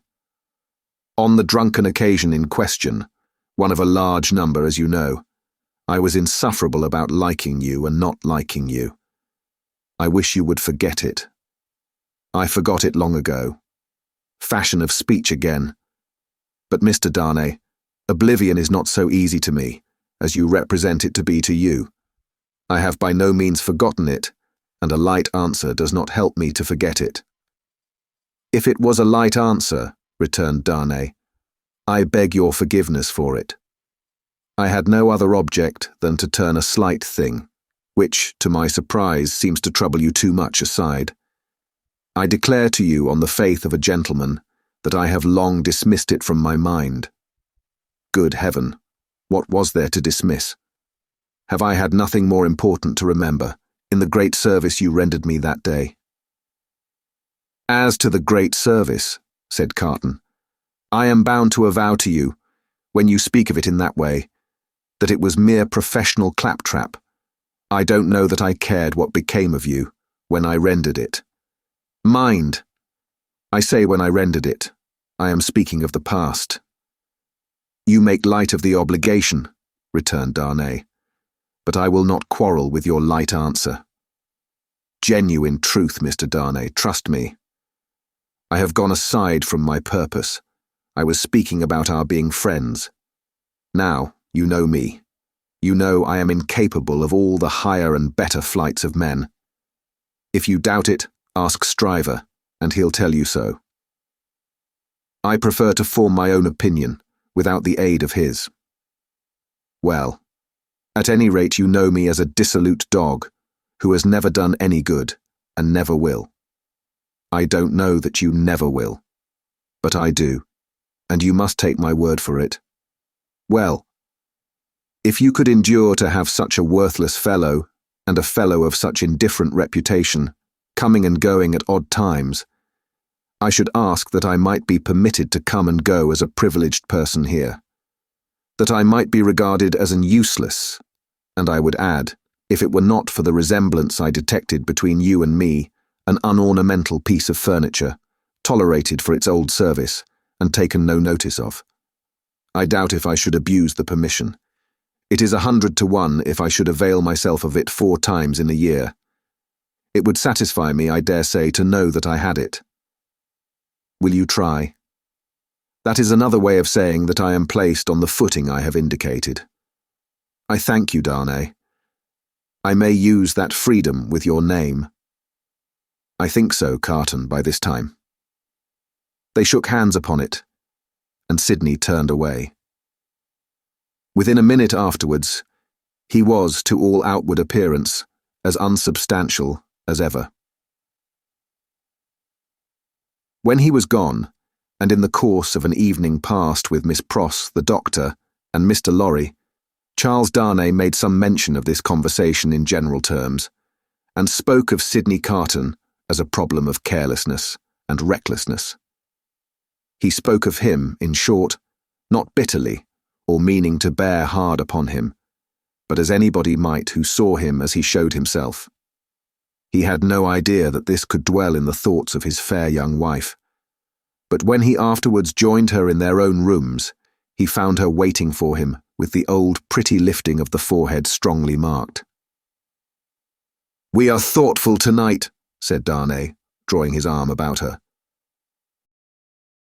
"Yes, dearest Charles," with her hands on his breast, and the inquiring and attentive expression fixed upon him. "We are rather thoughtful tonight, for we have something on our mind tonight. What is it, my Lucie? Will you promise not to press one question on me, if I beg you not to ask it?" "Will I promise? What will I not promise to my love?" What indeed with his hand putting aside the golden hair from the cheek, and his other hand against the heart that beat for him. "I think, Charles, poor Mr. Carton deserves more consideration and respect than you expressed for him tonight." "Indeed, my own. Why so?" "That is what you are not to ask me. But I think, I know, he does. If you know it, it is enough. What would you have me do, my life? I would ask you, dearest, to be very generous with him always, and very lenient on his faults when he is not by. I would ask you to believe that he has a heart he very, very seldom reveals, and that there are deep wounds in it. My dear, I have seen it bleeding. It is a painful reflection to me, said Charles Darnay, quite astounded, that I should have done him any wrong. I never thought this of him. My husband, it is so. I fear he is not to be reclaimed. There is scarcely a hope that anything in his character or fortunes is reparable now. But I am sure that he is capable of good things, gentle things, even magnanimous things. She looked so beautiful in the purity of her faith in this lost man, that her husband could have looked at her as she was for hours. And, oh, my dearest love, she urged, clinging nearer to him, laying her head upon his breast and raising her eyes to his. Remember how strong we are in our happiness, and how weak he is in his misery. The supplication touched him home. I will always remember it, dear heart. I will remember it as long as I live. He bent over the golden head, and put the rosy lips to his, and folded her in his arms. If one forlorn wanderer then pacing the dark streets could have heard her innocent disclosure, and could have seen the drops of pity kissed away by her husband from the soft blue eyes so loving of that husband, he might have cried to the night, and the words would not have parted from his lips for the first time. God bless her for her sweet compassion.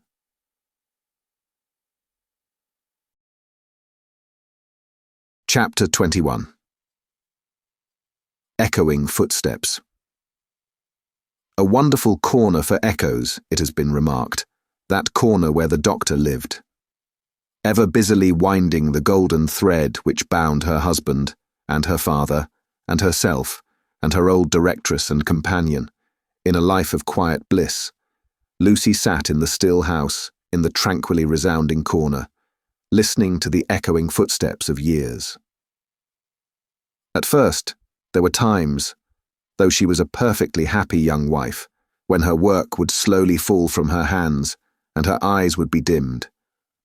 For there was something coming in the echoes, something light, afar off, and scarcely audible yet, that stirred her heart too much.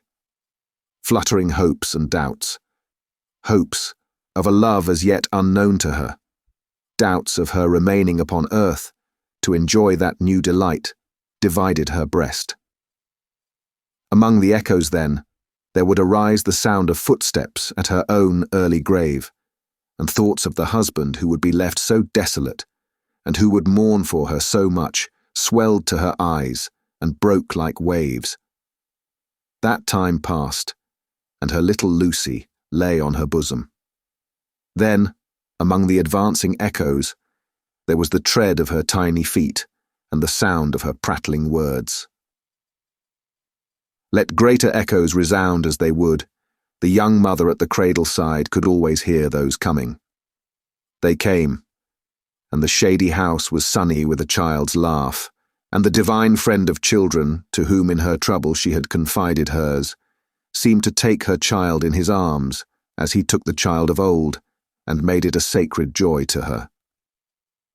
Ever busily winding the golden thread that bound them all together, weaving the service of her happy influence through the tissue of all their lives, and making it predominate nowhere, Lucie heard in the echoes of years none but friendly and soothing sounds. Her husband's step was strong and prosperous among them, her father's firm and equal.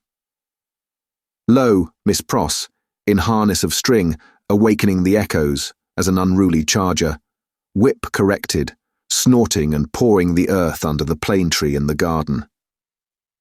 Even when there were sounds of sorrow among the rest, they were not harsh nor cruel. Even when golden hair, like her own, lay in a halo on a pillow round the worn face of a little boy, and he said, with a radiant smile, "Dear Papa and Mamma, I am very sorry to leave you both, and to leave my pretty sister, but I am called, and I must go."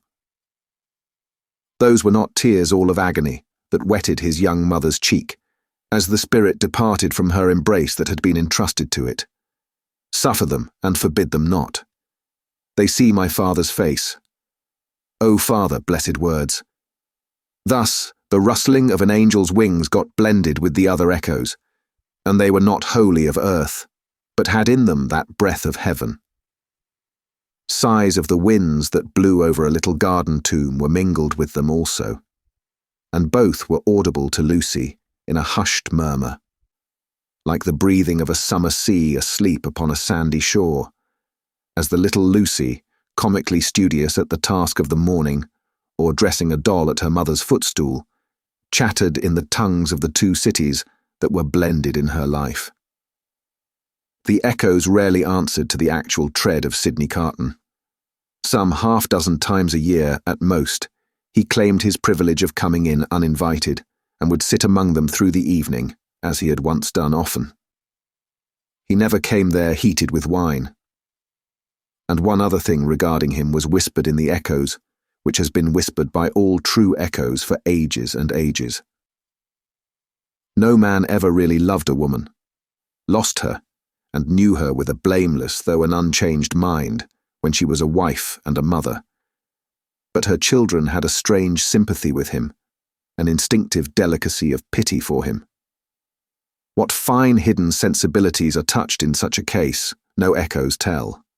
But it is so, and it was so here. Carton was the first stranger to whom little Lucie held out her chubby arms, and he kept his place with her as she grew. The little boy had spoken of him, almost at the last. "Poor Carton, kiss him for me." Mr. Stryver shouldered his way through the law, like some great engine forcing itself through turbid water, and dragged his useful friend in his wake, like a boat towed astern. As the boat so favoured is usually in a rough plight, and mostly underwater, so Sydney had a swamped life of it. But easy and strong custom, unhappily so much easier and stronger in him than any stimulating sense of desert or disgrace, made it the life he was to lead. And he no more thought of emerging from his state of lion's jackal than any real jackal may be supposed to think of rising to be a lion. Stryver was rich, had married a florid widow with property and 3 boys who had nothing particularly shining about them but the straight hair of their dumpling heads. These 3 young gentlemen, Mr. Stryver, exuding patronage of the most offensive quality from every pore, had walked before him like 3 sheep to the quiet corner in Soho, and had offered as pupils to Lucie's husband, delicately saying, "Hello, here are 3 lumps of bread and cheese towards your matrimonial picnic, Darnay." The polite rejection of the 3 lumps of bread and cheese had quite bloated Mr. Stryver with indignation, which he afterwards turned to account in the training of the young gentlemen, by directing them to beware of the pride of beggars, like that tutor fellow. He was also in the habit of declaiming to Mrs. Stryver, over his full-bodied wine, on the arts Mrs. Darnay had once put in practice to catch him, and on the diamond-cut diamond arts in himself, madam, which had rendered him not to be caught. Some of his King's Bench familiars, who were occasionally parties to the full-bodied wine and the lie, excused him for the latter by saying that he had told it so often, that he believed it himself, which is surely such an incorrigible aggravation of an originally bad offence, as to justify any such offenders being carried off to some suitably retired spot, and there hanged out of the way. These were among the echoes to which Lucie, sometimes pensive, sometimes amused and laughing, listened in the echoing corner until her little daughter was 6 years old. How near to her heart the echoes of her child's tread came, and those of her own dear father's, always active and self-possessed, and those of her dear husband's, need not be told. Nor how the lightest echo of their united home, directed by herself with such a wise and elegant thrift that it was more abundant than any waste, was music to her. Nor how there were echoes all about her, sweet in her ears, of the many times her father had told her that he found her more devoted to him, married, if that could be, than single, and of the many times her husband had said to her that no cares and duties seemed to divide her love for him or her help to him, and asked her, What is the magic secret, my darling, of your being everything to all of us, as if there were only one of us, yet never seeming to be hurried, or to have too much to do? But there were other echoes, from a distance, that rumbled menacingly in the corner all through this space of time. And it was now, about little Lucie's 6th birthday, that they began to have an awful sound, as of a great storm in France, with a dreadful sea rising. On a night in mid-July, 1789, Mr. Lorry came in late, from Tellson's, and sat himself down by Lucie and her husband in the dark window. It was a hot, wild night, and they were all three reminded of the old Sunday night, when they had looked at the lightning from the same place. "I began to think," said Mr. Lorry, pushing his brown wig back, "that I should have to pass the night at Tellson's. We have been so full of business all day that we have not known what to do first, or which way to turn. There is such an uneasiness in Paris that we have actually a run of confidence upon us. Our customers over there seem not to be able to confide their property to us fast enough. There is positively a mania among some of them for sending it to England." "That has a bad look," said Darnay. "A bad look, you say, my dear Darnay? Yes, but we don't know what reason there is in it. People are so unreasonable. Some of us at Tellson's are getting old, and we really can't be troubled out of the ordinary course without due occasion." "Still," said Darnay, "you know how gloomy and threatening the sky is." "I know that, to be sure," assented Mr. Lorry, trying to persuade himself that his sweet temper was soured, and that he grumbled, "but I am determined to be peevish after my long day's botheration.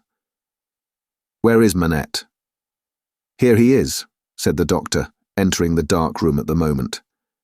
"I am quite glad you are at home, for these hurries and forebodings by which I have been surrounded all day long have made me nervous without reason. You are not going out, I hope?" "No. I am going to play backgammon with you if you like," said the doctor. "I don't think I do like, if I may speak my mind. I am not fit to be pitted against you tonight. Is the tea-board still there, Lucie?" "I can't see." "Of course it has been kept for you." "Thank ye, my dear. The precious child is safe in bed." "And sleeping soundly." "That's right, all safe and well. I don't know why anything should be otherwise than safe and well here, thank God. But I have been so put out all day, and I am not as young as I was. My tea, my dear. Thank ye. Now come and take your place in the circle, and let us sit quiet, and hear the echoes about which you have your theory." "Not a theory. It was a fancy." "A fancy, then, my wise pet," said Mr. Lorry, patting her hand. "They are very numerous and very loud, though, are they not? Only hear them."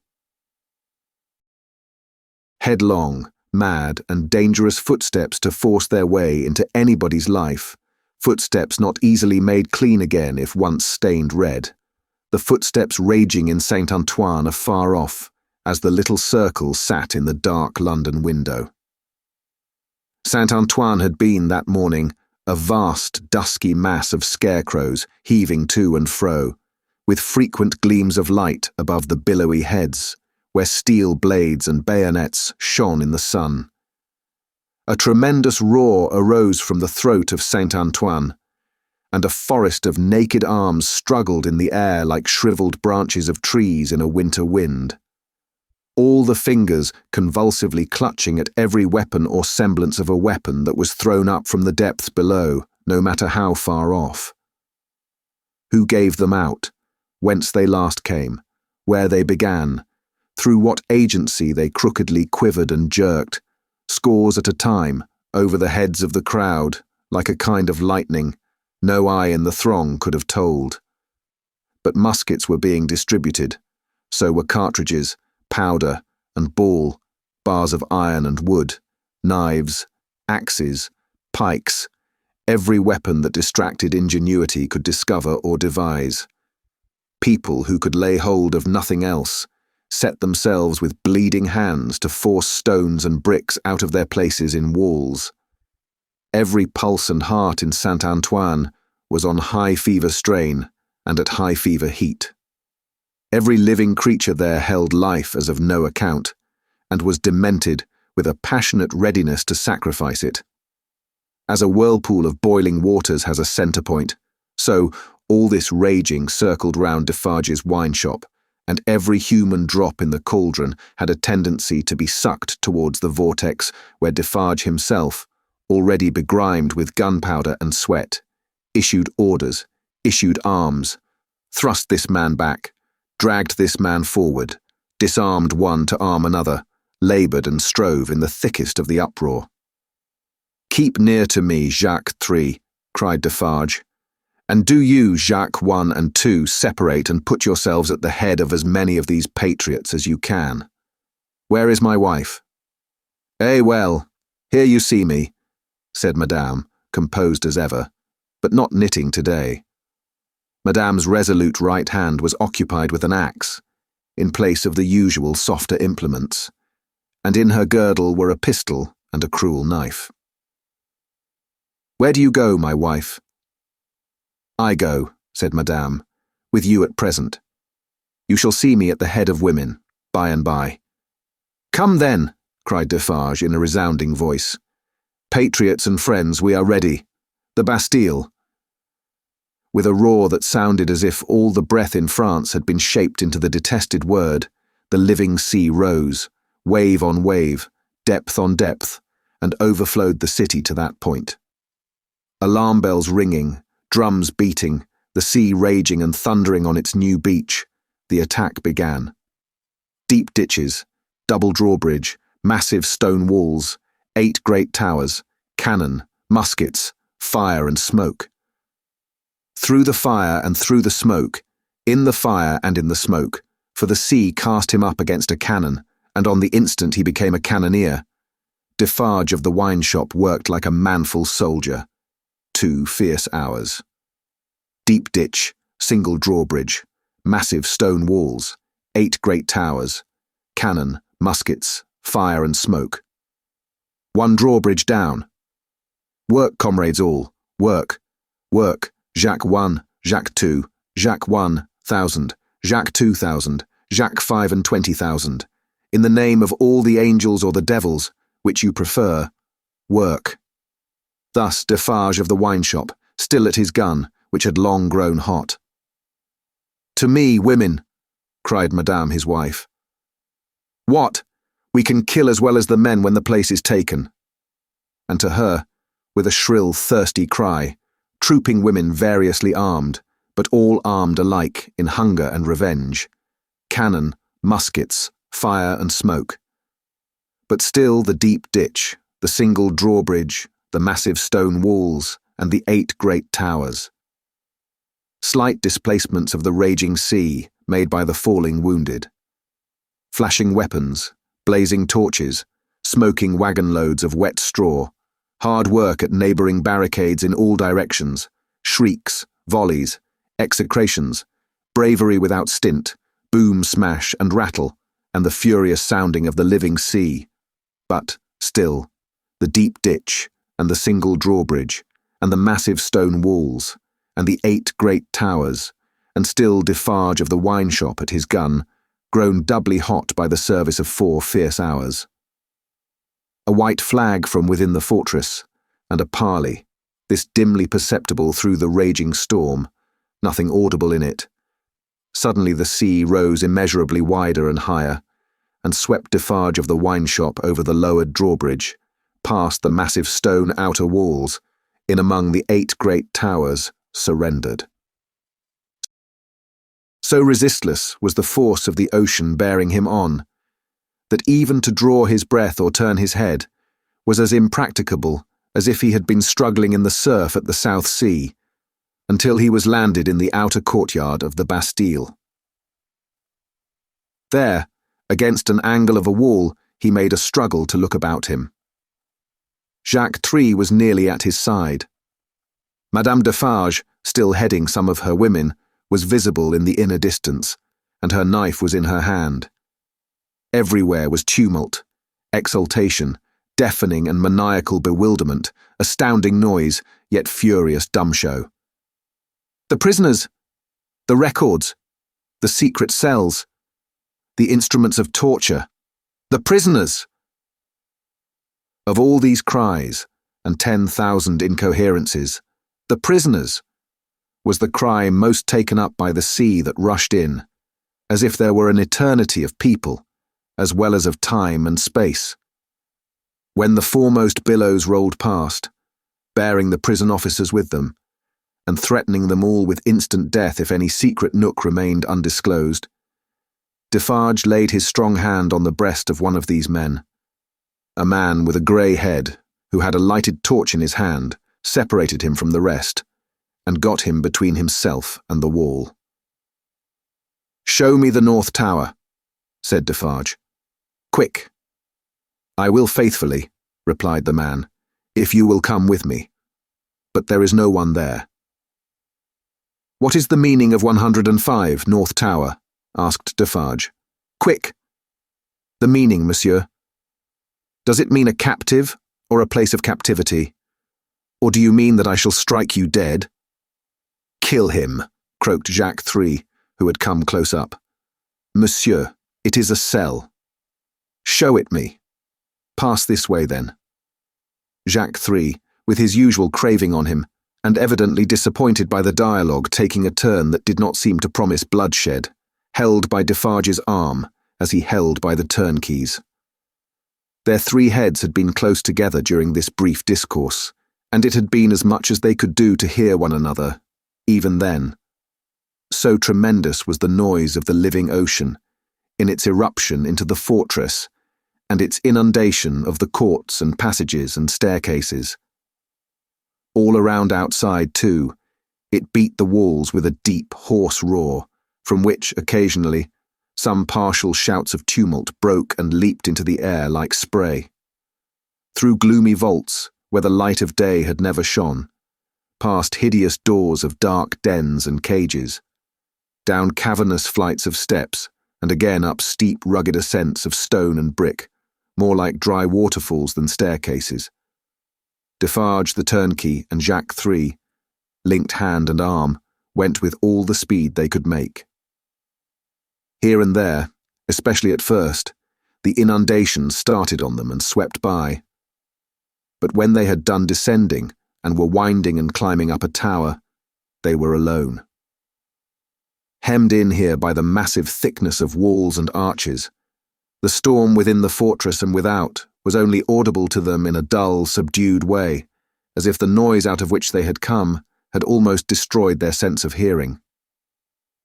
The turnkey stopped at a low door, put a key in a clashing lock, swung the door slowly open, and said, as they all bent their heads and passed in, 105 North Tower.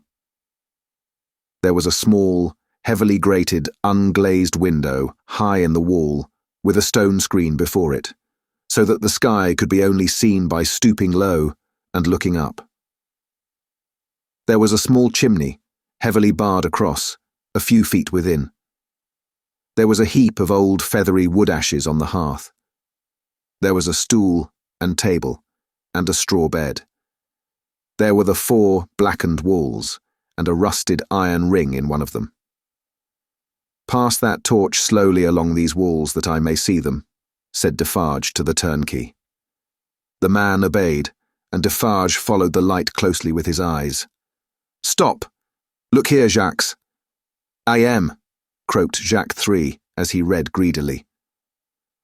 "Alexandre Manette," said Defarge in his ear, following the letters with his swart forefinger, deeply ingrained with gunpowder. And here he wrote a poor physician, and it was he, without doubt, who scratched a calendar on this stone.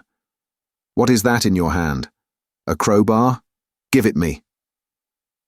He had still the linstock of his gun in his own hand. He made a sudden exchange of the 2 instruments, and turning on the worm-eaten stool and table, beat them to pieces in a few blows. "Hold the light higher," he said, wrathfully to the turnkey. "Look among those fragments with care, Jacques, and see, here is my knife. throwing it to him. "Rip open that bed and search the straw. Hold the light higher, you." With a menacing look at the turnkey, he crawled upon the hearth, and peering up the chimney, struck and prized at its sides with the crowbar, and worked at the iron grating across it. In a few minutes, some mortar and dust came dropping down, which he averted his face to avoid. And in it, and in the old wood ashes, and in a crevice in the chimney into which his weapon had slipped or wrought itself, he groped with a cautious touch. "Nothing in the wood, and nothing in the straw, Jacques?" "Nothing." "Let us collect them together, in the middle of the cell. So, light them, you." The turnkey fired the little pile, which blazed high and hot. Stooping again to come out at the low arched door, they left it burning and retraced their way to the courtyard, seeming to recover their sense of hearing as they came down, until they were in the raging flood once more. They found it surging and tossing, in quest of Defarge himself. Saint-Antoine was clamorous to have its wine-shop keeper foremost in the guard upon the governor who had defended the Bastille and shot the people. Otherwise, the governor would not be marched to the Hôtel de Ville for judgment. Otherwise, the governor would escape, and the people's blood, suddenly of some value after many years of worthlessness, be unavenged. In the howling universe of passion and contention that seemed to encompass this grim old officer, conspicuous in his grey coat and red decoration, there was but one quite steady figure, and that was a woman's. "See, there is my husband," she cried, pointing him out. "See Defarge." She stood immovable close to the grim old officer, and remained immovable close to him through the streets, as Defarge and the rest bore him along, remained immovable close to him when he was got near his destination, and began to be struck at from behind, remained immovable close to him when the long-gathering rain of stabs and blows fell heavy, was so close to him when he dropped dead under it, that suddenly animated, she put her foot upon his neck, and with her cruel knife, long ready, hewed off his head. The hour was come, when Saint-Antoine was to execute his horrible idea of hoisting up men for lamps, to show what he could be and do.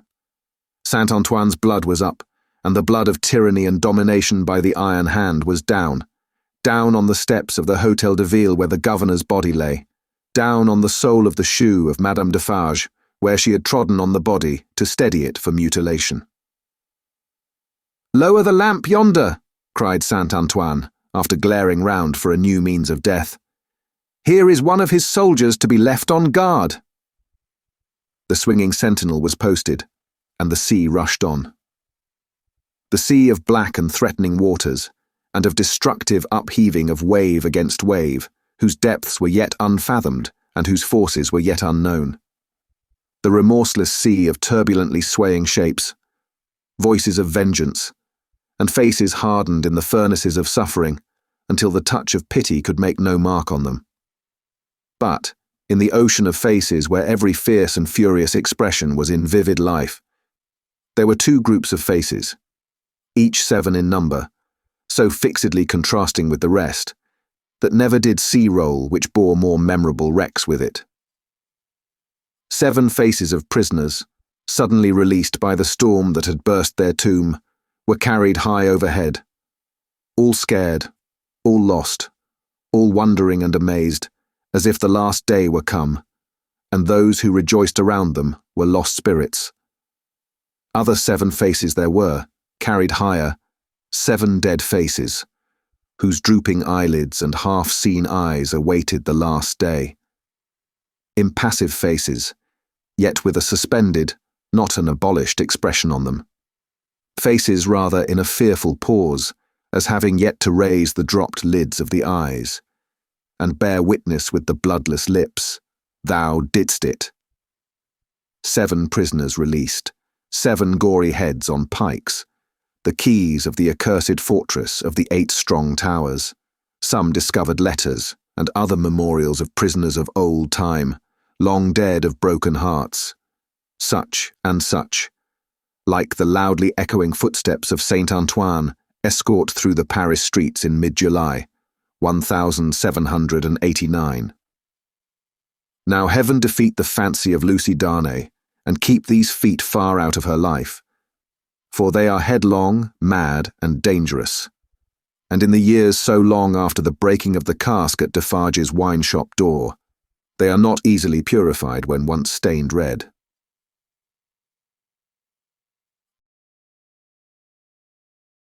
Chapter 22. The sea still rises. Haggard Saint Antoine had had only one exultant week, in which to soften his modicum of hard and bitter bread, to such extent as he could, with the relish of fraternal embraces and congratulations, when Madame Defarge sat at her counter, as usual, presiding over the customers. Madame Defarge wore no rose in her head, for the great brotherhood of spies had become, even in one short week, extremely chary of trusting themselves to the saint's mercies. The lamps across his streets had a portentously elastic swing with them. Madame Defarge, with her arms folded, sat in the morning light and heat, contemplating the wine-shop and the street. In both, there were several knots of loungers, squalid and miserable, but now with a manifest sense of power enthroned on their distress. The raggedest nightcap, awry on the wretchedest head, had this crooked significance in it. I know how hard it has grown for me, the wearer of this, to support life in myself. But do you know how easy it has grown for me, the wearer of this, to destroy life in you? Every lean bare arm, that had been without work before, had this work always ready for it now, that it could strike. The fingers of the knitting women were vicious, with the experience that they could tear.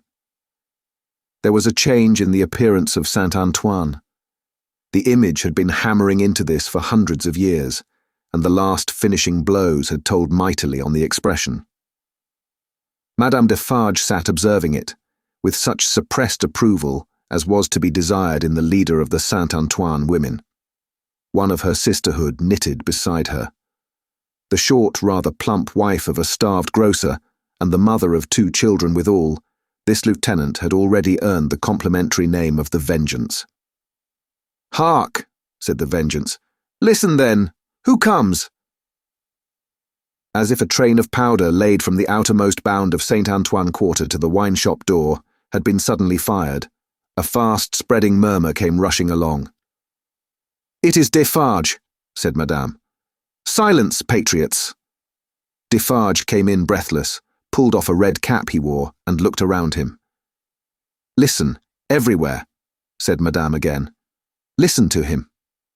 Defarge stood panting, against a background of eager eyes and open mouths, formed outside the door. All those within the wine-shop had sprung to their feet. "Say then, my husband, what is it?" "News from the other world." "How then?" cried Madame contemptuously. "The other world. Does everybody here recall old Foulon, who told the famished people that they might eat grass, and who died and went to hell? Everybody, from all throats. The news is of him. He is among us. Among us, from the universal throat again. And dead? Not dead. He feared us so much, and with reason, that he caused himself to be represented as dead, and had a grand mock funeral. But they have found him alive, hiding in the country, and have brought him in. I have seen him but now on his way to the Hôtel de Ville, a prisoner. I have said that he had reason to fear us. Say all, had he reason? Wretched old sinner of more than 80 years and 10, if he had never known it yet, he would have known it in his heart of hearts, if he could have heard the answering cry. A moment of profound silence followed. Defarge and his wife looked steadfastly at one another. The Vengeance stooped, and the jar of a drum was heard as she moved it at her feet behind the counter. "Patriots," said Defarge in a determined voice, "are we ready?" Instantly, Madame Defarge's knife was in her girdle. The drum was beating in the streets, as if it and a drummer had flown together by magic. And the vengeance, uttering terrific shrieks and flinging her arms about her head like all the 40 furies at once, was tearing from house to house, rousing the women. The men were terrible, in the bloody-minded anger with which they looked from windows, caught up what arms they had, and came pouring down into the streets. But the women were a sight to chill the boldest.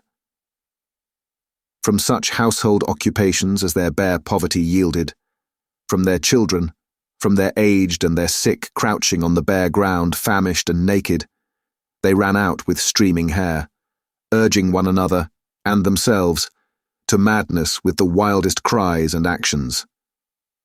Villain Foulon, taken, my sister. Old Foulon taken, my mother. Miscreant Foulon taken, my daughter.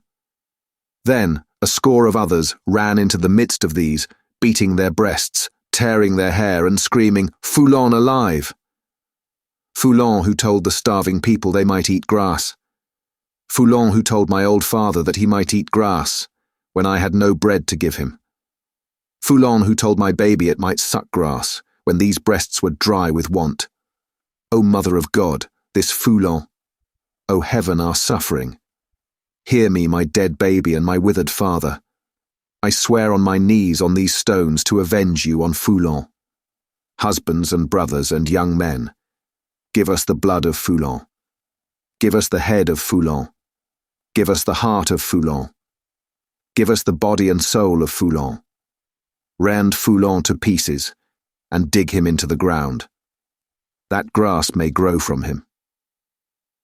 With these cries, numbers of the women, lashed into blind frenzy, whirled about, striking and tearing at their own friends until they dropped into a passionate swoon, and were only saved by the men belonging to them from being trampled underfoot. Nevertheless, not a moment was lost. Not a moment. This Foulon was at the Hôtel de Ville, and might be loosed. Never, if Saint-Antoine knew his own sufferings, insults, and wrongs. Armed men and women flocked out of the quarter so fast, and drew even these last dregs after them with such a force of suction, that within a quarter of an hour there was not a human creature in Saint-Antoine's bosom, but a few old crones and the wailing children. No. They were all by that time choking the hall of examination, where this old man, ugly and wicked, was, and overflowing into the adjacent open space and streets. The Defarges, husband and wife, the Vengeance, and Jacques III, were in the first press, and at no great distance from him in the hall. See, cried Madame, pointing with her knife. See the old villain bound with ropes. That was well done to tie a bunch of grass upon his back. Ha ha! That was well done. Let him eat it now. Madame put her knife under her arm, and clapped her hands, as at a play. The people immediately behind Madame Defarge, explaining the cause of her satisfaction to those behind them, and those again explaining to others, and those to others. The neighbouring streets resounded with the clapping of hands. Similarly, during 2 or 3 hours of drawl, and the winnowing of many bushels of words, Madame Defarge's frequent expressions of impatience were taken up, with marvellous quickness, at a distance. The more readily because certain men who had by some wonderful exercise of agility climbed up the external architecture to look in from the windows, knew Madame Defarge well, and acted as a telegraph between her and the crowd outside the building. At length the sun rose so high that it struck a kindly ray as of hope or protection, directly down upon the old prisoner's head. The favour was too much to bear. In an instant, the barrier of dust and chaff that had stood surprisingly long went to the winds, and Saint-Antoine had got him. It was known directly to the furthest confines of the crowd. Defarge had but sprung over a railing and a table, and folded the miserable wretch in a deadly embrace. Madame Defarge had but followed, and turned her hand in one of the ropes with which he was tied. The Vengeance and Jacques III were not yet up with them, and the men at the windows had not yet swooped into the hall, like birds of prey from their high perches, when the cry seemed to go up, all over the city. "Bring him out! Bring him to the lamp!" Down and up, and head foremost on the steps of the building. Now on his knees, now on his feet, now on his back, dragged and struck at, and stifled by the bunches of grass and straw that were thrust into his face by hundreds of hands, torn, bruised, panting, bleeding, yet always entreating and beseeching for mercy. Now full of vehement agony of action, with a small clear space about him as the people drew one another back that they might see. Now a log of dead wood drawn through a forest of legs. He was hauled to the nearest street corner, where one of the fatal lamps swung, and there Madame Defarge let him go, as a cat might have done to a mouse, and silently and composedly looked at him while they made ready, and while he besought her, the women passionately screeching at him all the time, and the men sternly calling out to have him killed with grass in his mouth. Once he went aloft, and the rope broke, and they caught him shrieking. Twice he went aloft, and the rope broke, and they caught him shrieking. Then the rope was merciful, and held him, and his head was soon upon a pike, with grass enough in the mouth for all Saint Antoine to dance at the sight of. Nor was this the end of the day's bad work, for Saint Antoine so shouted and danced his angry blood up, that it boiled again, on hearing when the day closed in that the son-in-law of the dispatched, another of the people's enemies and insulters, was coming into Paris under a guard 500 strong, in cavalry, alone.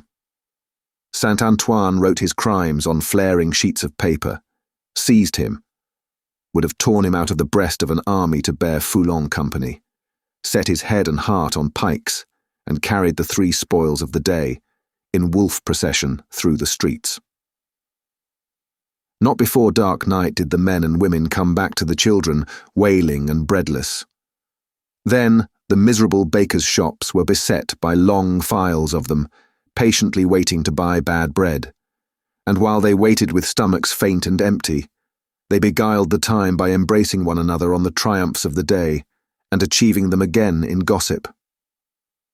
Gradually, these strings of ragged people shortened and frayed away, and then poor lights began to shine in high windows, and slender fires were made in the streets, at which neighbours cooked in common, afterwards supping at their doors. Scanty and insufficient suppers those, and innocent of meat, as of most other sauce to wretched bread. Yet human fellowship infused some nourishment into the flinty viands, and struck some sparks of cheerfulness out of them. Fathers and mothers who had had their full share in the worst of the day played gently with their meagre children, and lovers, with such a world around them and before them, loved and hoped.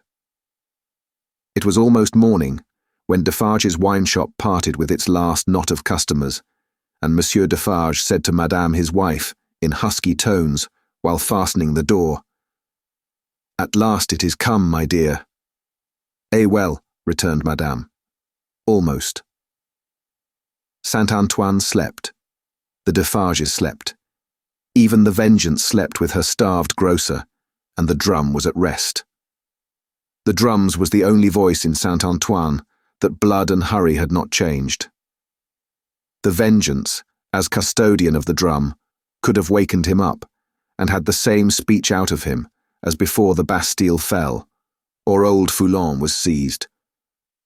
Not so with the hoarse tones of the men and women in Saint Antoine's bosom.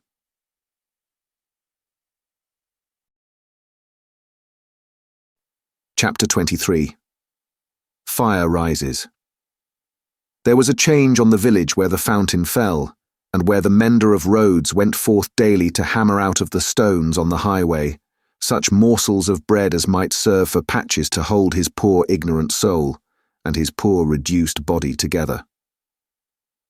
The prison on the crag was not so dominant as of yore. There were soldiers to guard it, but not many.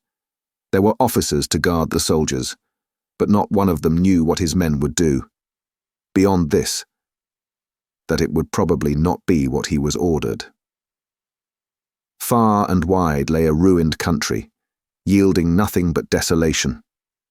Every green leaf, every blade of grass and blade of grain, was as shriveled and poor as the miserable people. Everything was bowed down, dejected, oppressed, and broken. Habitations, fences, domesticated animals, men, women, children, and the soil that bore them, all worn out. Monseigneur, often a most worthy individual gentleman, was a national blessing, gave a chivalrous tone to things, was a polite example of luxurious and shining life, and a great deal more to equal purpose. Nevertheless, Monseigneur as a class had, somehow or other, brought things to this. Strange that creation, designed expressly for Monseigneur, should be so soon wrung dry and squeezed out. There must be something short-sighted in the eternal arrangements, surely. Thus it was, however, and the last drop of blood having been extracted from the flints, and the last screw of the rack having been turned so often that its purchase crumbled, and it now turned and turned with nothing to bite, Monseigneur began to run away from a phenomenon so low and unaccountable. But this was not the change on the village, and on many a village like it. For scores of years gone by, Monseigneur had squeezed it and wrung it, and had seldom graced it with his presence except for the pleasures of the chase. Now, found in hunting the people. Now, found in hunting the beasts, for whose preservation Monseigneur made edifying spaces of barbarous and barren wilderness. No. The change consisted in the appearance of strange faces of low caste, rather than in the disappearance of the high caste, chiselled, and otherwise beautified and beautifying features of Monseigneur. For in these times, as the mender of roads worked, solitary, in the dust, not often troubling himself to reflect that dust he was, and to dust he must return, being for the most part too much occupied in thinking how little he had for supper, and how much more he would eat if he had it. In these times, as he raised his eyes from his lonely labour and viewed the prospect, he would see some rough figure approaching on foot, the like of which was once a rarity in those parts, but was now a frequent presence. As it advanced, the mender of roads would discern without surprise that it was a shaggy-haired man, of almost barbarian aspect, tall, in wooden shoes that were clumsy even to the eyes of a mender of roads, grim, rough, swart, steeped in the mud and dust of many highways, dank with the marshy moisture of many low grounds, sprinkled with the thorns and leaves and moss of many byways through woods. Such a man came upon him, like a ghost, at noon in the July weather, as he sat on his heap of stones under a bank, taking such shelter as he could get from a shower of hail. The man looked at him, looked at the village in the hollow, at the mill, and at the prison on the crag. When he had identified these objects in what benighted mind he had, he said, in a dialect that was just intelligible, "How goes it, Jacques?" "All well, Jacques." "Touch, then." They joined hands, and the man sat down on the heap of stones. "No dinner?" "Nothing but supper now," said the mender of roads, with a hungry face. "It is the fashion," growled the man. "I meet no dinner anywhere." He took out a blackened pipe, filled it, lighted it with flint and steel, pulled at it until it was in a bright glow, then suddenly held it from him, and dropped something into it from between his finger and thumb, that blazed and went out in a puff of smoke. "Touch, then." It was the turn of the mender of roads to say it this time, after observing these operations. They again joined hands. "Tonight?" said the mender of roads. "Tonight," said the man, putting the pipe in his mouth. "Where?" "Here." He and the mender of roads sat on the heap of stones, looking silently at one another, with the hail driving in between them like a pygmy charge of bayonets, until the sky began to clear over the village. "Show me," said the traveller then, moving to the brow of the hill. "See," returned the mender of roads, with extended finger. You go down here, and straight through the street and past the fountain." "To the devil with all that," interrupted the other, rolling his eye over the landscape. "I go through no streets and past no fountains." "Well?" "Well, about 2 leagues beyond the summit of that hill above the village." "Good. When do you cease to work?" "At sunset." "Will you wake me before departing?" "I have walked 2 nights without resting. Let me finish my pipe, and I shall sleep like a child." "Will you wake me?" "Surely." The wayfarer smoked his pipe out, put it in his breast, slipped off his great wooden shoes, and lay down on his back on the heap of stones. He was fast asleep directly. As the roadmender plied his dusty labour, and the hail clouds, rolling away, revealed bright bars and streaks of sky which were responded to by silver gleams upon the landscape, the little man, who wore a red cap now, in place of his blue one, seemed fascinated by the figure on the heap of stones. His eyes were so often turned towards it that he used his tools mechanically, and, one would have said, to very poor account.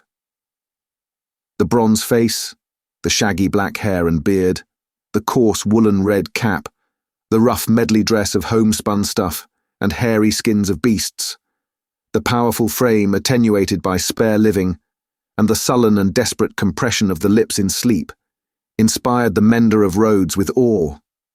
The traveller had travelled far, and his feet were footsore, and his ankles chafed and bleeding. His great shoes, stuffed with leaves and grass, had been heavy to drag over the many long leagues, and his clothes were chafed into holes, as he himself was into sores. Stooping down beside him, the roadmender tried to get a peep at secret weapons in his breast, or where not. But in vain, for he slept with his arms crossed upon him, and set as resolutely as his lips. Fortified towns with their stockades, guardhouses, gates, trenches, and drawbridges seemed to the mender of roads to be so much air as against this figure. And when he lifted his eyes from it to the horizon and looked around, he saw in his small fancy similar figures, stopped by no obstacle, tending to centres all over France. The man slept on, indifferent to showers of hail and intervals of brightness, to sunshine on his face and shadow, to the paltering lumps of dull ice on his body, and the diamonds into which the sun changed them, until the sun was low in the west, and the sky was glowing. Then, the mender of roads, having got his tools together, and all things ready to go down into the village, roused him. "Good," said the sleeper, rising on his elbow. 2 leagues beyond the summit of the hill?" About. Good." The mender of roads went home with the dust going on before him according to the set of the wind, and was soon at the fountain, squeezing himself in among the lean kine brought there to drink, and appearing even to whisper to them in his whispering to all the village. When the village had taken its poor supper, it did not creep to bed as it usually did, but came out of doors again and remained there. A curious contagion of whispering was upon it, and also, when it gathered together at the fountain in the dark, another curious contagion of looking expectantly at the sky in one direction only. Monsieur Gabelle, chief functionary of the place, became uneasy, went out on his housetop alone, and looked in that direction too, glanced down from behind his chimneys at the darkening faces by the fountain below, and sent word to the sacristan who kept the keys of the church that there might be need to ring the tocsin by and by. The night deepened. The trees environing the old chateau, keeping its solitary state apart, moved in a rising wind, as though they threatened the pile of building massive and dark in the gloom. Up the 2 terrace flights of steps, the rain ran wildly, and beat at the great door, like a swift messenger rousing those within. Uneasy rushes of wind went through the hall, among the old spears and knives, and passed lamenting up the stairs, and shook the curtains of the bed where the last marquis had slept. East, west, north, and south through the woods, 4 heavy-treading, unkempt figures crushed the high grass and cracked the branches, striding on cautiously to come together in the courtyard. 4 lights broke out there and moved away in different directions, and all was black again. But not for long. Presently, the chateau began to make itself strangely visible by some light of its own, as though it were growing luminous. Then, a flickering streak played behind the architecture of the front, picking out transparent places and showing where balustrades, arches, and windows were. Then it soared higher and grew broader and brighter. Soon, from a score of the great windows, flames burst forth, and the stone faces awakened, stared out of fire. A faint murmur arose about the house from the few people who were left there, and there was a saddling of a horse and riding away. There was spurring and splashing through the darkness, and bridle was drawn in the space by the village fountain, and the horse in a foam stood at Monsieur Gabelle's door. "Help, Gabelle! Help, everyone!" The tocsin rang impatiently, but other help, if that were any, there was none. The mender of roads and 250 particular friends stood with folded arms at the fountain, looking at the pillar of fire in the sky. "It must be 40 feet high," said they grimly, and never moved. The rider from the chateau and the horse in a foam clattered away through the village and galloped up the stony steep to the prison on the crag. At the gate, a group of officers were looking at the fire. Removed from them, a group of soldiers. "Help, gentlemen, officers! The chateau is on fire. Valuable objects may be saved from the flames by timely aid. Help! Help!" The officers looked towards the soldiers who looked at the fire, gave no orders, and answered, with shrugs and biting of lips, "It must burn." As the rider rattled down the hill again and through the street, the village was illuminating. The mender of roads and the 250 particular friends, inspired as one man and woman by the idea of lighting up, had darted into their houses and were putting candles in every dull little pane of glass.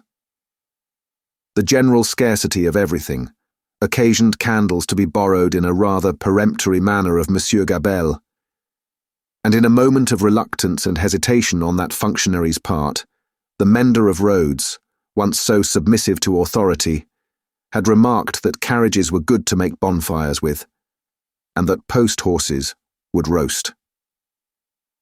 The chateau was left to itself to flame and burn.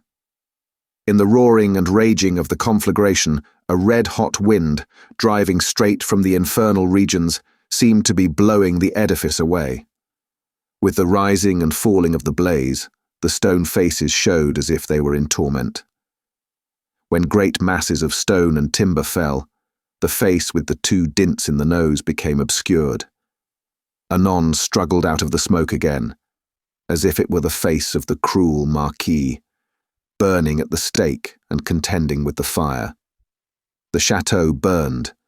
The nearest trees laid hold of by the fire, scorched and shriveled. Trees at a distance, fired by the 4 fierce figures, begirt the blazing edifice with a new forest of smoke. Molten lead and iron boiled in the marble basin of the fountain. The water ran dry. The extinguisher tops of the towers vanished like ice before the heat, and trickled down into 4 rugged wells of flame.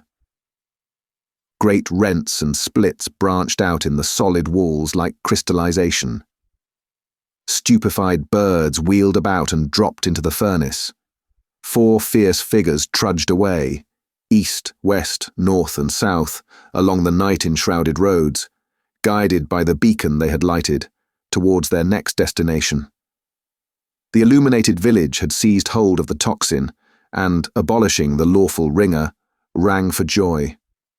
Not only that, but the village, light-headed with famine, fire, and bell-ringing, and bethinking itself that Monsieur Gabelle had to do with the collection of rent and taxes, though it was but a small instalment of taxes, and no rent at all that Gabelle had got in those latter days, became impatient for an interview with him, and surrounding his house, summoned him to come forth for personal conference. Whereupon, Monsieur Gabelle did heavily bar his door and retire to hold counsel with himself. The result of that conference was that Gabelle again withdrew himself to his housetop behind his stack of chimneys, this time resolved, if his door were broken in, he was a small southern man of retaliative temperament, to pitch himself head foremost over the parapet and crush a man or two below. Probably, Monsieur Gabelle passed a long night up there, with the distant chateau for fire and candle, and the beating at his door combined with the joy ringing for music. Not to mention his having an ill-omened lamp slung across the road before his posting-house gate, which the village showed a lively inclination to displace in his favour. A trying suspense, to be passing a whole summer night on the brink of the black ocean, ready to take that plunge into it upon which Monsieur Gabelle had resolved.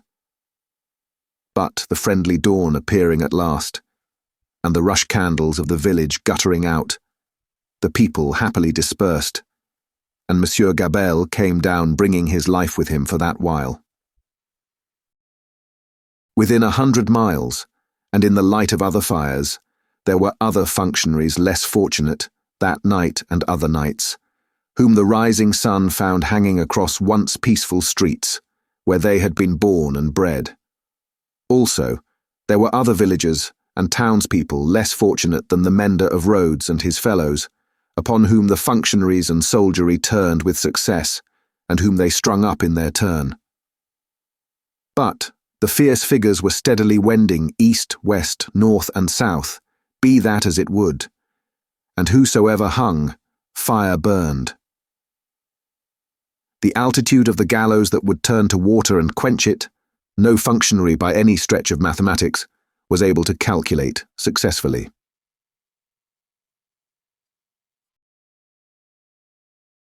Chapter 24. Drawn to the loadstone rock. In such risings of fire and risings of sea, the firm earth shaken by the rushes of an angry ocean which had now no ebb, but was always on the flow, higher and higher, to the terror and wonder of the beholders on the shore, 3 years of tempest were consumed. 3 more birthdays of little Lucie had been woven by the golden thread into the peaceful tissue of the life of her home. Many a night and many a day had its inmates listened to the echoes in the corner, with hearts that failed them when they heard the thronging feet. For the footsteps had become to their minds as the footsteps of a people, tumultuous under a red flag, and with their country declared in danger, changed into wild beasts, by terrible enchantment long persisted in. Monseigneur, as a class, had dissociated himself from the phenomenon of his not being appreciated, of his being so little wanted in France as to incur considerable danger of receiving his dismissal from it, and this life together. Like the fabled rustic who raised the devil with infinite pains, and was so terrified at the sight of him that he could ask the enemy no question, but immediately fled. So, Monseigneur, after boldly reading the Lord's Prayer backwards for a great number of years, and performing many other potent spells for compelling the evil one, no sooner beheld him in his terrors than he took to his noble heels. The shining bull's-eye of the court was gone, or it would have been the mark for a hurricane of national bullets. It had never been a good eye to see with, had long had the mote in it of Lucifer's pride, Sardanapalis's luxury, and a mole's blindness, but it had dropped out and was gone. The court, from that exclusive inner circle to its outermost rotten ring of intrigue, corruption, and dissimulation, was all gone together. Royalty was gone, had been besieged in its palace and suspended when the last tidings came over. The August of the year 1792 was come, and Monseigneur was by this time scattered far and wide. As was natural, the headquarters and great gathering place of Monseigneur in London was Tellson's Bank. Spirits are supposed to haunt the places where their bodies most resorted, and Monseigneur without a guinea haunted the spot where his guineas used to be. Moreover, It was the spot to which such French intelligence as was most to be relied upon came quickest. Again, Tellson's was a munificent house, and extended great liberality to old customers who had fallen from their high estate. Again, those nobles who had seen the coming storm in time, and anticipating plunder or confiscation, had made provident remittances to Tellson's, were always to be heard of there by their needy brethren. To which it must be added that every newcomer from France reported himself and his tidings at Tellson's, almost as a matter of course. For such variety of reasons, Tellson's was at that time, as to French intelligence, a kind of high exchange, and this was so well known to the public, and the inquiries made there were in consequence so numerous, that Tellson's sometimes wrote the latest news out in a line or so and posted it in the bank windows, for all who ran through Temple Bar to read. On a steaming, misty afternoon, Mr. Lorry sat at his desk, and Charles Darnay stood leaning on it, talking with him in a low voice. The penitential den once set apart for interviews with the House was now the news exchange, and was filled to overflowing. It was within half an hour or so of the time of closing. But, although you are the youngest man that ever lived, said Charles Darnay, rather hesitating, I must still suggest to you— I understand that I am too old, said Mr. Lorry. Unsettled weather, a long journey, uncertain means of travelling, a disorganized country, a city that may not be even safe for you. My dear Charles, said Mr. Lorry with cheerful confidence, you touch some of the reasons for my going, not for my staying away. It is safe enough for me. Nobody will care to interfere with an old fellow of hard upon fourscore, when there are so many people they're much better worth interfering with. As to its being a disorganized city, if it were not a disorganized city, there would be no occasion to send somebody from our house here to our house there, who knows the city and the business, of old, and is in Tellson's confidence. As to the uncertain travelling, the long journey, and the winter weather, if I were not prepared to submit myself to a few inconveniences for the sake of Tellson's, after all these years, who ought to be? I wish I were going myself, said Charles Darnay, somewhat restlessly, and like one thinking aloud. Indeed, you are a pretty fellow to object and advise, exclaimed Mr. Lorry. You wish you were going yourself, and you a Frenchman born. You are a wise counsellor. My dear Mr. Lorry, it is because I am a Frenchman born, that the thought, which I did not mean to utter here, however, has passed through my mind often. One cannot help thinking, having had some sympathy for the miserable people, and having abandoned something to them, he spoke here in his former thoughtful manner, that one might be listened to, and might have the power to persuade to some restraint. Only last night, after you had left us, when I was talking to Lucie— When you were talking to Lucie, Mr. Lorry repeated. Yes. I wonder you are not ashamed to mention the name of Lucie, wishing you were going to France at this time of day. However, I am not going, said Charles Darnay with a smile. It is more to the purpose that you say you are. And I am, in plain reality. The truth is, my dear Charles— Mr. Lorry glanced at the distant house and lowered his voice.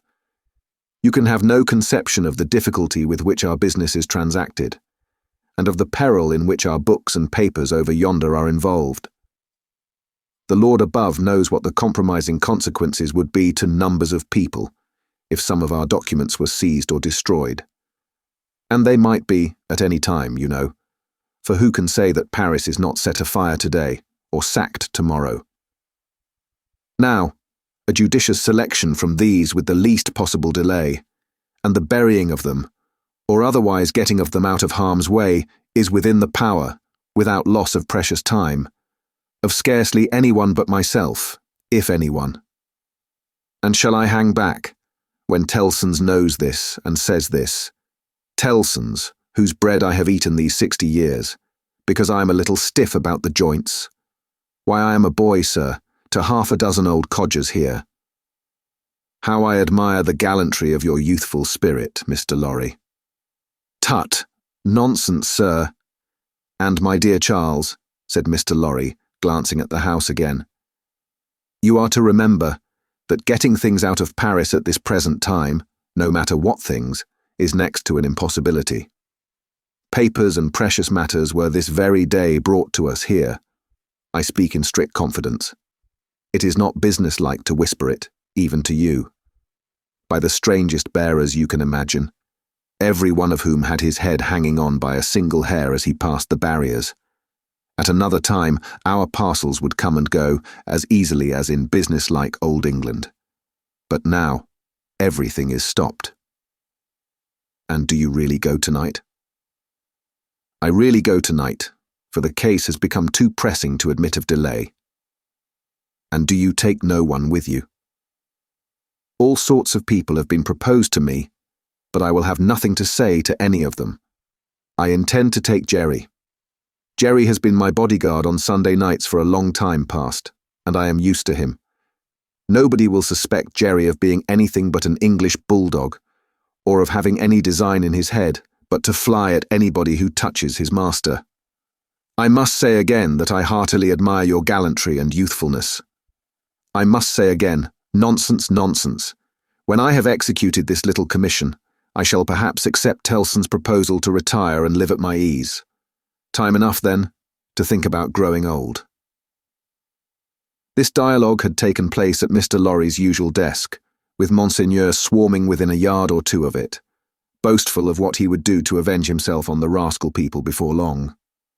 It was too much the way of Monseigneur under his reverses as a refugee, and it was much too much the way of native British orthodoxy to talk of this terrible revolution as if it were the only harvest ever known under the skies that had not been sown, as if nothing had ever been done, or omitted to be done, that had led to it, as if observers of the wretched millions in France, and of the misused and perverted resources that should have made them prosperous, had not seen it inevitably coming, years before, and had not in plain words recorded what they saw. Such vapouring, combined with the extravagant plots of Monseigneur for the restoration of a state of things that had utterly exhausted itself, and worn out heaven and earth as well as itself, was hard to be endured without some remonstrance by any sane man who knew the truth. And it was such vapouring all about his ears, like a troublesome confusion of blood in his own head, added to a latent uneasiness in his mind, which had already made Charles Darnay restless, and which still kept him so. Among the talkers was Stryver of the King's Bench Bar, far on his way to state promotion, and therefore loud on the theme, broaching to Monseigneur his devices for blowing the people up and exterminating them from the face of the earth and doing without them, and for accomplishing many similar objects akin in their nature to the abolition of eagles by sprinkling salt on the tails of the race. Him Darnay heard with a particular feeling of objection, and Darnay stood divided between going away that he might hear no more and remaining to interpose his word when the thing that was to be went on to shape itself out. The house approached Mr. Lorry and, laying a soiled and unopened letter before him, asked if he had yet discovered any traces of the person to whom it was addressed. The house laid the letter down so close to Darnay that he saw the direction, the more quickly because it was his own right name.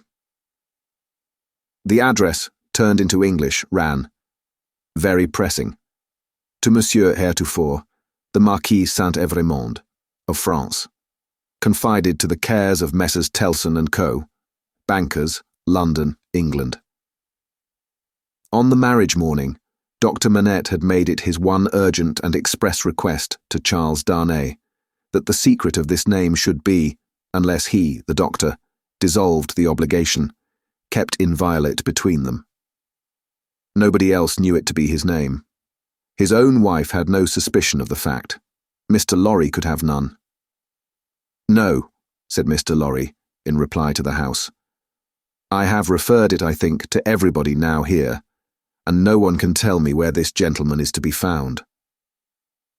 The hands of the clock verging upon the hour of closing the bank, there was a general set of the current of talkers past Mr. Lorry's desk.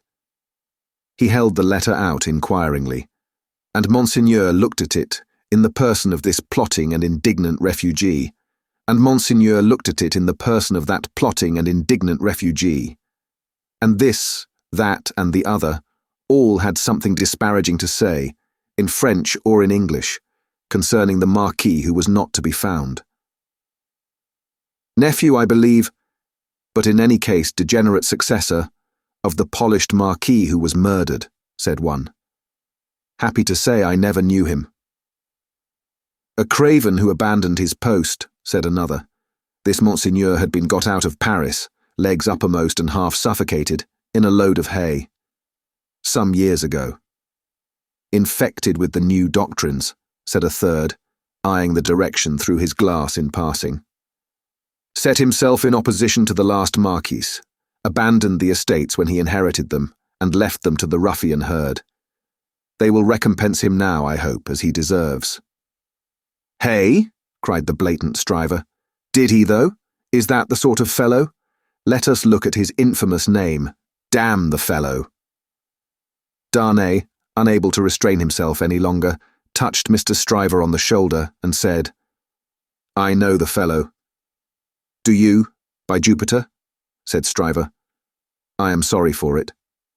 Why? Why, Mr. Darnay? Do you hear what he did? Don't ask. Why in these times? But I do ask why. Then I tell you again, Mr. Darnay, I am sorry for it. I am sorry to hear you putting any such extraordinary questions. Here is a fellow who, infected by the most pestilent and blasphemous code of devilry that ever was known, abandoned his property to the vilest scum of the earth that ever did murder by wholesale. And you ask me why I am sorry that a man who instructs youth knows him. Well, but I'll answer you. I am sorry because I believe there is contamination in such a scoundrel. That's why.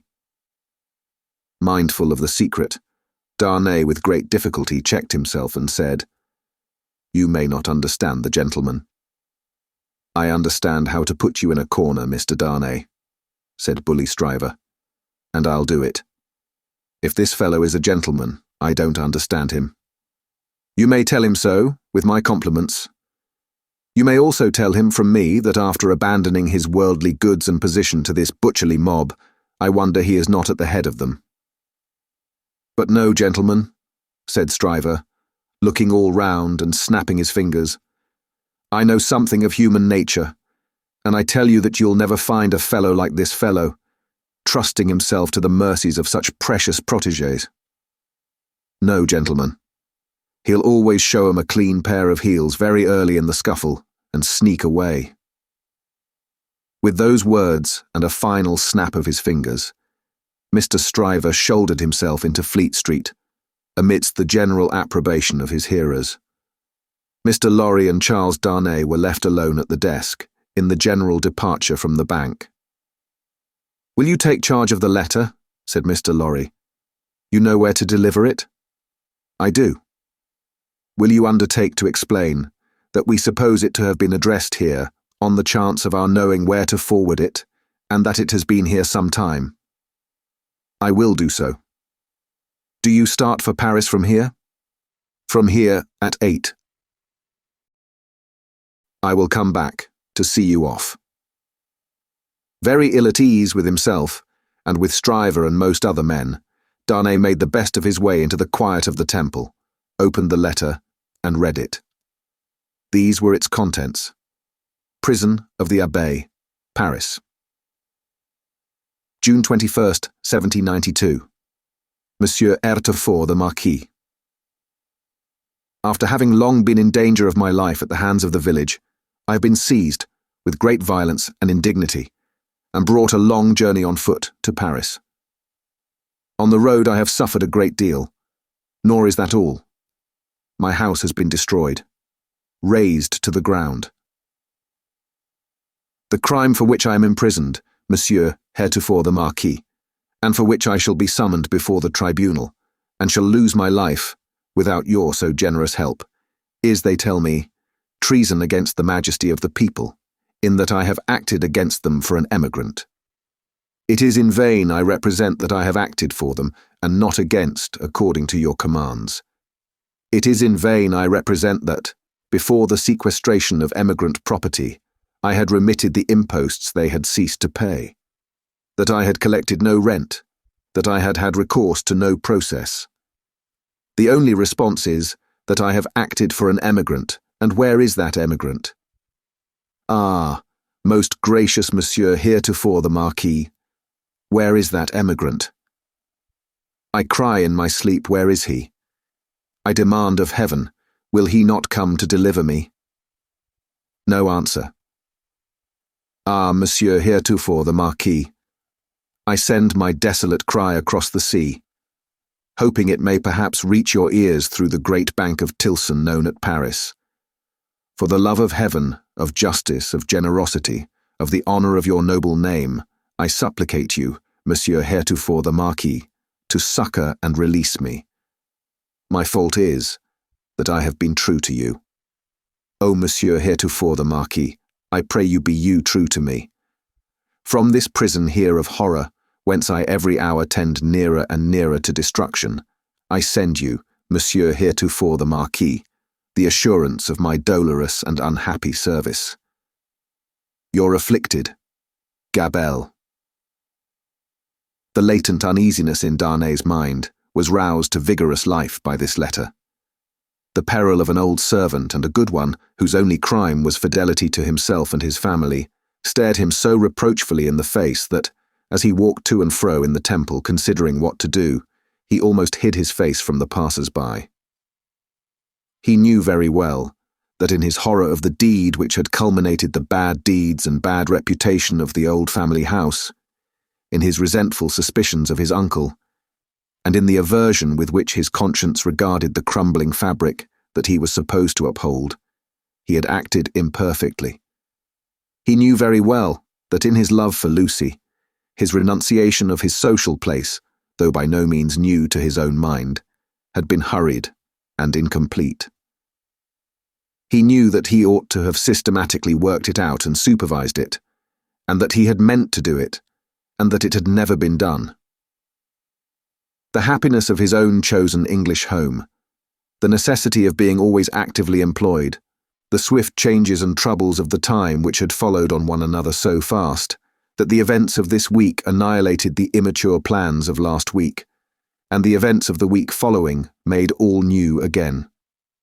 He knew very well that to the force of these circumstances he had yielded, not without disquiet, but still without continuous and accumulating resistance, that he had watched the times for a time of action, and that they had shifted and struggled until the time had gone by, and the nobility were trooping from France by every highway and byway, and their property was in course of confiscation and destruction, and their very names were blotting out, was as well known to himself as it could be to any new authority in France that might impeach him for it. But he had oppressed no man, he had imprisoned no man. He was so far from having harshly exacted payment of his dues, that he had relinquished them of his own will, thrown himself on a world with no favour in it, won his own private place there, and earned his own bread. Monsieur Gabelle had held the impoverished and involved estate on written instructions, to spare the people, to give them what little there was to give, such fuel as the heavy creditors would let them have in the winter, and such produce as could be saved from the same grip in the summer.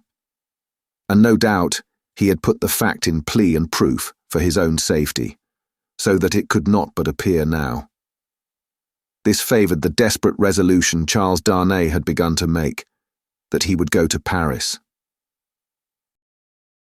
Yes, like the mariner in the old story, the winds and streams had driven him within the influence of the loadstone rock, and it was drawing him to itself, and he must go.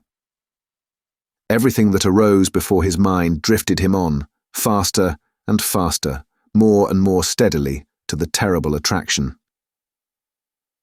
His latent uneasiness had been that bad aims were being worked out in his own unhappy land by bad instruments, and that he who could not fail to know that he was better than they, was not there, trying to do something to stay bloodshed, and assert the claims of mercy and humanity. With this uneasiness half stifled and half reproaching him, he had been brought to the pointed comparison of himself with the brave old gentleman in whom duty was so strong. Upon that comparison, injurious to himself, had instantly followed the sneers of Monseigneur, which had stung him bitterly, and those of Stryver, which above all were coarse and galling for old reasons. Upon those had followed Gabel's letter, the appeal of an innocent prisoner, in danger of death, to his justice, honour, and good name. His resolution was made. He must go to Paris. Yes. The loadstone rock was drawing him, and he must sail on until he struck. He knew of no rock. He saw hardly any danger. The intention with which he had done what he had done, even although he had left it incomplete, presented it before him in an aspect that would be gratefully acknowledged in France on his presenting himself to assert it.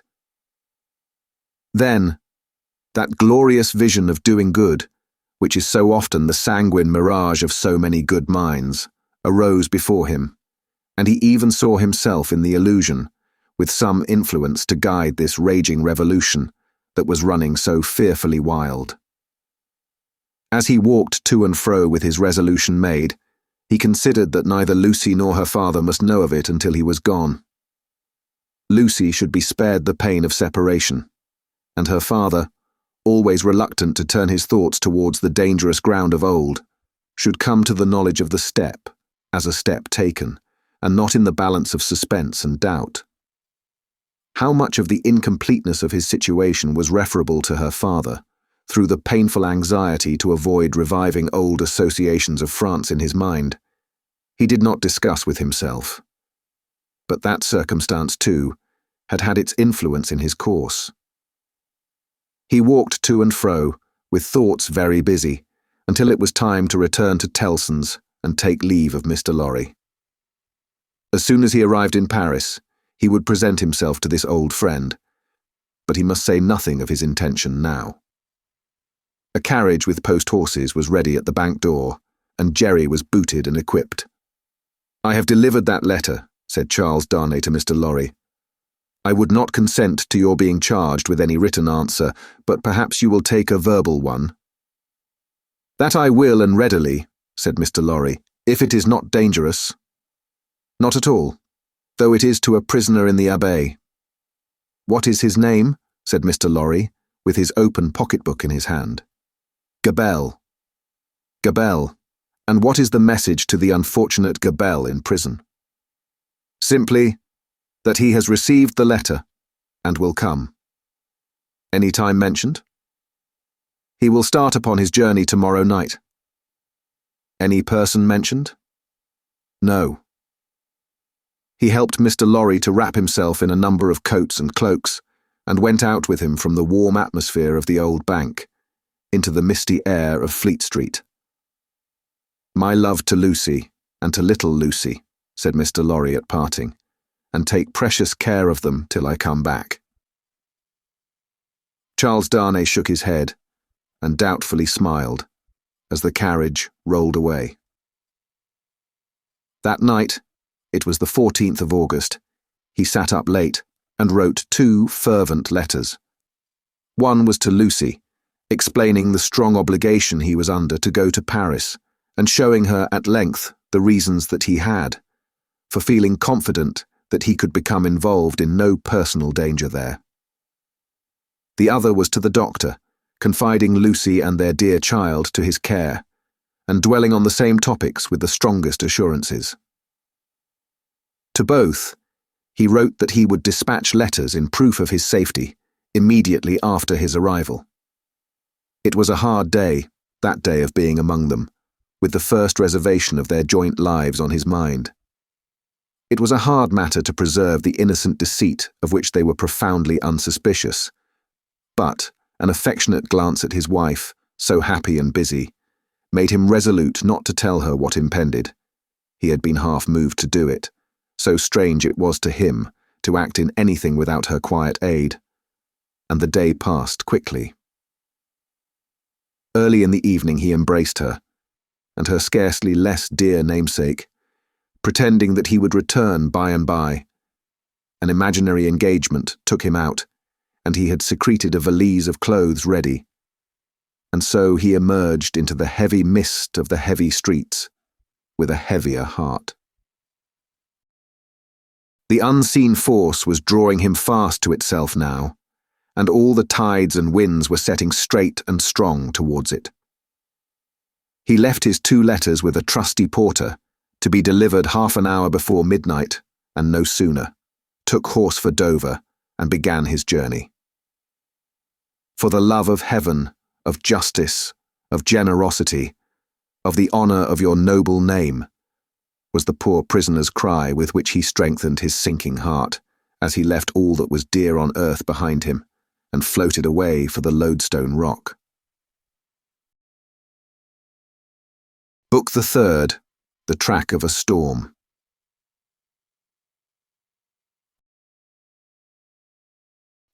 Chapter 1. In Secret. The traveller fared slowly on his way, who fared towards Paris from England in the autumn of the year 1792. More than enough of bad roads, bad equipages, and bad horses he would have encountered to delay him, though the fallen and unfortunate King of France had been upon his throne in all his glory. But the changed times were fraught with other obstacles than these. Every town gate and village taxing house had its band of citizen patriots, with their national muskets in a most explosive state of readiness, who stopped all comers and goers, cross-questioned them, inspected their papers, looked for their names in lists of their own, turned them back or sent them on, or stopped them and laid them in hold, as their capricious judgment or fancy deemed best for the dawning republic one and indivisible of liberty, equality, fraternity, or death. A very few French leagues of his journey were accomplished, when Charles Darnay began to perceive that for him, along these country roads, there was no hope of return until he should have been declared a good citizen at Paris. Whatever might befall now, he must on to his journey's end. Not a mean village closed upon him, not a common barrier dropped across the road behind him, but he knew it to be another iron door in the series that was barred between him and England. The universal watchfulness so encompassed him, that if he had been taken in a net, or were being forwarded to his destination in a cage, he could not have felt his freedom more completely gone. This universal watchfulness not only stopped him on the highway 20 times in a stage, but retarded his progress 20 times in a day, by riding after him and taking him back, riding before him and stopping him by anticipation, riding with him and keeping him in charge. He had been days upon his journey in France alone, when he went to bed tired out, in a little town on the high road, still a long way from Paris. Nothing but the production of the afflicted Gabelle's letter from his prison of the Abbaye would have got him on so far. His difficulty at the guardhouse in this small place had been such that he felt his journey to have come to a crisis. And he was, therefore, as little surprised as a man could be to find himself awakened at the small inn to which he had been remitted until morning, in the middle of the night. Awakened by a timid local functionary and 3 armed patriots in rough red caps and with pipes in their mouths, who sat down on the bed. "Emigrant," said the functionary, "I am going to send you on to Paris, under an escort." "Citizen, I desire nothing more than to get to Paris, though I could dispense with the escort." "Silence," growled a red cap, striking at the coverlet with the butt end of his musket. "Peace, aristocrat." "It is as the good patriot says," observed the timid functionary. "You are an aristocrat, and must have an escort, and must pay for it." "I have no choice," said Charles Darnay. "Choice! Listen to him," cried the same scowling red cap, "as if it was not a favour to be protected from the lamp iron." "It is always as the good patriot says," observed the functionary. "Rise and dress yourself, emigrant."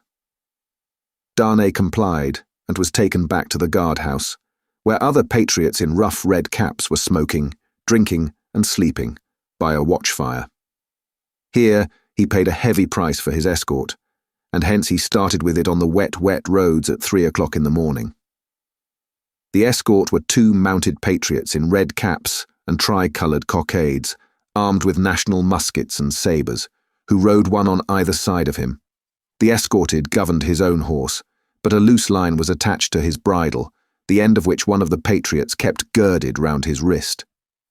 In this state, they set forth with the sharp rain driving in their faces, clattering at a heavy dragoon trot over the uneven town pavement, and out upon the mire-deep roads.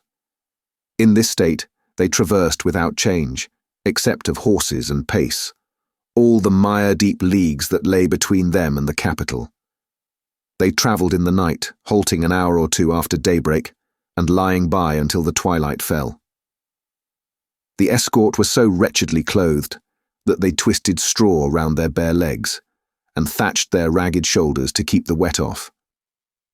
Apart from the personal discomfort of being so attended, and apart from such considerations of present danger as arose from one of the patriots being chronically drunk and carrying his musket very recklessly, Charles Darnay did not allow the restraint that was laid upon him to awaken any serious fears in his breast, for he reasoned with himself that it could have no reference to the merits of an individual case that was not yet stated, and of representations, confirmable by the prisoner in the Abbaye, that were not yet made.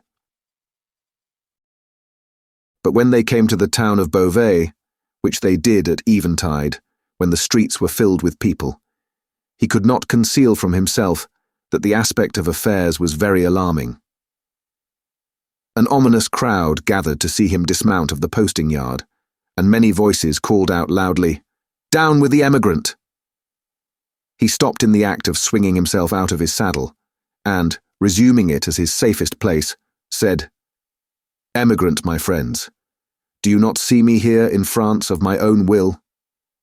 "You are a cursed emigrant," cried a farrier, making at him in a furious manner through the press, hammer in hand, "and you are a cursed aristocrat."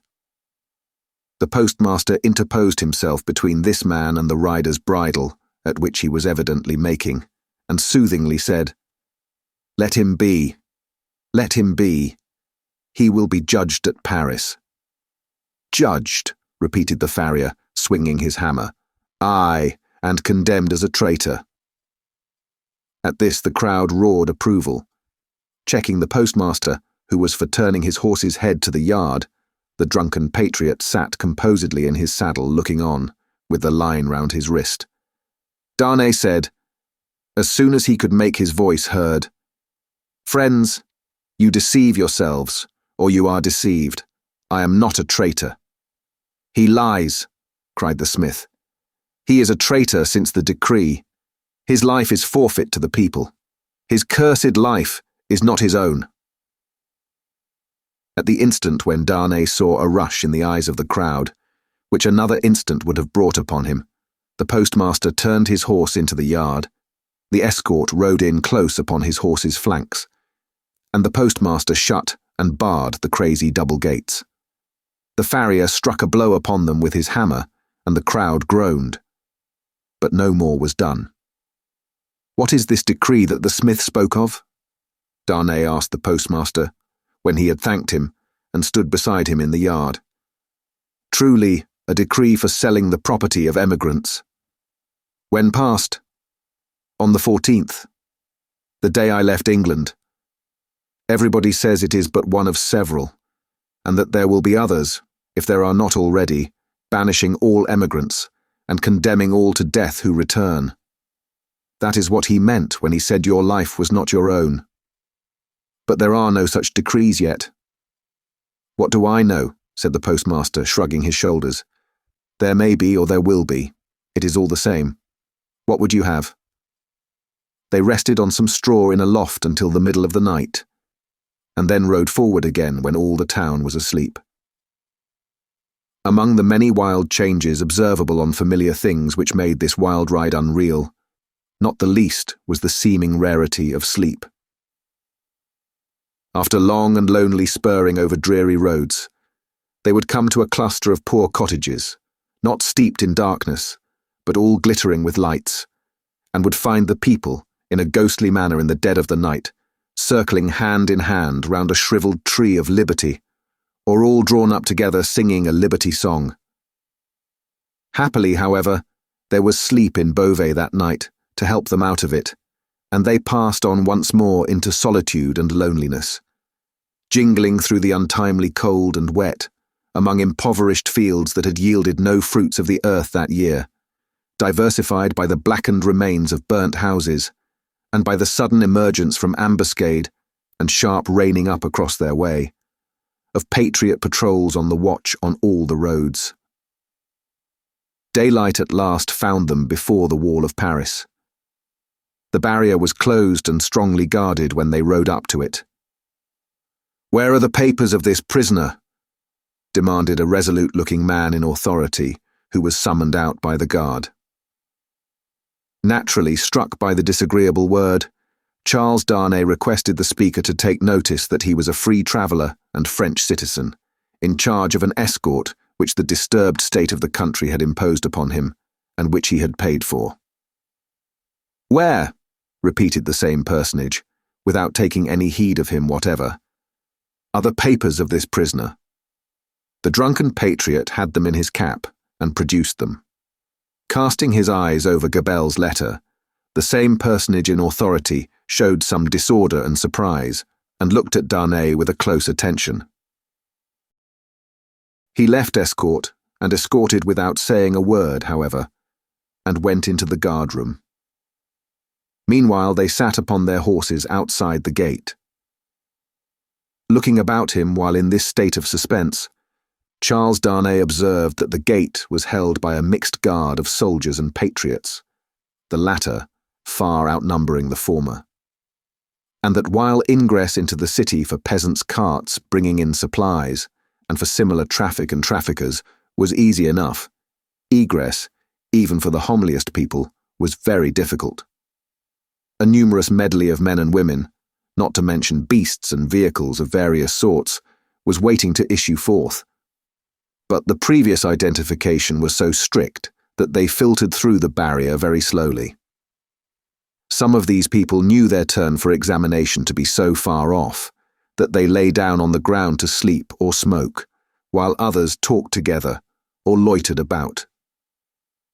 The red cap and tricolour cockade were universal, both among men and women. When he had sat in his saddle some half hour, taking note of these things, Darnay found himself confronted by the same man in authority who directed the guard to open the barrier. Then he delivered to the escort, drunk and sober, a receipt for the escorted, and requested him to dismount. He did so, and the two patriots, leading his tired horse, turned and rode away without entering the city.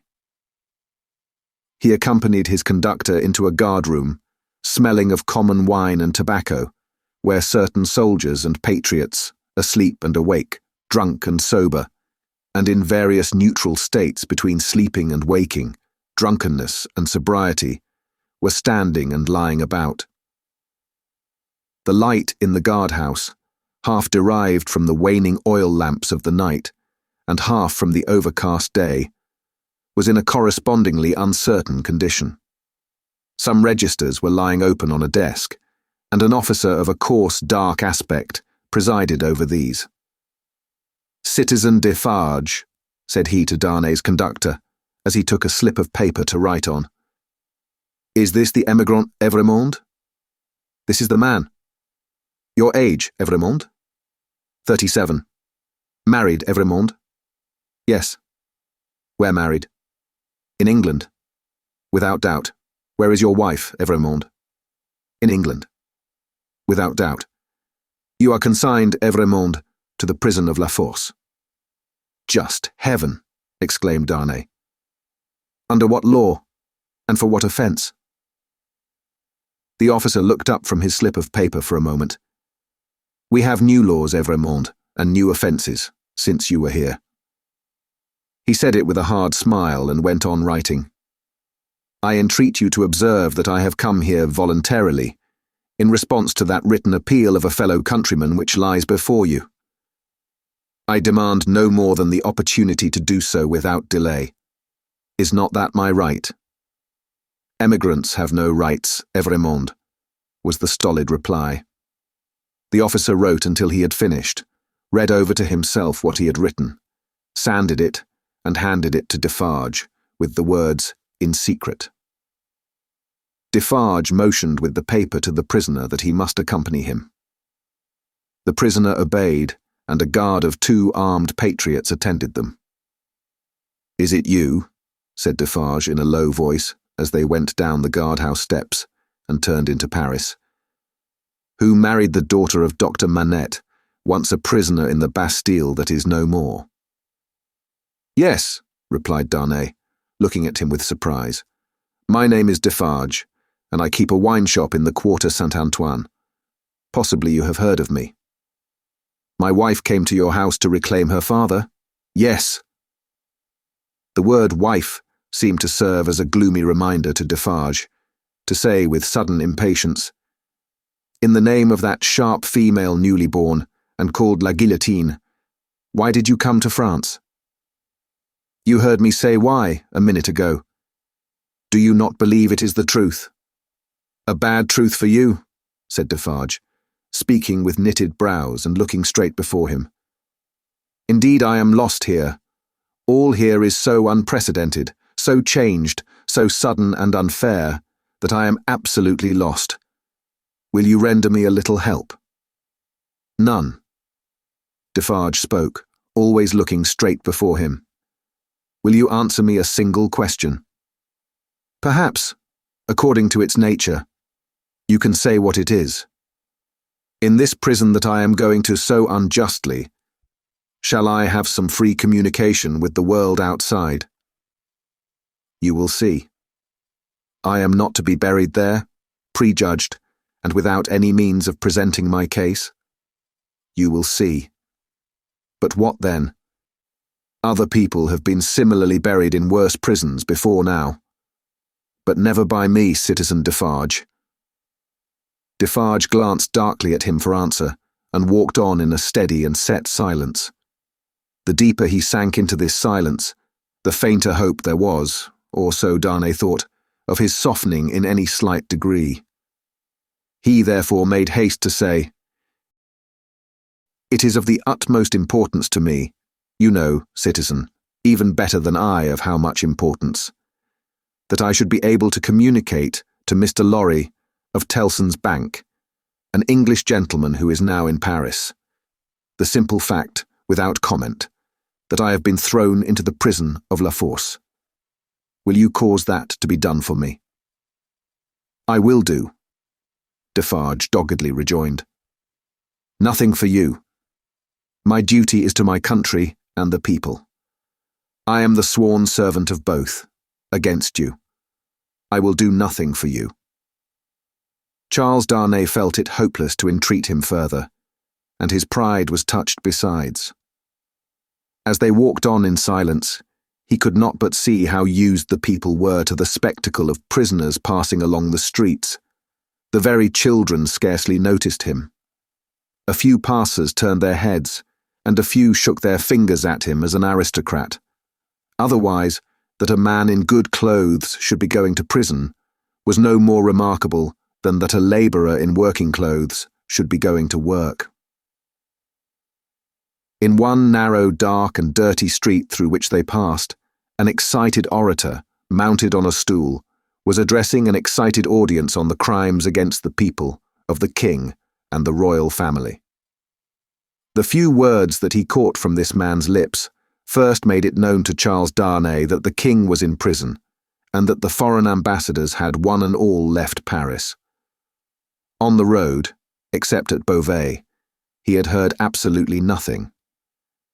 The escort and the universal watchfulness had completely isolated him. That he had fallen among far greater dangers than those which had developed themselves when he left England, he of course knew now. That perils had thickened about him fast, and might thicken faster and faster yet, he of course knew now. He could not but admit to himself that he might not have made this journey if he could have foreseen the events of a few days. And yet his misgivings were not so dark as, imagined by the light of this later time, they would appear.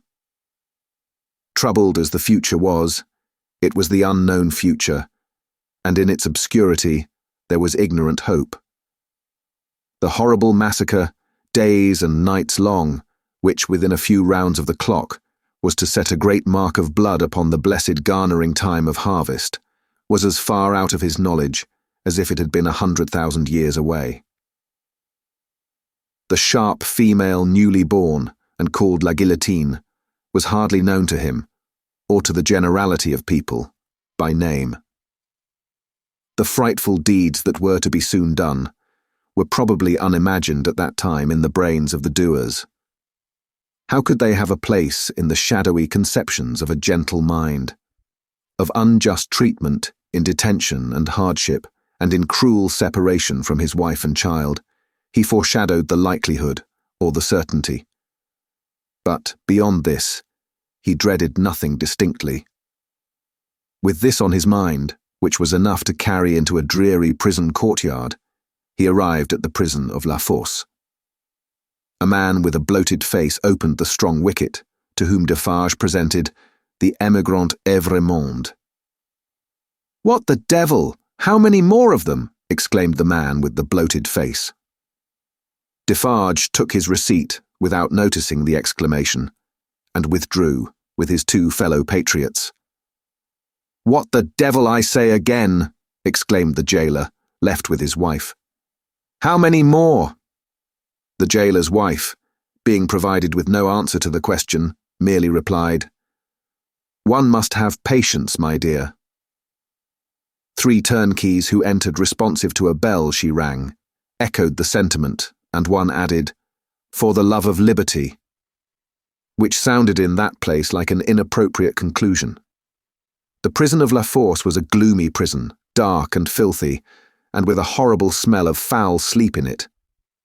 Extraordinary how soon the noisome flavour of imprisoned sleep becomes manifest in all such places that are ill cared for. In secret, too, grumbled the jailer, looking at the written paper, as if I was not already full to bursting.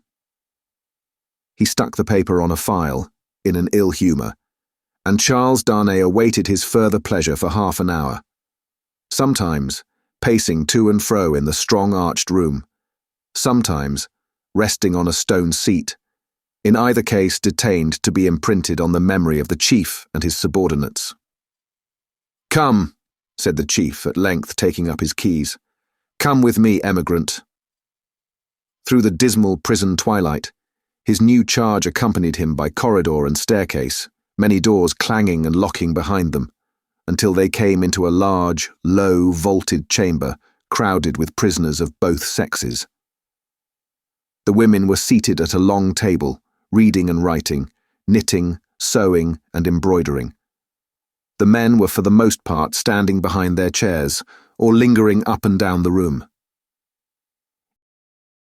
In the instinctive association of prisoners with shameful crime and disgrace, the newcomer recoiled from this company. But the crowning unreality of his long, unreal ride was, there all at once rising to receive him, with every refinement of manner known to the time, and with all the engaging graces and courtesies of life. So strangely clouded were these refinements by the prison manners and gloom, so spectral did they become in the inappropriate squalor and misery through which they were seen, that Charles Darnay seemed to stand in a company of the dead. Ghosts all. The ghost of beauty, the ghost of stateliness, the ghost of elegance, the ghost of pride, the ghost of frivolity, the ghost of wit, the ghost of youth, the ghost of age, all waiting their dismissal from the desolate shore, all turning on him eyes that were changed by the death they had died in coming there. It struck him motionless. The jailer standing at his side, and the other jailers moving about, who would have been well enough as to appearance in the ordinary exercise of their functions, looked so extravagantly coarse, contrasted with sorrowing mothers and blooming daughters who were there, with the apparitions of the coquette, the young beauty, and the mature woman delicately bred, that the inversion of all experience and likelihood which the scene of shadows presented was heightened to its utmost. Surely ghosts all. Surely the long, unreal ride some progress of disease that had brought him to these gloomy shades. "In the name of the assembled companions in misfortune," said a gentleman of courtly appearance and address, coming forward, "I have the honour of giving you welcome to La Force, and of condoling with you on the calamity that has brought you among us. May it soon terminate happily. It would be an impertinence elsewhere, but it is not so here, to ask your name and condition." Charles Darnay roused himself and gave the required information, in words as suitable as he could find. "But I hope," said the gentleman, following the chief jailer with his eyes, who moved across the room, "that you are not in secret? I do not understand the meaning of the term, but I have heard them say so." "Ah, what a pity. We so much regret it. But take courage. Several members of our society have been in secret at first, and it has lasted but a short time." Then he added, raising his voice, "I grieve to inform the society, in secret." There was a murmur of commiseration as Charles Darnay crossed the room to a grated door where the jailer awaited him, and many voices, among which the soft and compassionate voices of women were conspicuous, gave him good wishes and encouragement. He turned at the grated door to render the thanks of his heart. It closed under the jailer's hand, and the apparitions vanished from his sight forever. The wicket opened on a stone staircase, leading upward. When they had ascended 40 steps, the prisoner of half an hour already counted them, the jailer opened a low black door, and they passed into a solitary cell. It struck cold and damp, but was not dark. "Yours," said the jailer. "Why am I confined alone?" "How do I know? I can buy pen, ink, and paper. Such are not my orders. You will be visited, and can ask then. At present, you may buy your food, and nothing more." There were in the cell a chair, a table, and a straw mattress. As the jailer made a general inspection of these objects, and of the 4 walls, before going out, a wandering fancy wandered through the mind of the prisoner leaning against the wall opposite to him, that this jailer was so unwholesomely bloated, both in face and person, as to look like a man who had been drowned and filled with water. When the jailer was gone, he thought in the same wandering way, "Now am I left, as if I were dead." Stopping then, to look down at the mattress, he turned from it with a sick feeling and thought, "And here in these crawling creatures is the first condition of the body after death. 5 paces by 4.5, 5 paces by 4.5, 5 paces by 4.5.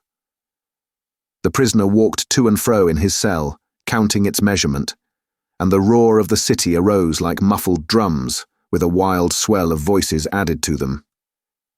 He made shoes, he made shoes, he made shoes. The prisoner counted the measurement again, and paced faster, to draw his mind with him from that latter repetition. The ghosts that vanished when the wicket closed. There was one among them, the appearance of a lady dressed in black, who was leaning in the embrasure of a window, and she had a light shining upon her golden hair, and she looked like, "Let us ride on again, for God's sake, through the illuminated villages with the people all awake." He made shoes, he made shoes, he made shoes. 5 paces by 4.5. With such scraps tossing and rolling upward from the depths of his mind, the prisoner walked faster and faster, obstinately counting and counting. And the roar of the city changed to this extent, that it still rolled in like muffled drums, but with the wail of voices that he knew, in the swell that rose above them.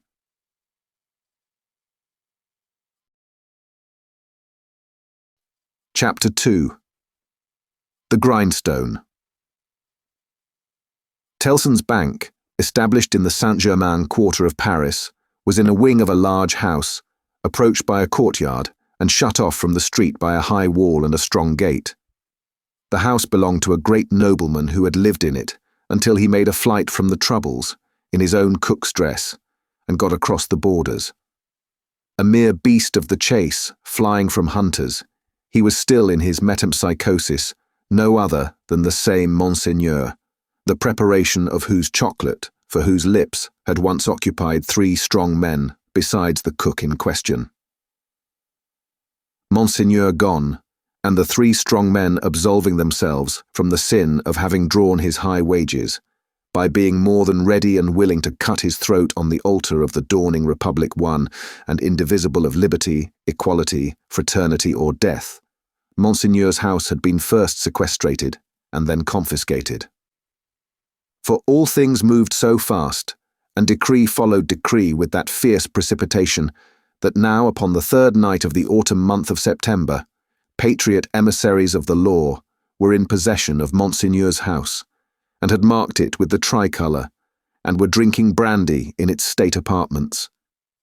A place of business in London, like Tellson's place of business in Paris, would soon have driven the house out of its mind and into the Gazette. For what would staid British responsibility and respectability have said to orange trees in boxes in a bank courtyard, and even to a Cupid over the counter? Yet such things were. Tellson's had whitewashed the Cupid, but he was still to be seen on the ceiling, in the coolest linen, aiming, as he very often does, at money from morning to night. Bankruptcy must inevitably have come of this young pagan, in Lombard Street, London, and also of a curtained alcove in the rear of the immortal boy, and also of a looking-glass let into the wall, and also of clerks not at all old, who danced in public on the slightest provocation. Yet a French Tellson's could get on with these things exceedingly well, and as long as the times held together, no man had taken fright at them and drawn out his money. What money would be drawn out of Tellson's henceforth? And what would lie there, lost and forgotten? What plate and jewels would tarnish in Tellson's hiding places, while the depositors rusted in prisons, and when they should have violently perished? How many accounts with Tellson's never to be balanced in this world must be carried over into the next? No man could have said that night any more than Mr. Jarvis Lorry could, though he thought heavily of these questions. He sat by a newly lighted wood fire. The blighted and unfruitful year was prematurely cold. And on his honest and courageous face there was a deeper shade than the pendant lamp could throw, or any object in the room distortedly reflect. A shade of horror. He occupied rooms in the bank, in his fidelity to the house of which he had grown to be a part, like strong Routivy. It chanced that they derived a kind of security from the patriotic occupation of the main building, but the true-hearted old gentleman never calculated about that. All such circumstances were indifferent to him, so that he did his duty. On the opposite side of the courtyard, under a colonnade, was extensive standing, for carriages, where indeed some carriages of Monseigneur yet stood. Against 2 of the pillars were fastened 2 great flaring flambeaux, and in the light of these, standing out in the open air, was a large grindstone, a roughly mounted thing which appeared to have hurriedly been brought there from some neighbouring smithy or other workshop. Rising and looking out of window at these harmless objects, Mr. Lorry shivered and retired to his seat by the fire. He had opened, not only the glass window, but the lattice blind outside it, and he had closed both again, and he shivered through his frame. From the streets beyond the high wall and the strong gate, there came the usual night hum of the city, with now and then an indescribable ring in it, weird and unearthly, as if some unwanted sounds of a terrible nature were going up to heaven. "Thank God," said Mr. Lorry, clasping his hands, "that no one near and dear to me is in this dreadful town tonight. May he have mercy on all who are in danger." Soon afterwards, the bell at the great gate sounded, and he thought, They have come back," and sat listening. But there was no loud eruption into the courtyard, as he had expected, and he heard the gate clash again, and all was quiet. The nervousness and dread that were upon him inspired that vague uneasiness respecting the bank, which a great change would naturally awaken, with such feelings roused. It was well guarded, and he got up to go among the trusty people who were watching it, when his door suddenly opened, and 2 figures rushed in, at sight of which he fell back in amazement. Lucie and her father. Lucie with her arms stretched out to him, and with that old look of earnestness so concentrated and intensified that it seemed as though it had been stamped upon her face expressly to give force and power to it in this one passage of her life. "What is this?" cried Mr. Lorry, breathless and confused. "What is the matter? Lucie, Manette, what has happened? What has brought you here? What is it?" With the look fixed upon him, in her paleness and wildness, she panted out in his arms, imploringly, "Oh, my dear friend, my husband." "Your husband, Lucie? Charles? What of Charles?" Here in Paris? "Has been here some days, 3 or 4, I don't know how many. I can't collect my thoughts. An errand of generosity brought him here unknown to us. He was stopped at the barrier and sent to prison." The old man uttered an irrepressible cry. Almost at the same moment, the bell of the great gate rang again, and a loud noise of feet and voices came pouring into the courtyard. "What is that noise?" said the doctor, turning towards the window. "Don't look," cried Mr. Lorry. "Don't look out. Manette, for your life, don't touch the blind." The doctor turned with his hand upon the fastening of the window and said, with a cool, bold smile, "My dear friend, I have a charmed life in this city. I have been a Bastille prisoner. There is no patriot in Paris, in France, who, knowing me to have been a prisoner in the Bastille, would touch me, except to overwhelm me with embraces, or carry me in triumph. My old pain has given me a power that has brought us through the barrier, and gained us news of Charles there, and brought us here. I knew it would be so. I knew I could help Charles out of all danger. I told Lucie so. What is that noise?" His hand was again upon the window. "Don't look!" cried Mr. Lorry, absolutely desperate. "No, Lucie, my dear, nor you." He got his arm round her and held her. "Don't be so terrified, my love. I solemnly swear to you that I know of no harm having happened to Charles, that I had no suspicion even of his being in this fatal place. What prison is he in?" La Force! La Force! Lucie, my child, if ever you were brave and serviceable in your life, and you were always both, you will compose yourself now to do exactly as I bid you, for more depends upon it than you can think or I can say. There is no help for you in any action on your part tonight. You cannot possibly stir out. I say this because what I must bid you to do for Charles's sake is the hardest thing to do of all. You must instantly be obedient, still and quiet. You must let me put you in a room at the back here. You must leave your father and me alone for 2 minutes, and as there are life and death in the world, you must not delay. I will be submissive to you. I see in your face that you know I can do nothing else than this. I know you are true." The old man kissed her and hurried her into his room and turned the key. Then came hurrying back to the doctor and opened the window and partly opened the blind, and put his hand upon the doctor's arm and looked out with him into the courtyard. Looked out upon a throng of men and women, not enough in number or near enough to fill the courtyard, not more than 40 or 50 in all. The people in possession of the house had let them in at the gate, and they had rushed in to work at the grindstone. It had evidently been set up there for their purpose, as in a convenient and retired spot. But such awful workers, and such awful work. The grindstone had a double handle, and turning at it madly were two men, whose faces, as their long hair flapped back when the whirlings of the grindstone brought their faces up, were more horrible and cruel than the visages of the wildest savages in their most barbarous disguise. False eyebrows and false moustaches were stuck upon them, and their hideous countenances were all bloody and sweaty, and all awry with howling, and all staring and glaring with beastly excitement and want of sleep. As these ruffians turned and turned, their matted locks now flung forward over their eyes, now flung backward over their necks, some women held wine to their mouths that they might drink. And what with dropping blood, and what with dropping wine, and what with the stream of sparks struck out of the stone, all their wicked atmosphere seemed gore and fire. The eye could not detect one creature in the group free from the smear of blood.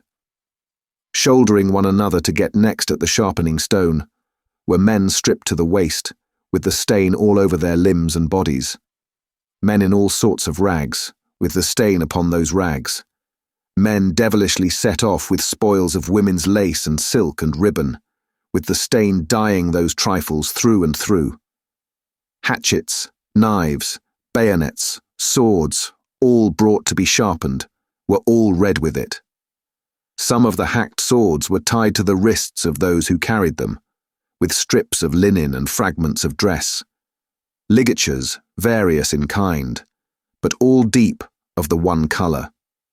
And as the frantic wielders of these weapons snatched them from the stream of sparks and tore away into the streets, the same red hue was red in their frenzied eyes which any unbrutalized beholder would have given 20 years of life to petrify with a well-directed gun. All this was seen in a moment as the vision of a drowning man, or of any human creature at any very great pass, could see a world if it were there. They drew back from the window, and the doctor looked for explanation in his friend's ashy face. "They are," Mr. Lorry whispered the words, glancing fearfully round at the locked room. "Murdering the prisoners. If you are sure of what you say, if you really have the power you think you have, as I believe you have, make yourself known to these devils, and get taken to La Force. It may be too late, I don't know, but let it not be a minute later." Dr. Manette pressed his hand, hastened bareheaded out of the room, and was in the courtyard when Mr. Lorry regained the blind. His streaming white hair, his remarkable face, and the impetuous confidence of his manner as he put the weapons aside like water, carried him in an instant to the heart of the concourse at the stone. For a few moments there was a pause, and a hurry, and a murmur, and the unintelligible sound of his voice, and then Mr. Lorry saw him, surrounded by all, and in the midst of a line of 20 men long, all linked shoulder to shoulder and hand to shoulder, hurried out with cries of, "Live the Bastille prisoner! Help for the Bastille prisoner's kindred in La Force! Room for the Bastille prisoner in front there! Save the prisoner Evrémonde at La Force!" And 1,000 answering shouts. He closed the lattice again with a fluttering heart, closed the window and the curtain, hastened to Lucie, and told her that her father was assisted by the people, and gone in search of her husband. He found her child and Miss Pross with her, but it never occurred to him to be surprised by their appearance until a long time afterwards, when he sat watching them in such quiet as the night knew. Lucie had, by that time, fallen into a stupor on the floor at his feet, clinging to his hand. Miss Pross had laid the child down on his own bed, and her head had gradually fallen on the pillow beside her pretty charge. Oh, the long, long night, with the moans of the poor wife, and oh, the long, long night, with no return of her father, and no tidings. Twice more in the darkness the bell at the great gate sounded, and the eruption was repeated, and the grindstone whirled and spluttered. "What is it?" cried Lucie, affrighted. "Hush! The soldiers' swords are sharpened there," said Mr. Lorry. The place is national property now, and used as a kind of armoury, my love. Twice more in all, but the last spell of work was feeble and fitful. Soon afterwards the day began to dawn, and he softly detached himself from the clasping hand, and cautiously looked out again. A man, so besmeared that he might have been a sorely wounded soldier creeping back to consciousness on a field of slain, was rising from the pavement by the side of the grindstone, and looking about him with a vacant air. Shortly, this worn-out murderer descried in the imperfect light one of the carriages of Monseigneur, and staggering to that gorgeous vehicle, climbed in at the door, and shut himself up to take his rest on its dainty cushions. The great grindstone, earth, had turned when Mr. Lorry looked out again, and the sun was red on the courtyard. But the lesser grindstone stood alone there in the calm morning air, with a red upon it that the sun had never given and would never take away.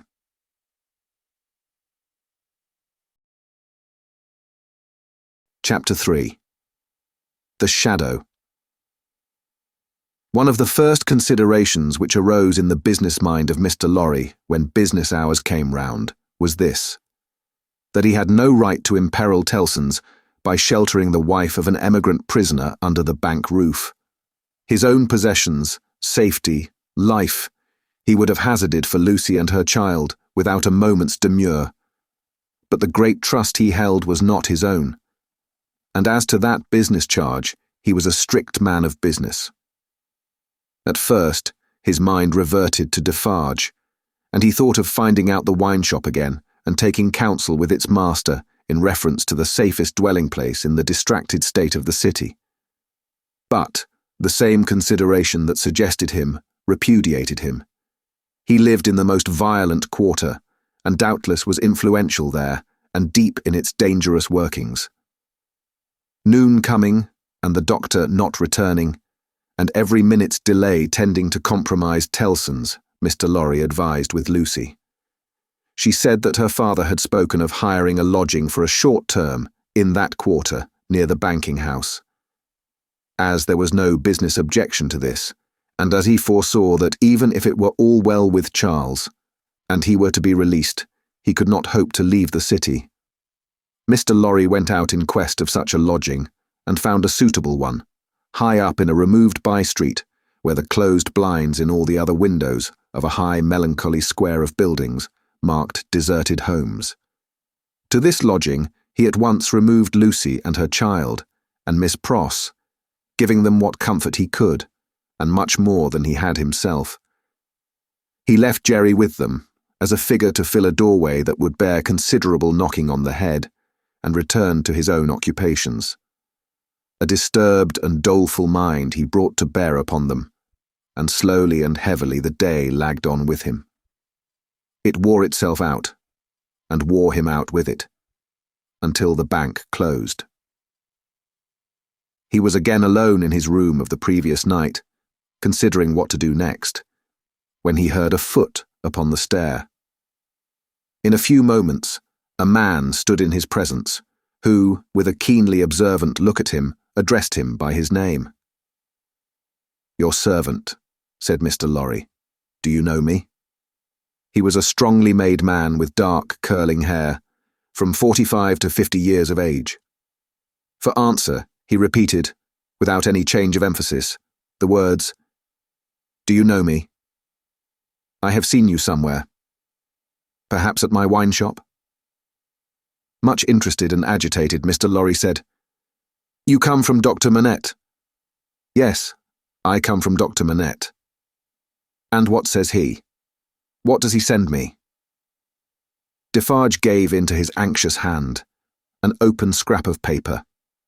It bore the words in the doctor's writing: "Charles is safe, but I cannot safely leave this place yet.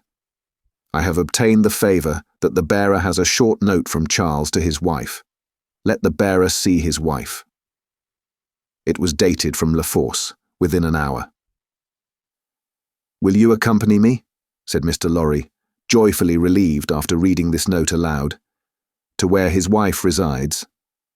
"Yes," returned Defarge, Scarcely noticing as yet, in what a curiously reserved and mechanical way Defarge spoke, Mr. Lorry put on his hat, and they went down into the courtyard. There they found two women, one knitting. "Madame Defarge, surely," said Mr. Lorry, who had left her in exactly the same attitude some 17 years ago. "It is she," observed her husband. "Does Madame go with us?" inquired Mr. Lorry, seeing that she moved as they moved. "Yes, that she may be able to recognize the faces and know the persons. It is for their safety." Beginning to be struck by Defarge's manner, Mr. Lorry looked dubiously at him and led the way. Both the women followed, the second woman being the Vengeance. They passed through the intervening streets as quickly as they might, ascended the staircase of the new domicile, were admitted by Jerry, and found Lucie weeping, alone. She was thrown into a transport by the tidings Mr. Lorry gave her of her husband, and clasped the hand that delivered his note, little thinking what it had been doing near him in the night, and might, but for a chance, have done to him. "Dearest, take courage. I am well, and your father has influence around me. You cannot answer this. Kiss our child for me." That was all the writing. It was so much, however, to her who received it, that she turned from Defarge to his wife, and kissed one of the hands that knitted. It was a passionate, loving, thankful, womanly action, but the hand made no response, dropped cold and heavy, and took to its knitting again. There was something in its touch that gave Lucie a check. She stopped in the act of putting the note in her bosom, and with her hands yet at her neck, looked terrified at Madame Defarge. Madame Defarge met the lifted eyebrows and forehead with a cold, impassive stare. "My dear," said Mr. Lorry, striking in to explain, "there are frequent risings in the streets, and although it is not likely they will ever trouble you, Madame Defarge wishes to see those whom she has the power to protect at such times, to the end that she may know them, that she may identify them. I believe," said Mr. Lorry, rather halting in his reassuring words, as the stony manner of all the three impressed itself upon him more and more. "I state the case, Citizen Defarge?" Defarge looked gloomily at his wife, and gave no other answer than a gruff sound of acquiescence. "You had better, Lucie," said Mr. Lorry, doing all he could to propitiate by tone and manner, "have the dear child here, and our good Pross, Defarge, is an English lady, and knows no French." The lady in question, whose rooted conviction that she was more than a match for any foreigner, was not to be shaken by distress and danger, appeared with folded arms, and observed in English to the Vengeance, whom her eyes first encountered. "Well, I am sure, Boldface, I hope you are pretty well." She also bestowed a British cough on Madame Defarge, but neither of the two took much heed of her. "Is that his child?" said Madame Defarge, stopping in her work for the first time, and pointing her knitting needle at little Lucie as if it were the finger of fate. "Yes, madame," answered Mr. Lorry. "This is our poor prisoner's darling daughter, and only child." The shadow attendant on Madame Defarge and her party seemed to fall so threatening and dark on the child that her mother instinctively kneeled on the ground beside her and held her to her breast. The shadow attendant on Madame Defarge and her party seemed then to fall, threatening and dark, on both the mother and the child. "It is enough, my husband," said Madame Defarge. "I have seen them. We may go." But the suppressed manner had enough of menace in it, not visible and presented, but indistinct and withheld, to alarm Lucie into saying, as she laid her appealing hand on Madame Defarge's dress, "You will be good to my poor husband. You will do him no harm. You will help me to see him if you can." "Your husband is not my business here," returned Madame Defarge, looking down at her with perfect composure. "It is the daughter of your father who is my business here. For my sake, then, be merciful to my husband, for my child's sake. She will put her hands together and pray you to be merciful. We are more afraid of you than of these others." Madame Defarge received it as a compliment and looked at her husband. Defarge, who had been uneasily biting his thumbnail and looking at her, collected his face into a sterner expression. "What is it that your husband says in that little letter?" asked Madame Defarge with a lowering smile. "Influence? He says something touching influence?" "That my father," said Lucie, hurriedly taking the paper from her breast, but with her alarmed eyes on her questioner, and not on it, "has much influence around him." "Surely it will release him," said Madame Defarge. "Let it do so." "As a wife and mother," cried Lucie most earnestly, "I implore you to have pity on me, and not to exercise any power that you possess against my innocent husband, but to use it in his behalf. O sister woman, think of me, as a wife and mother." Madame Defarge looked coldly as ever at the suppliant, and said, turning to her friend, the Vengeance, "The wives and mothers we have been used to see, since we were as little as this child, and much less, have not been greatly considered. We have known their husbands and fathers laid in prison and kept from them, often enough. All our lives, we have seen our sister women suffer, in themselves and in their children, poverty, nakedness, hunger, thirst, sickness, misery, oppression, and neglect of all kinds." "We have seen nothing else," returned the Vengeance. "We have borne this a long time," said Madame Defarge, turning her eyes again upon Lucie. "Judge you. Is it likely that the trouble of one wife and mother would be much to us now?" She resumed her knitting and went out. The Vengeance followed. Defarge went last and closed the door. "Courage, my dear Lucie," said Mr. Lorry as he raised her. "Courage, courage. So far all goes well with us, much, much better than it has of late gone with many poor souls. Cheer up, and have a thankful heart. I am not thankless, I hope, but that dreadful woman seems to throw a shadow on me and on all my hopes." "Tut, tut," said Mr. Lorry. "What is this despondency in the brave little breast? A shadow indeed, no substance in it, Lucie." But the shadow of the manner of these Defarges was dark upon himself for all that, and in his secret mind it troubled him greatly.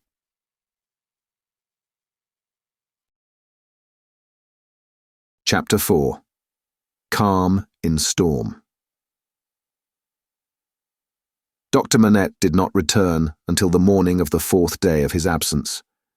So much of what had happened in that dreadful time as could be kept from the knowledge of Lucie was so well concealed from her, that not until long afterwards, when France and she were far apart, did she know that 1,100 defenceless prisoners of both sexes and all ages had been killed by the populace, that 4 days and nights had been darkened by this deed of horror, and that the air around her had been tainted by the slain.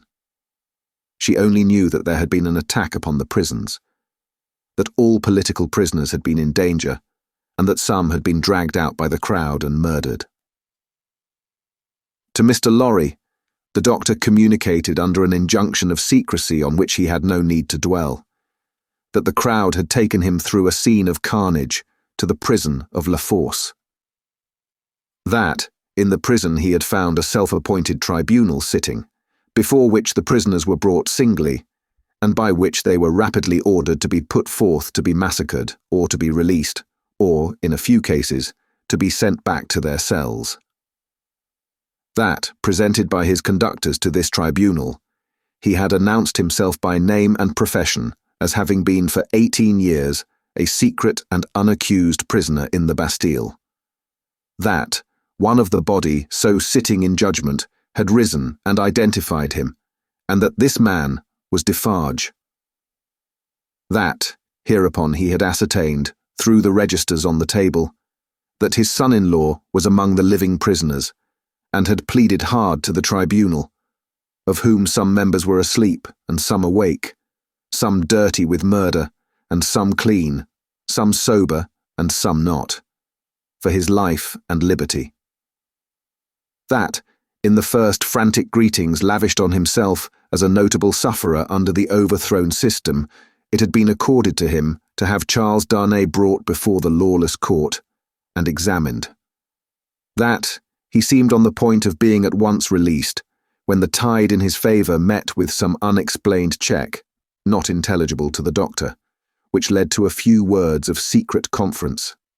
That, the man sitting as president had then informed Dr. Manette that the prisoner must remain in custody, but should, for his sake, be held inviolate in safe custody.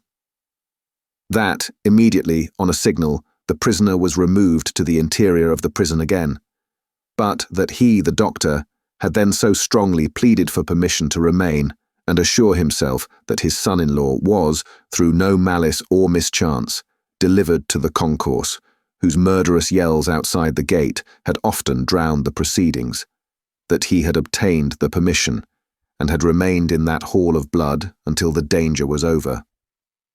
The sights he had seen there, with brief snatches of food and sleep by intervals, shall remain untold. The mad joy over the prisoners who were saved had astounded him scarcely less than the mad ferocity against those who were cut to pieces.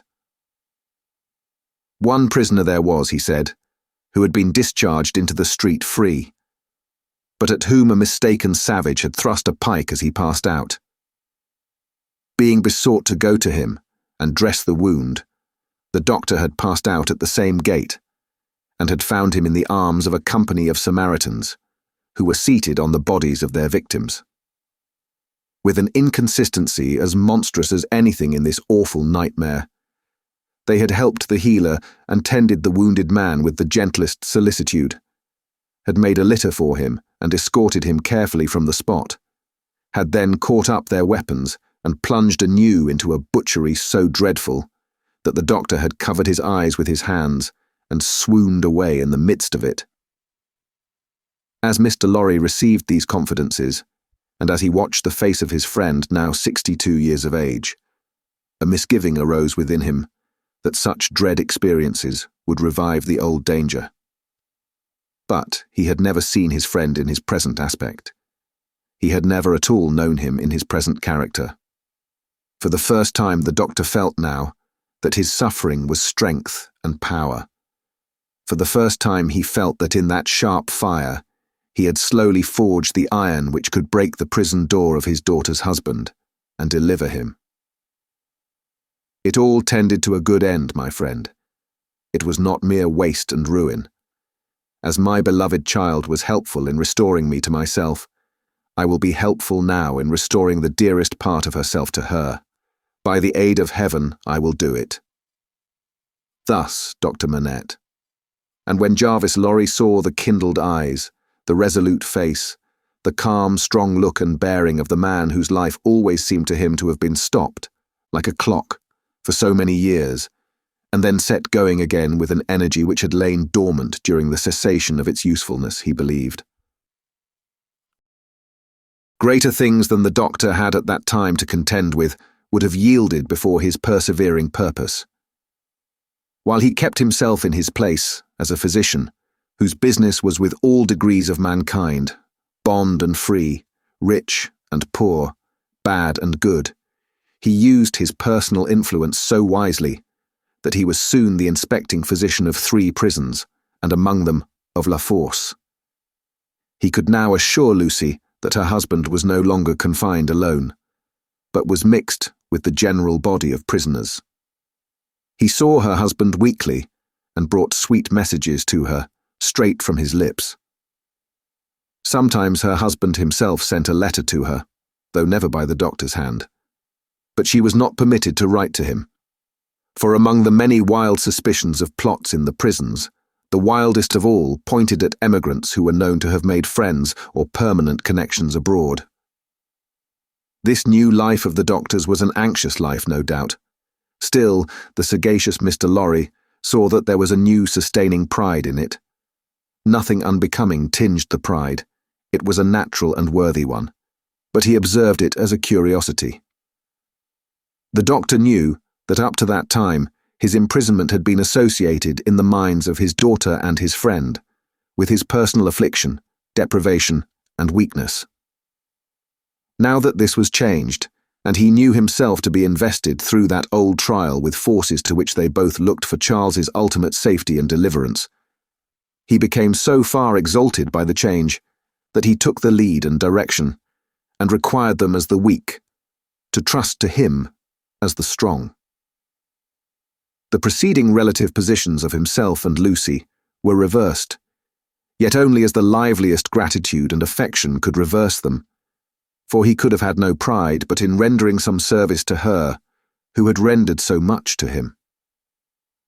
All curious to see, thought Mr. Lorry in his amiably shrewd way, but all natural and right. So take the lead, my dear friend, and keep it. It couldn't be in better hands. But though the doctor tried hard, and never ceased trying, to get Charles Darnay set at liberty, or at least to get him brought to trial, the public current of the time set too strong and fast for him. The new era began. The king was tried, doomed, and beheaded. The Republic of Liberty, Equality, Fraternity, or Death, declared for victory or death against the world in arms. The black flag waved night and day from the great towers of Notre Dame. 300,000 men, summoned to rise against the tyrants of the earth, rose from all the varying soils of France, as if the dragon's teeth had been sown broadcast, and had yielded fruit equally on hill and plain, on rock, in gravel and alluvial mud, under the bright sky of the south and under the clouds of the north, in fell and forest, in the vineyards and the olive grounds, and among the cropped grass and the stubble of the corn, along the fruitful banks of the broad rivers, and in the sand of the seashore. What private solicitude could rear itself against the deluge of the year one of liberty? The deluge rising from below, not falling from above, and with the windows of heaven shut, not opened. There was no pause, no pity, no peace, no interval of relenting rest, no measurement of time. Though days and nights circled as regularly as when time was young, and the evening and morning were the first day, other count of time there was none. Hold of it was lost in the raging fever of a nation, as it is in the fever of one patient. Now, breaking the unnatural silence of a whole city, the executioner showed the people the head of the king, and now, it seemed almost in the same breath, the head of his fair wife, which had had 8 weary months of imprisoned widowhood and misery, to turn it grey. And yet, observing the strange law of contradiction which obtains in all such cases, the time was long, while it flamed by so fast. A revolutionary tribunal in the capital, and 40 or 50,000 revolutionary committees all over the land. A law of the suspected, which struck away all security for liberty or life, and delivered over any good and innocent person to any bad and guilty one. Prisons gorged with people who had committed no offence and could obtain no hearing. These things became the established order and nature of appointed things, and seemed to be ancient usage before they were many weeks old. Above all, one hideous figure grew as familiar as if it had been before the general gaze from the foundations of the world, the figure of the sharp female called la guillotine. It was the popular theme for jests. It was the best cure for headache. It infallibly prevented the hair from turning grey. It imparted a peculiar delicacy to the complexion. It was the national razor which shaved close. Who kissed la guillotine, looked through the little window and sneezed into the sack. It was the sign of the regeneration of the human race. It superseded the cross. Models of it were worn on breasts from which the cross was discarded, and it was bowed down to and believed in where the cross was denied. It sheared off heads so many that it, and the ground it most polluted, were a rotten red. It was taken to pieces, like a toy puzzle for a young devil, and was put together again when the occasion wanted it. It hushed the eloquent, struck down the powerful, abolished the beautiful and good. 22 friends of high public mark, 21 living and 1 dead, it had lopped the heads off, in one morning, in as many minutes. The name of the strong man of old scripture had descended to the chief functionary who worked it, but so armed, he was stronger than his namesake, and blinder, and tore away the gates of God's own temple every day. Among these terrors, and the brood belonging to them, the doctor walked with a steady head, confident in his power, cautiously persistent in his end, never doubting that he would save Lucie's husband at last. Yet the current of the time swept by, so strong and deep, and carried the time away so fiercely, that Charles had lain in prison 1 year and 3 months when the doctor was thus steady and confident. So much more wicked and distracted had the revolution grown in that December month, that the rivers of the south were encumbered with the bodies of the violently drowned by night, and prisoners were shot in lines and squares under the southern wintry sun. Still, the doctor walked among the terrors with a steady head. No man better known than he in Paris at that day, no man in a stranger situation. Silent, humane, indispensable in hospital and prison, using his art equally among assassins and victims, he was a man apart. In the exercise of his skill, the appearance and the story of the Bastille captive removed him from all other men. He was not suspected or brought in question, any more than if he had indeed been recalled to life some 18 years before, or were a spirit moving among mortals. Chapter 5. The Wood Sawyer, 1 year and 3 months. During all that time, Lucie was never sure, from hour to hour, but that the guillotine would strike off her husband's head next day. Every day, through the stony streets, the tumbrils now jolted heavily, filled with condemned. Lovely girls, bright women, brown-haired, black-haired and grey. Youths, stalwart men, and old, gentle-born and peasant-born. All red wine for la guillotine, all daily brought into light from the dark cellars of the loathsome prisons, and carried to her through the streets to slake her devouring thirst. Liberty, equality, fraternity, or death, the last, much the easiest to bestow, O guillotine. If the suddenness of her calamity, and the whirling wheels of the time, had stunned the doctor's daughter into awaiting the result in idle despair, it would but have been with her as it was with many. But from the hour when she had taken the white head to her fresh young bosom in the garret of Saint-Antoine, she had been true to her duties. She was truest to them in the season of trial, as all the quietly loyal and good will always be. As soon as they were established in their new residence, and her father had entered on the routine of his avocations, she arranged the little household as exactly as if her husband had been there.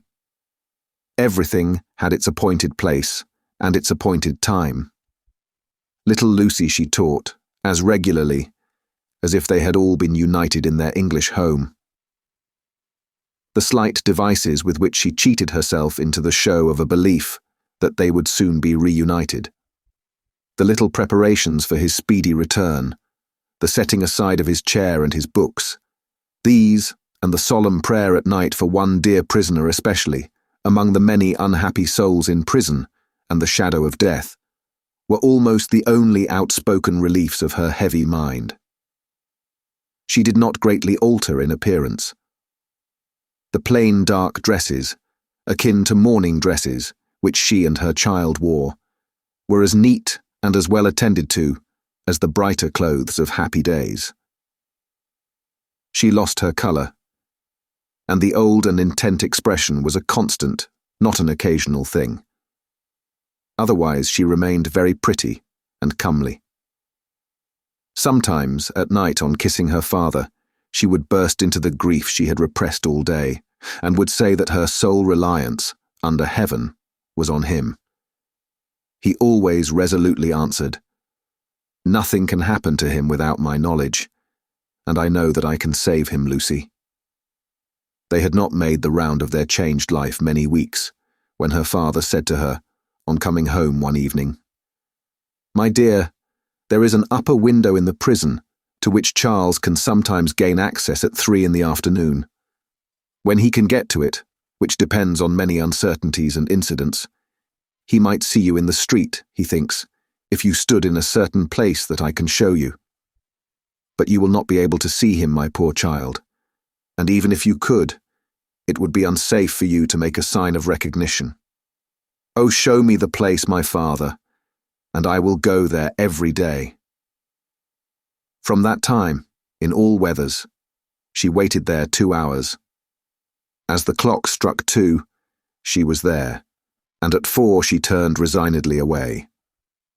When it was not too wet or inclement for her child to be with her, they went together. At other times she was alone, but she never missed a single day. It was the dark and dirty corner of a small winding street. The hovel of a cutter of wood into lengths for burning was the only house at that end. All else was wall. On the 3rd day of her being there, he noticed her. "Good day, citizeness." "Good day, citizen." This mode of address was now prescribed by decree. It had been established voluntarily some time ago among the more thorough patriots, but was now law for everybody. "Walking here again, citizeness?" "You see me, citizen?" The wood sawyer, who was a little man with a redundancy of gesture, he had once been a mender of roads, cast a glance at the prison, pointed at the prison, and putting his 10 fingers before his face to represent bars, peeped through them jocosely. "But it's not my business," said he, and went on sawing his wood. Next day he was looking out for her, and accosted her the moment she appeared. "What? Walking here again, citizeness?" "Yes, citizen." "Ah, a child too. Your mother, is it not, my little citizeness?" "Do I say yes, mamma?" whispered little Lucie, drawing close to her. "Yes, dearest. Yes, citizen." "Ah, but it's not my business. My work is my business. See my saw? I call it my little guillotine. La la la la la la, and off his head comes." The billet fell as he spoke, and he threw it into a basket. "I call myself the Samson of the firewood guillotine. See here again. Loo, loo, loo, loo, loo, loo, and off her head comes. Now, a child. Tickle, tickle, pickle, pickle, and off its head comes. All the family." Lucie shuddered as he threw 2 more billets into his basket, but it was impossible to be there while the wood sawyer was at work and not be in his sight. Thenceforth, to secure his goodwill, she always spoke to him first, and often gave him drink money, which he readily received. He was an inquisitive fellow, and sometimes when she had quite forgotten him in gazing at the prison roof and grates, and in lifting her heart up to her husband, she would come to herself to find him looking at her, with his knee on his bench and his saw stopped in its work. "But it's not my business," he would generally say at those times, and would briskly fall to his sawing again. In all weathers, in the snow and frost of winter, in the bitter winds of spring, in the hot sunshine of summer, in the rains of autumn, and again in the snow and frost of winter, Lucie passed 2 hours of every day at this place, and every day on leaving it, she kissed the prison wall. Her husband saw her, so she learned from her father. It might be once in 5 or 6 times, it might be twice or thrice running. It might be not for a week or a fortnight together. It was enough that he could and did see her when the chances served, and on that possibility she would have waited out the day, 7 days a week. These occupations brought her round to the December month, wherein her father walked among the terrors with a steady head. On a lightly snowing afternoon she arrived at the usual corner. It was a day of some wild rejoicing and a festival. She had seen the houses, as she came along, decorated with little pikes and with little red caps stuck upon them, also with tri-coloured ribbons, also with the standard inscription, tri-coloured letters were the favourite, Republic one and indivisible, liberty, equality, fraternity, or death. The miserable shop of the woodsawyer was so small that its whole surface furnished very indifferent space for this legend. He had got somebody to scrawl it up for him, however, who had squeezed death in with most inappropriate difficulty. On his housetop he displayed pike and cap, as a good citizen must, and in a window he had stationed his saw inscribed as his Little Saint Guillotine, for the great sharp female was by that time popularly canonized.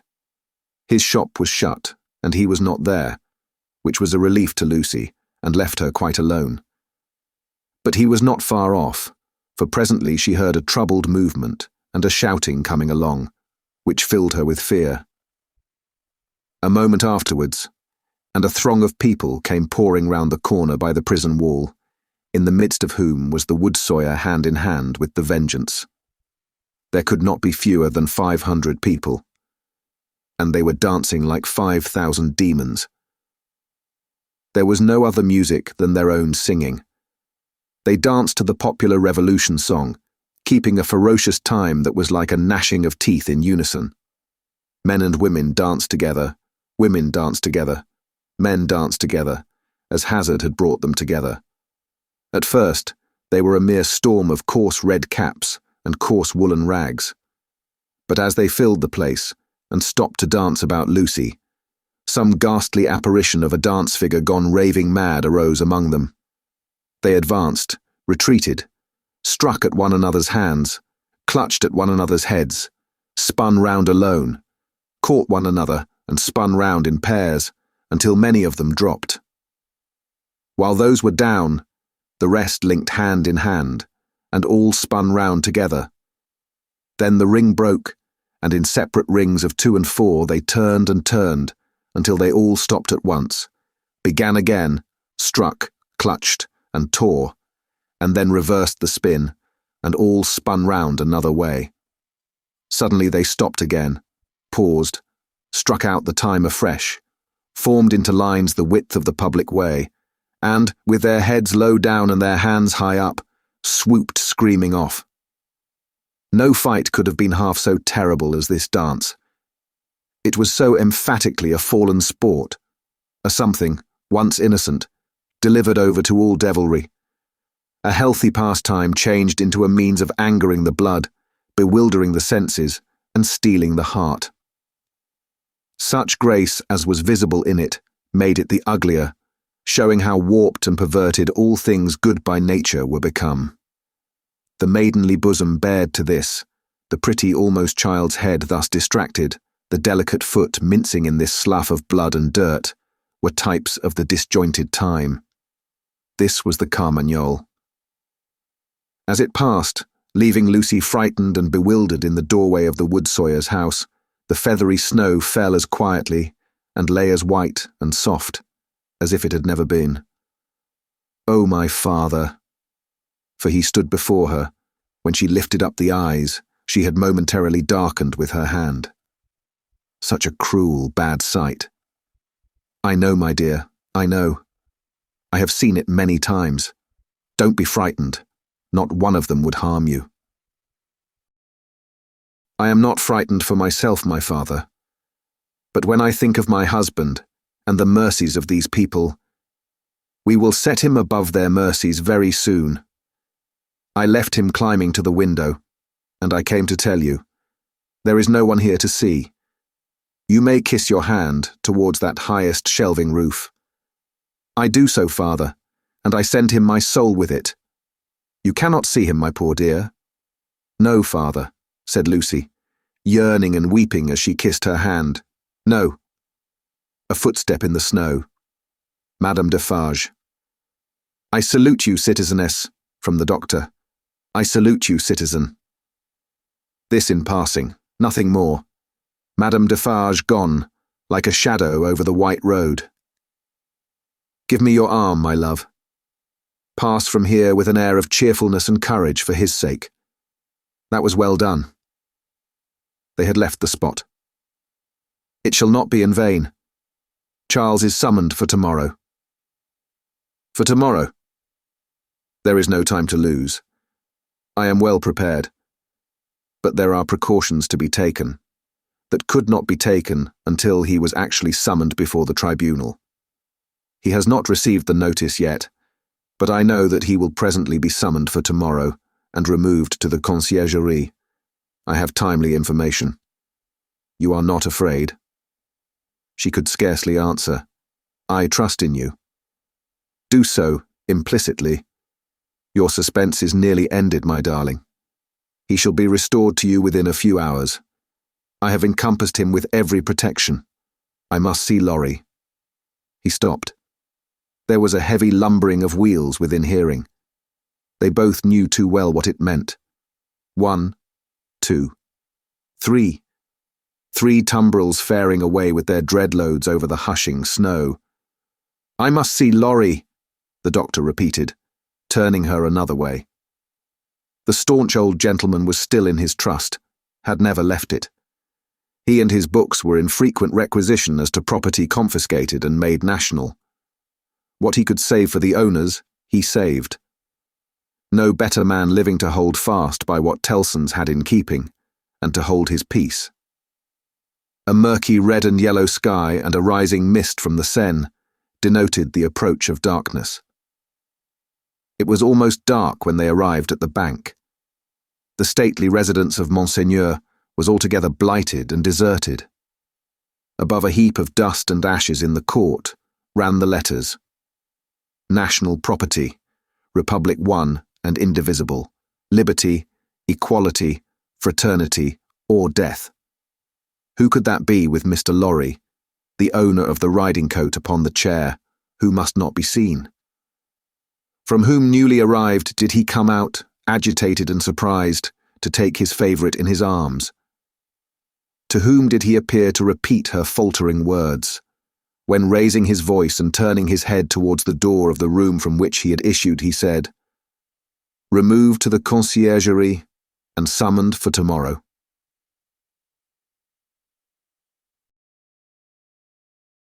Chapter 6. Triumph. The dread tribunal of 5 judges, public prosecutor and determined jury, sat every day. Their lists went forth every evening and were read out by the jailers of the various prisons to their prisoners. The standard jailer joke was, "Come out and listen to the evening paper, you inside there." Charles Dickens called Darnay. So at last began the evening paper at La Force. When a name was called, its owner stepped apart into a spot reserved for those who were announced as being thus fatally recorded. Charles Dickens, called Darnay, had reason to know the usage. He had seen hundreds pass away so. His bloated jailer, who wore spectacles to read with, glanced over them to assure himself that he had taken his place, and went through the list, making a similar short pause at each name.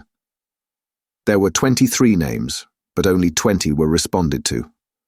For one of the prisoners so summoned had died in jail and been forgotten, and 2 had already been guillotined and forgotten. The list was read in the vaulted chamber where Darnay had seen the associated prisoners on the night of his arrival. Every one of those had perished in the massacre.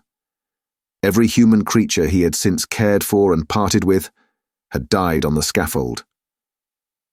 There were hurried words of farewell and kindness, but the parting was soon over. It was the incident of every day, and the society of La Force were engaged in the preparation of some games of forfeits and a little concert for that evening. They crowded to the grates and shed tears there. But 20 places in the projected entertainments had to be refilled, and the time was, at best, short to the lock-up hour, when the common rooms and corridors would be delivered over to the great dogs who kept watch there through the night. The prisoners were far from insensible or unfeeling. Their ways arose out of the condition of the time.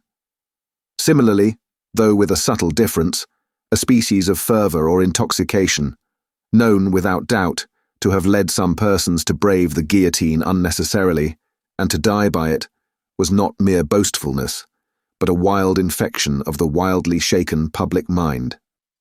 In seasons of pestilence, some of us will have a secret attraction to the disease, a terrible passing inclination to die of it, and all of us have like wonders hidden in our breasts, only needing circumstances to evoke them. The passage to the conciergerie was short and dark. The night in its vermin-haunted cells was long and cold. Next day, 15 prisoners were put to the bar before Charles Darnay's name was called. All the 15 were condemned, and the trials of the whole occupied an hour and a half. Charles Evremond, called Darnay, was at length arraigned. His judges sat upon the bench in feathered hats, but the rough red cap and tricoloured cockade was the headdress otherwise prevailing. Looking at the jury and the turbulent audience, he might have thought that the usual order of things was reversed, and that the felons were trying the honest men. The lowest, cruelest, and worst populace of a city, never without its quantity of low, cruel, and bad, were the directing spirits of the scene, noisily commenting, applauding, disapproving, anticipating, and precipitating the result without a check. Of the men, the greater part were armed in various ways. Of the women, some wore knives, some daggers, some ate and drank as they looked on. Many knitted. Among these last was one, with a spare piece of knitting under her arm as she worked. She was in a front row, by the side of a man whom he had never seen since his arrival at the barrier, but whom he directly remembered as Defarge. He noticed that she once or twice whispered in his ear, and that she seemed to be his wife. But what he most noticed in the two figures was that although they were posted as close to himself as they could be, they never looked towards him. They seemed to be waiting for something with a dogged determination, and they looked at the jury, but at nothing else. Under the president sat Dr. Manette, in his usual quiet dress. As well as the prisoner could see, he and Mr. Lorry were the only men there, unconnected with the tribunal, who wore their usual clothes, and had not assumed the coarse garb of the Carmagnole. Charles Evremond, called Darnay, was accused by the public prosecutor as an emigrant, whose life was forfeit to the Republic, under the decree which banished all emigrants on pain of death. It was nothing that the decree bore date since his return to France. There he was, and there was the decree. He had been taken in France, and his head was demanded. "Take off his head!" cried the audience. "An enemy to the Republic!" The president rang his bell to silence those cries, and asked the prisoner whether it was not true that he had lived many years in England. Undoubtedly it was. Was he not an emigrant then? What did he call himself? Not an emigrant, he hoped, within the sense and spirit of the law. Why not? The president desired to know, because he had voluntarily relinquished a title that was distasteful to him, and a station that was distasteful to him, and had left his country. He submitted before the word emigrant in the present acceptation by the tribunal was in use, to live by his own industry in England, rather than on the industry of the overladen people of France. What proof had he of this? He handed in the names of two witnesses, Théophile Gabelle and Alexandre Manette. But he had married in England? The president reminded him. True, but not an English woman. A citizeness of France, yes, by birth, her name and family. Lucie Manette, only daughter of Dr. Manette, the good physician who sits there. This answer had a happy effect upon the audience. Cries in exaltation of the well-known good physician rent the hall. So capriciously were the people moved that tears immediately rolled down several ferocious countenances which had been glaring at the prisoner a moment before, as if with impatience to pluck him out into the streets and kill him. On these few steps of his dangerous way, Charles Darnay had set his foot according to Dr. Manette's reiterated instructions. The same cautious counsel directed every step that lay before him, and had prepared every inch of his road. The president asked, Why had he returned to France when he did, and not sooner? He had not returned sooner, he replied, simply because he had no means of living in France, save those he had resigned. Whereas, in England, he lived by giving instruction in the French language and literature. He had returned when he did, on the pressing and written entreaty of a French citizen, who represented that his life was endangered by his absence. He had come back to save a citizen's life and to bear his testimony, at whatever personal hazard, to the truth. Was that criminal in the eyes of the Republic? The populace cried enthusiastically, "No!" and the president rang his bell to quiet them, which it did not, for they continued to cry, "No!" until they left off, of their own will. The president required the name of that citizen. The accused explained that the citizen was his first witness. He also referred with confidence to the citizen's letter, which had been taken from him at the barrier, but which he did not doubt would be found among the papers then before the president. The doctor had taken care that it should be there, had assured him that it would be there, and at this stage of the proceedings, it was produced and read.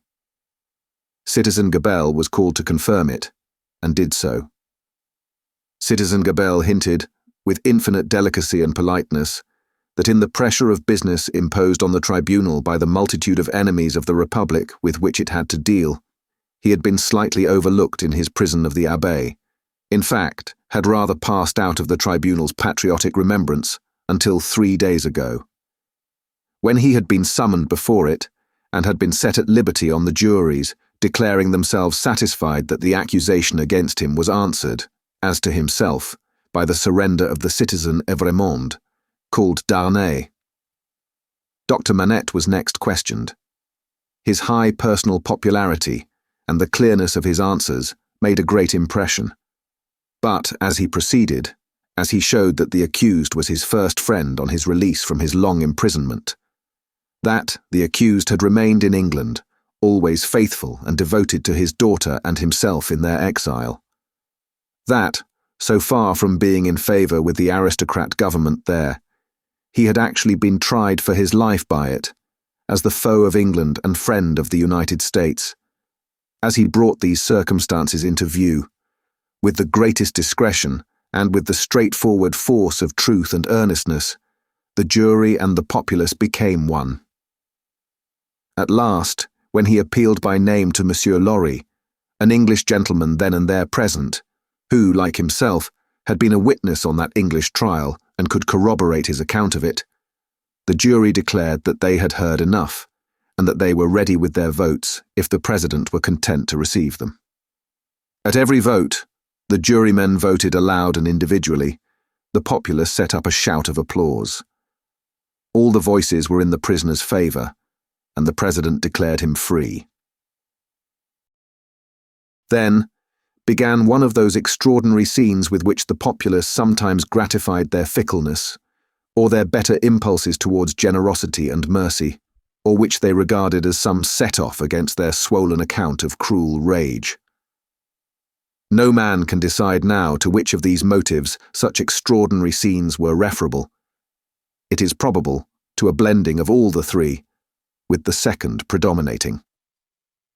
No sooner was the acquittal pronounced than tears were shed as freely as blood at another time, and such fraternal embraces were bestowed upon the prisoner by as many of both sexes as could rush at him, that after his long and unwholesome confinement, he was in danger of fainting from exhaustion.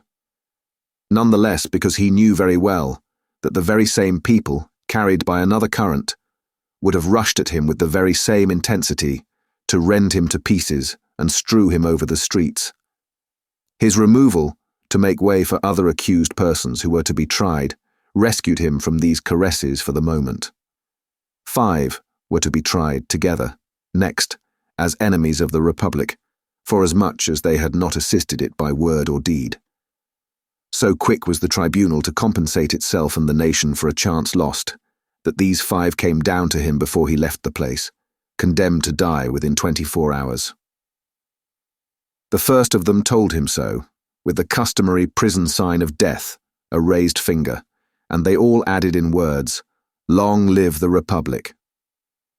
The five had had, it is true, no audience to lengthen their proceedings, for when he and Dr. Manette emerged from the gate, there was a great crowd about it, in which there seemed to be every face he had seen in court, except two, for which he looked in vain. On his coming out, the concourse made at him anew, weeping, embracing, and shouting, all by turns and all together, until the very tide of the river on the bank of which the mad scene was acted seemed to run mad, like the people on the shore. They put him into a great chair they had among them, and which they had taken either out of the court itself, or one of its rooms or passages. Over the chair they had thrown a red flag, and to the back of it they had bound a pike with a red cap on its top. In this car of triumph, not even the doctor's entreaties could prevent his being carried to his home on men's shoulders, with a confused sea of red caps heaving about him and casting up to sight from the stormy deep such wrecks of faces, that he more than once misdoubted his mind being in confusion, and that he was in the tumbril on his way to the guillotine. In wild dreamlike procession, embracing whom they met and pointing him out, they carried him on. Reddening the snowy streets with the prevailing Republican colour in winding and tramping through them as they had reddened them below the snow with a deeper dye, they carried him thus into the courtyard of the building where he lived. Her father had gone on before, to prepare her, and when her husband stood upon his feet, she dropped insensible in his arms. As he held her to his heart, and turned her beautiful head between his face and the brawling crowd, so that his tears and her lips might come together unseen, a few of the people fell to dancing. Instantly, all the rest fell to dancing, and the courtyard overflowed with the carmagnole. Then they elevated into the vacant chair a young woman from the crowd to be carried as the goddess of liberty, and then swelling and overflowing out into the adjacent streets, and along the river's bank and over the bridge, the carmagnole absorbed them everyone and whirled them away.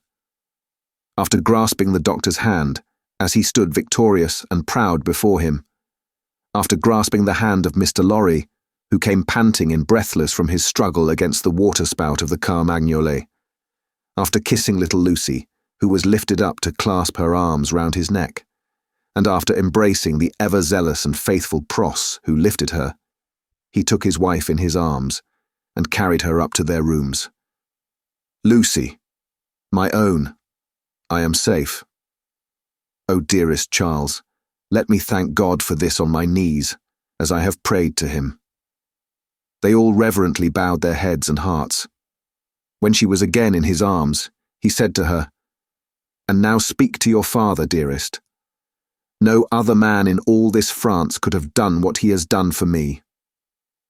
She laid her head upon her father's breast, as she had laid his poor head on her own breast long, long ago. He was happy in the return he had made her. He was recompensed for his suffering. He was proud of his strength. "You must not be weak, my darling," he remonstrated. "Don't tremble so. I have saved him."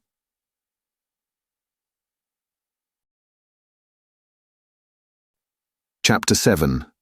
A knock at the door. I have saved him. It was not another of the dreams in which he had often come back. He was really here. And yet his wife trembled, and a vague but heavy fear was upon her. All the air round was so thick and dark, the people were so passionately revengeful and fitful, the innocent were so constantly put to death on vague suspicion and black malice. It was so impossible to forget that many as blameless as her husband, and as dear to others as he was to her, every day shared the fate from which he had been clutched, that her heart could not be as lightened of its load as she felt it ought to be. The shadows of the wintry afternoon were beginning to fall, and even now the dreadful carts were rolling through the streets. Her mind pursued them, looking for him among the condemned, and then she clung closer to his real presence and trembled more. Her father, cheering her, showed a compassionate superiority to this woman's weakness, which was wonderful to see. No garret, no shoemaking, no 105, North Tower now. He had accomplished the task he had set himself. His promise was redeemed. He had saved Charles. Let them all lean upon him.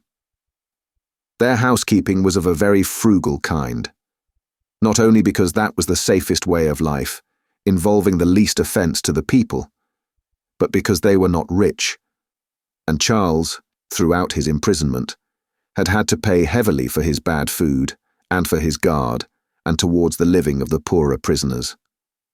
Partly on this account, and partly to avoid a domestic spy, they kept no servant. The citizen and citizeness who acted as porters at the courtyard gate rendered them occasional service. And Jerry, almost wholly transferred to them by Mr. Lorry, had become their daily retainer, and had his bed there every night. It was an ordinance of the Republic one and indivisible of liberty, equality, fraternity, or death, that on the door or doorpost of every house, the name of every inmate must be legibly inscribed in letters of a certain size at a certain convenient height from the ground. Mr. Jerry Cruncher's name, therefore, duly embellished the doorpost down below.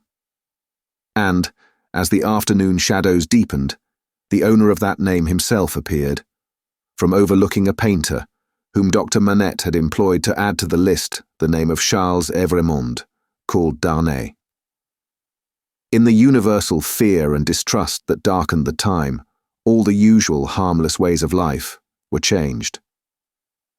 In the doctor's little household, as in very many others, the articles of daily consumption that were wanted were purchased every evening, in small quantities, and at various small shops.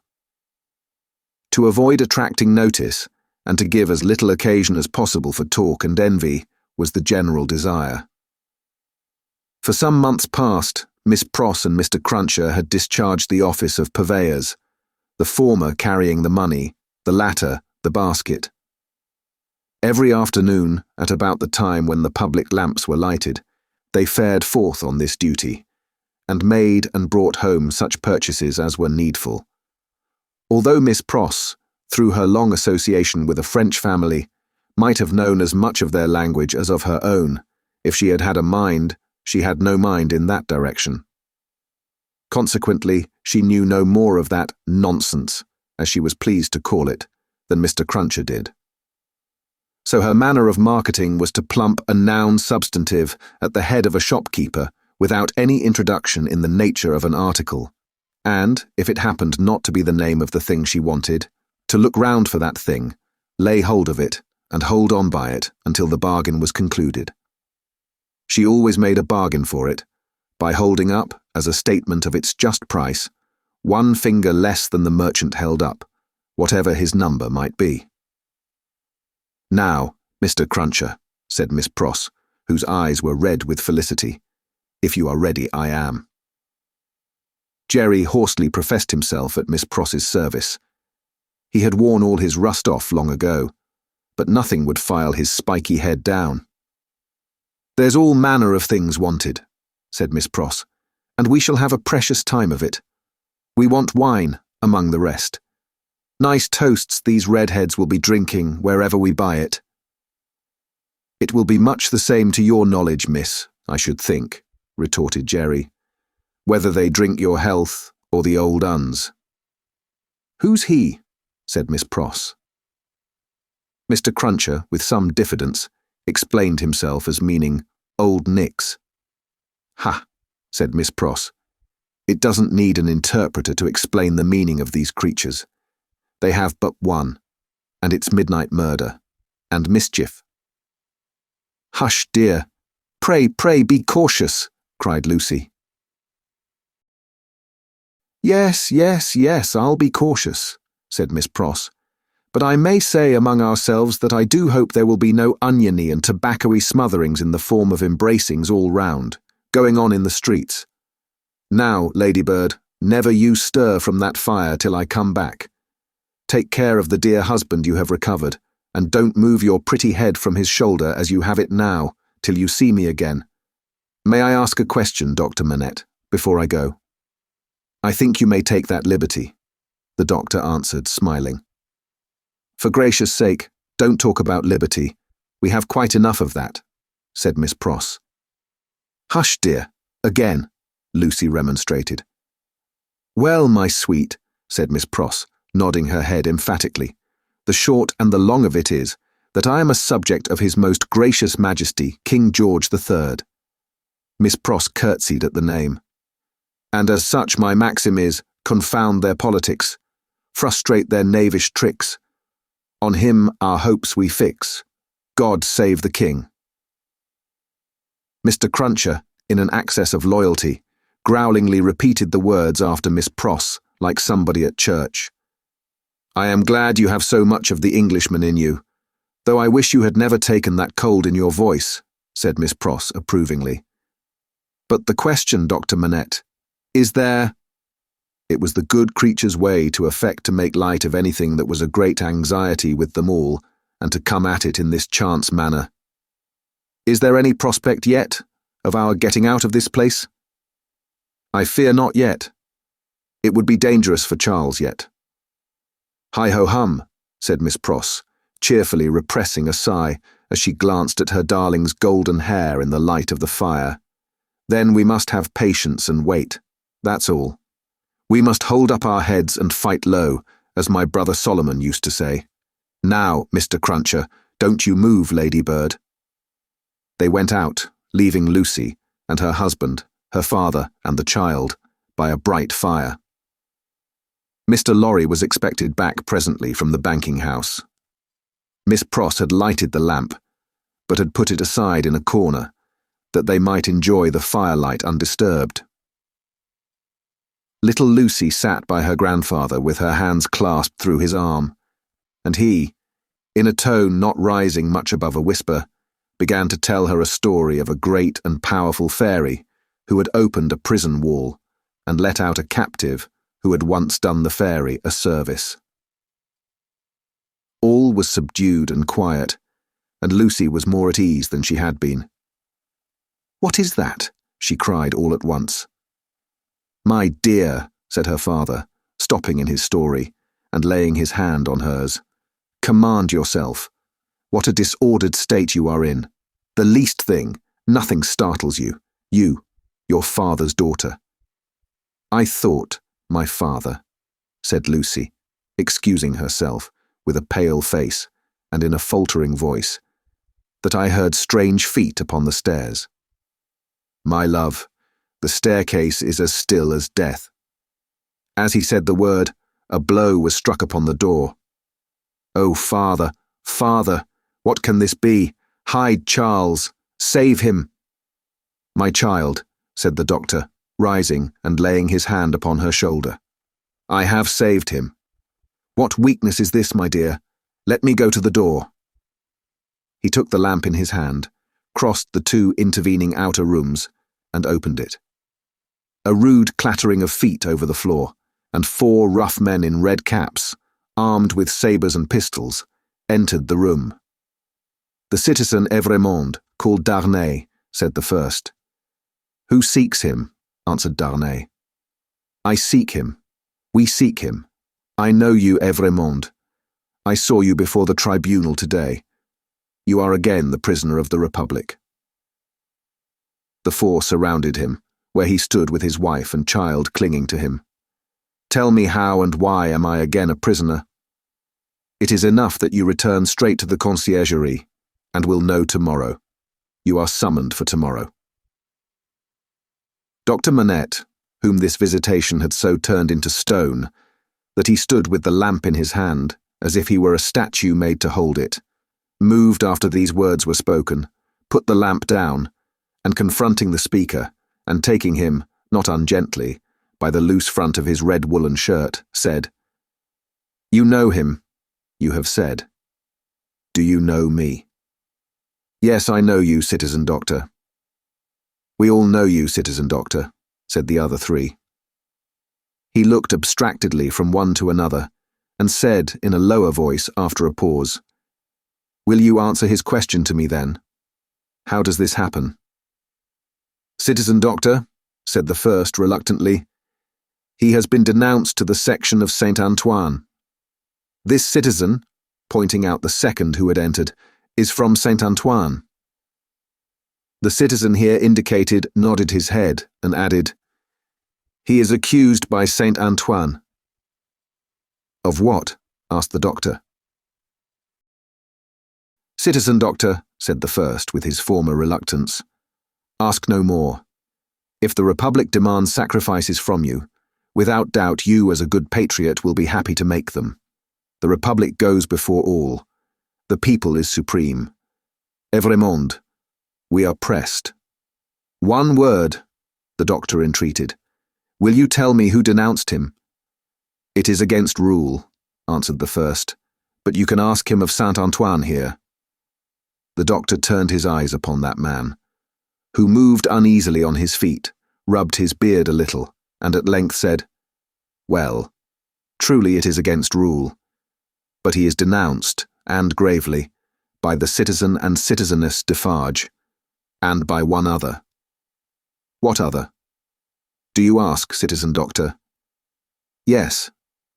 "Then," said he of Saint Antoine with a strange look, "you will be answered tomorrow. Now I am dumb."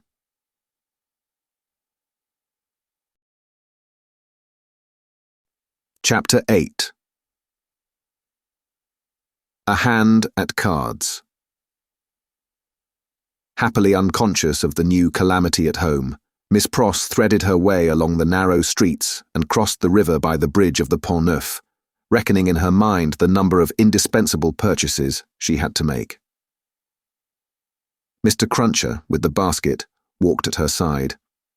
They both looked to the right and to the left into most of the shops they passed, had a wary eye for all gregarious assemblages of people, and turned out of their road to avoid any very excited group of talkers. It was a raw evening, and the misty river, blurred to the eye with blazing lights and to the ear with harsh noises, showed where the barges were stationed, in which the smiths worked, making guns for the army of the Republic. Woe to the man who played tricks with that army, or got undeserved promotion in it. Better for him that his beard had never grown, for the national razor shaved him close. Having purchased a few small articles of grocery, and a measure of oil for the lamp, Miss Pross bethought herself of the wine they wanted.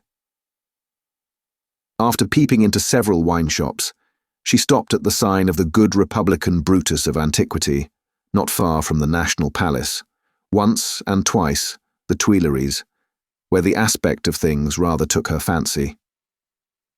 It had a quieter look than any other place of the same description they had passed, and though red with patriotic caps, was not so red as the rest. Sounding Mr. Cruncher, and finding him of her opinion, Miss Pross resorted to the good Republican Brutus of antiquity, attended by her cavalier. Slightly observant of the smoky lights, of the people, pipe in mouth, playing with limp cards and yellow dominoes, of the one bare-breasted, bare-armed, soot-begrimed workman reading a journal aloud, and of the others listening to him, of the weapons worn or laid aside to be resumed, of the 2 or 3 customers fallen forward asleep, who in the popular high-shouldered shaggy black spencer looked, in that attitude, like slumbering bears or dogs. The 2 outlandish customers approached the counter and showed what they wanted. As their wine was measuring out, a man parted from another man in a corner and rose to depart. In going, he had to face Miss Pross. No sooner did he face her than Miss Pross uttered a scream and clapped her hands. In a moment, the whole company were on their feet. That somebody was assassinated by somebody vindicating a difference of opinion was the likeliest occurrence. Everybody looked to see somebody fall, but only saw a man and a woman standing staring at each other, the man with all the outward aspect of a Frenchman and a thorough Republican, the woman evidently English. What was said in this disappointing anti-climax by the disciples of the good Republican Brutus of antiquity, except that it was something very voluble and loud, would have been as so much Hebrew or Chaldean to Miss Pross and her protector, though they had been all ears.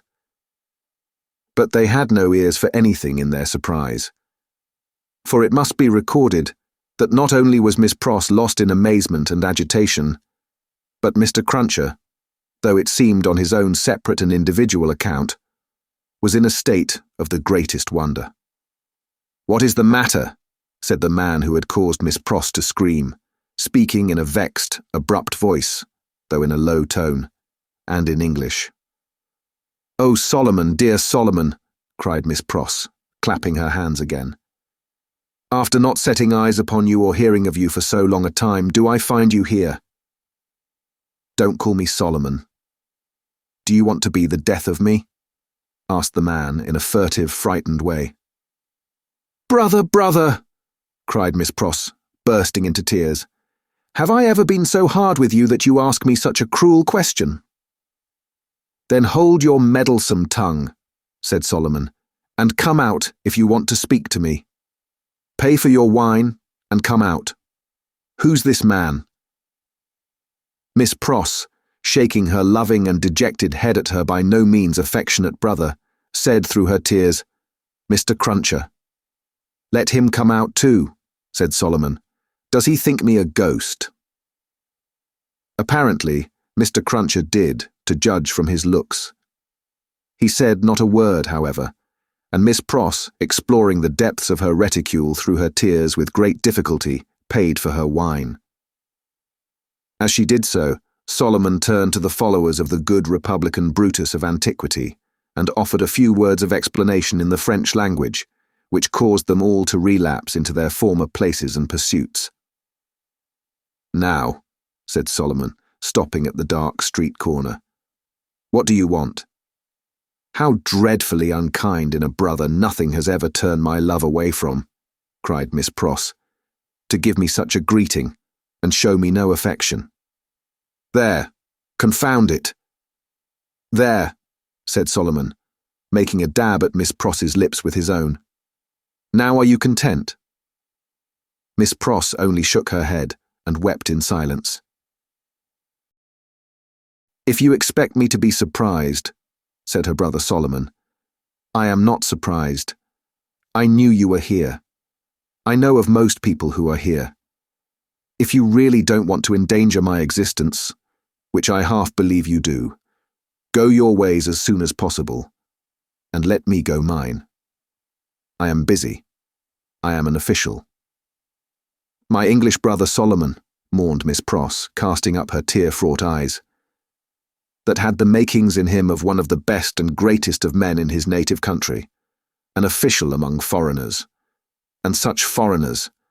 I would almost sooner have seen the dear boy lying in his—" "I said so," cried her brother, interrupting. "I knew it. You want to be the death of me. I shall be rendered suspected by my own sister, just as I am getting on." "The gracious and merciful heavens forbid!" cried Miss Pross.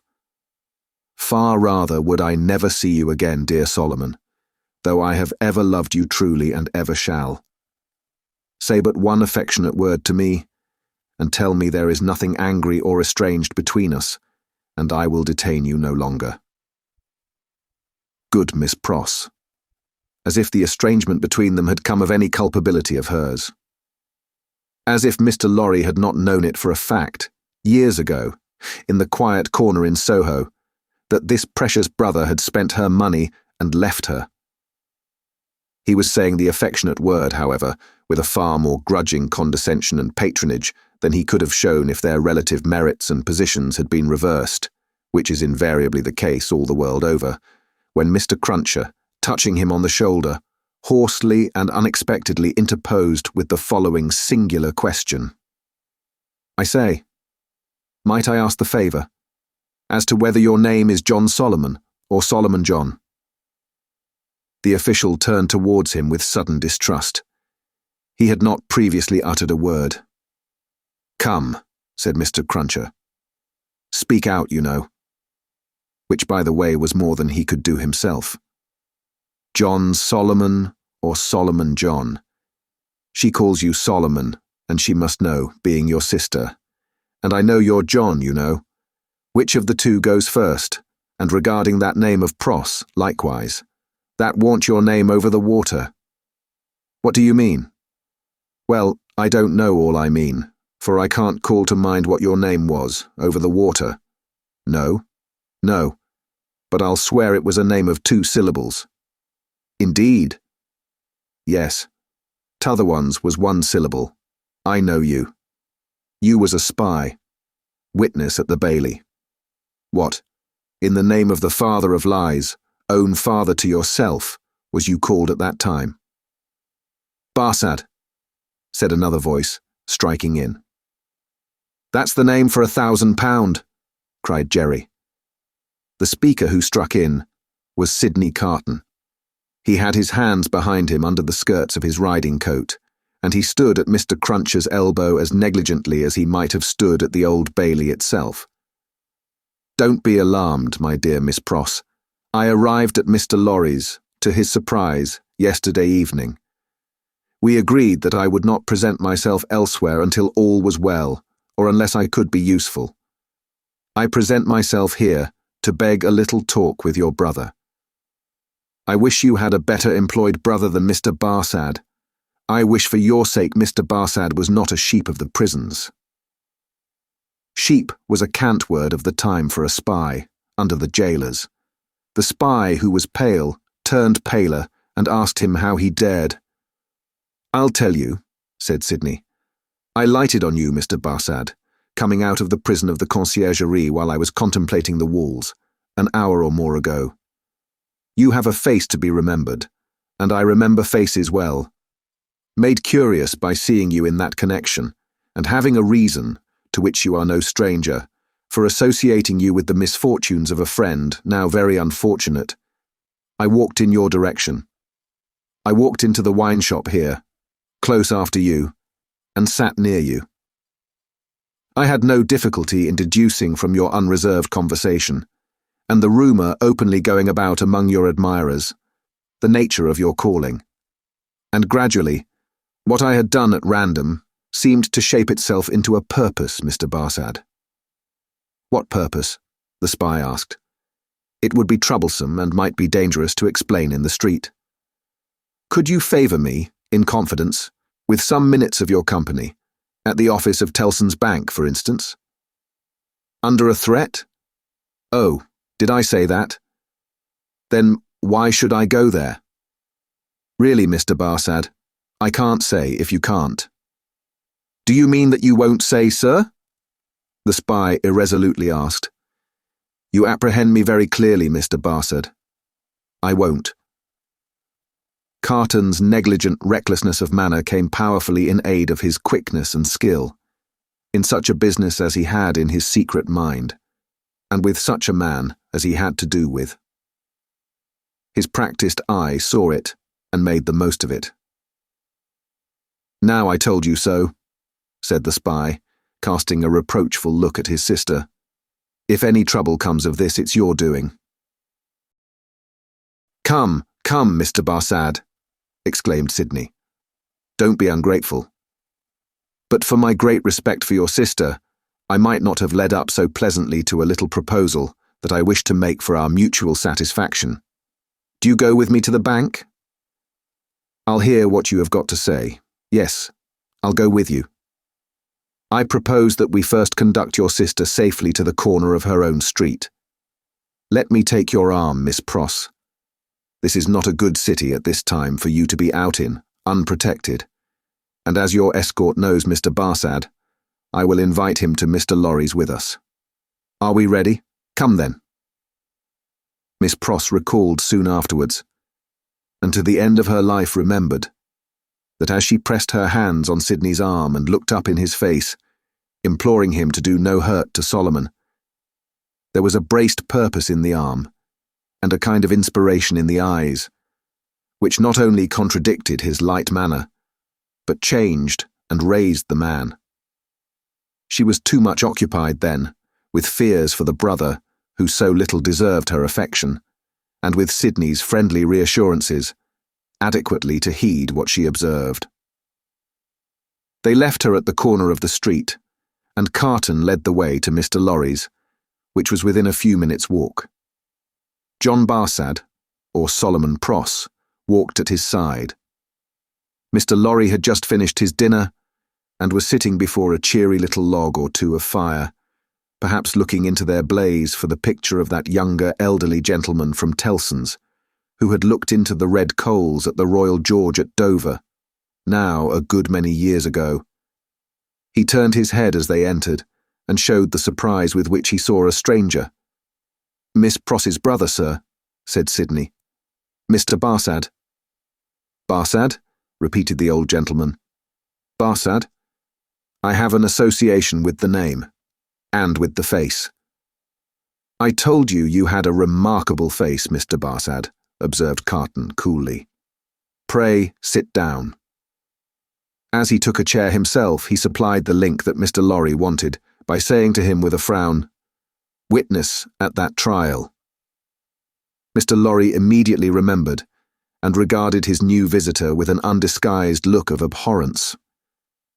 "Mr. Barsad has been recognized by Miss Pross as the affectionate brother you have heard of," said Sydney, "and has acknowledged the relationship.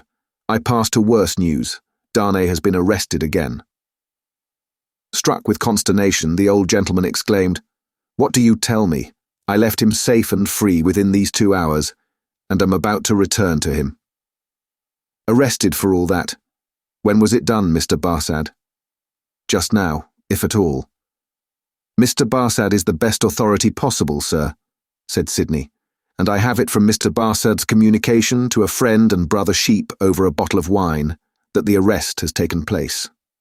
He left the messengers at the gate and saw them admitted by the porter. There is no earthly doubt that he is retaken." Mr. Lorry's business eye read in the speaker's face that it was loss of time to dwell upon the point.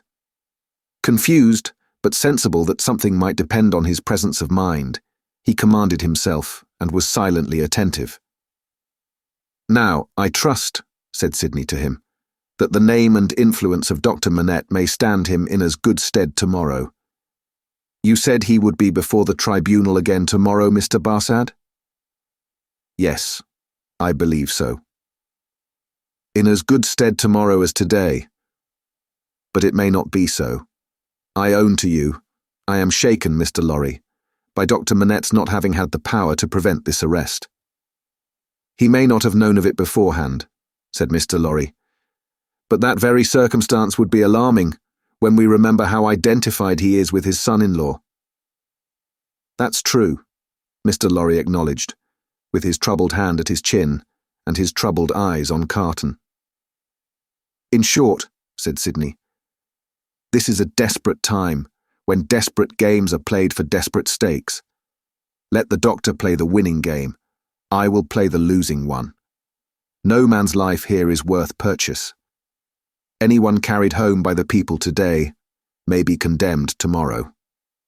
Now, the stake I have resolved to play for, in case of the worst, is a friend in the conciergerie, and the friend I purpose to myself to win is Mr. Barsad." "You need have good cards, sir," said the spy. "I'll run them over. I'll see what I hold. Mr. Lorry, you know what a brute I am. I wish you'd give me a little brandy." It was put before him, and he drank off a glassful, drank off another glassful, pushed the bottle thoughtfully away.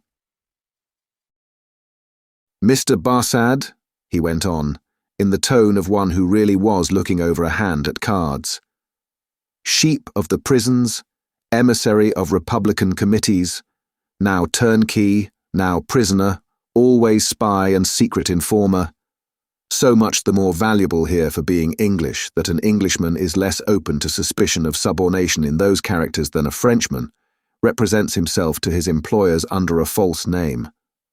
That's a very good card. Mr. Barsad, now in the employ of the Republican French government, was formerly in the employ of the aristocratic English government, the enemy of France and freedom. That's an excellent card.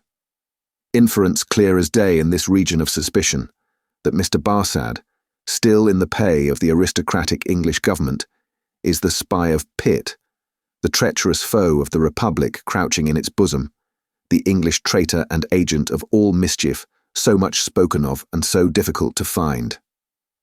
That's a card not to be beaten. Have you followed my hand, Mr. Barsad? Not to understand your play, returned the spy somewhat uneasily.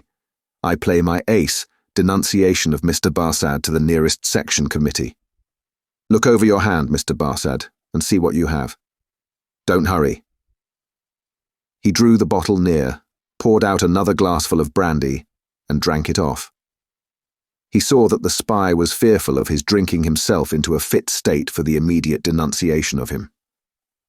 Seeing it, he poured out and drank another glassful. Look over your hand carefully, Mr. Barsad. Take time. It was a poorer hand than he suspected. Mr. Barsad saw losing cards in it that Sydney Carton knew nothing of. Thrown out of his honourable employment in England, through too much unsuccessful hard swearing there, not because he was not wanted there. Our English reasons for vaunting our superiority to secrecy and spies are of very modern date. He knew that he had crossed the Channel and accepted service in France. First, as a tempter and an eavesdropper among his own countrymen there. Gradually, as a tempter and an eavesdropper among the natives. He knew that under the overthrown government, he had been a spy upon Saint Antoine and Defarge's wine shop, had received from the watchful police such heads of information concerning Dr. Manette's imprisonment, release, and history, as should serve him for an introduction to familiar conversation with the Defarges, and tried them on Madame Defarge, and had broken down with them signally.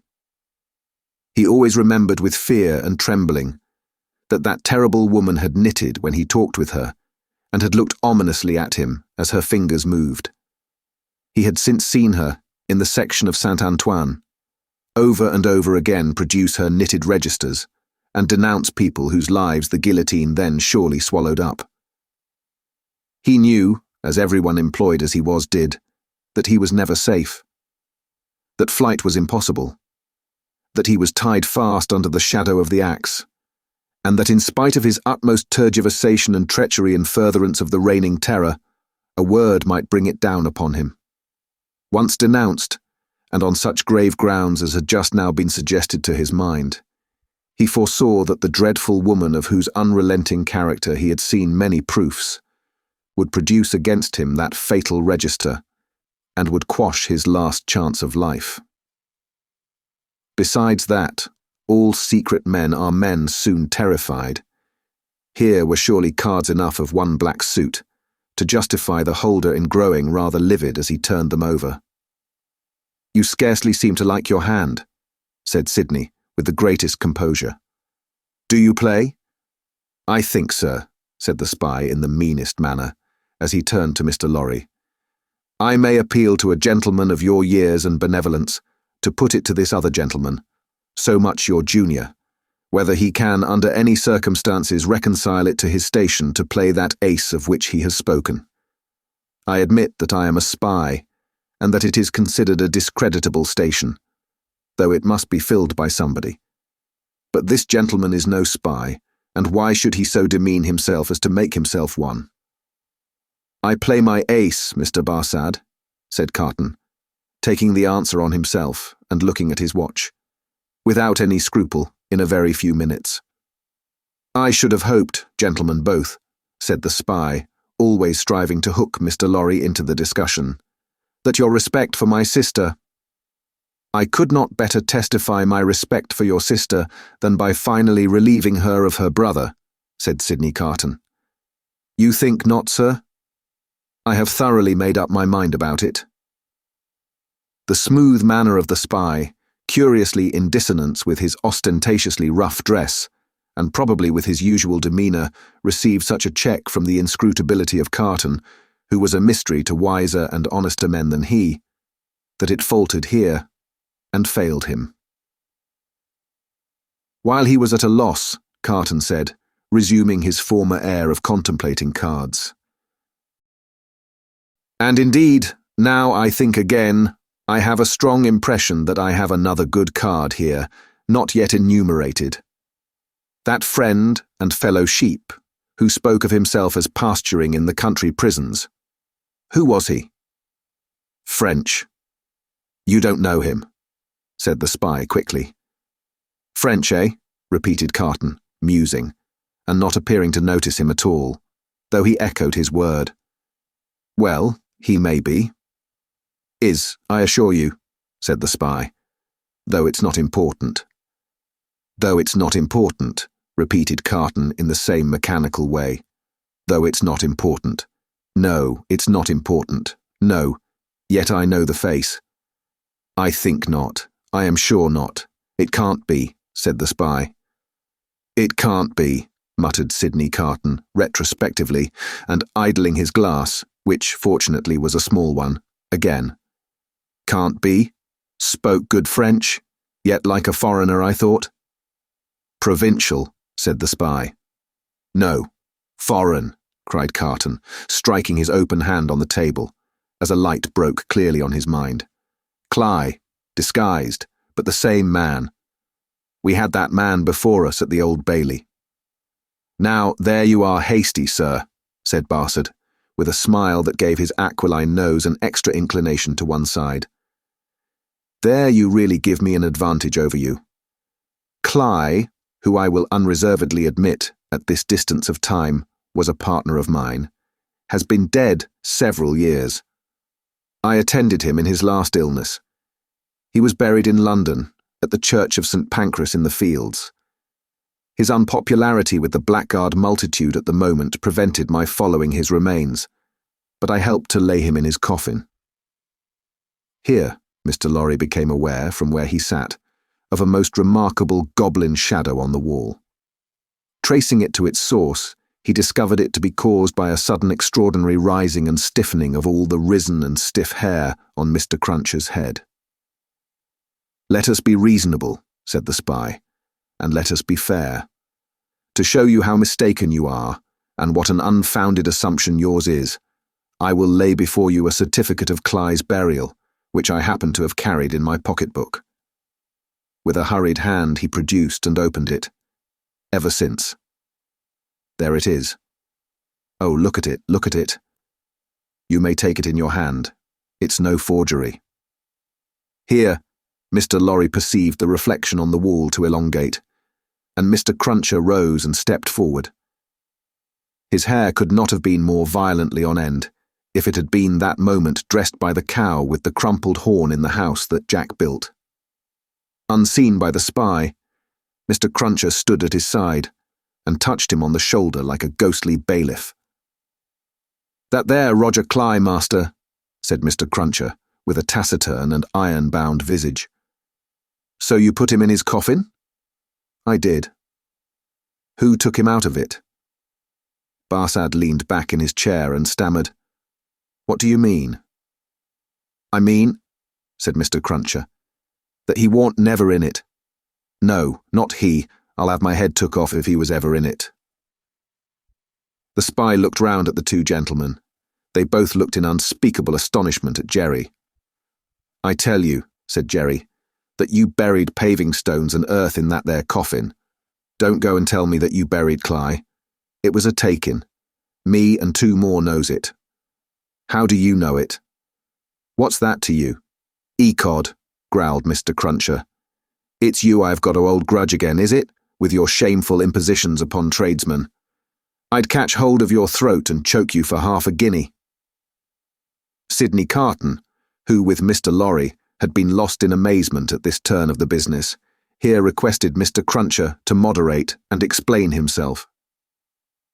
At another time, sir, he returned evasively. The present time is ill convenient for explaining.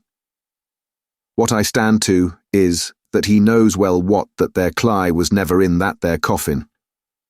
Let him say he was, in so much as a word of one syllable, and I'll either catch hold of his throat and choke him for half a guinea. Mr. Cruncher dwelt upon this as quite a liberal offer. Or I'll out and announce him. Humph. I see one thing, said Carton. I hold another card, Mr. Barsad. Impossible, here in raging Paris, with suspicion filling the air, for you to outlive denunciation. When you are in communication with another aristocratic spy of the same antecedents as yourself, who, moreover, has the mystery about him of having feigned death and come to life again. A plot in the prisons, of the foreigner against the Republic. A strong card, a certain guillotine card. Do you play?" "No," returned the spy. "I throw up. I confess that we were so unpopular with the outrageous mob that I only got away from England at the risk of being ducked to death, and that Cly was so ferreted up and down that he never would have got away at all but for that sham. Though how this man knows it was a sham is a wonder of wonders to me." "Never you trouble your head about this man," retorted the contentious Mr. Cruncher. "You'll have trouble enough with giving your attention to that gentleman. And look here, once more." Mr. Cruncher could not be restrained from making rather an ostentatious parade of his liberality. "I'd catch hold of your throat and choke you for half a guinea." The sheep of the prisons turned from him to Sydney Carton and said, with more decision, "It has come to a point. I go on duty soon, and can't overstay my time. You told me you had a proposal. What is it? Now it is of no use asking too much of me. Ask me to do anything in my office, putting my head in great extra danger, and I had better trust my life to the chances of a refusal than the chances of consent. In short, I should make that choice. You talk of desperation.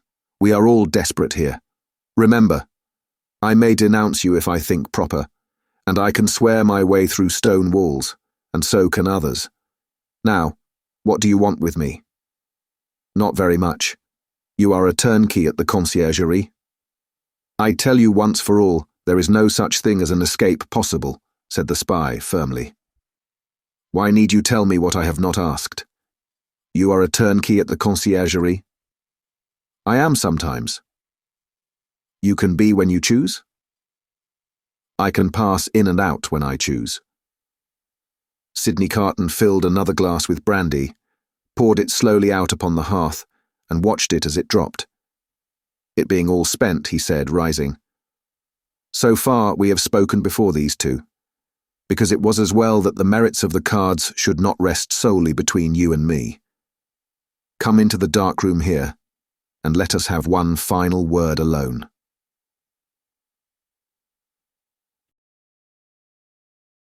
Chapter 9. The Game Made. While Sydney Carton and the sheep of the prisons were in the adjoining dark room, speaking so low that not a sound was heard, Mr. Lorry looked at Jerry in considerable doubt and mistrust. That honest tradesman's manner of receiving the look did not inspire confidence. He changed the leg on which he rested, as often as if he had 50 of those limbs, and were trying them all. He examined his fingernails with a very questionable closeness of attention, and whenever Mr. Lorry's eye caught his, he was taken with that peculiar kind of short cough requiring the hollow of a hand before it, which is seldom, if ever, known to be an infirmity attendant on perfect openness of character. "Jerry," said Mr. Lorry, "come here." Mr. Cruncher came forward sideways, with one of his shoulders in advance of him. "What have you been, besides a messenger?" After some cogitation, accompanied with an intent look at his patron, Mr. Cruncher conceived the luminous idea of replying, "Adjectival character." "My mind misgives me much," said Mr. Lorry, angrily shaking a forefinger at him, "that you have used the respectable and great house of Tellson's as a blind, and that you have had an unlawful occupation of an infamous description. If you have, don't expect me to befriend you when you get back to England. If you have, don't expect me to keep your secret. Tellson's shall not be imposed upon." "I hope, sir," pleaded the abashed Mr. Cruncher, "that a gentleman like yourself, what I've had the honour of odd jobbing till I'm grey at it, would think twice about harming of me, even if it was so. I don't say it is, but even if it was. And which it is to be took into account that if it was, it wouldn't even then be all a one side. There'd be two sides to it. There might be medical doctors at the present hour, a-picking up their guineas where a honest tradesman don't pick up his fardens. Fardens?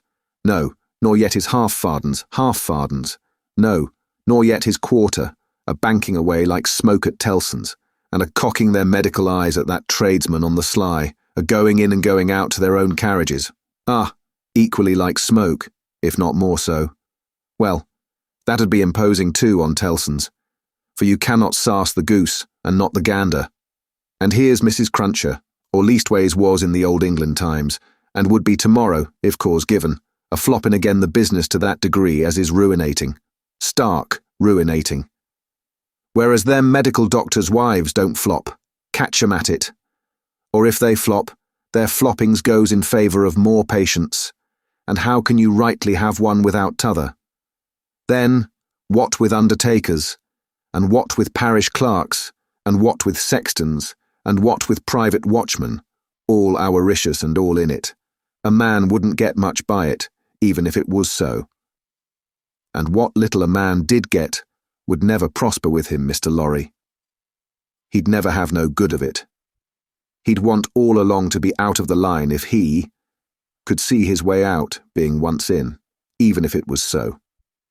Ugh, cried Mr. Lorry, rather relenting. Nevertheless, I am shocked at the sight of you. Now, what I would humbly offer to you, sir, pursued Mr. Cruncher, even if it was so, which I don't say it is. Don't prevaricate, said Mr. Lorry. No, I will not, sir, returned Mr. Crunches, as if nothing were further from his thoughts or practice, which I don't say it is. What I would humbly offer to you, sir, would be this. Upon that there stool, at that there bar, sets that there boy of mine, brought up and growed up to be a man, what will errand you, message you, general light job you, till your heels is where your head is, if such should be your wishes. If it was so, which I still don't say it is, for I will not prevaricate to you, sir, let that there boy keep his father's place and take care of his mother.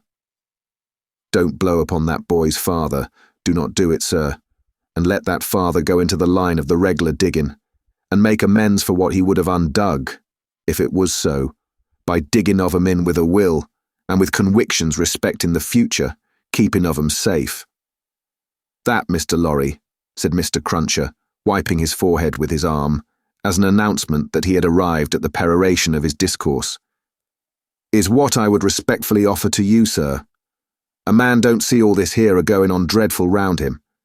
In the way of subjects without heads, dear me, plentiful enough fur to bring the price down to porterage and hardly that, without having his serious thoughts of things. And these here would be mine, if it was so, entreating of you fur to bear in mind that what I said just now, I up and said in the good cause when I might have kept it back. That at least is true, said Mr. Lorry. Say no more now. It may be that I shall yet stand your friend if you deserve it, and repent in action, not in words. I want no more words. Mr. Cruncher knuckled his forehead as Sydney Carton and the spy returned from the dark room. Adieu, Mr. Barsad, said the former. Our arrangement thus made, you have nothing to fear from me. He sat down in a chair on the hearth, over against Mr. Lorry. When they were alone, Mr. Lorry asked him what he had done. Not much. If it should go ill with the prisoner, I have ensured access to him once. Mr. Lorry's countenance fell. It is all I could do, said Carton. To propose too much would be to put this man's head under the axe, and as he himself said, nothing worse could happen to him if he were denounced. It was obviously the weakness of the position. There is no help for it. But access to him, said Mr. Lorry, if it should go ill before the tribunal, will not save him. I never said it would.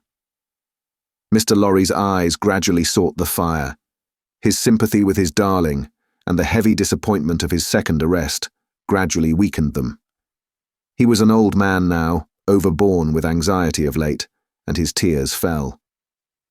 You are a good man and a true friend, said Carton in an altered voice. Forgive me if I notice that you are affected. I could not see my father weep and sit by, careless, and I could not respect your sorrow more if you were my father. You are free from that misfortune, however. Though he said the last words, with a slip into his usual manner, there was a true feeling and respect both in his tone and in his touch, that Mr. Lorry, who had never seen the better side of him, was wholly unprepared for. He gave him his hand, and Carton gently pressed it. "To return to poor Darnay," said Carton.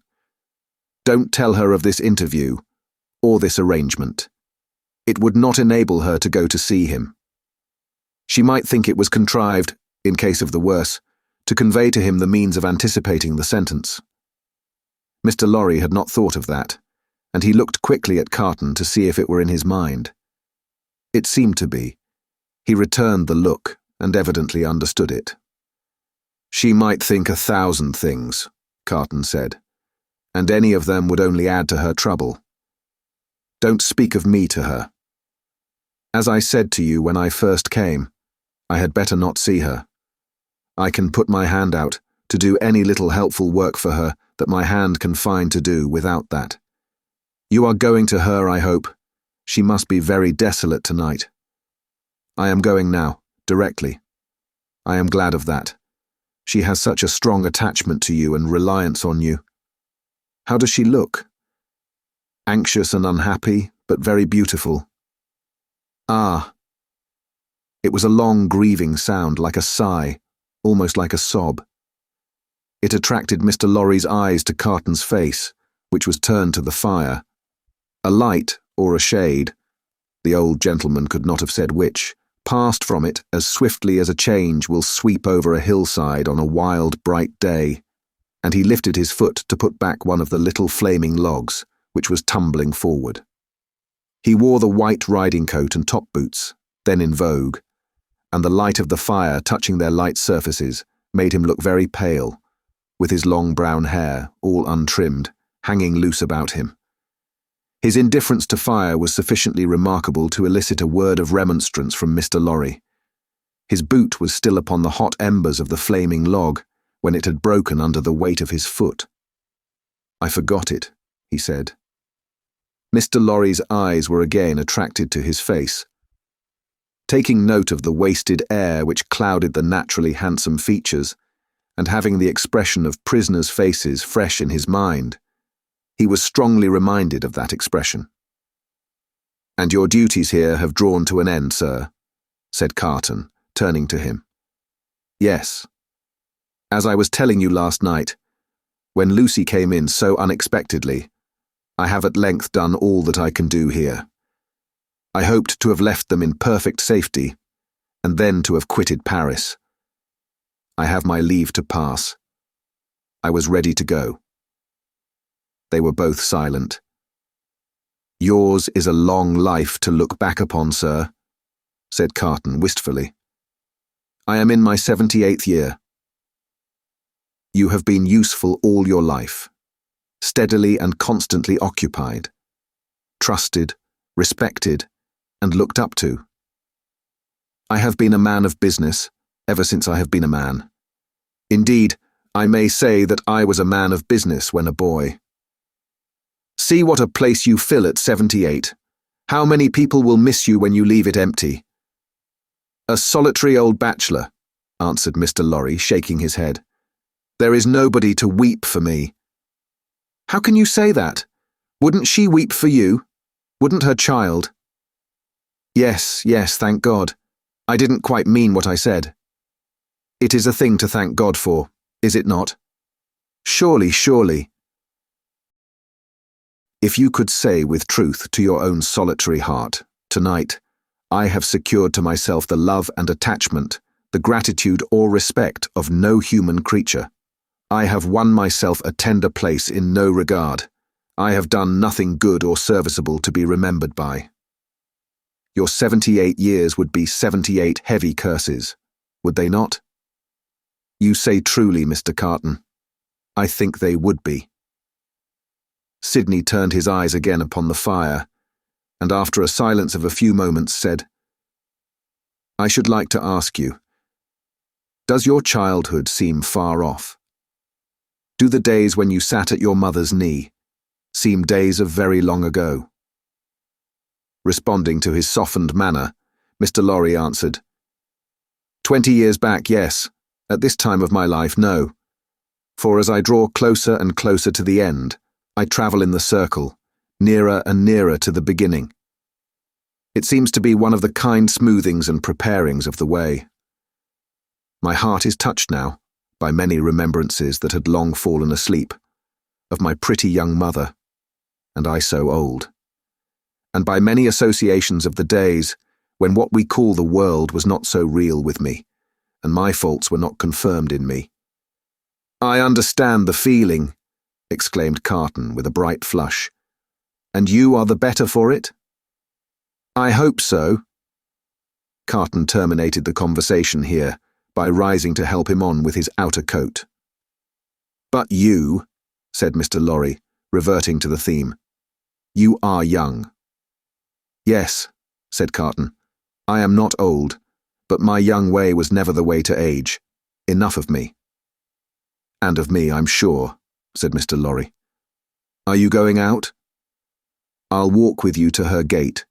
You know my vagabond and restless habits. If I should prowl about the streets a long time, don't be uneasy. I shall reappear in the morning. You go to the court tomorrow? Yes, unhappily. I shall be there, but only as one of the crowd. My spy will find a place for me. Take my arm, sir. Mr. Lorry did so, and they went downstairs and out in the streets. A few minutes brought them to Mr. Lorry's destination. Carton left him there, but lingered at a little distance and turned back to the gate again when it was shut, and touched it. He had heard of her going to the prison every day. She came out here, he said, looking about him. Turned this way, must have trod on these stones often. Let me follow in her steps. It was 10 o'clock at night when he stood before the prison of La Force, where she had stood hundreds of times. A little wood sawyer, having closed his shop, was smoking his pipe at his shop door. Good night, citizen, said Sydney Carton, pausing in going by, for the man eyed him inquisitively. Good night, citizen. How goes the Republic? You mean the guillotine? Not ill. 63 today. We shall mount to 100 soon. Samson and his men complain sometimes of being exhausted. Ha, ha, ha.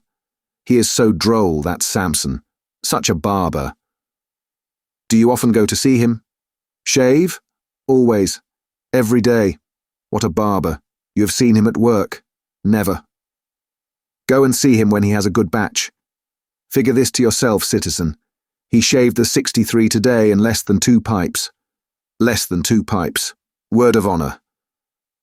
As the grinning little man held out the pipe he was smoking, to explain how he timed the executioner, Carton was so sensible of a rising desire to strike the life out of him that he turned away. But you are not English, said the wood sawyer, though you wear English dress. Yes, said Carton, pausing again, and answering over his shoulder. You speak like a Frenchman. I am an old student here. Aha, a perfect Frenchman. Good night, Englishman. Good night, citizen. But go and see that droll dog, the little man persisted, calling after him, and take a pipe with you. Sydney had not gone far out of sight when he stopped in the middle of the street under a glimmering lamp and wrote with his pencil on a scrap of paper. Then, traversing with the decided step of one who remembered the way well, several dark and dirty streets, much dirtier than usual, for the best public thoroughfares remained uncleansed in those times of terror, he stopped at a chemist's shop, which the owner was closing with his own hands. A small, dim, crooked shop kept in a tortuous uphill thoroughfare by a small, dim, crooked man. Giving this citizen too good night, as he confronted him at his counter, he laid the scrap of paper before him. Woo! The chemist whistled softly as he read it. Hi! Hi! Hi! Sydney Carton took no heed, and the chemist said, For you, citizen? For me. You will be careful to keep them separate, citizen. You know the consequences of mixing them? Perfectly. Certain small packets were made and given to him. He put them, one by one, in the breast of his inner coat, counted out the money for them, and deliberately left the shop. "There is nothing more to do," said he, glancing upward at the moon. "Until tomorrow. I can't sleep." It was not a reckless manner, the manner in which he said these words aloud under the fast-sailing clouds, nor was it more expressive of negligence than defiance. It was the settled manner of a tired man, who had wandered and struggled and got lost, but who at length struck into his road and saw its end. Long ago, when he had been famous among his earliest competitors as a youth of great promise, he had followed his father to the grave. His mother had died years before. These solemn words, which had been read at his father's grave, arose in his mind as he went down the dark streets, among the heavy shadows, with the moon and the clouds sailing on high above him. "I am the resurrection and the life, saith the Lord. He that believeth in me, though he were dead, yet shall he live. And whosoever liveth and believeth in me shall never die." In a city dominated by the axe, alone at night, with natural sorrow rising in him for the 63 who had been that day put to death, and for tomorrow's victims then awaiting their doom in the prisons, and still of tomorrows and tomorrows, the chain of association that brought the words home, like a rusty old ship's anchor from the deep, might have been easily found. He did not seek it, but repeated them, and went on. With a solemn interest in the lighted windows where the people were going to rest, forgetful through a few calm hours of the horrors surrounding them. In the towers of the churches, where no prayers were said, for the popular revulsion had even travelled that length of self-destruction from years of priestly impostors, plunderers and profligates. In the distant burial places, reserved, as they wrote upon the gates, for eternal sleep. In the abounding jails, and in the streets along which the 60s rolled to a death which had become so common and material, that no sorrowful story of a haunting spirit ever arose among the people out of all the working of the guillotine. With a solemn interest in the whole life and death of the city settling down to its short nightly pause in fury. Sydney Carton crossed the Seine again for the lighter streets. Few coaches were abroad, for riders in coaches were liable to be suspected, and gentility hid its head in red nightcaps, and put on heavy shoes, and trudged. But the theatres were all well filled, and the people poured cheerfully out as he passed, and went chatting home. At one of the theatre doors there was a little girl with a mother, looking for a way across the street through the mud. He carried the child over, and before the timid arm was loosed from his neck, asked her for a kiss. "I am the resurrection and the life, saith the Lord. He that believeth in me, though he were dead, yet shall he live. And whosoever liveth and believeth in me shall never die." Now that the streets were quiet, and the night wore on, the words were in the echoes of his feet, and were in the air. Perfectly calm and steady, he sometimes repeated them to himself as he walked. But he heard them always. The night wore out, and as he stood upon the bridge listening to the water as it splashed the river walls of the island of Paris, where the picturesque confusion of houses and cathedrals shone bright in the light of the moon, the day came coldly, looking like a dead face out of the sky. Then the night, with the moon and the stars, turned pale and died. And for a little while it seemed as if creation were delivered over to death's dominion. But the glorious sun, rising, seemed to strike those words, that burden of the night, straight and warm to his heart in its long, bright rays. And looking along them with reverently shaded eyes, a bridge of light appeared to span the air between him and the sun, while the river sparkled under it. The strong tide, so swift, so deep and certain, was like a congenial friend in the morning stillness. He walked by the stream, far from the houses, and in the light and warmth of the sun fell asleep on the bank. When he awoke and was afoot again, he lingered there yet a little longer, watching an eddy that turned and turned purposeless, until the stream absorbed it and carried it on to the sea. Like me. A trading boat, with a sail of the softened colour of a dead leaf, then glided into his view, floated by him, and died away. As its silent track in the water disappeared, the prayer that had broken up out of his heart for a merciful consideration of all his poor blindnesses and errors ended in the words, "I am the resurrection and the life." Mr. Lorry was already out when he got back, and it was easy to surmise where the good old man was gone. Sydney Carton drank nothing but a little coffee, ate some bread, and having washed and changed to refresh himself, went out to the place of trial. The court was all astir and abuzz when the black sheep, whom many fell away from in dread, pressed him into an obscure corner among the crowd. Mr. Lorry was there, and Dr. Manette was there. She was there, sitting beside her father. When her husband was brought in, she turned a look upon him, so sustaining, so encouraging, so full of admiring love and pitying tenderness, yet so courageous for his sake, that it called the healthy blood into his face, brightened his glance, and animated his heart. If there had been any eyes to notice the influence of her look on Sydney Carton, it would have been seen to be the same influence exactly. Before that unjust tribunal, there was little or no order of procedure, ensuring to any accused person any reasonable hearing. There could have been no such revolution if all laws, forms, and ceremonies had not first been so monstrously abused that the suicidal vengeance of the revolution was to scatter them all to the winds. Every eye was turned to the jury, the same determined patriots and good republicans as yesterday and the day before, and tomorrow and the day after. Eager and prominent among them, one man with a craving face and his fingers perpetually hovering about his lips, whose appearance gave great satisfaction to the spectators. A life-thirsting, cannibal-looking, bloody-minded juryman, the Jacques III of Saint-Antoine.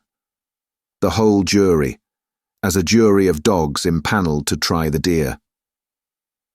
Every eye then turned to the 5 judges and the public prosecutor. No favourable leaning in that quarter today. A fell, uncompromising, murderous business meaning there. Every eye then sought some other eye in the crowd, and gleamed at it approvingly, and heads nodded at one another before bending forward with a strained attention. Charles Dickens, called Darnay, released yesterday, reaccused and retaken yesterday, indictment delivered to him last night. Suspected and denounced enemy of the Republic, aristocrat, one of a family of tyrants, one of a race proscribed, for that they had used their abolished privileges to the infamous oppression of the people. Charles Dickens, called Darnay, in right of such prescription, absolutely dead in law. To this effect, in as few or fewer words, the public prosecutor.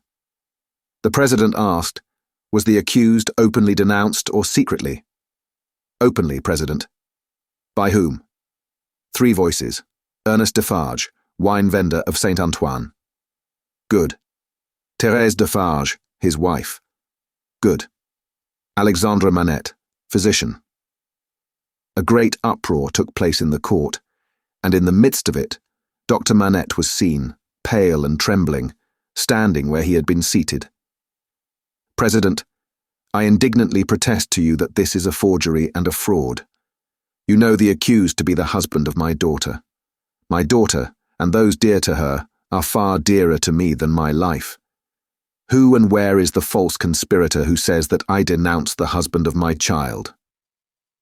Citizen Manette, be tranquil. To fail in submission to the authority of the tribunal would be to put yourself out of law. As to what is dearer to you than life, nothing can be so dear to a good citizen as the Republic. Loud acclamations hailed this rebuke, The president rang his bell, and with warmth resumed. If the Republic should demand of you the sacrifice of your child herself, you would have no duty but to sacrifice her. Listen to what is to follow. In the meanwhile, be silent. Frantic acclamations were again raised. Dr. Manette sat down, with his eyes looking around, and his lips trembling. His daughter drew closer to him. The craving man on the jury rubbed his hands together and restored the usual hand to his mouth.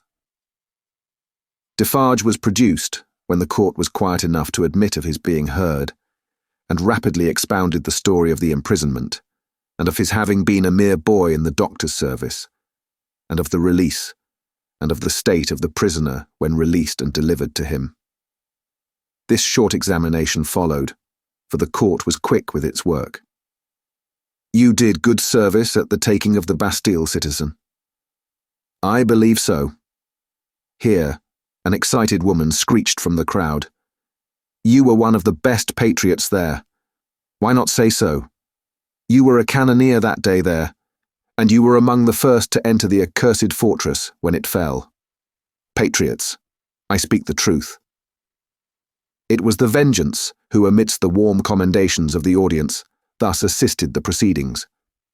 The president rang his bell, but the Vengeance, warming with encouragement, shrieked, I defy that bell, wherein she was likewise much commended. Inform the tribunal of what you did that day within the Bastille, citizen. I knew, said Defarge, looking down at his wife, who stood at the bottom of the steps on which he was raised, looking steadily up at him. I knew that this prisoner of whom I speak had been confined in a cell known as 105 North Tower. I knew it from himself. He knew himself by no other name than 105 North Tower when he made shoes under my care. As I serve my gun that day, I resolve, when the place shall fall, to examine that cell. It falls. I mount to the cell, with a fellow citizen who is one of the jury, directed by a jailer. I examine it very closely. In a hole in the chimney, where a stone has been worked out and replaced, I find a written paper. This is that written paper. I have made it my business to examine some specimens of the writing of Dr. Manette. This is the writing of Dr. Manette. I confide this paper, in the writing of Dr. Manette, to the hands of the president. Let it be read. In a dead silence and stillness, the prisoner under trial looking lovingly at his wife only looking from him to look with solicitude at her father, Dr. Manette keeping his eyes fixed on the reader, Madame Defarge never taking hers from the prisoner, Defarge never taking his from his feasting wife, and all the other eyes there intent upon the doctor, who saw none of them. The paper was read as follows. Chapter 10. The Substance of the Shadow. I, Alexandre Manette, unfortunate physician, native of Beauvais, and afterwards resident in Paris, write this melancholy paper in my doleful cell in the Bastille, during the last month of the year, 1767. I write it at stolen intervals, under every difficulty. I design to secrete it in the wall of the chimney, where I have slowly and laboriously made a place of concealment for it. Some pitying hand may find it there, when I and my sorrows are dust. These words are formed by the rusty iron point with which I write with difficulty in scrapings of soot and charcoal from the chimney, mixed with blood, in the last month of the 10th year of my captivity. Hope has quite departed from my breast. I know from terrible warnings I have noted in myself that my reason will not long remain unimpaired, but I solemnly declare that I am at this time in the possession of my right mind, that my memory is exact and circumstantial, and that I write the truth as I shall answer. For these my last recorded words, whether they be ever read by men or not, at the eternal judgment seat. One cloudy moonlight night, in the 3rd week of December, I think the 22nd of the month, in the year 1757, I was walking on a retired part of the quay by the Seine for the refreshment of the frosty air, at an hour's distance from my place of residence in the street of the School of Medicine, when a carriage came along behind me, driven very fast. As I stood aside to let that carriage pass, apprehensive that it might otherwise run me down, a head was put out at the window, and a voice called to the driver to stop. The carriage stopped as soon as the driver could rein in his horses, and the same voice called to me by my name. I answered. The carriage was then so far in advance of me that two gentlemen had time to open the door and alight before I came up with it. I observed that they were both wrapped in cloaks and appeared to conceal themselves. As they stood side by side near the carriage door, I also observed that they both looked of about my own age, or rather younger, and that they were greatly alike in stature, manner, voice, and, as far as I could see, face too. "You are Dr. Manette," said one. "I am." "Dr. Manette, formerly of Beauvais," said the other. "The young physician, originally an expert surgeon who within the last year or two has made a rising reputation in Paris." "Gentlemen," I returned, "I am that Dr. Manette, of whom you speak so graciously." "We have been to your residence," said the first, "and not being so fortunate as to find you there, and being informed that you were probably walking in this direction, we followed, in the hope of overtaking you. Will you please to enter the carriage?" The manner of both was imperious, and they both moved, as these words were spoken, so as to place me between themselves and the carriage door. They were armed. I was not. "Gentlemen," said I, "pardon me, but I usually inquire who does me the honour to seek my assistance, and what is the nature of the case to which I am summoned." The reply to this was made by him who had spoken second. "Doctor, your clients are people of condition. As to the nature of the case, our confidence in your skill assures us that you will ascertain it for yourself better than we can describe it. Enough. Will you please to enter the carriage?" I could do nothing but comply, and I entered it in silence. They both entered after me, the last springing in, after putting up the steps. The carriage turned about and drove on at its former speed. I repeat this conversation exactly as it occurred. I have no doubt that it is, word for word, the same. I describe everything exactly as it took place, constraining my mind not to wander from the task. Where I make the broken marks that follow here, I leave off for the time and put my paper in its hiding place. The carriage left the streets behind, passed the North Barrier, and emerged upon the country road. At 2/3 of a league from the barrier, I did not estimate the distance at that time, but afterwards when I traversed it, it struck out of the main avenue and presently stopped at a solitary house. We all three alighted and walked, by a damp, soft footpath in a garden where a neglected fountain had overflowed, to the door of the house. It was not opened immediately in answer to the ringing of the bell, and one of my two conductors struck the man who opened it, with his heavy riding glove, across the face. There was nothing in this action to attract my particular attention, for I had seen common people struck more commonly than dogs. But the other of the two, being angry likewise, struck the man in like manner with his arm. The look and bearing of the brothers were then so exactly alike that I then first perceived them to be twin brothers. From the time of our alighting at the outer gate, which we found locked, and which one of the brothers had opened to admit us and had relocked, I had heard cries proceeding from an upper chamber. I was conducted to this chamber straight, the cries growing louder as we ascended the stairs, and I found a patient in a high fever of the brain, lying on a bed. The patient was a woman of great beauty and young, assuredly not much past 20. Her hair was torn and ragged, and her arms were bound to her sides with sashes and handkerchiefs. I noticed that these bonds were all portions of a gentleman's dress. On one of them, which was a fringed scarf for a dress of ceremony, I saw the armorial bearings of a noble, and the letter E. I saw this within the first minute of my contemplation of the patient, for in her restless strivings she had turned over on her face on the edge of the bed, had drawn the end of the scarf into her mouth, and was in danger of suffocation.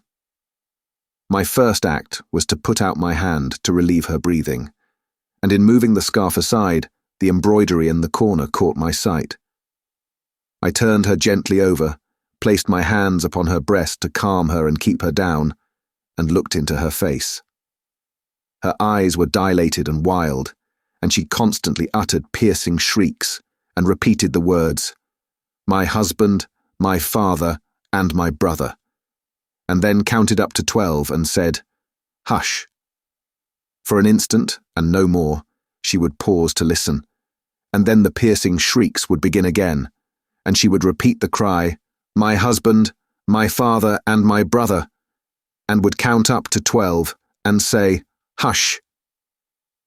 There was no variation in the order or the manner. There was no cessation, but the regular moment's pause in the utterance of these sounds. "How long," I asked, "has this lasted?" To distinguish the brothers, I will call them the elder and the younger. By the elder, I mean him who exercised the most authority. It was the elder who replied, "Since about this hour last night." She has a husband, a father, and a brother. A brother. I do not address her brother. He answered with great contempt, "No." She has some recent association with the number 12? The younger brother impatiently rejoined, "With 12 o'clock? "See, gentlemen," said I, still keeping my hands upon her breast, "how useless I am, as you have brought me. If I had known what I was coming to see, I could have come provided. As it is, time must be lost. There are no medicines to be obtained in this lonely place." The elder brother looked to the younger, who said haughtily, "There is a case of medicines here," and brought it from a closet and put it on the table. I opened some of the bottles, smelt them, and put the stoppers to my lips. If I had wanted to use anything save narcotic medicines that were poisons in themselves, I would not have administered any of those. "Do you doubt them?" asked the younger brother. "You see, monsieur, I am going to use them," I replied, and said no more. I made the patient swallow, with great difficulty, and after many efforts, the dose that I desired to give. As I intended to repeat it after a while, and as it was necessary to watch its influence, I then sat down by the side of the bed. There was a timid and suppressed woman in attendance, wife of the man downstairs, who had retreated into a corner. The house was damp and decayed, indifferently furnished, evidently recently occupied and temporarily used. Some thick old hangings had been nailed up before the windows, to deaden the sound of the shrieks. They continued to be uttered in their regular succession with the cry, "My husband, my father, and my brother," the counting up to 12, and "Hush." The frenzy was so violent that I had not unfastened the bandages restraining the arms, but I had looked to them to see that they were not painful. The only spark of encouragement in the case was that my hand upon the sufferer's breast had this much soothing influence, that for minutes at a time it tranquilized the figure. It had no effect upon the cries. No pendulum could be more regular. For the reason that my hand had this effect, I assume, I had sat by the side of the bed for half an hour, with the two brothers looking on, before the elder said, "There is another patient." I was startled, and asked, "Is it a pressing case?" "You had better see," he carelessly answered, and took up a light.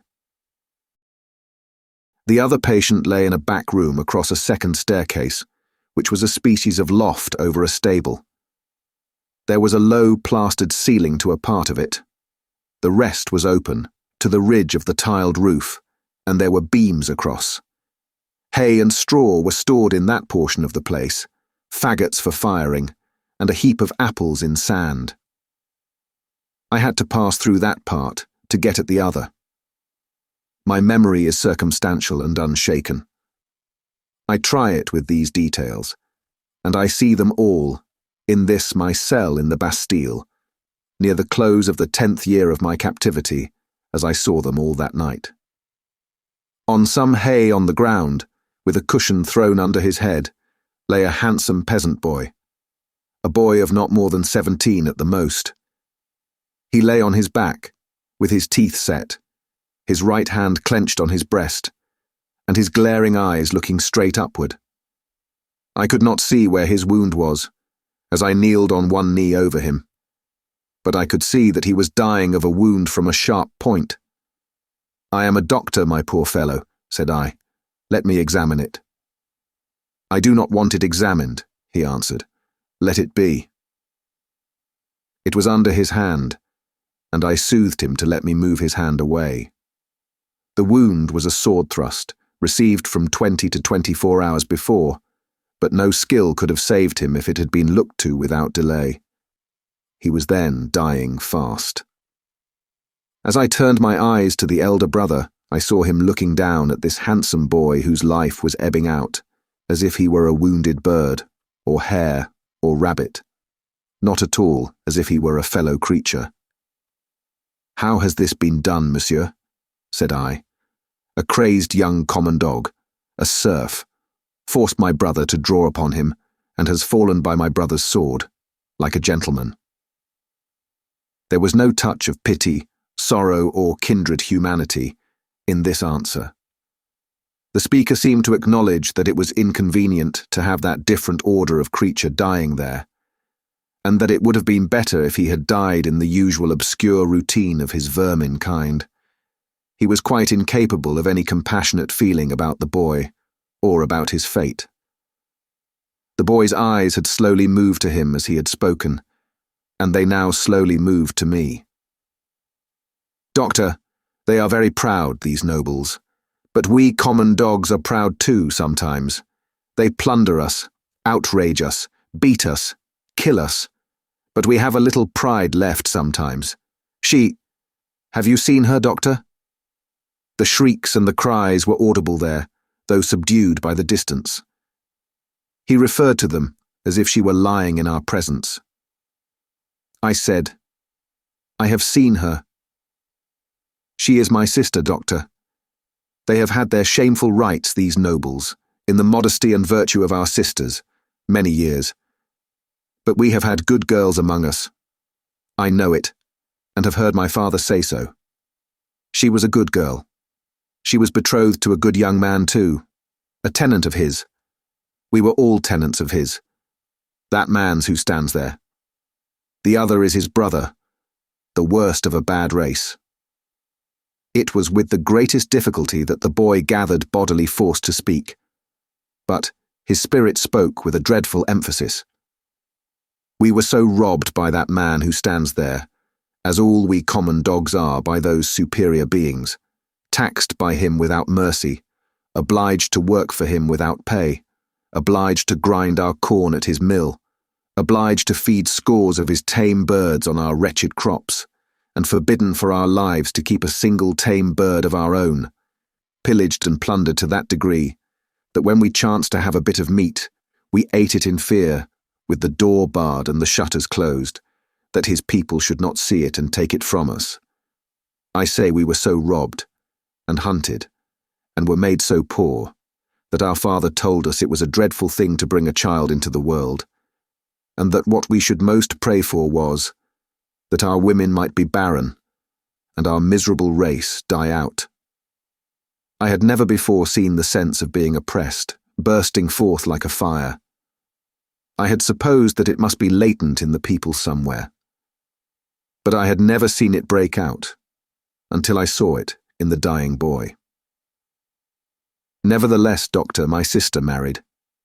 He was ailing at that time, poor fellow, and she married her lover, that she might tend and comfort him in our cottage, our dog hut, as that man would call it. She had not been married many weeks, when that man's brother saw her and admired her, and asked that man to lend her to him. For what are husbands among us? He was willing enough, but my sister was good and virtuous, and hated his brother with a hatred as strong as mine. What did the two then, to persuade her husband to use his influence with her, to make her willing?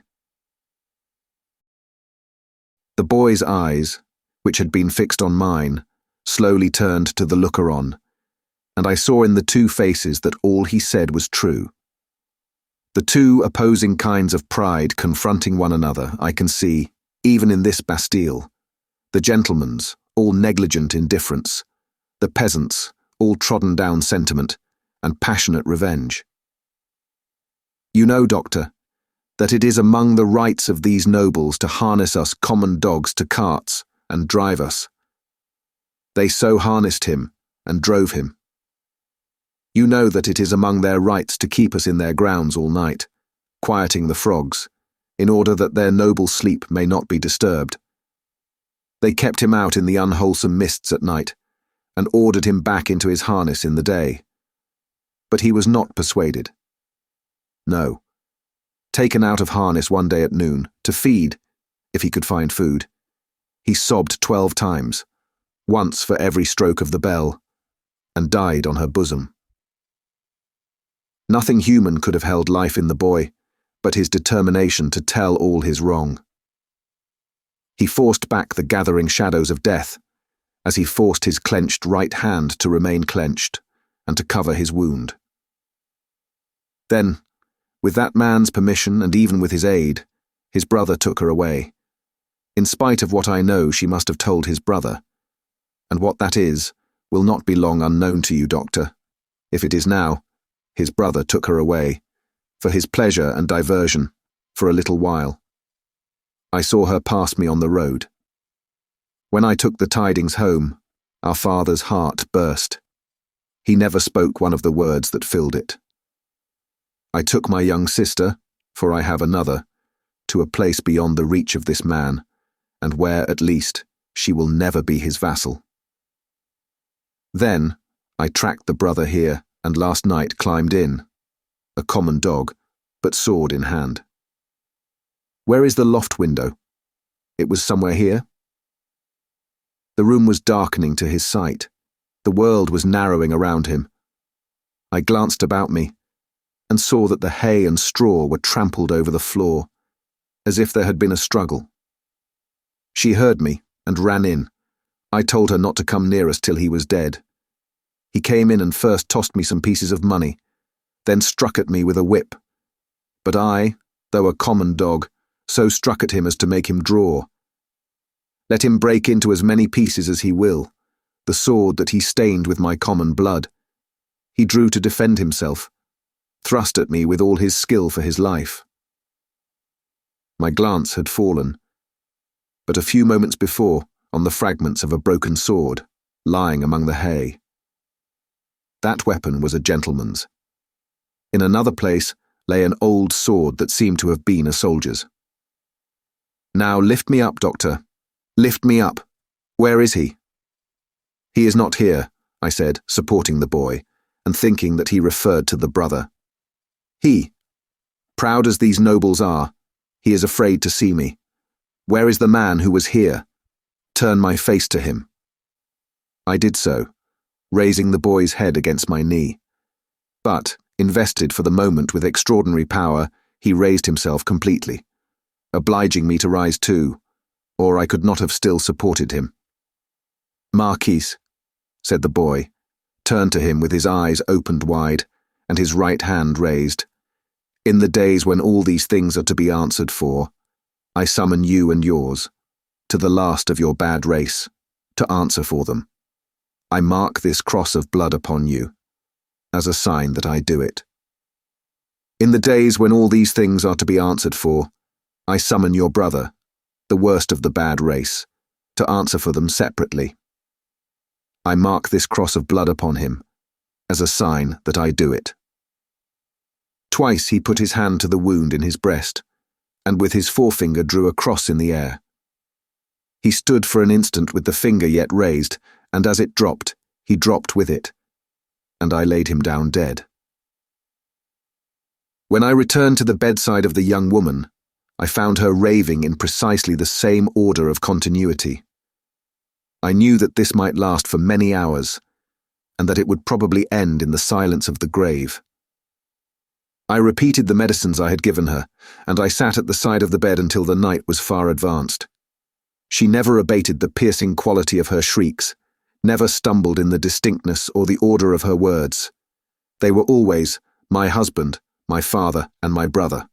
1, 2, 3, 4, 5, 6, 7, 8, 9, 10, 11, 12. Hush. This lasted 26 hours from the time when I first saw her. I had come and gone twice, and was again sitting by her when she began to falter. I did what little could be done to assist that opportunity, and by she sank into a lethargy and lay like the dead. It was as if the wind and rain had lulled at last, after a long and fearful storm. I released her arms, and called the woman to assist me to compose her figure and the dress she had torn. It was then that I knew her condition to be that of one in whom the first expectations of being a mother have arisen, and it was then that I lost the little hope I had had of her. "Is she dead?" asked the Marquis, whom I will still describe as the elder brother, coming booted into the room from his horse. "Not dead," said I, "but like to die." "What strength there is in these common bodies," he said, looking down at her with some curiosity. "There is prodigious strength," I answered him, "in sorrow and despair." He first laughed at my words, and then frowned at them.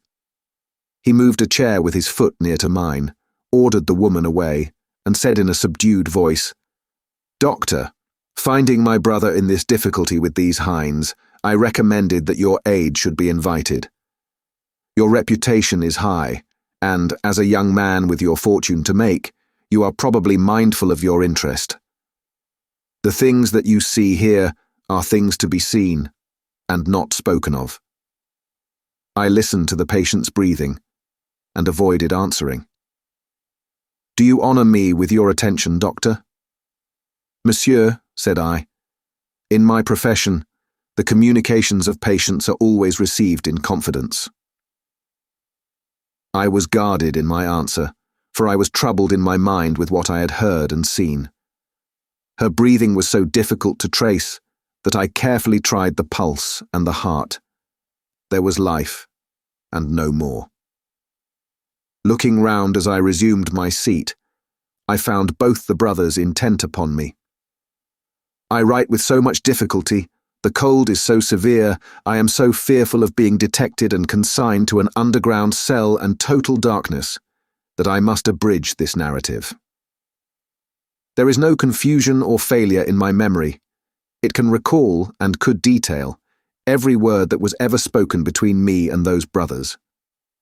She lingered for a week. Towards the last, I could understand some few syllables that she said to me, by placing my ear close to her lips. She asked me where she was, and I told her. Who I was, and I told her. It was in vain that I asked her for her family name. She faintly shook her head upon the pillow, and kept her secret, as the boy had done. I had no opportunity of asking her any question, until I had told the brothers she was sinking fast, and could not live another day. Until then, though no one was ever presented to her consciousness save the woman and myself, one or other of them had always jealously sat behind the curtain at the head of the bed when I was there. But when it came to that, they seemed careless what communication I might hold with her. As if the thought passed through my mind, I were dying too. I always observed that their pride bitterly resented the younger brothers, as I call him, having crossed swords with a peasant, and that peasant a boy. The only consideration that appeared to affect the mind of either of them was the consideration that this was highly degrading to the family, and was ridiculous.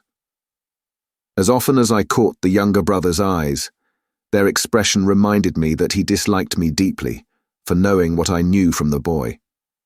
He was smoother and more polite to me than the elder, but I saw this. I also saw that I was an encumbrance in the mind of the elder too. My patient died 2 hours before midnight, at a time, by my watch, answering almost to the minute when I had first seen her. I was alone with her, when her forlorn young head drooped gently on one side, and all her earthly wrongs and sorrows ended.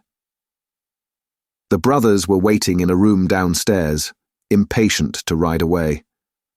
I had heard them, alone at the bedside, striking their boots with their riding whips and loitering up and down.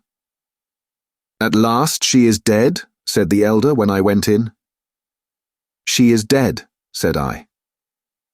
"I congratulate you, my brother," were his words as he turned round. He had before offered me money, which I had postponed taking. He now gave me a rouleau of gold. I took it from his hand, but laid it on the table. I had considered the question, and had resolved to accept nothing. "Pray excuse me," said I. "Under the circumstances, no." They exchanged looks, but bent their heads to me as I bent mine to them, and we parted without another word on either side. I am weary, weary, worn down by misery. I cannot read what I have written with this gaunt hand. Early in the morning, the rouleau of gold was left at my door in a little box, with my name on the outside. From the first, I had anxiously considered what I ought to do. I decided that day to write privately to the minister, stating the nature of the 2 cases to which I had been summoned, and the place to which I had gone, in effect, stating all the circumstances. I knew what court influence was, and what the immunities of the nobles were, and I expected that the matter would never be heard of. But I wished to relieve my own mind. I had kept the matter a profound secret, even from my wife, and this, too, I resolved to state in my letter. I had no apprehension whatever of my real danger, but I was conscious that there might be danger for others, if others were compromised by possessing the knowledge that I possessed. I was much engaged that day, and could not complete my letter that night. I rose long before my usual time next morning to finish it. It was the last day of the year. The letter was lying before me just completed, when I was told that a lady waited, who wished to see me. I am growing more and more unequal to the task I have set myself. It is so cold, so dark, my senses are so benumbed, and the gloom upon me is so dreadful. The lady was young, engaging, and handsome, but not marked for long life. She was in great agitation. She presented herself to me as the wife of the Marquis Saint-Evremond. I connected the title by which the boy had addressed the elder brother, with the initial letter embroidered on the scarf, and had no difficulty in arriving at the conclusion that I had seen that nobleman very lately. My memory is still accurate, but I cannot write the words of our conversation. I suspect that I am watched more closely than I was, and I know not at what times I may be watched. She had in part suspected, and in part discovered, the main facts of the cruel story, of her husband's share in it, and my being resorted to. She did not know that the girl was dead. Her hope had been, she said in great distress, to show her in secret a woman's sympathy.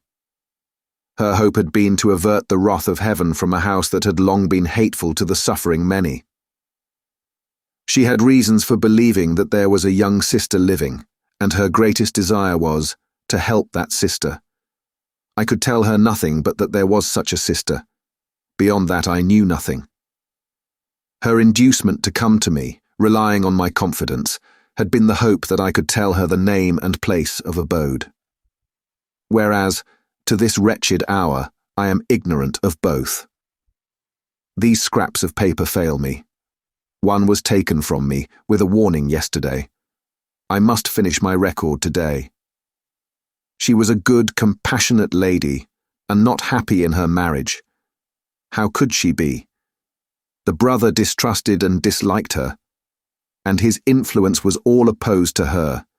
She stood in dread of him, and in dread of her husband too. When I handed her down to the door, there was a child, a pretty boy from 2 to 3 years old, in her carriage. "For his sake, doctor," she said, pointing to him in tears, "I would do all I can to make what poor amends I can. He will never prosper in his inheritance otherwise. I have a presentiment that if no other innocent atonement is made for this, it will one day be required of him. What I have left to call my own, it is little beyond the worth of a few jewels. I will make it the first charge of his life to bestow, with the compassion and lamenting of his dead mother, on this injured family, if the sister can be discovered."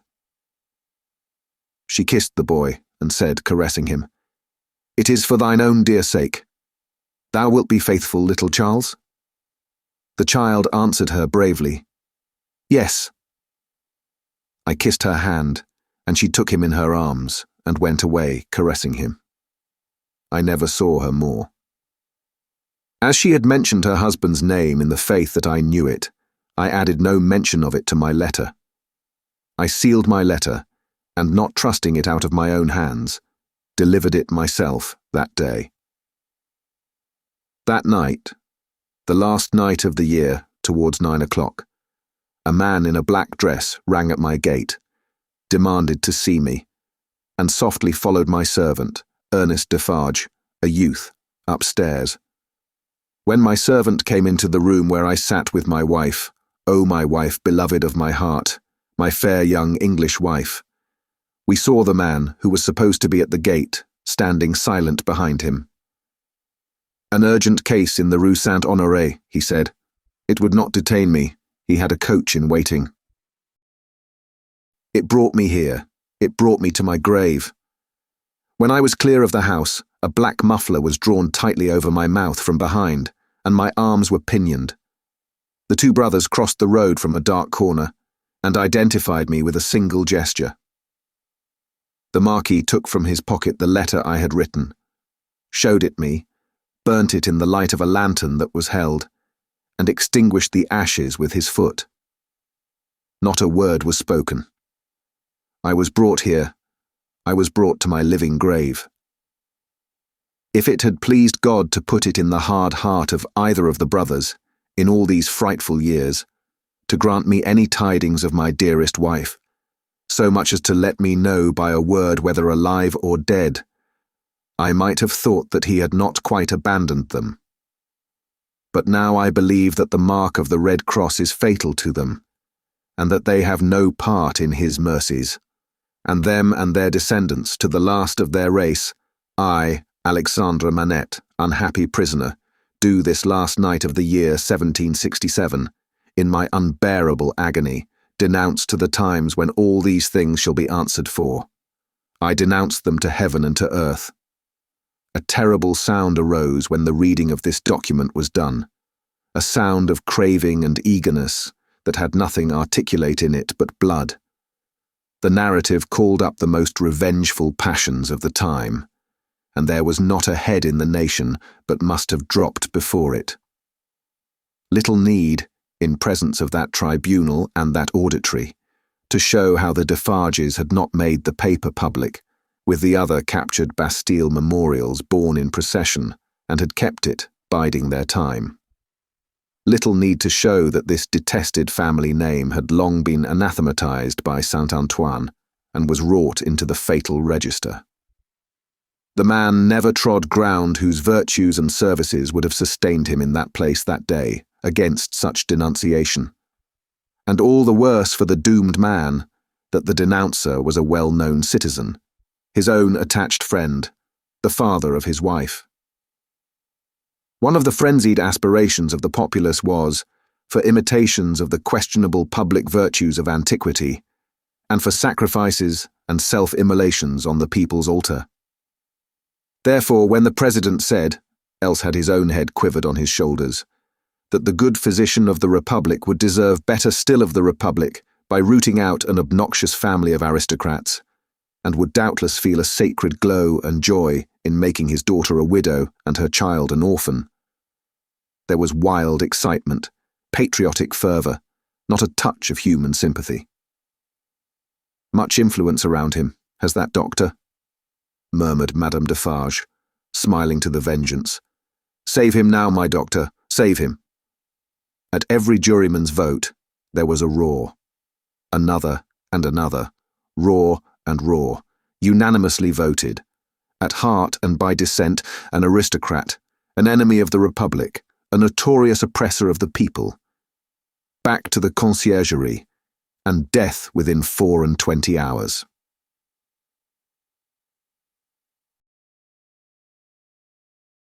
Chapter 11. Dusk. The wretched wife of the innocent man thus doomed to die fell under the sentence, as if she had been mortally stricken. But she uttered no sound, and so strong was the voice within her, representing that it was she of all the world who must uphold him in his misery and not augment it, that it quickly raised her, even from that shock. The judges having to take part in a public demonstration out of doors, the tribunal adjourned. The quick noise and movement of the courts emptying itself by many passages had not ceased, when Lucie stood stretching out her arms towards her husband, with nothing in her face but love and consolation. "If I might touch him, if I might embrace him once. Oh, good citizens, if you would have so much compassion for us." There was but a jailer left, along with 2 of the 4 men who had taken him last night, and Barsad. The people had all poured out to the show in the streets. Barsad proposed to the rest, "Let her embrace him then. It is but a moment." It was silently acquiesced in, and they passed her over the seats in the hall to a raised place, where he, by leaning over the dock, could fold her in his arms. "Farewell, dear darling of my soul, my parting blessing on my love. We shall meet again where the weary are at rest." They were her husband's words, as he held her to his bosom. "I can bear it, dear Charles. I am supported from above. Don't suffer for me. A parting blessing for our child. I send it to her by you. I kiss her by you. I say farewell to her by you. My husband. No, a moment." He was tearing himself apart from her. "We shall not be separated long. I feel that this will break my heart by and by, but I will do my duty while I can, and when I leave her, God will raise up friends for her, as he did for me." Her father had followed her, and would have fallen on his knees to both of them, but that Darnay put out a hand and seized him, crying, "No, no! What have you done? What have you done, that you should kneel to us? We know now what a struggle you made of old. We know now what you underwent when you suspected my descent, and when you knew it. We know now the natural antipathy you strove against, and conquered for her dear sake. We thank you with all our hearts, and all our love and duty. Heaven be with you." Her father's only answer was to draw his hands through his white hair and wring them with a shriek of anguish. "It could not be otherwise," said the prisoner. "All things have worked together as they have fallen out. It was the always vain endeavour to discharge my poor mother's trust that first brought my fatal presence near you. Good could never come of such evil. A happier end was not in nature to so unhappy a beginning. Be comforted and forgive me. Heaven bless you." As he was drawn away, his wife released him and stood looking after him with her hands touching one another in the attitude of prayer, and with a radiant look upon her face, in which there was even a comforting smile. As he went out at the prisoner's door, she turned, laid her head lovingly on her father's breast, tried to speak to him, and fell at his feet. Then, issuing from the obscure corner from which he had never moved, Sydney Carton came and took her up. Only her father and Mr. Lorry were with her. His arm trembled as it raised her and supported her head. Yet there was an air about him that was not all of pity, that had a flush of pride in it. Shall I take her to a coach? I shall never feel her weight." He carried her lightly to the door and laid her tenderly down in a coach. Her father and their old friend got into it, and he took his seat beside the driver. When they arrived at the gateway where he had paused in the dark not many hours before, to picture to himself on which of the rough stones of the street her feet had trodden, he lifted her again and carried her up the staircase to their rooms. There he laid her down on a couch where her child and Miss Pross wept over her. "Don't recall her to herself," he said softly to the latter. "She is better so. Don't revive her to consciousness while she only faints." "Oh, Carton, Carton, dear Carton," cried little Lucie, springing up and throwing her arms passionately round him in a burst of grief. "Now that you have come, I think you will do something to help Mama, something to save Papa. Oh, look at her, dear Carton. Can you, of all the people who love her, bear to see her so?" He bent over the child and laid her blooming cheek against his face. He put her gently from him and looked at her unconscious mother. "Before I go," he said, and paused, "I may kiss her." It was remembered afterwards that when he bent down and touched her face with his lips, he murmured some words. The child, who was nearest to him, told them afterwards, and told her grandchildren when she was a handsome old lady, that she heard him say, "A life you love." When he had gone out into the next room, he turned suddenly on Mr. Lorry and her father, who were following, and said to the latter, "You had great influence but yesterday, Dr. Manette. Let it at least be tried.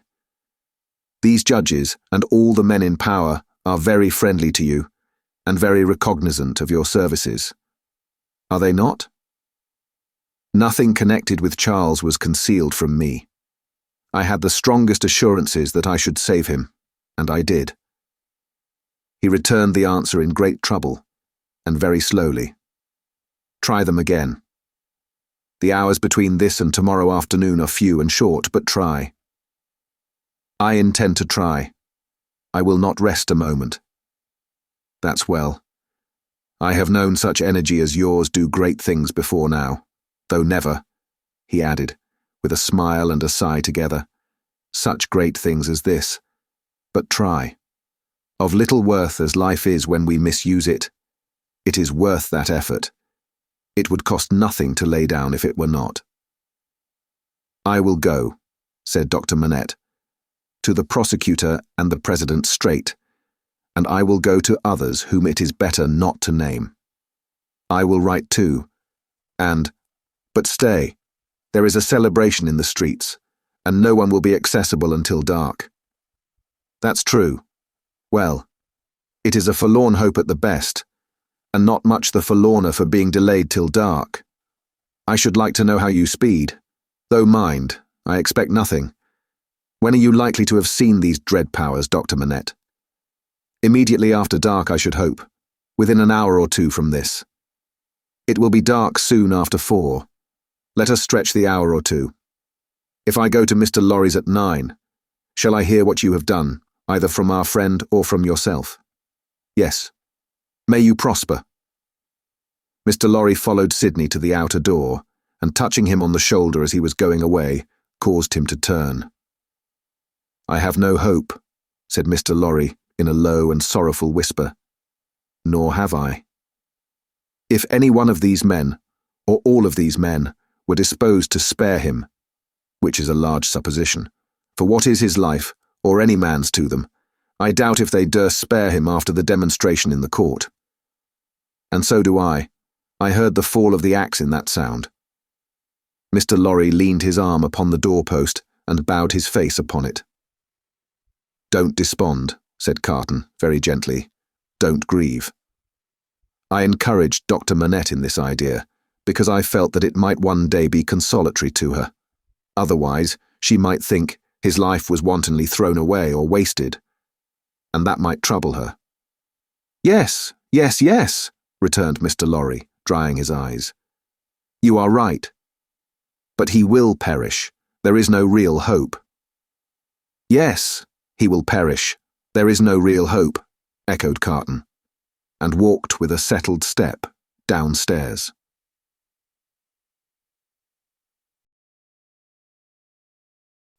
Chapter 12. Darkness. Sydney Carton paused in the street, not quite decided where to go. At Tellson's banking house at 9, he said, with a musing face. Shall I do well in the meantime to show myself? I think so. It is best that these people should know there is such a man as I here. It is a sound precaution, and maybe a necessary preparation. But care. Let me think it out. Checking his steps, which had begun to tend towards an object, he took a turn or two in the already darkening street, and traced the thought in his mind to its possible consequences. His first impression was confirmed. It is best, he said, finally resolved, that these people should know there is such a man as I here. And he turned his face towards Saint-Antoine. Defarge had described himself that day as the keeper of a wine shop in the Saint-Antoine suburb. It was not difficult for one who knew the city well to find his house without asking any question. Having ascertained its situation, Carton came out of those closer streets again, and dined at a place of refreshment and fell sound asleep after dinner. For the first time in many years, he had no strong drink. Since last night, he had taken nothing but a little light, thin wine, and last night he had dropped the brandy slowly down on Mr. Lorry's hearth like a man who had done with it. It was as late as 7 o'clock when he awoke refreshed and went out into the streets again. As he passed along towards Saint-Antoine, he stopped at a shop window where there was a mirror and slightly altered the disordered arrangement of his loose cravat and his coat collar and his wild hair. This done, he went on direct to Defarge's and went in. There happened to be no customer in the shop but Jacques Tree, of the restless fingers and the croaking voice. This man, whom he had seen upon the jury, stood drinking at the little counter in conversation with the Defarges, man and wife. The Vengeance assisted in the conversation, like a regular member of the establishment. As Carton walked in, took his seat and asked, in very indifferent French, for a small measure of wine, Madame Defarge cast a careless glance at him, and then a keener, and then a keener, and then advanced to him herself, and asked him what it was he had ordered. He repeated what he had already said. English? Asked Madame Defarge, inquisitively raising her dark eyebrows. After looking at her, as if the sound of even a single French word were slow to express itself to him, he answered, in his former strong foreign accent. Yes, madame, yes, I am English. Madame Defarge returned to her counter to get the wine, and as he took up a Jacobin journal and feigned to pore over it, puzzling out its meaning, he heard her say, I swear to you, like Evrémonde. Defarge brought him the wine and gave him good evening. How? Good evening. Oh, good evening, citizen, filling his glass. Ah, and good wine. I drink to the Republic. Defarge went back to the counter and said, Certainly a little like. Madame sternly retorted, I tell you a good deal like. Jacques Tree pacifically remarked, He is so much in your mind. See you, madame. The amiable Vengeance added with a laugh, Yes, my faith, and you are looking forward with so much pleasure to seeing him once more tomorrow. Carton followed the lines and words of his paper, with a slow forefinger, and with a studious and absorbed face.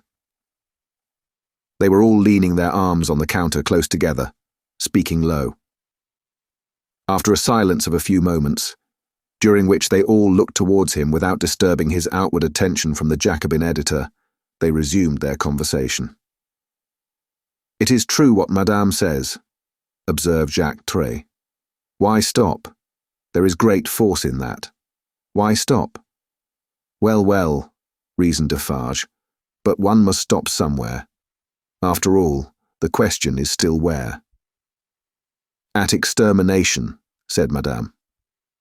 Magnificent, croaked Jacques III. The vengeance also highly approved. Extermination is good doctrine, my wife, said Defarge, rather troubled. In general, I say nothing against it. But this doctor has suffered much. You have seen him today. You have observed his face when the paper was read. I have observed his face, repeated Madame, contemptuously and angrily. Yes, I have observed his face. I have observed his face to be not the face of a true friend of the Republic. Let him take care of his face. And you have observed, my wife, said Defarge in a deprecatory manner, the anguish of his daughter, which must be a dreadful anguish to him. I have observed his daughter, repeated Madame. Yes, I have observed his daughter more times than one. I have observed her today, and I have observed her other days. I have observed her in the court, and I have observed her in the street by the prison.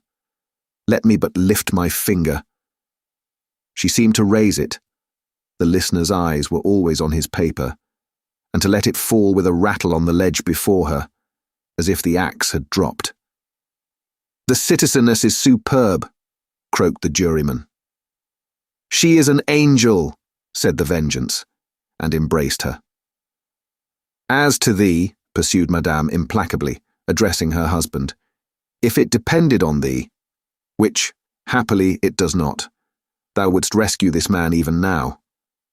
No, protested Defarge, not if to lift this glass would do it. But I would leave the matter there. I say, stop there. See you then, Jacques, said Madame Defarge wrathfully. And see you too, my little vengeance. See you both. Listen. For other crimes as tyrants and oppressors, I have this race a long time on my register, doomed to destruction and extermination. Ask my husband, is that so? It is so, assented Defarge without being asked. In the beginning of the great days, when the Bastille falls, he finds this paper of today, and he brings it home, and in the middle of the night when this place is clear and shut, we read it, here on this spot, by the light of this lamp. Ask him, is that so? It is so, assented Defarge. That night, I tell him, when the paper is read through, and the lamp is burnt out, and the day is gleaming in above those shutters and between those iron bars, that I have now a secret to communicate. Ask him, is that so? It is so, assented Defarge again. I communicate to him that secret. I smite this bosom with these two hands as I smite it now. And I tell him, Defarge, I was brought up among the fishermen of the seashore, and that peasant family so injured by the two Evremond brothers, as that Bastille paper describes, is my family. Defarge, that sister of the mortally wounded boy upon the ground was my sister. That husband was my sister's husband. That unborn child was their child. That brother was my brother. That father was my father. Those dead are my dead, and that summons to answer for those things descends to me. Ask him, is that so? It is so, assented Defarge once more. Then tell wind and fire where to stop, returned Madame. But don't tell me. Both her hearers derived a horrible enjoyment from the deadly nature of her wrath. The listener could feel how white she was without seeing her, and both highly commended it. Defarge, a weak minority, interposed a few words for the memory of the compassionate wife of the Marquis, but only elicited from his own wife a repetition of her last reply. Tell the wind and the fire where to stop, not me. Customers entered, and the group was broken up. The English customer paid for what he had, perplexedly counted his change, and asked, as a stranger, to be directed towards the National Palace. Madame Defarge took him to the door and put her arm on his, in pointing out the road. The English customer was not without his reflections then, that it might be a good deed to seize that arm, lift it, and strike under it sharp and deep. But he went his way, and was soon swallowed up in the shadow of the prison wall. At the appointed hour, he emerged from it to present himself in Mr. Lorry's room again, where he found the old gentleman walking to and fro in restless anxiety. He said he had been with Lucie until just now, and had only left her for a few minutes to come and keep his appointment. Her father had not been seen since he quitted the banking house towards 4 o'clock. She had some faint hopes that his mediation might save Charles, but they were very slight. He had been more than 5 hours gone. Where could he be? Mr. Lorry waited until 10, but Dr. Manette not returning, and he being unwilling to leave Lucie any longer, it was arranged that he should go back to her and come to the banking house again at midnight. In the meanwhile, Carton would wait alone by the fire for the doctor. He waited, and the clock struck 12, but Dr. Manette did not come back. Mr. Lorry returned, and found no tidings of him, and brought none. Where could he be? They were discussing this question, and were almost building up some weak structure of hope on his prolonged absence, when they heard him on the stairs. The instant he entered the room, it was plain that all was lost. Whether he had really been to anyone, or whether he had been all that time traversing the streets, was never known. As he stood staring at them, they asked him no question, for his face told them everything. "I cannot find it," said he, "and I must have it. Where is it?" His head and throat were bare, and as he spoke with a helpless look straying all around, he took his coat off and let it drop on the floor. "Where is my bench? I have been looking everywhere for my bench and I can't find it. What have they done with my work? Time presses. I must finish those shoes." They looked at one another, and their hearts died within them. "Come, come," said he in a whimpering, miserable way. "Let me get to work. Give me my work." Receiving no answer, he tore his hair and beat his feet upon the ground, like a distracted child. "Don't torture a poor, forlorn wretch," he implored them, with a dreadful cry, "but give me my work. What is to become of us if those shoes are not done tonight?" Lost, utterly lost. It was so clearly beyond hope to reason with him, or try to restore him that, as if by agreement, they each put a hand upon his shoulder and soothed him to sit down before the fire with a promise that he should have his work presently. He sank into the chair and brooded over the embers and shed tears. As if all that had happened since the garret time were a momentary fancy or a dream, Mr. Lorry saw him shrink into the exact figure that Defarge had had in keeping. Affected and impressed with terror as they both were, by this spectacle of ruin, it was not a time to yield to such emotions. His lonely daughter, bereft of her final hope and reliance, appealed to them both too strongly. Again, as if by agreement, they looked at one another with one meaning in their faces. Carton was the first to speak. "The last chance is gone. It was not much. Yes, he had better be taken to her. But before you go, will you, for a moment, steadily attend to me? Don't ask me why I make the stipulations I am going to make, and exact the promise I am going to exact. I have a reason, a good one." "I do not doubt it," answered Mr. Lorry. "Say on."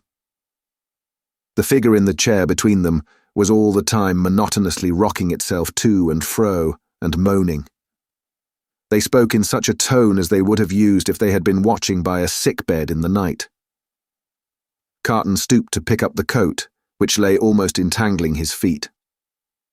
As he did so, a small case in which the doctor was accustomed to carry the lists of his day's duties fell lightly on the floor.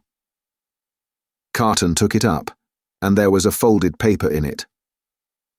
"We should look at this," he said. Mr. Lorry nodded his consent. He opened it and exclaimed, "Thank God." "What is it?" asked Mr. Lorry eagerly. A moment, let me speak of it in its place. First, he put his hand in his coat and took another paper from it. That is the certificate which enables me to pass out of this city. Look at it. You see, Sydney Carton, an Englishman. Mr. Lorry held it open in his hand, gazing in his earnest face. Keep it for me until tomorrow. I shall see him tomorrow, you remember, and I had better not take it into the prison. Why not? I don't know. I prefer not to do so. Now take this paper that Dr. Manette has carried about him. It is a similar certificate, enabling him and his daughter and her child, at any time, to pass the barrier and the frontier. You see? Yes. Perhaps he obtained it as his last and utmost precaution against evil yesterday. When is it dated? But no matter. Don't stay to look. Put it up carefully with mine and your own. Now observe. I never doubted until within this hour or two that he had or could have such a paper. It is good until recalled. But it may be soon recalled, and I have reason to think will be. They are not in danger. They are in great danger. They are in danger of denunciation by Madame Defarge. I know it from her own lips. I have overheard words of that woman's tonight, which have presented their danger to me in strong colours. I have lost no time, and since then I have seen the spy. He confirms me. He knows that a wood sawyer living by the prison wall is under the control of the Defarges, and has been rehearsed by Madame Defarge as to his having seen her. He never mentioned Lucie's name, making signs and signals to prisoners. It is easy to foresee that the pretence will be the common one, a prison plot, and that it will involve her life, and perhaps her child's, and perhaps her father's, for both have been seen with her at that place. Don't look so horrified. You will save them all. Heaven grant I may, Carton, but how? I am going to tell you how. It will depend on you, and it could depend on no better man.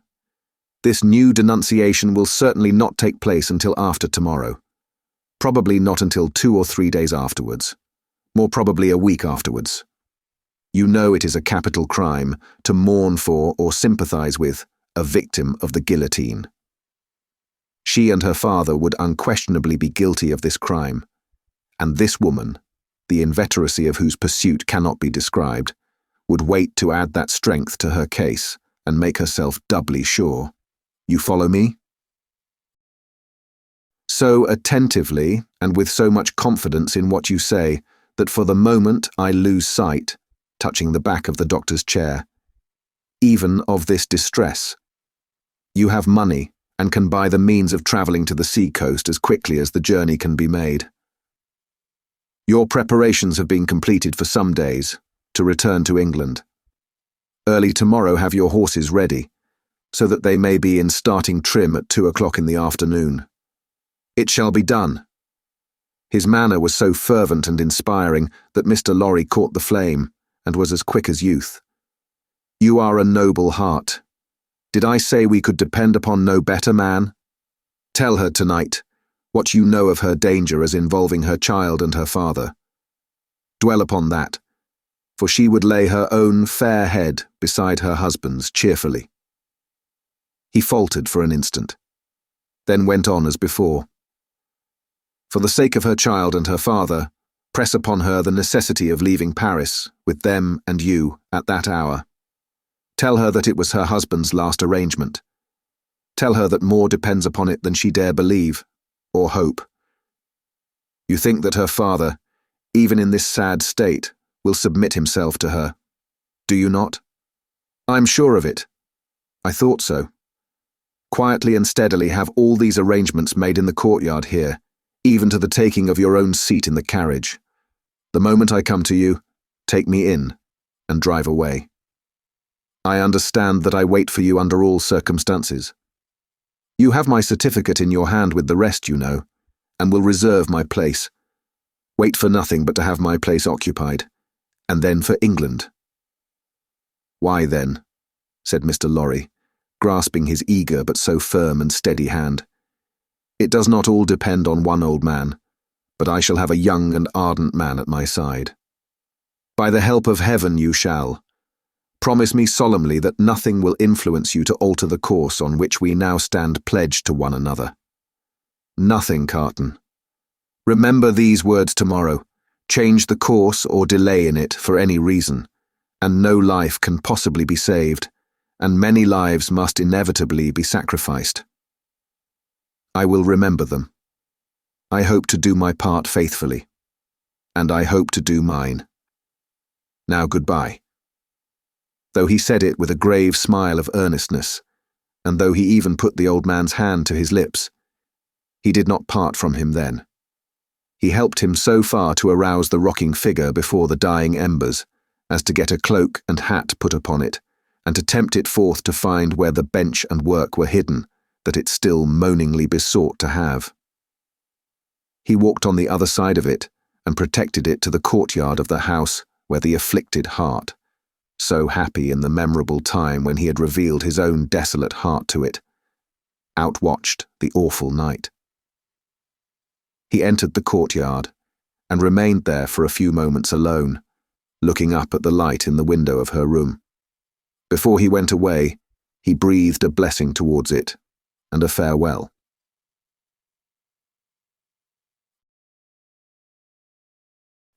Chapter 13. 52. In the black prison of the Conciergerie, the doomed of the day awaited their fate. They were in number as the weeks of the year. 52 were to roll that afternoon on the life tide of the city to the boundless, everlasting sea. Before their cells were quit of them, new occupants were appointed. Before their blood ran into the blood spilled yesterday, the blood that was to mingle with theirs tomorrow was already set apart. 212 were told off. From the farmer general of 70, whose riches could not buy his life, to the seamstress of 20, whose poverty and obscurity could not save her. Physical diseases, engendered in the vices and neglects of men, will seize on victims of all degrees.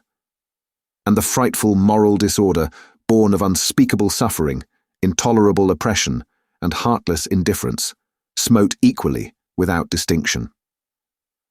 Charles Darnay, alone in a cell, had sustained himself with no flattering delusion since he came to it from the tribunal.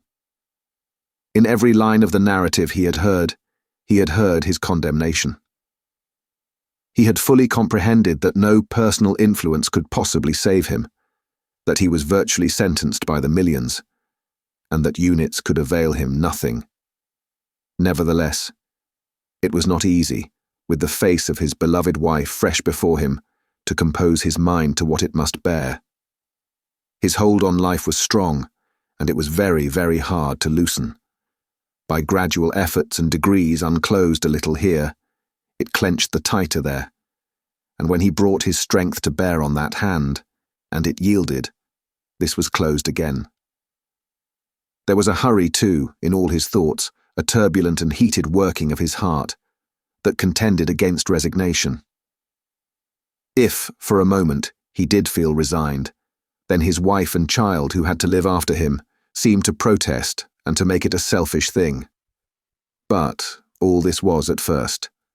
Before long, the consideration that there was no disgrace in the fate he must meet, and that numbers went the same road wrongfully and trod it firmly every day, sprang up to stimulate him. Next followed the thought that much of the future peace of mind, enjoyable by the dear ones, depended on his quiet fortitude. So, by degrees, he calmed into the better state, when he could raise his thoughts much higher and draw comfort down. Before it had set in dark on the night of his condemnation, he had travelled thus far on his last way. Being allowed to purchase the means of writing and a light, he sat down to write until such time as the prison lamps should be extinguished. He wrote a long letter to Lucie, showing her that he had known nothing of her father's imprisonment, until he had heard of it from herself, and that he had been as ignorant as she of his father's and uncle's responsibility for that misery until the paper had been read. He had already explained to her that his concealment from herself of the name he had relinquished was the one condition, fully intelligible now, that her father had attached to their betrothal, and was the one promise he had still exacted on the morning of their marriage. He entreated her, for her father's sake, never to seek to know whether her father had become oblivious of the existence of the paper, or had had it recalled to him, for the moment or for good, by the story of the tower on that old Sunday under the dear old plane tree in the garden. If he had preserved any definite remembrance of it, there could be no doubt that he had supposed it destroyed with the Bastille, when he had found no mention of it among the relics of prisoners which the populace had discovered there, and which had been described to all the world. He besought her, though he added that he knew it was needless, to console her father by impressing him through every tender means she could think of, with the truth that he had done nothing for which he could justly reproach himself, but had uniformly forgotten himself for their joint sakes.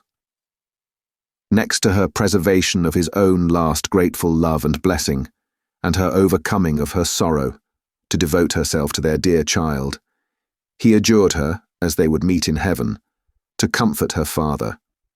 To her father himself he wrote in the same strain, but he told her father that he expressly confided his wife and child to his care. And he told him this very strongly, with the hope of rousing him from any despondency or dangerous retrospect towards which he foresaw he might be tending. To Mr. Lorry he commended them all, and explained his worldly affairs. That done, with many added sentences of grateful friendship and warm attachment, all was done. He never thought of Carton. His mind was so full of the others that he never once thought of him. He had time to finish these letters before the lights were put out. When he lay down on his straw bed, he thought he had done with this world. But it beckoned him back in his sleep, and showed itself in shining forms. Free and happy, back in the old house in Soho, though it had nothing in it like the real house. Unaccountably released and light of heart, he was with Lucie again, and she told him it was all a dream, and he had never gone away. A pause of forgetfulness, and then he had even suffered, and had come back to her, dead and at peace, and yet there was no difference in him. Another pause of oblivion, and he awoke in the sombre morning, unconscious where he was or what had happened, until it flashed upon his mind. This is the day of my death. Thus had he come through the hours, to the day when the 52 heads were to fall. And now, while he was composed, and hoped that he could meet the end with quiet heroism, a new action began in his waking thoughts, which was very difficult to master. He had never seen the instrument that was to terminate his life, how high it was from the ground, how many steps it had, where he would be stood, how he would be touched, whether the touching hands would be dyed red, which way his face would be turned, whether he would be the first or might be the last. These and many similar questions, in no wise directed by his will, obtruded themselves over and over again, countless times. Neither were they connected with fear. He was conscious of no fear. Rather, they originated in a strange, besetting desire to know what to do when the time came, a desire gigantically disproportionate to the few swift moments to which it referred, a wondering that was more like the wondering of some other spirit within his than his own. The hours went on as he walked to and fro, and the clocks struck the numbers he would never hear again. 9 gone forever, 10 gone forever, 11 gone forever, 12 coming on to pass away. After a hard contest with that eccentric action of thought which had last perplexed him, he had got the better of it. He walked up and down, softly repeating their names to himself. The worst of the strife was over. He could walk up and down, free from distracting fancies, praying for himself and for them. 12 gone forever. He had been apprised that the final hour was 3, and he knew he would be summoned some time earlier, inasmuch as the tumbrils jolted heavily and slowly through the streets. Therefore he resolved to keep 2 before his mind, as the hour, and so to strengthen himself in the interval, that he might be able, after that time, to strengthen others. Walking regularly to and fro with his arms folded on his breast, a very different man from the prisoner, who had walked to and fro at La Force, he heard one struck away from him, without surprise. The hour had measured like most other hours. Devoutly thankful to heaven for his recovered self-possession, he thought, "There is but another now," and turned to walk again. Footsteps in the stone passage outside the door. He stopped. The key was put in the lock and turned. Before the door was opened, or as it opened, a man said in a low voice, in English, "He has never seen me here. I have kept out of his way.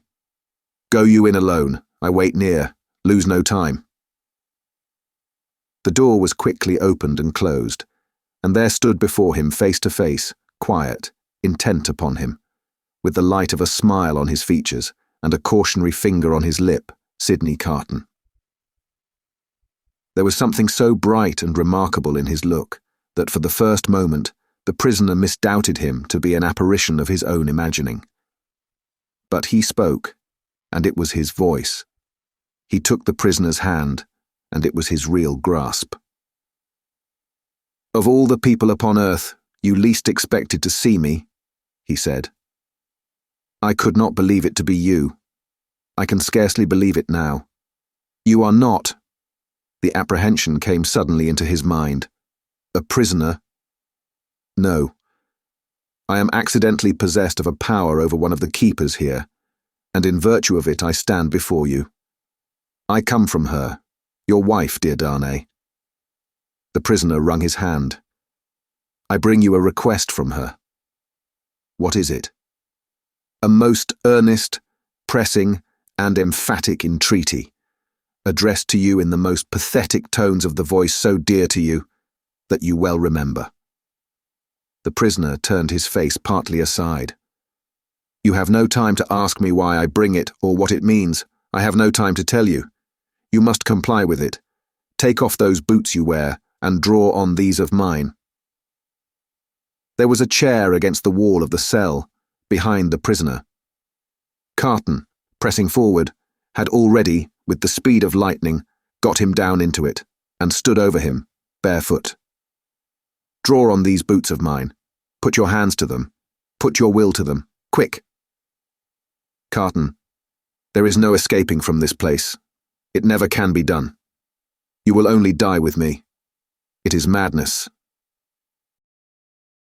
"It would be madness if I asked you to escape. But do I? When I ask you to pass out at that door, tell me it is madness and remain here. Change that cravat for this of mine, that coat for this of mine. While you do it, let me take this ribbon from your hair and shake out your hair like this of mine." With wonderful quickness, and with a strength both of will and action that appeared quite supernatural, he forced all these changes upon him. The prisoner was like a young child in his hands. "Carton, dear Carton, it is madness. It cannot be accomplished. It never can be done. It has been attempted, and has always failed. I implore you not to add your death to the bitterness of mine. Do I ask you, my dear Darnay, to pass the door? When I ask that, refuse. There are pen and ink and paper on this table. Is your hand steady enough to write? It was when you came in. Steady it again, and write what I shall dictate. Quick, friend, quick!"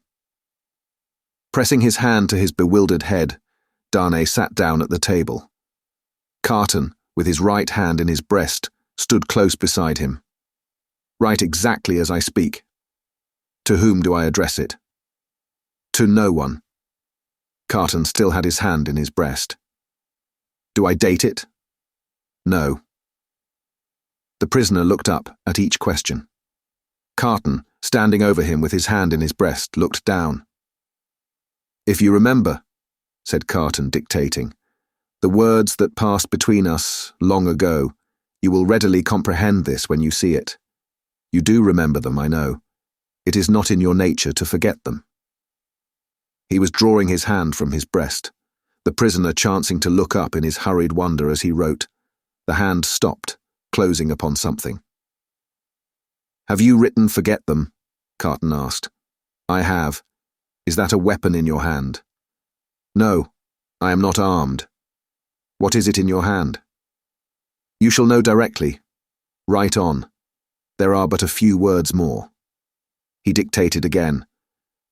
"I am thankful that the time has come when I can prove them. That I do so is no subject for regret or grief." As he said these words, with his eyes fixed on the writer, his hand slowly and softly moved down close to the writer's face.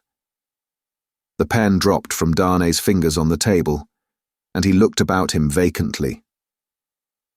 "What vapour is that?" he asked. "Vapour? Something that crossed me? I am conscious of nothing. There can be nothing here. Take up the pen and finish. Hurry, hurry." As if his memory were impaired or his faculties disordered, the prisoner made an effort to rally his attention. As he looked at Carton with clouded eyes and with an altered manner of breathing, Carton, his hand again in his breast, looked steadily at him. "Hurry, hurry!" The prisoner bent over the paper once more. If it had been otherwise. Carton's hand was again watchfully and softly stealing down. "I never should have used the longer opportunity. If it had been otherwise." The hand was at the prisoner's face. "I should but have had so much the more to answer for. If it had been otherwise." Carton looked at the pen and saw it was trailing off into unintelligible signs. Carton's hand moved back to his breast no more. The prisoner sprang up with a reproachful look, but Carton's hand was close and firm at his nostrils, and Carton's left arm caught him round the waist. For a few seconds he faintly struggled with the man who had come to lay down his life for him, but, within a minute or so, he was stretched insensible on the ground. Quickly, but with hands as true to the purpose as his heart was, Carton dressed himself in the clothes the prisoner had laid aside, combed back his hair, and tied it with the ribbon the prisoner had worn. Then, he softly called, "Enter there. Come in." And the spy presented himself. "You see," said Carton, looking up, as he kneeled on one knee beside the insensible figure, putting the paper in the breast. "Is your hazard very great?" "Mr. Carton," the spy answered, with a timid snap of his fingers, "my hazard is not that, in the thick of business here, if you are true to the whole of your bargain. Don't fear me. I will be true to the death. You must be, Mr. Carton, if the tale of 52 is to be right. Being made right by you in that dress, I shall have no fear. Have no fear. I shall soon be out of the way of harming you, and the rest will soon be far from here, please God. Now, get assistance and take me to the coach." "You?" said the spy nervously. "Him, man, with whom I have exchanged. You go out at the gate by which you brought me in." "Of course. I was weak and faint when you brought me in, and I am fainter now you take me out. The parting interview has overpowered me. Such a thing has happened here, often, and too often. Your life is in your own hands. Quick, call assistance." "You swear not to betray me?" said the trembling spy, as he paused for a last moment. Man, returned Carton, stamping his foot. "Have I sworn by no solemn vow already to go through with this, that you waste the precious moments now? Take him yourself to the courtyard you know of. Place him yourself in the carriage. Show him yourself to Mr. Lorry. Tell him yourself to give him no restorative but air, and to remember my words of last night, and his promise of last night, and drive away." The spy withdrew, and Carton seated himself at the table, resting his forehead on his hands. The spy returned immediately with 2 men. "How then?" said one of them, contemplating the fallen figure, "so afflicted to find that his friend has drawn a prize in the lottery of Saint Guillotine?" "A good patriot," said the other, "could hardly have been more afflicted if the aristocrat had drawn a blank." They raised the unconscious figure, placed it on a litter they had brought to the door, and bent to carry it away. "The time is short, Evrémonde," said the spy in a warning voice. "I know it well," answered Carton. "Be careful of my friend, I entreat you, and leave me." "Come then, my children," said Barsad. "Lift him, and come away." The door closed, and Carton was left alone. Straining his powers of listening to the utmost, he listened for any sound that might denote suspicion or alarm. There was none. Keys turned, doors clashed, footsteps passed along distant passages. No cry was raised, or hurry made. That seemed unusual. Breathing more freely in a little while, he sat down at the table and listened again until the clock struck 2.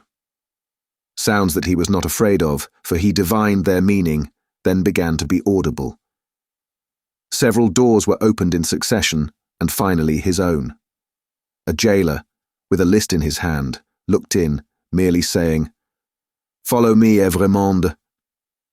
And he followed into a large dark room, at a distance. It was a dark winter day, and what with the shadows within and what with the shadows without, he could but dimly discern the others who were brought there to have their arms bound. Some were standing, some seated, some were lamenting and in restless motion, but these were few. The great majority were silent and still, looking fixedly at the ground. As he stood by the wall in a dim corner, while some of the 52 were brought in after him, one man stopped in passing, to embrace him, as having a knowledge of him. It thrilled him with a great dread of discovery. But the man went on. A very few moments after that, a young woman with a slight girlish form, a sweet spare face in which there was no vestige of colour, and large, widely opened patient eyes, rose from the seat where he had observed her sitting, and came to speak to him. "Citizen Evrémonde," she said, touching him with her cold hand, "I am a poor little seamstress, who was with you in La Force." He murmured for answer, "True. I forget what you were accused of?" "Plots, though the just heaven knows that I am innocent of any. Is it likely? Who would think of plotting with a poor little weak creature like me?" The forlorn smile with which she said it so touched him that tears started from his eyes. "I am not afraid to die, Citizen Evrémonde, but I have done nothing. I am not unwilling to die, if the Republic which is to do so much good to us poor will profit by my death. But I do not know how that can be, Citizen Evrémonde. Such a poor, weak little creature. As the last thing on earth that his heart was to warm and soften to, it warmed and softened to this pitiable girl. I heard you were released, Citizen Evrémonde. I hoped it was true. It was, but I was again taken and condemned. If I may ride with you, Citizen Evrémonde, will you let me hold your hand? I am not afraid, but I am little and weak, and it will give me more courage." As the patient eyes were lifted to his face, he saw a sudden doubt in them, and then astonishment. He pressed the work-worn, hunger-worn young fingers and touched his lips. "Are you dying for him?" she whispered. "And his wife and child?" "Hush. Yes." "Oh, you will let me hold your brave hand, stranger." "Hush. Yes, my poor sister, to the last." The same shadows that are falling on the prison are falling, in that same hour of the early afternoon, on the barrier with the crowd about it, when a coach going out of Paris drives up to be examined. "Who goes here? Whom have we within? Papers!" The papers are handed out and read. Alexandre Manette, physician, French. Which is he? This is he. This helpless, inarticulately murmuring, wandering old man pointed out. Apparently the citizen doctor is not in his right mind. The revolution fever will have been too much for him. Greatly too much for him. Ha! Many suffer with it. Lucie, his daughter, French. Which is she? This is she. Apparently it must be. Lucie, the wife of Evremonde. Is it not? It is. Ha! Evremonde has an assignation elsewhere. Lucie, her child, English. This is she? She and no other. Kiss me, child of Evremonde. Now thou hast kissed a good Republican. Something new in thy family. Remember it. Sydney Carton, advocate, English. Which is he? He lies here, in this corner of the carriage. He too is pointed out. Apparently the English advocate is in a swoon. It is hoped he will recover in the fresher air. It is represented that he is not in strong health, and has separated sadly from a friend who is under the displeasure of the Republic. Is that all? It is not a great deal, that.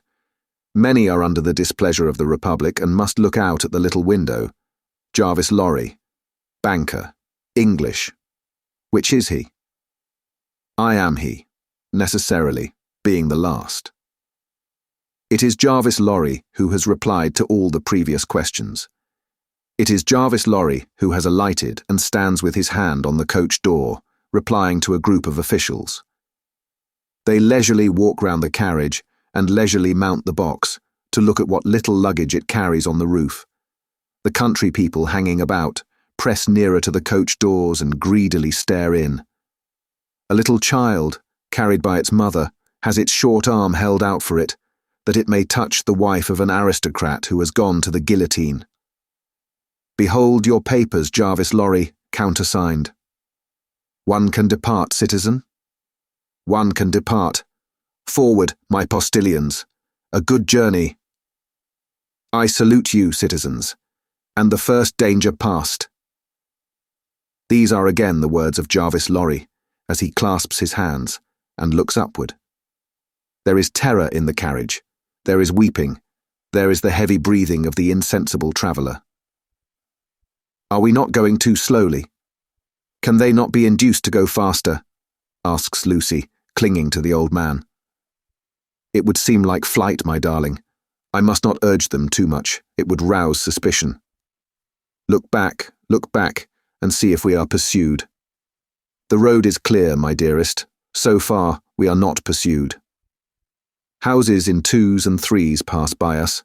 Solitary farms, ruinous buildings, dye-works, tanneries and the like, open country, avenues of leafless trees. The hard, uneven pavement is under us. The soft, deep mud is on either side. Sometimes we strike into the skirting mud to avoid the stones that clatter us and shake us. Sometimes we stick in ruts and sloughs there. The agony of our impatience is then so great that in our wild alarm and hurry we are for getting out and running, hiding, doing anything but stopping. Out of the open country, in again among ruinous buildings, solitary farms, dye-works, tanneries and the like, cottages in twos and threes, avenues of leafless trees. Have these men deceived us and taken us back by another road? Is not this the same place twice over? Thank heaven, no. A village. Look back, and see if we are pursued. Hush, the posting house. Leisurely our 4 horses are taken out. Leisurely the coach stands in the little street, bereft of horses, and with no likelihood upon it of ever moving again. Leisurely, the new horses come into visible existence, one by one. Leisurely, the new postilions follow, sucking and plaiting the lashes of their whips. Leisurely, the old postilions count their money, make wrong additions, and arrive at dissatisfied results. All the time, our overfraught hearts are beating at a rate that would far outstrip the fastest gallop of the fastest horses ever foaled. At length, The new postilions are in their saddles, and the old are left behind. We are through the village, up the hill, and down the hill, and on the low, watery grounds. Suddenly, the postilions exchange speech with animated gesticulation, and the horses are pulled up, almost on their haunches. We are pursued? Ho! Within the carriage there, speak then. What is it? Asks Mr. Lorry, looking out at window. How many did they say? I do not understand you. At the last post, how many to the guillotine today? 52. I said so. A brave number. My fellow citizen here would have it 42. 10 more heads are worth having. The guillotine goes handsomely. I love it. High forward. Whoop! The night comes on dark. He moves more. He is beginning to revive and to speak intelligibly. He thinks they are still together. He asks him, by his name, what he has in his hand. Oh, pity us, kind heaven, and help us. Look out, and see if we are pursued. The wind is rushing after us, and the clouds are flying after us, and the moon is plunging after us, and the whole wild night is in pursuit of us. But so far, we are pursued by nothing else.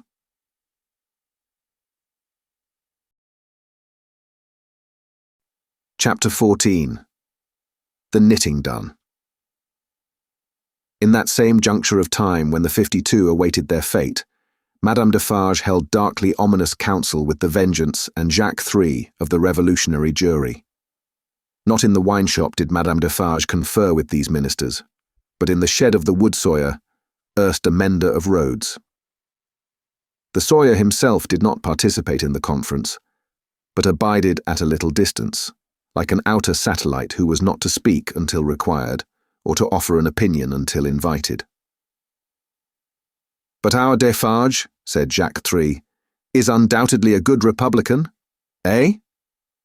There is no better, the voluble Vengeance protested in her shrill notes, in France. Peace, little Vengeance, said Madame Defarge, laying her hand with a slight frown on her lieutenant's lips. Hear me speak.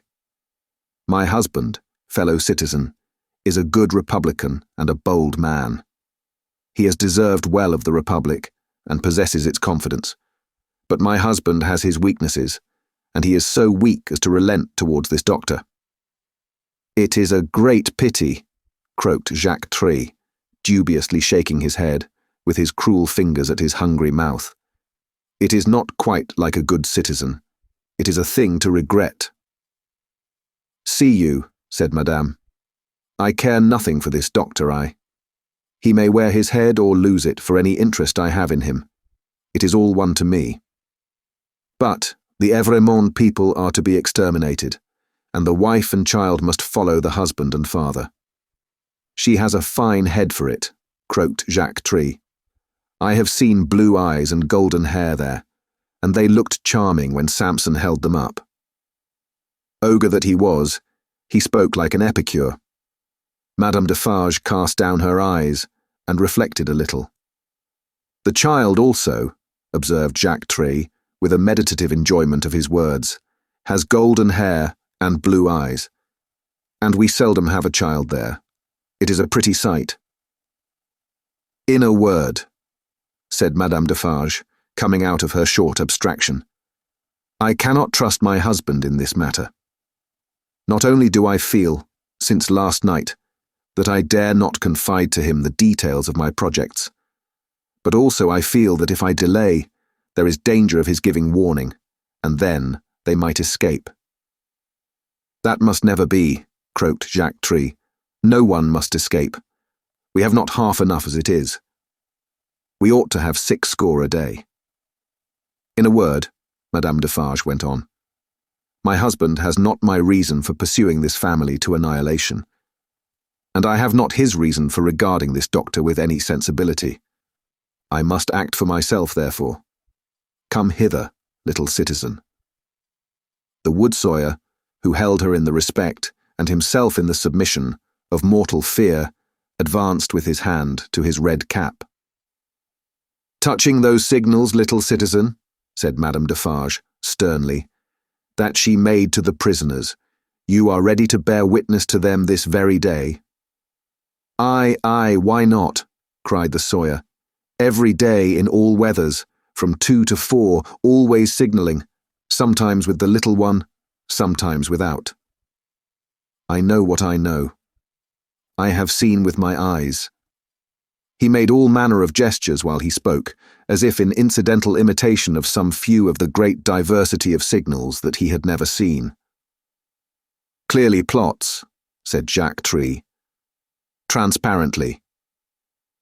"There is no doubt of the jury?" inquired Madame Defarge, letting her eyes turn to him with a gloomy smile. "Rely upon the patriotic jury, dear citizeness. I answer for my fellow jurymen." "Now, let me see," said Madame Defarge, pondering again. "Yet once more. Can I spare this doctor to my husband? I have no feeling either way. Can I spare him?" "He would count as one head," observed Jacques Tree in a low voice. "We really have not heads enough. It would be a pity, I think." "He was signalling with her when I saw her," argued Madame Defarge. "I cannot speak of one without the other, and I must not be silent, and trust the case wholly to him, this little citizen here, for I am not a bad witness." The Vengeance and Jacques Three vied with each other in their fervent protestations that she was the most admirable and marvellous of witnesses. The little citizen, not to be outdone, declared her to be a celestial witness. "He must take his chance," said Madame Defarge. "No, I cannot spare him. You are engaged at 3 o'clock. You are going to see the batch of today executed." "You?" The question was addressed to the wood sawyer, who hurriedly replied in the affirmative, seizing the occasion to add that he was the most ardent of Republicans, and that he would be in effect the most desolate of Republicans, if anything prevented him from enjoying the pleasure of smoking his afternoon pipe in the contemplation of the droll national barber. He was so very demonstrative herein that he might have been suspected, perhaps was, by the dark eyes that looked contemptuously at him out of Madame Defarge's head, of having his small individual fears for his own personal safety every hour in the day. "I," said Madame, "am equally engaged at the same place. After it is over, say at 8 tonight, come you to me in Saint-Antoine, and we will give information against these people at my section." The wood sawyer said he would be proud and flattered to attend the citizeness.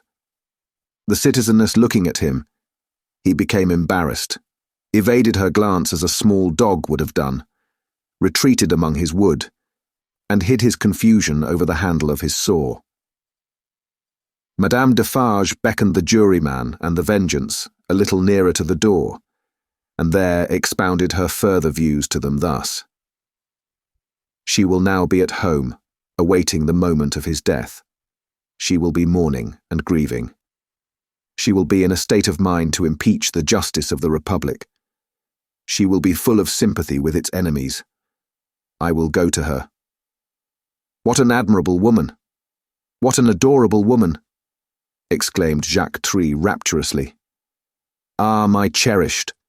Cried the Vengeance, and embraced her. Take you my knitting, said Madame Defarge, placing it in her lieutenant's hands, and have it ready for me in my usual seat. Keep me my usual chair. Go you there, straight, for there will probably be a greater concourse than usual today. I willingly obey the orders of my chief, said the Vengeance with alacrity, and kissing her cheek. You will not be late. I shall be there before the commencement, and before the tumbrils arrive. Be sure you are there, my soul, said the Vengeance, calling after her, for she had already turned into the street. Before the tumbrils arrive. Madame Defarge slightly waved her hand to imply that she heard, and might be relied upon to arrive in good time, and so went through the mud and round the corner of the prison wall. The Vengeance and the juryman, looking after her as she walked away, were highly appreciative of her fine figure and her superb moral endowments. There were many women at that time, upon whom the time laid a dreadfully disfiguring hand. But there was not one among them more to be dreaded than this ruthless woman, now taking her way along the streets. Of a strong and fearless character, of shrewd sense and readiness, of great determination, of that kind of beauty which not only seems to impart to its possessor firmness and animosity, but to strike into others an instinctive recognition of those qualities. The troubled time would have heaved her up, under any circumstances. But, imbued from her childhood with a brooding sense of wrong and an inveterate hatred of a class, opportunity had developed her into a tigress. She was absolutely without pity. If she had ever had the virtue in her, it had quite gone out of her. It was nothing to her that an innocent man was to die for the sins of his forefathers. She saw not him, but them. It was nothing to her that his wife was to be made a widow and his daughter an orphan.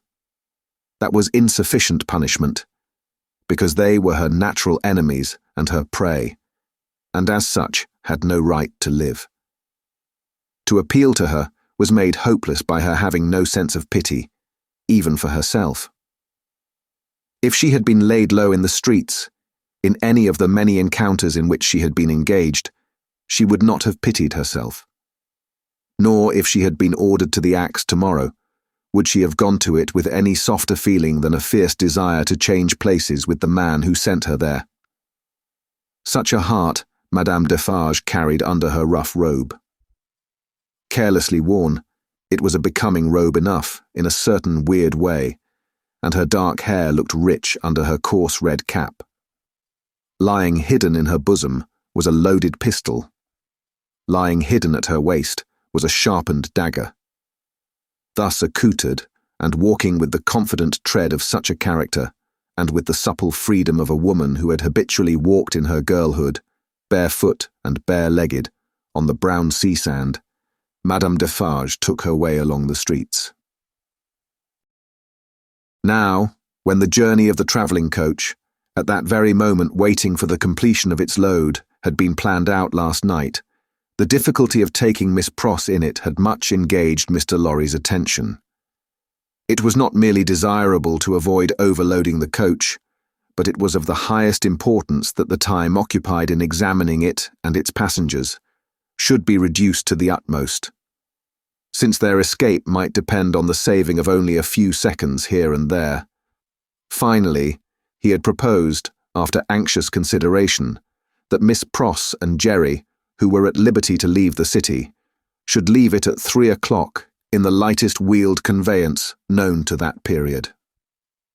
Unencumbered with luggage, they would soon overtake the coach, and, passing it and preceding it on the road, would order its horses in advance, and greatly facilitate its progress during the precious hours of the night, when delay was the most to be dreaded.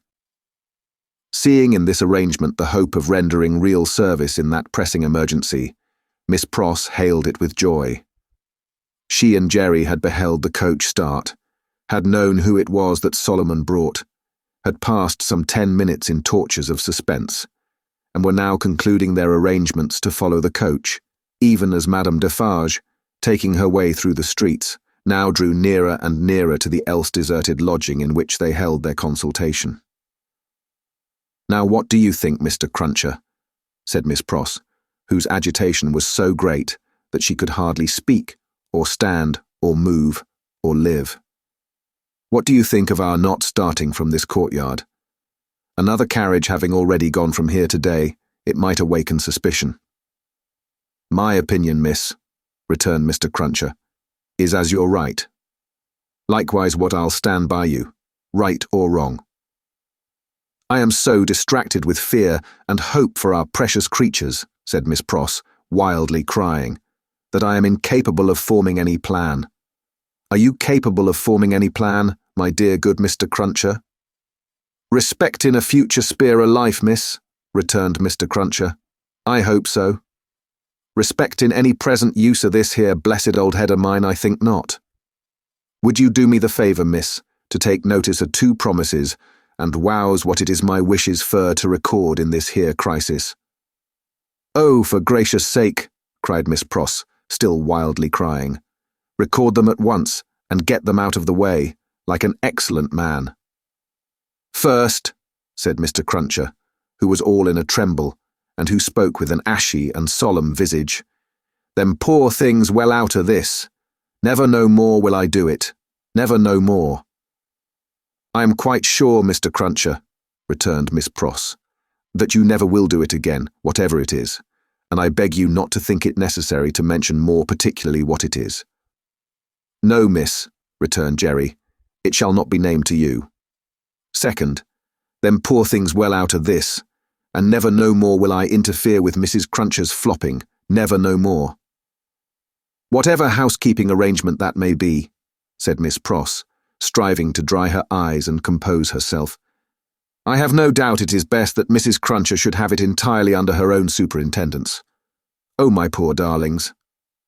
I go so far as to say, miss, moreover," proceeded Mr. Cruncher, with a most alarming tendency to hold forth as from a pulpit, "and let my words be took down and took to Mrs. Cruncher through yourself, that what my opinions respect in flopping has undergone a change, and that what I only hope with all my heart as Mrs. Cruncher may be a flopping at the present time." There, I hope she is, my dear man," cried the distracted Miss Pross, "and I hope she finds it answering her expectations." "Forbid it," proceeded Mr. Cruncher, with additional solemnity, additional slowness, and additional tendency to hold forth and hold out. "As anything what I have ever said or done should be wisited on my earnest wishes for them poor creatures now. Forbid it as we shouldn't all flop, if it was anyways convenient, to get 'em out of this here dismal risk. Forbid it, miss. What I say, forbid it." This was Mr. Cruncher's conclusion, after a protracted but vain endeavour to find a better one. And still Madame Defarge, pursuing her way along the streets, came nearer and nearer. "If we ever get back to our native land," said Miss Pross, "you may rely upon my telling Mrs. Cruncher, as much as I may be able to remember and understand of what you have so impressively said, and at all events you may be sure that I shall bear witness to your being thoroughly in earnest at this dreadful time. Now pray, let us think. My esteemed Mr. Cruncher, let us think." Still Madame Defarge, pursuing her way along the streets, came nearer and nearer. "If you were to go before," said Miss Pross, "and stop the vehicle and horses from coming here, and were to wait somewhere for me, wouldn't that be best?" Mr. Cruncher thought it might be best. "Where could you wait for me?" asked Miss Pross. Mr. Cruncher was so bewildered that he could think of no locality but Temple Bar. Alas! Temple Bar was hundreds of miles away, and Madame Defarge was drawing very near indeed. "By the cathedral door," said Miss Pross. "Would it be much out of the way to take me in, near the great cathedral door between the two towers?" "No, miss," answered Mr. Cruncher. "Then, like the best of men," said Miss Pross, "go to the posting-house straight and make that change." "I am doubtful," said Mr. Cruncher, hesitating and shaking his head, "about leaving of you, you see. We don't know what may happen." "Heaven knows we don't," returned Miss Pross, "but have no fear for me. Take me in at the cathedral, at 3 o'clock, or as near it as you can, and I am sure it will be better than our going from here. I feel certain of it. There, bless you, Mr. Cruncher. Think not of me, but of the lives that may depend on both of us." This exordium, and Miss Pross's 2 hands in quite agonized entreaty clasping his, decided Mr. Cruncher. With an encouraging nod or two, he immediately went out to alter the arrangements, and left her by herself to follow as she had proposed. The having originated a precaution which was already in course of execution was a great relief to Miss Pross. The necessity of composing her appearance, so that it should attract no special notice in the streets, was another relief. She looked at her watch, and it was 20 minutes past 2. She had no time to lose, but must get ready at once. Afraid, in her extreme perturbation, of the loneliness of the deserted rooms, and of half-imagined faces peeping from behind every open door in them, Miss Pross got a basin of cold water and began laving her eyes, which were swollen and red. Haunted by her feverish apprehensions, she could not bear to have her sight obscured for a minute at a time by the dripping water, but constantly paused and looked round to see that there was no one watching her. In one of those pauses, she recoiled and cried out, for she saw a figure standing in the room. The basin fell to the ground broken, and the water flowed to the feet of Madame Defarge. By strange stern ways, and through much staining blood, those feet had come to meet that water. Madame Defarge looked coldly at her and said, "The wife of Evrémonde. Where is she?" It flashed upon Miss Pross's mind that the doors were all standing open and would suggest the flight. Her first act was to shut them.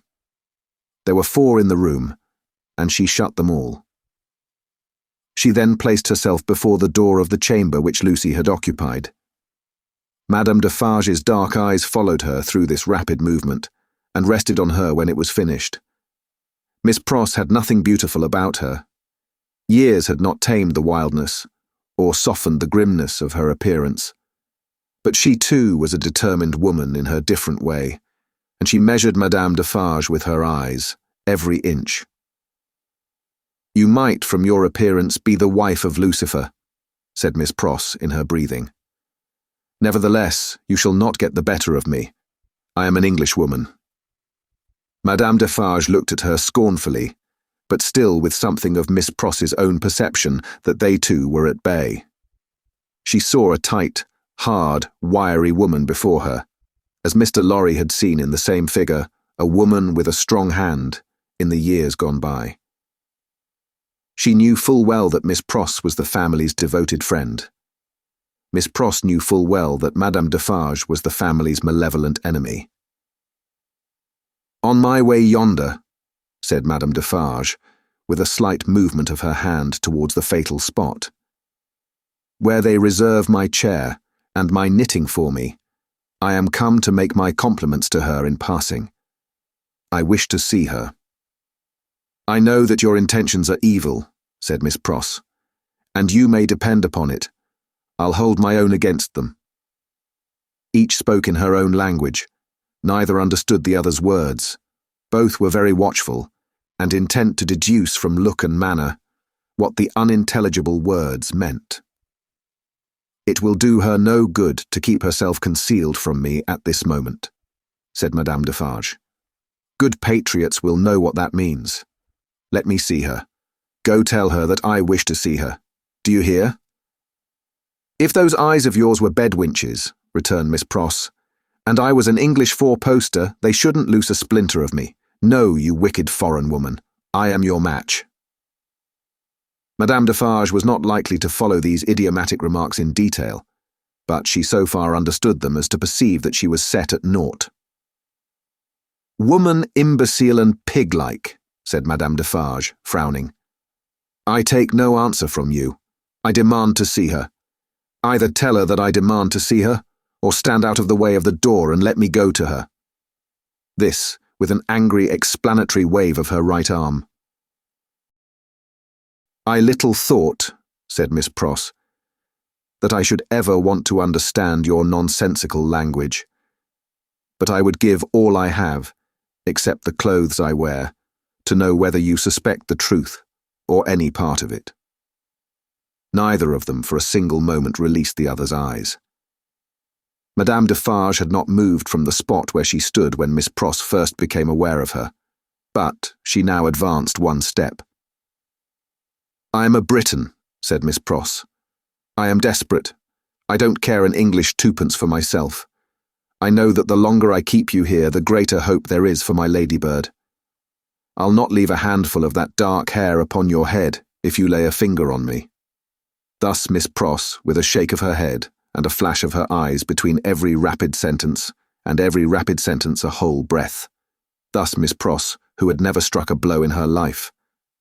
But her courage was of that emotional nature that it brought the irrepressible tears into her eyes. This was a courage that Madame Defarge so little comprehended as to mistake for weakness. "Ha, ha," she laughed. "You poor wretch! What are you worth? I address myself to that doctor." Then she raised her voice and called out, "Citizen doctor, wife of Evrémonde, child of Evrémonde, any person but this miserable fool, answer the citizeness Defarge." Perhaps the following silence, perhaps some latent disclosure in the expression of Miss Pross's face, perhaps a sudden misgiving apart from either suggestion, whispered to Madame Defarge that they were gone. 3 of the doors she opened swiftly and looked in. "Those rooms are all in disorder. There has been hurried packing. There are odds and ends upon the ground. There is no one in that room behind you. Let me look." "Never," said Miss Pross, who understood the request as perfectly as Madame Defarge understood the answer. "If they are not in that room, they are gone, and can be pursued and brought back," said Madame Defarge to herself. "As long as you don't know whether they are in that room or not, you are uncertain what to do," said Miss Pross to herself. "And you shall not know that if I can prevent your knowing it, and know that, or not know that, you shall not leave here while I can hold you. I have been in the streets from the first. Nothing has stopped me. I will tear you to pieces, but I will have you from that door," said Madame Defarge. "We are alone at the top of a high house in a solitary courtyard. We are not likely to be heard, and I pray for bodily strength to keep you here, while every minute you are here is worth 100,000 guineas to my darling," said Miss Pross. Madame Defarge made at the door. Miss Pross, on the instinct of the moment, seized her round the waist in both her arms and held her tight. It was in vain for Madame Defarge to struggle and to strike. Miss Pross, with the vigorous tenacity of love, always so much stronger than hate, clasped her tight, and even lifted her from the floor in the struggle that they had. The 2 hands of Madame Defarge buffeted and tore her face, but Miss Pross, with her head down, held her round the waist, and clung to her with more than the hold of a drowning woman. Soon Madame Defarge's hands ceased to strike, and felt at her encircled waist. "It is under my arm," said Miss Pross in smothered tones. "You shall not draw it. I am stronger than you. I bless heaven for it. I hold you till one or other of us faints or dies." Madame Defarge's hands were at her bosom. Miss Pross looked up, saw what it was, struck at it, struck out a flash and a crash, and stood alone, blinded with smoke. All this was in a second. As the smoke cleared, leaving an awful stillness, it passed out on the air, like the soul of the furious woman whose body lay lifeless on the ground. In the first fright and horror of her situation, Miss Pross passed the body as far from it as she could, and ran down the stairs to call for fruitless help. Happily, she bethought herself of the consequences of what she did, in time to check herself and go back.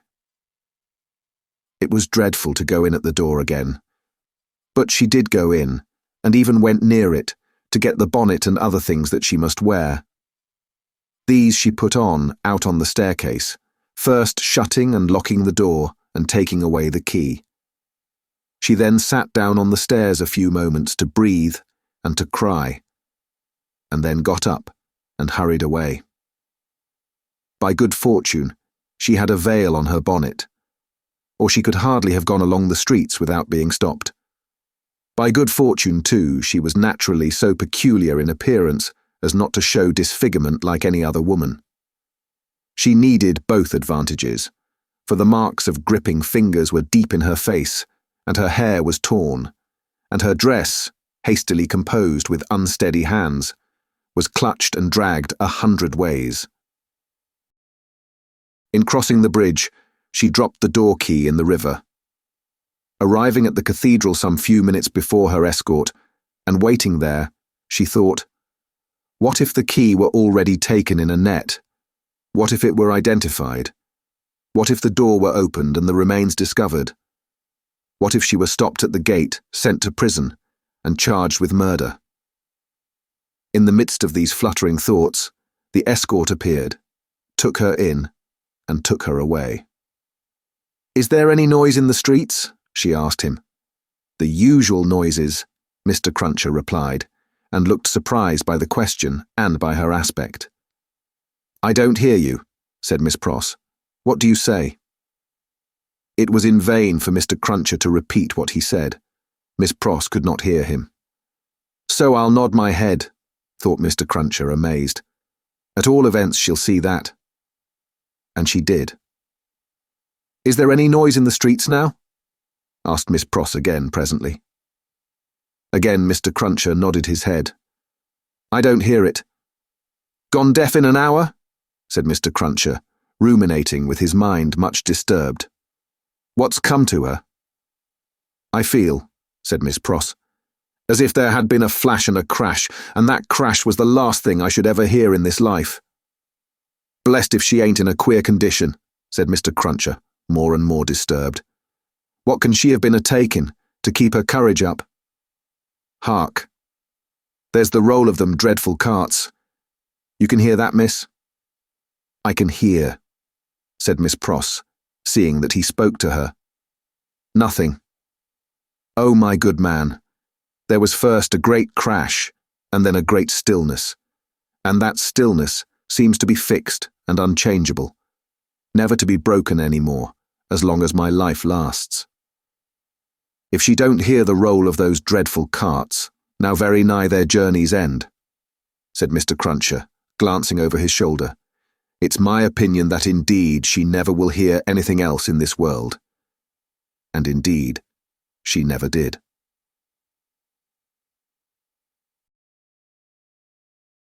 Chapter 15. The footsteps die out forever. Along the Paris streets, the death carts rumble, hollow and harsh. 6 tumbrils carry the day's wine to la guillotine. All the devouring and insatiate monsters imagined since imagination could record itself are fused in the one realization: guillotine. And yet there is not in France, with its rich variety of soil and climate, a blade, a leaf, a root, a sprig, a peppercorn, which will grow to maturity under conditions more certain than those that have produced this horror. Crush humanity out of shape once more, under similar hammers, and it will twist itself into the same tortured forms. Sow the same seed of rapacious license and oppression over again, and it will surely yield the same fruit according to its kind. 6 tumbrils roll along the streets. Change these back again to what they were, thou powerful enchanter, time, and they shall be seen to be the carriages of absolute monarchs, the equipages of feudal nobles, the toilettes of flaring Jezebels, the churches that are not my father's house, but dens of thieves, the huts of millions of starving peasants. No, the great magician, who majestically works out the appointed order of the Creator, never reverses his transformations. If thou be changed into this shape by the will of God, say the seers to the enchanted, in the wise Arabian stories, then remain so.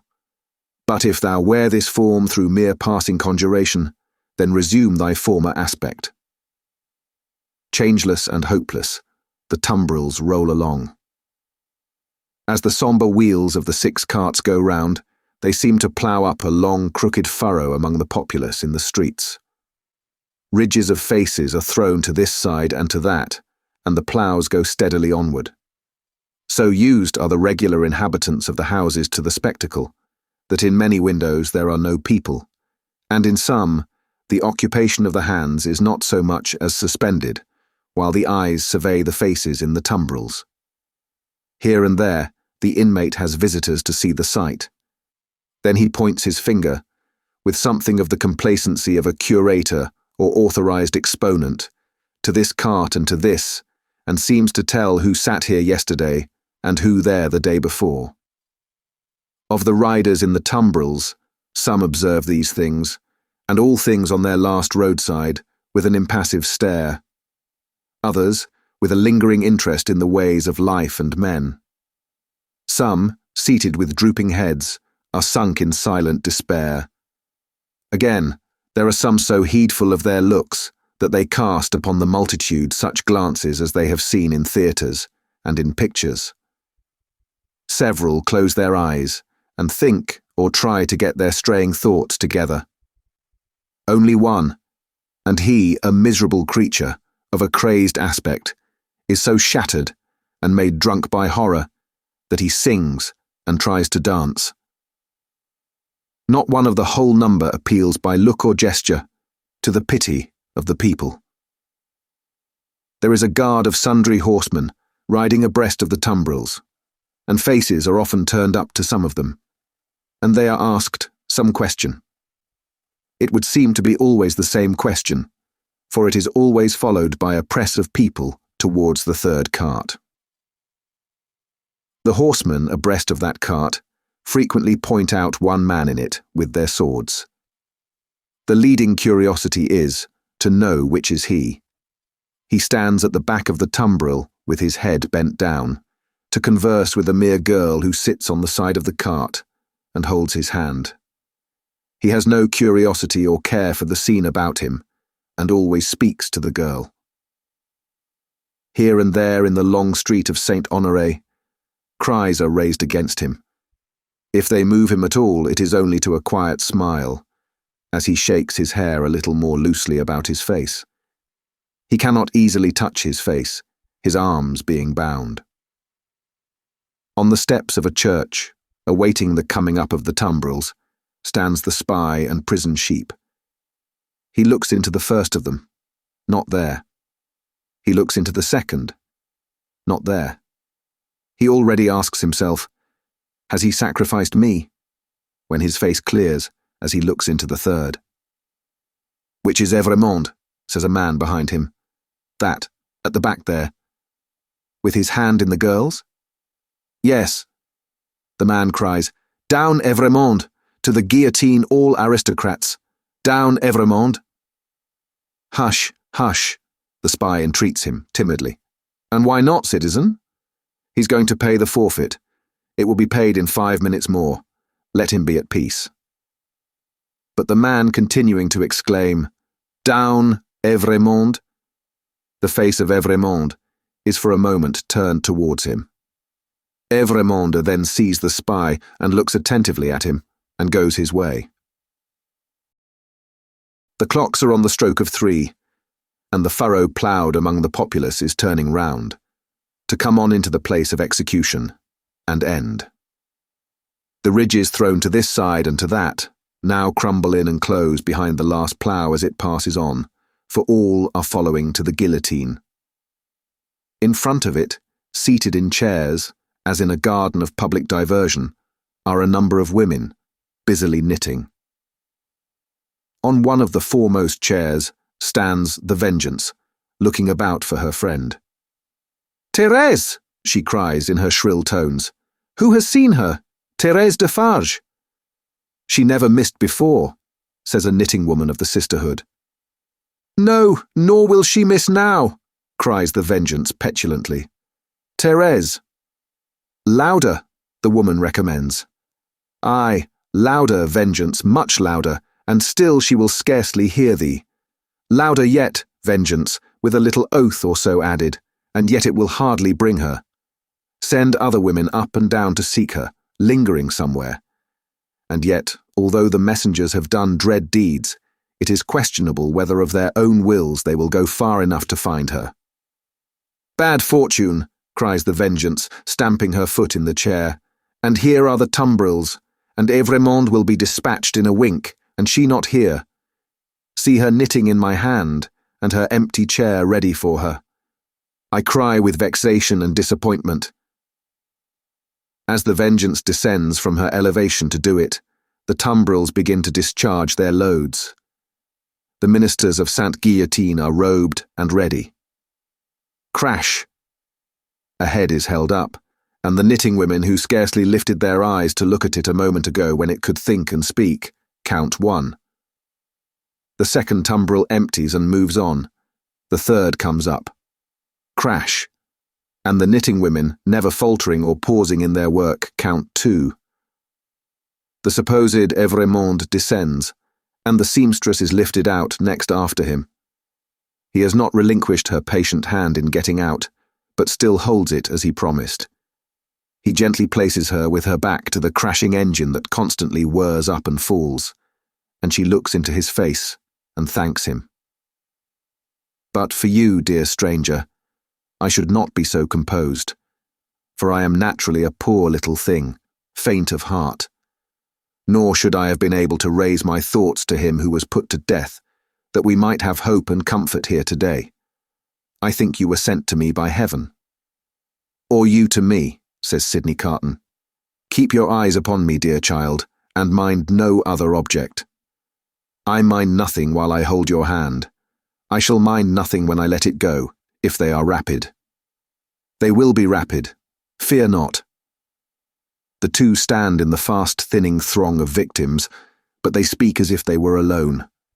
Eye to eye, voice to voice, hand to hand, heart to heart. These two children of the universal mother, else so wide apart and differing, have come together on the dark highway, to repair home together, and to rest in her bosom. Brave and generous friend, will you let me ask you one last question? I am very ignorant, and it troubles me. Just a little. Tell me what it is. I have a cousin, an only relative and an orphan, like myself, whom I love very dearly. She is 5 years younger than I, and she lives in a farmer's house in the south country. Poverty parted us, and she knows nothing of my fate, for I cannot write. And if I could, how should I tell her? It is better as it is. Yes, better as it is. What I have been thinking as we came along, and what I am still thinking now, as I look into your kind, strong face which gives me so much support, is this. If the Republic really does good to the poor, and they come to be less hungry, and in all ways to suffer less, she may live a long time. She may even live to be old. What then, my gentle sister?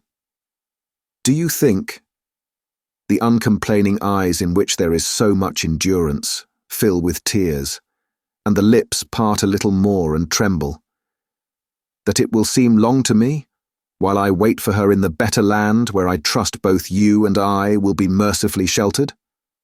It cannot be, my child. There is no time there, and no trouble there. You comfort me so much. I am so ignorant. Am I to kiss you now? Is the moment come? Yes. She kisses his lips. He kisses hers. They solemnly bless each other. The spare hand does not tremble as he releases it. Nothing worse than a sweet, bright constancy is in the patient face. She goes next before him. Is gone. The knitting women count 22. I am the resurrection and the life, saith the Lord. He that believeth in me, though he were dead, yet shall he live. And whosoever liveth and believeth in me shall never die. The murmuring of many voices, the upturning of many faces, the pressing on of many footsteps in the outskirts of the crowd, so that it swells forward in a mass, like one great heave of water, all flashes away. 23. They said of him, about the city that night, that it was the peacefullest man's face ever beheld there.